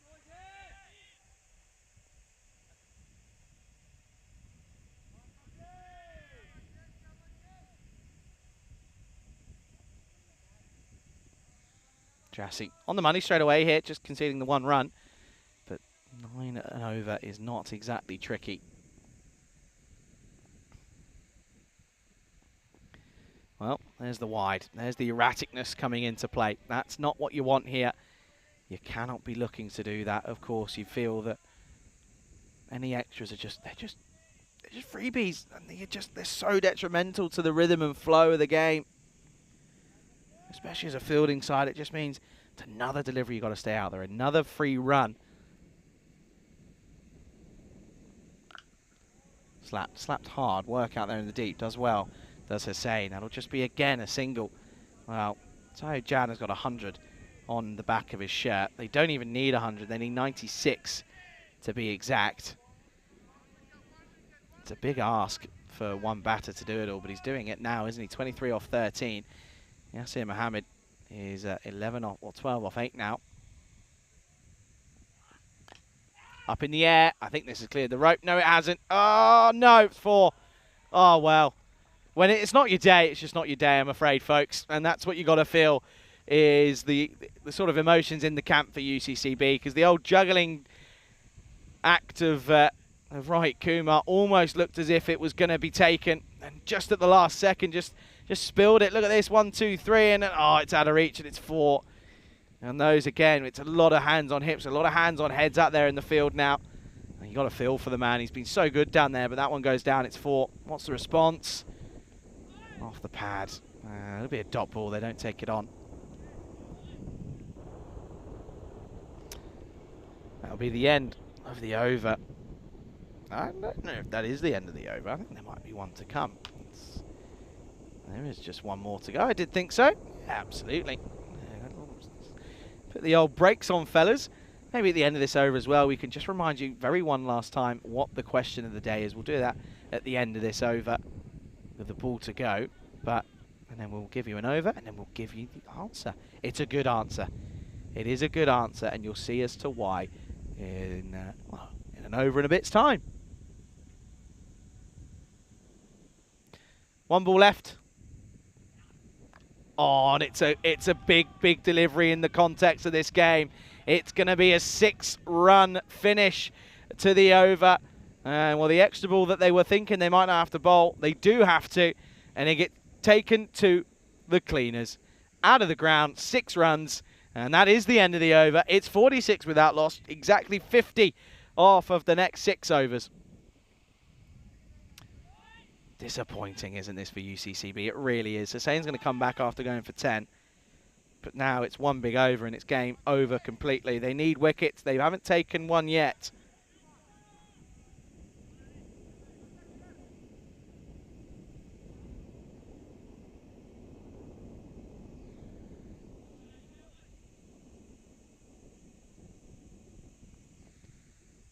Spin once more then in this 5th. Oh, could be a wicket. Has to be. Someone's got to get there. Oh, not the 3 of them again. Oh, and he does take it. That's going to hurt as well. That really wasn't taken nicely. Nani Gotla was asking for it. They're arguing about it, but it doesn't matter. That's a good catch by Devender Singh. He didn't get a bat either. He can actually give it a good old hit as well. Now I come to think of it, but they finally get a wicket. It might not be the one they want, as it's Yasir Mohammed, but it's a wicket nevertheless. It's the first one to fall. Partnership worth 46. Very, very helpful. It's 46 for no loss. Good afternoon to Kingston, who joins us in the chat as well. And yeah, the question is, who has the most ducks in ECC history? That's the question. As out comes Shab Alam. Now this man is on a king pair, by the way, just to let you know for the day. But he's one of the leading run scorers for his side. Of course, the skipper himself. It's a big moment. Big couple of overs. Well, that is a great start. What a thumping start that is for Alam. He sees the ball and he says, thank you ever so much. And I'll start with a lovely Maximo. Vinny's worked it out. Now, Vinny, maybe come out of the chat. I want you to text me, right? Because he's put a clue in there, which is a good clue. But I want you to text me, and I want you to tell me if you knew it or not, off the top of your head. Because if you did, I'm concerned. I have to say. Goes for it again. Gets it. What a shot that is. Alam, the skipper, has turned around and said, lads, I've had enough of this dilly-dallying around. Let's just go. Let's go home. Let's take the next couple of days off, because that's where they're heading at the moment. That's going to be 6 more. Oh, what a shot that is. And now it's down to 38 off 33 balls. What a shot that is, though. What a shot that is. Oh, and now pushes him off his rhythm. Great take behind the stumps, but saying as a spinner, sometimes it doesn't work. Oh, Dave B's put a shout. He said Rhino, maybe. He said DDC, maybe. Good shouts. It's an interesting one. It's another wide. Didn't get anything on it. It's another one. Freebies. You can't give them freebies. Oh, it's so frustrating, isn't it? It's so frustrating, really. Ben just said Conrad Green Shields. Interesting.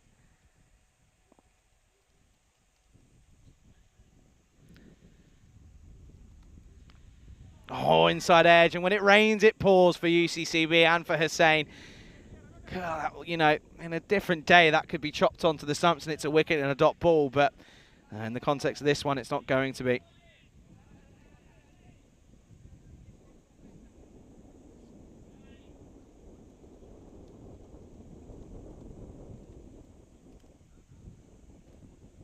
And another one, this time into the onside.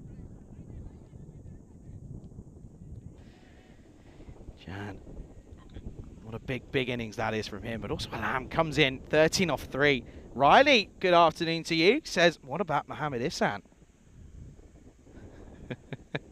Okay, Vinny's being honest with me, which is good.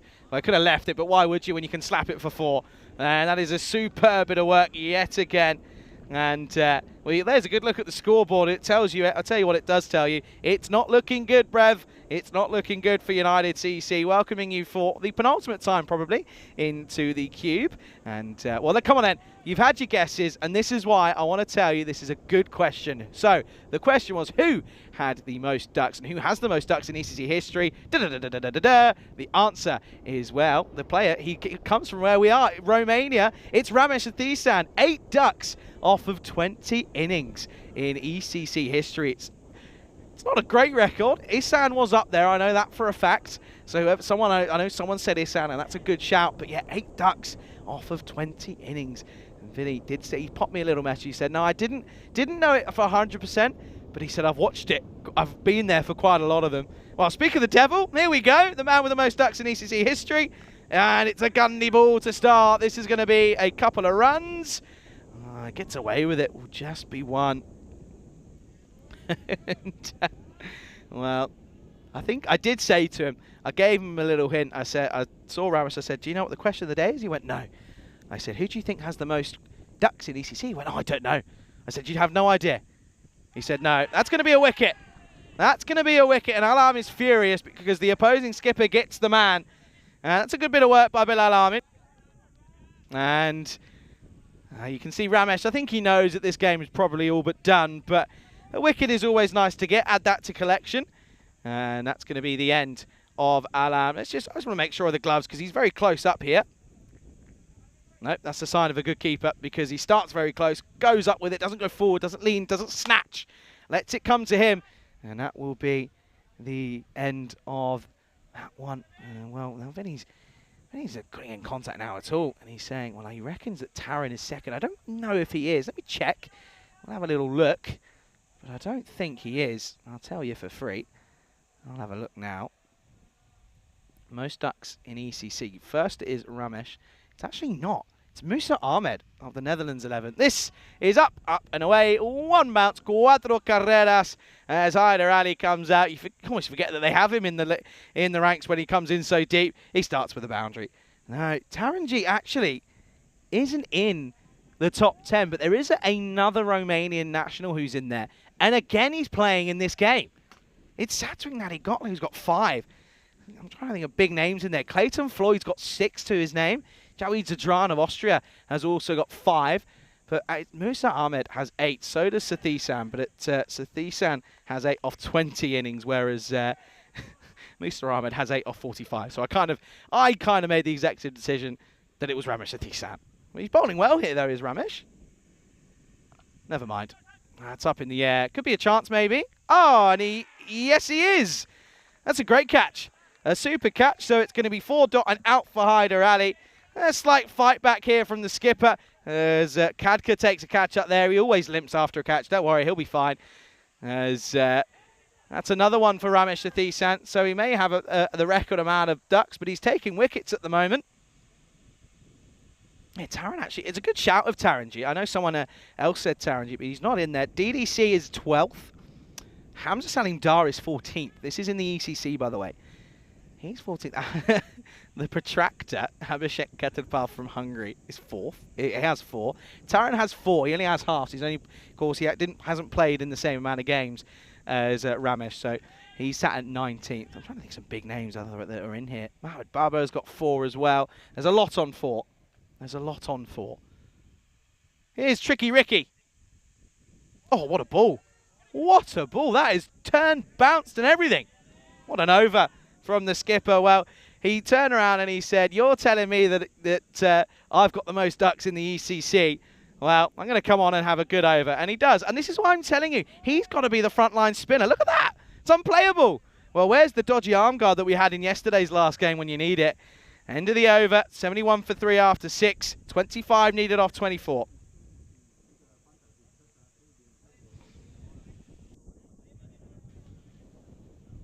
Yeah, Ramesh. What an over. Now, when he's saying that he can't believe that he's had 45 innings, it's a lot of batting if you put it together. But yeah, I love, yeah, this is, by the way, if anyone wants to know where, you might want to get ahead of the game when it comes to Hunt the Answer. Those sort of questions when it's ECN related, they're all those stats are available to you. I don't, there's not some sort of secret software that sort of commentators and crew have. It's all up on the website. It's all up there to see. Like, for example, I could tell you that the highest ever partnership in the ECC, it's pretty common knowledge, this one. There you go, free spray, you'll be all right. Highest partnership was Dan Lincoln and Harrison Ward of 178. But, in fact, I'm going to say it wasn't, because off of just the 49 deliveries, Lewis Deploy and Vinith Ravindran of Hungary took on Turkey. So, a little bit different. Here's Rajesh Kumar. That's going to be a single down 2. There he is, Ramesh.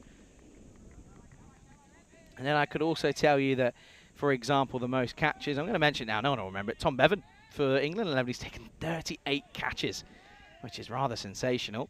And no surprise to see that at 3rd and 4th, it's Christian Munoz-Mills and Daniel Dulcalle for Spain. So no real surprise there. But, yeah, absolutely. ECN-related questions, they're often the better ones. I think I'll try and maybe look to do sort of things like that. Get some ECL questions in there as well. Don't forget that. Some big names, of course, that have participated in there. So, certainly some questions to come. Of course, and you think you're running out. You think, no, boom, straight away.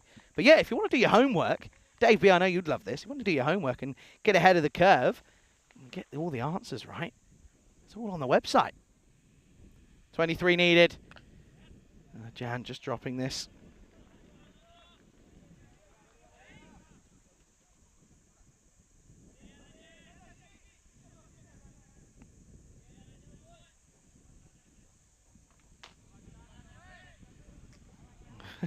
Bit of the old hot potato there from Devinder. Devinder Singh, of course. Oh, thumped. That's 4. That is glorious. That has split the gap perfectly. And that's another boundary, and they're getting slowly towards this, aren't they? They're creeping along, are the Eagles. A couple of wickets fell in that last over, but they're certainly looking okay now. As it's now 20, becomes, I believe, becomes 18, just needed off of 20. There you go, one of the Zenitors players, I think, there. Bottom edge. Doesn't go anywhere, that'll be a dot. Good comeback from Kumar. Of course, Rajesh Kumar bowled 3 for 3 against Transylvania not long ago. And now he's just in a bit of a hiatus here. He's just bowling. He kind of probably feels as if he's just bowling for the sake of bowling. In T10, 18 off 20 should be simple.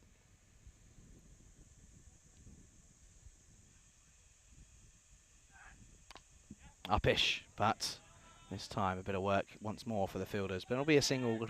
Tricky Ricky will keep the strike. The score at the end of 7 is 79 for 3. So they won't get the bonus point.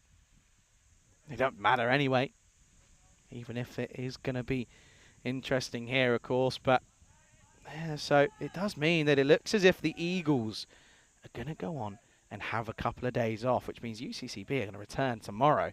If it goes that way, they'll be in the first game. How horrible is that?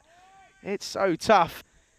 You've got a chance to having a couple of days off, and if you lose, you're on the wrong side of it, and you've got to come back for 2 games in the morning.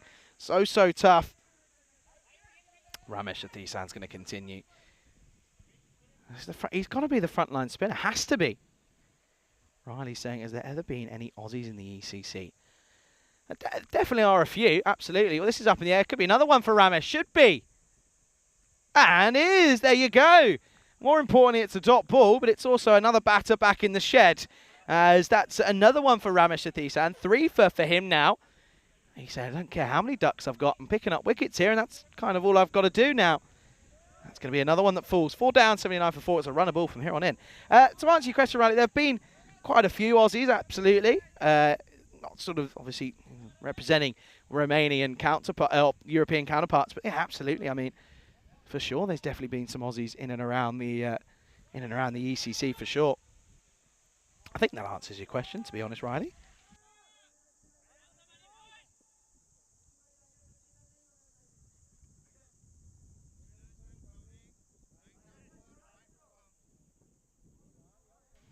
New batter makes their way out to the middle. Ramesh has got his, certainly got his tail up. Never mind, that's a wide. Oh dear. There you go, Sam Harmson, ex-Ireland 11 captain last year, was originally Australian. Yeah, Vinny's definitely the man to ask. He's there at every single one. Hence why he said he did hazard a guess at Ramesh, because he's seen, well, he's actually, this is the funny thing, I think he's just, you know, he's been there every time. I sort of feel as if he probably has. If he's not commentating, he's been in and probably been in and around the ground, if not far away at the Sunset Beach. But he probably has seen the majority of those 8 ducks, to be fair, at the ECC. Now the big one to know, and because I've been saying Ramesh gets bowled more than anyone. How many of those ducks were bowled? I reckon a lot of them caught though in the V as well. What a ball! Bit of spin, love it. Can't be against this. But yeah, there'll be to answer your question, there'll be a lot of original sort of descendants from from Australia, but then of course have adopted that sort of European nation. Bit of work here, and he's just done okay. Keeps his foot in.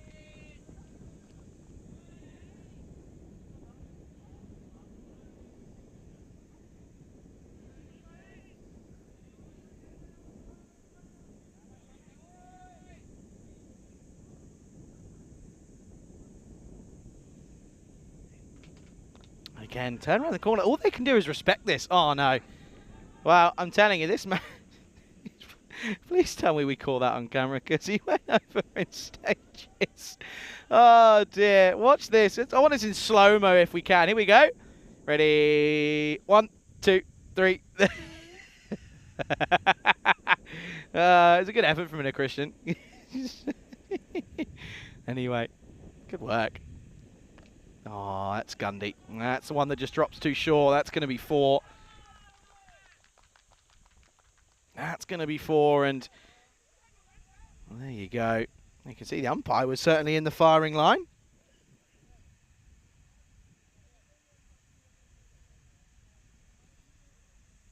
And that's going to be the end of the over. And that's going to be 95 still is what they're looking for. 96, of course. 88 for 4 then for the Eagles with 2 overs to go. 8 needed. Yeah, Vinny just mentioning the fact that Ramesh, you know, he's got to be... That's just what I'm saying, though. He's a good bowler. He's done it for Romania. Ramesh is the unluckiest player in ECC. Quote unquote from Ramesh. Ramesh just took 5 for 3 against the Gladiators back in 2021. This is what I'm saying. I mean, that's almost... That's like pretty much in every way one off being the record. 6 for 2, of course, Stefan Gooch, a couple of years ago. The infamous Danny Hudacek was calling that one, by the way. If you recognise the voice, if you go watch it back. But it's actually, that's what I mean. He's 1 off 6 and 1 off 2. So, good bowling. I'm surprised it's taken this long, but they're going to go back to Joshak Kadka here. Because I think you've just got to go to him. He's your hit man, isn't he? Everyone's got one. You've got to bring them back early and try and break the partnership. But Jan's just very comfortable, isn't he? And he's now back on strike and just 7 runs needed here. Well, folks, it's been a very exciting day. And whilst you're all still here and I want you to hear it, thank you so much for sticking around and for keeping me company. I know that, trust me when I tell you, it doesn't go unnoticed. We really do. Personally, I really appreciate it. So, and I know everyone here, of course, appreciates all your support. So a huge thank you to everyone for sticking around. And we'll be back tomorrow, which is the good news. Rico will be back with me as well. Oh, we got stuck. We got stuck. Oh, dear. Oh, well, can he get back here? He will. It's a top ball. Oh, dear. It's a top ball. I think sort of United have just turned around and gone, yeah, fair enough. What's going on here? Now they're going to have a chat here. I think Jan's just going to turn around and be like, stay back, please, thank you. I'd like to do this myself. Got time. Wakash just sent off, didn't he? A little bit selfish from him, really. I think he doesn't really have the sort of authority to be selfish here. He's not 42 off 24. Jan sees the funny side of it, which is always nice. And also huge thanks for Vinny for stepping in for an innings as well from the studio. Oh, man. Now they will drop and run. Oh, Ramesh. Oh, there we go. He's not happy, is he? Is Ramesh. It's not been a good day at the office for UCCB. Just fair enough. They're going to have to come back. This is the thing. He probably knows this as well because the skipper, he knows it. They'll be here bright and early, but sort of eyes wide, bushy-tailed. Yeah, out here tomorrow morning. Probably against ACCB. 6 needed. They can do it in one blow. Well, they're going to try to, but this is going to be carved away. Natigotla. That's not Natigotla, in fact. That's Jassy. Where's Natigotla gone? He moved. He was there. He's at gully now. Well, they can do it in singles pretty comfortably, but I'm sure Jan would like to do it with, well, he needs to get 2, doesn't he? And then hope for a dot ball if he wants to get his half century. That's what he'll be thinking, but he'll just see ball, hit ball. That's what you think. 5 needed. Goes for it, doesn't get it. He might get 4. Oh, nearly. No, he'll get single. He'll get a 1. Just 4 needed, so they can do it with a nice shot through the covers. That'd be nice. A nice way to finish it. Credit to UCCB. They've taken it deep, though, haven't they? This is the thing. They've taken it into the 9th. Might get into the last if they get away with this one, but you feel that they should get this pretty comfortably. 4 off 7. Can't imagine there'd be too many issues. Bottom edge. A bit of work for Kumar out there. They don't turn and go, and I don't think Jan realises it's the last ball of the over because he wasn't pushing it. And there you go. There's the realisation. Just the 3 needed off the last. Anything can happen in the last, folks. But well, they need a miracle. It's 93 for 4. 1 over to go. 3 needed. Pick of the boulders. Not looking good. It's Ramesh. Shot Cora. Once again, comms get it right. Use him as a frontliner, and he picks up 3 wickets. But that's just a case of you see it in every level. The skipper almost forgetting that he can use himself sometimes. And he has to realise that he is so critical and so useful as a bowler, not only as a batter. Listen, as a batter, it's not clicked. As a batter, it hasn't clicked for them.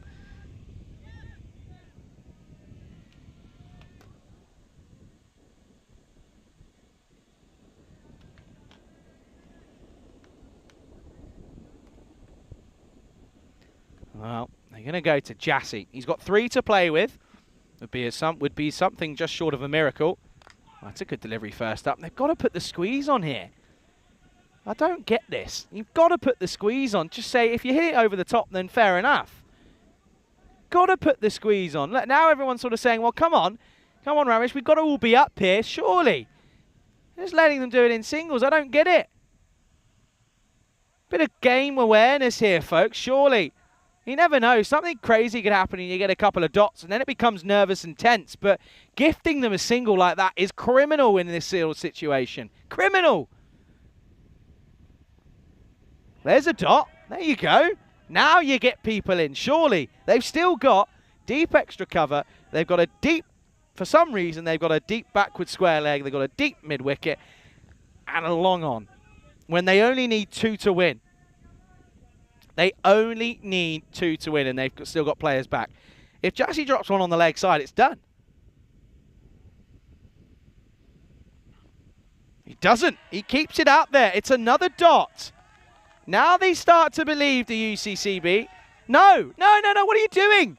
Why are you putting him back? Ramesh, no, you've got it wrong. I'm sorry. Why would you put him back and give him 1? Why? I don't get it. Oh, wow. Well, what do I know? 2 off 3. Maybe he's going for the catch, maybe. Up over the top. No, it's not going to matter. This is going to run away towards the rope. It's going to be 4. It's going to be 4. And the Eagles will get through to finals day. They get there just by the skin of their teeth. It was going down to the last over, and anything crazy could happen. But unfortunately, UCCB, they're going to have an early morning. They'll be back tomorrow as they'll finish second in the group. It's the Eagles that get through to finals day. They've got 3 days off, a well-deserved break. They'll be back, though, as they get through to finals day, and they win by 6 wickets here in match 40. Well, maybe we can have a little peek at what's coming up tomorrow, because it's going to be a action-packed day, as we now know and can confirm that United CC Bucharest will be back for 2 games in the morning. They take on ACCB and Banassa in matches 41 and 42. It's going to be a great day once more. Rico will return. That starts at 6 o'clock GMT, 8 o'clock Central European time, 11:30 out in India. Come on then, roll these highlights. It's going to be an interesting one, as it was a very, very close contest in the end. A low-scoring thriller yet again. Kadka started nicely, but Jan really, he just had his number. The second delivery went for 6, and it was a glorious shot. Might not see it here, but it was such a tone setter for him. He ends up being there all the way, ends up on 48, not out of 29. Vashist as well. I'll talk about him in a minute. We'll get there in the end, but lovely hitting. Really lovely hitting from Saeed Jan. He looked so good. Looked like he had all the time in the world. Spin came into the attack. This was 4. It was a close call, but it ended up going with a foot on the rope by Kuma. I think he knew it, realistically. But they changed things, did Royal Eagles. They changed it up, and Adil Mohammed finally not in the opening partnership. And that's, I think, for me, it's where the game was won. Straight away. You look at the likes, I mean, this is a moment they'll look back on and regret. There'll be a couple of them as well. But you look at the likes of who you can have opening. Hyder Ali easily can open. Jan did it. He did it very well. You know, you look at those two, they've got to be up there. And Sham Alam could certainly do a job if he needed to. He really could. But, well, hindsight, of course, 2020. But they get over the line as they'll win by 6 wickets. And the Eagles, they clutch away. They finally only just get over the line. But it's going to be a tricky, tricky time now for UCCB. Because, listen, if they look to struggle in the second round of fixtures, they'll look back on the last couple of overs and rue a couple of moments in this game. Shabalam was gone. It was the bit of work for the keeper in Ahmed to do. But I've got to ask questions here. And I know if Rico was here, if anyone was here, they'd be asking the same. In that last over, it was 3 needed, and he had everyone back. I don't get it. It makes no sense. He bowled really well, though, did Ramesh. He bowled superbly. For his 3 for 40 and ends up being the best bowler of the game for me. But unfortunately, I don't get it. I don't understand it. When you've got an individual score of 3 needed, which you can do in singles, if they hit it over the top like they did anyway, if they hit it over the top over your head, you go, fair enough, good shot. We shouldn't have won anyway. You go back to the drawing board and you come back tomorrow. But you put the pressure on, surely. You put the pressure on. Oh, dear. Well, listen, sometimes cricket's a horrible game. But it's not for the Eagles, as they are your winners by 6 wickets. We'll have a little brief look at the scorecards then. And it's just going to tell you everything that I've just been saying, as Jan finishes not out on 48 off of 29. There from the start was the opener. And you've got to look at it now, and you think when they come back on Friday, he's got to open again. And you can see Adil Mohammed not used, and rightfully so, because he's been poor with the bat. Taima Chima is also someone that can hit a serious amount of runs. We saw that in different areas today. So listen, Royal Eagles, a big outfit, a big side. They finished top of Group 8. They'll join Cluj straight in finals day on Friday. And, well, that's not going to be nice to look at. But she's bowled well, but only getting 1 over. One of your best bowlers. Oh, it's another thing that's going to set me off. It's another thing that's going to get me. Anyway, before I explode and lose my head, I reckon we should come to Concam and I can say my goodbyes, because it's just been one of those where, unfortunately, today is just might have slightly got the better of me just because of different things, you know. Listen, not being out there is such a different thing. You can see different areas and look at different things in different respects, but some of it is simple stuff for me, I'm afraid. It's not good enough. Anyway, thank you so much for tuning in today. I really appreciate all your comments and your feedback, and not only that, but also your interactions. I really do appreciate it, and we appreciate all the support that we receive. And listen, also thanks to all the players, everyone here at the ground, everyone here that's been helping, to the Blue crew, to the scorers, to the officials. Huge thanks to them, to the Spring crew. Andres, it's the last day. We'll see you very, very soon. Safe travels back home tomorrow, but looking forward to tomorrow. It's a big, big day. And I know that Rico is going to be keeping a keen eye on what happened today. He'll be back tomorrow. Make sure you tune in tomorrow. It's been an absolute pleasure. I'm going to scoot off now, and I hope you have a very good evening. Make sure you look after yourselves, and we'll be back again tomorrow. Plenty of action. Do make sure you return. Have a good evening, everybody.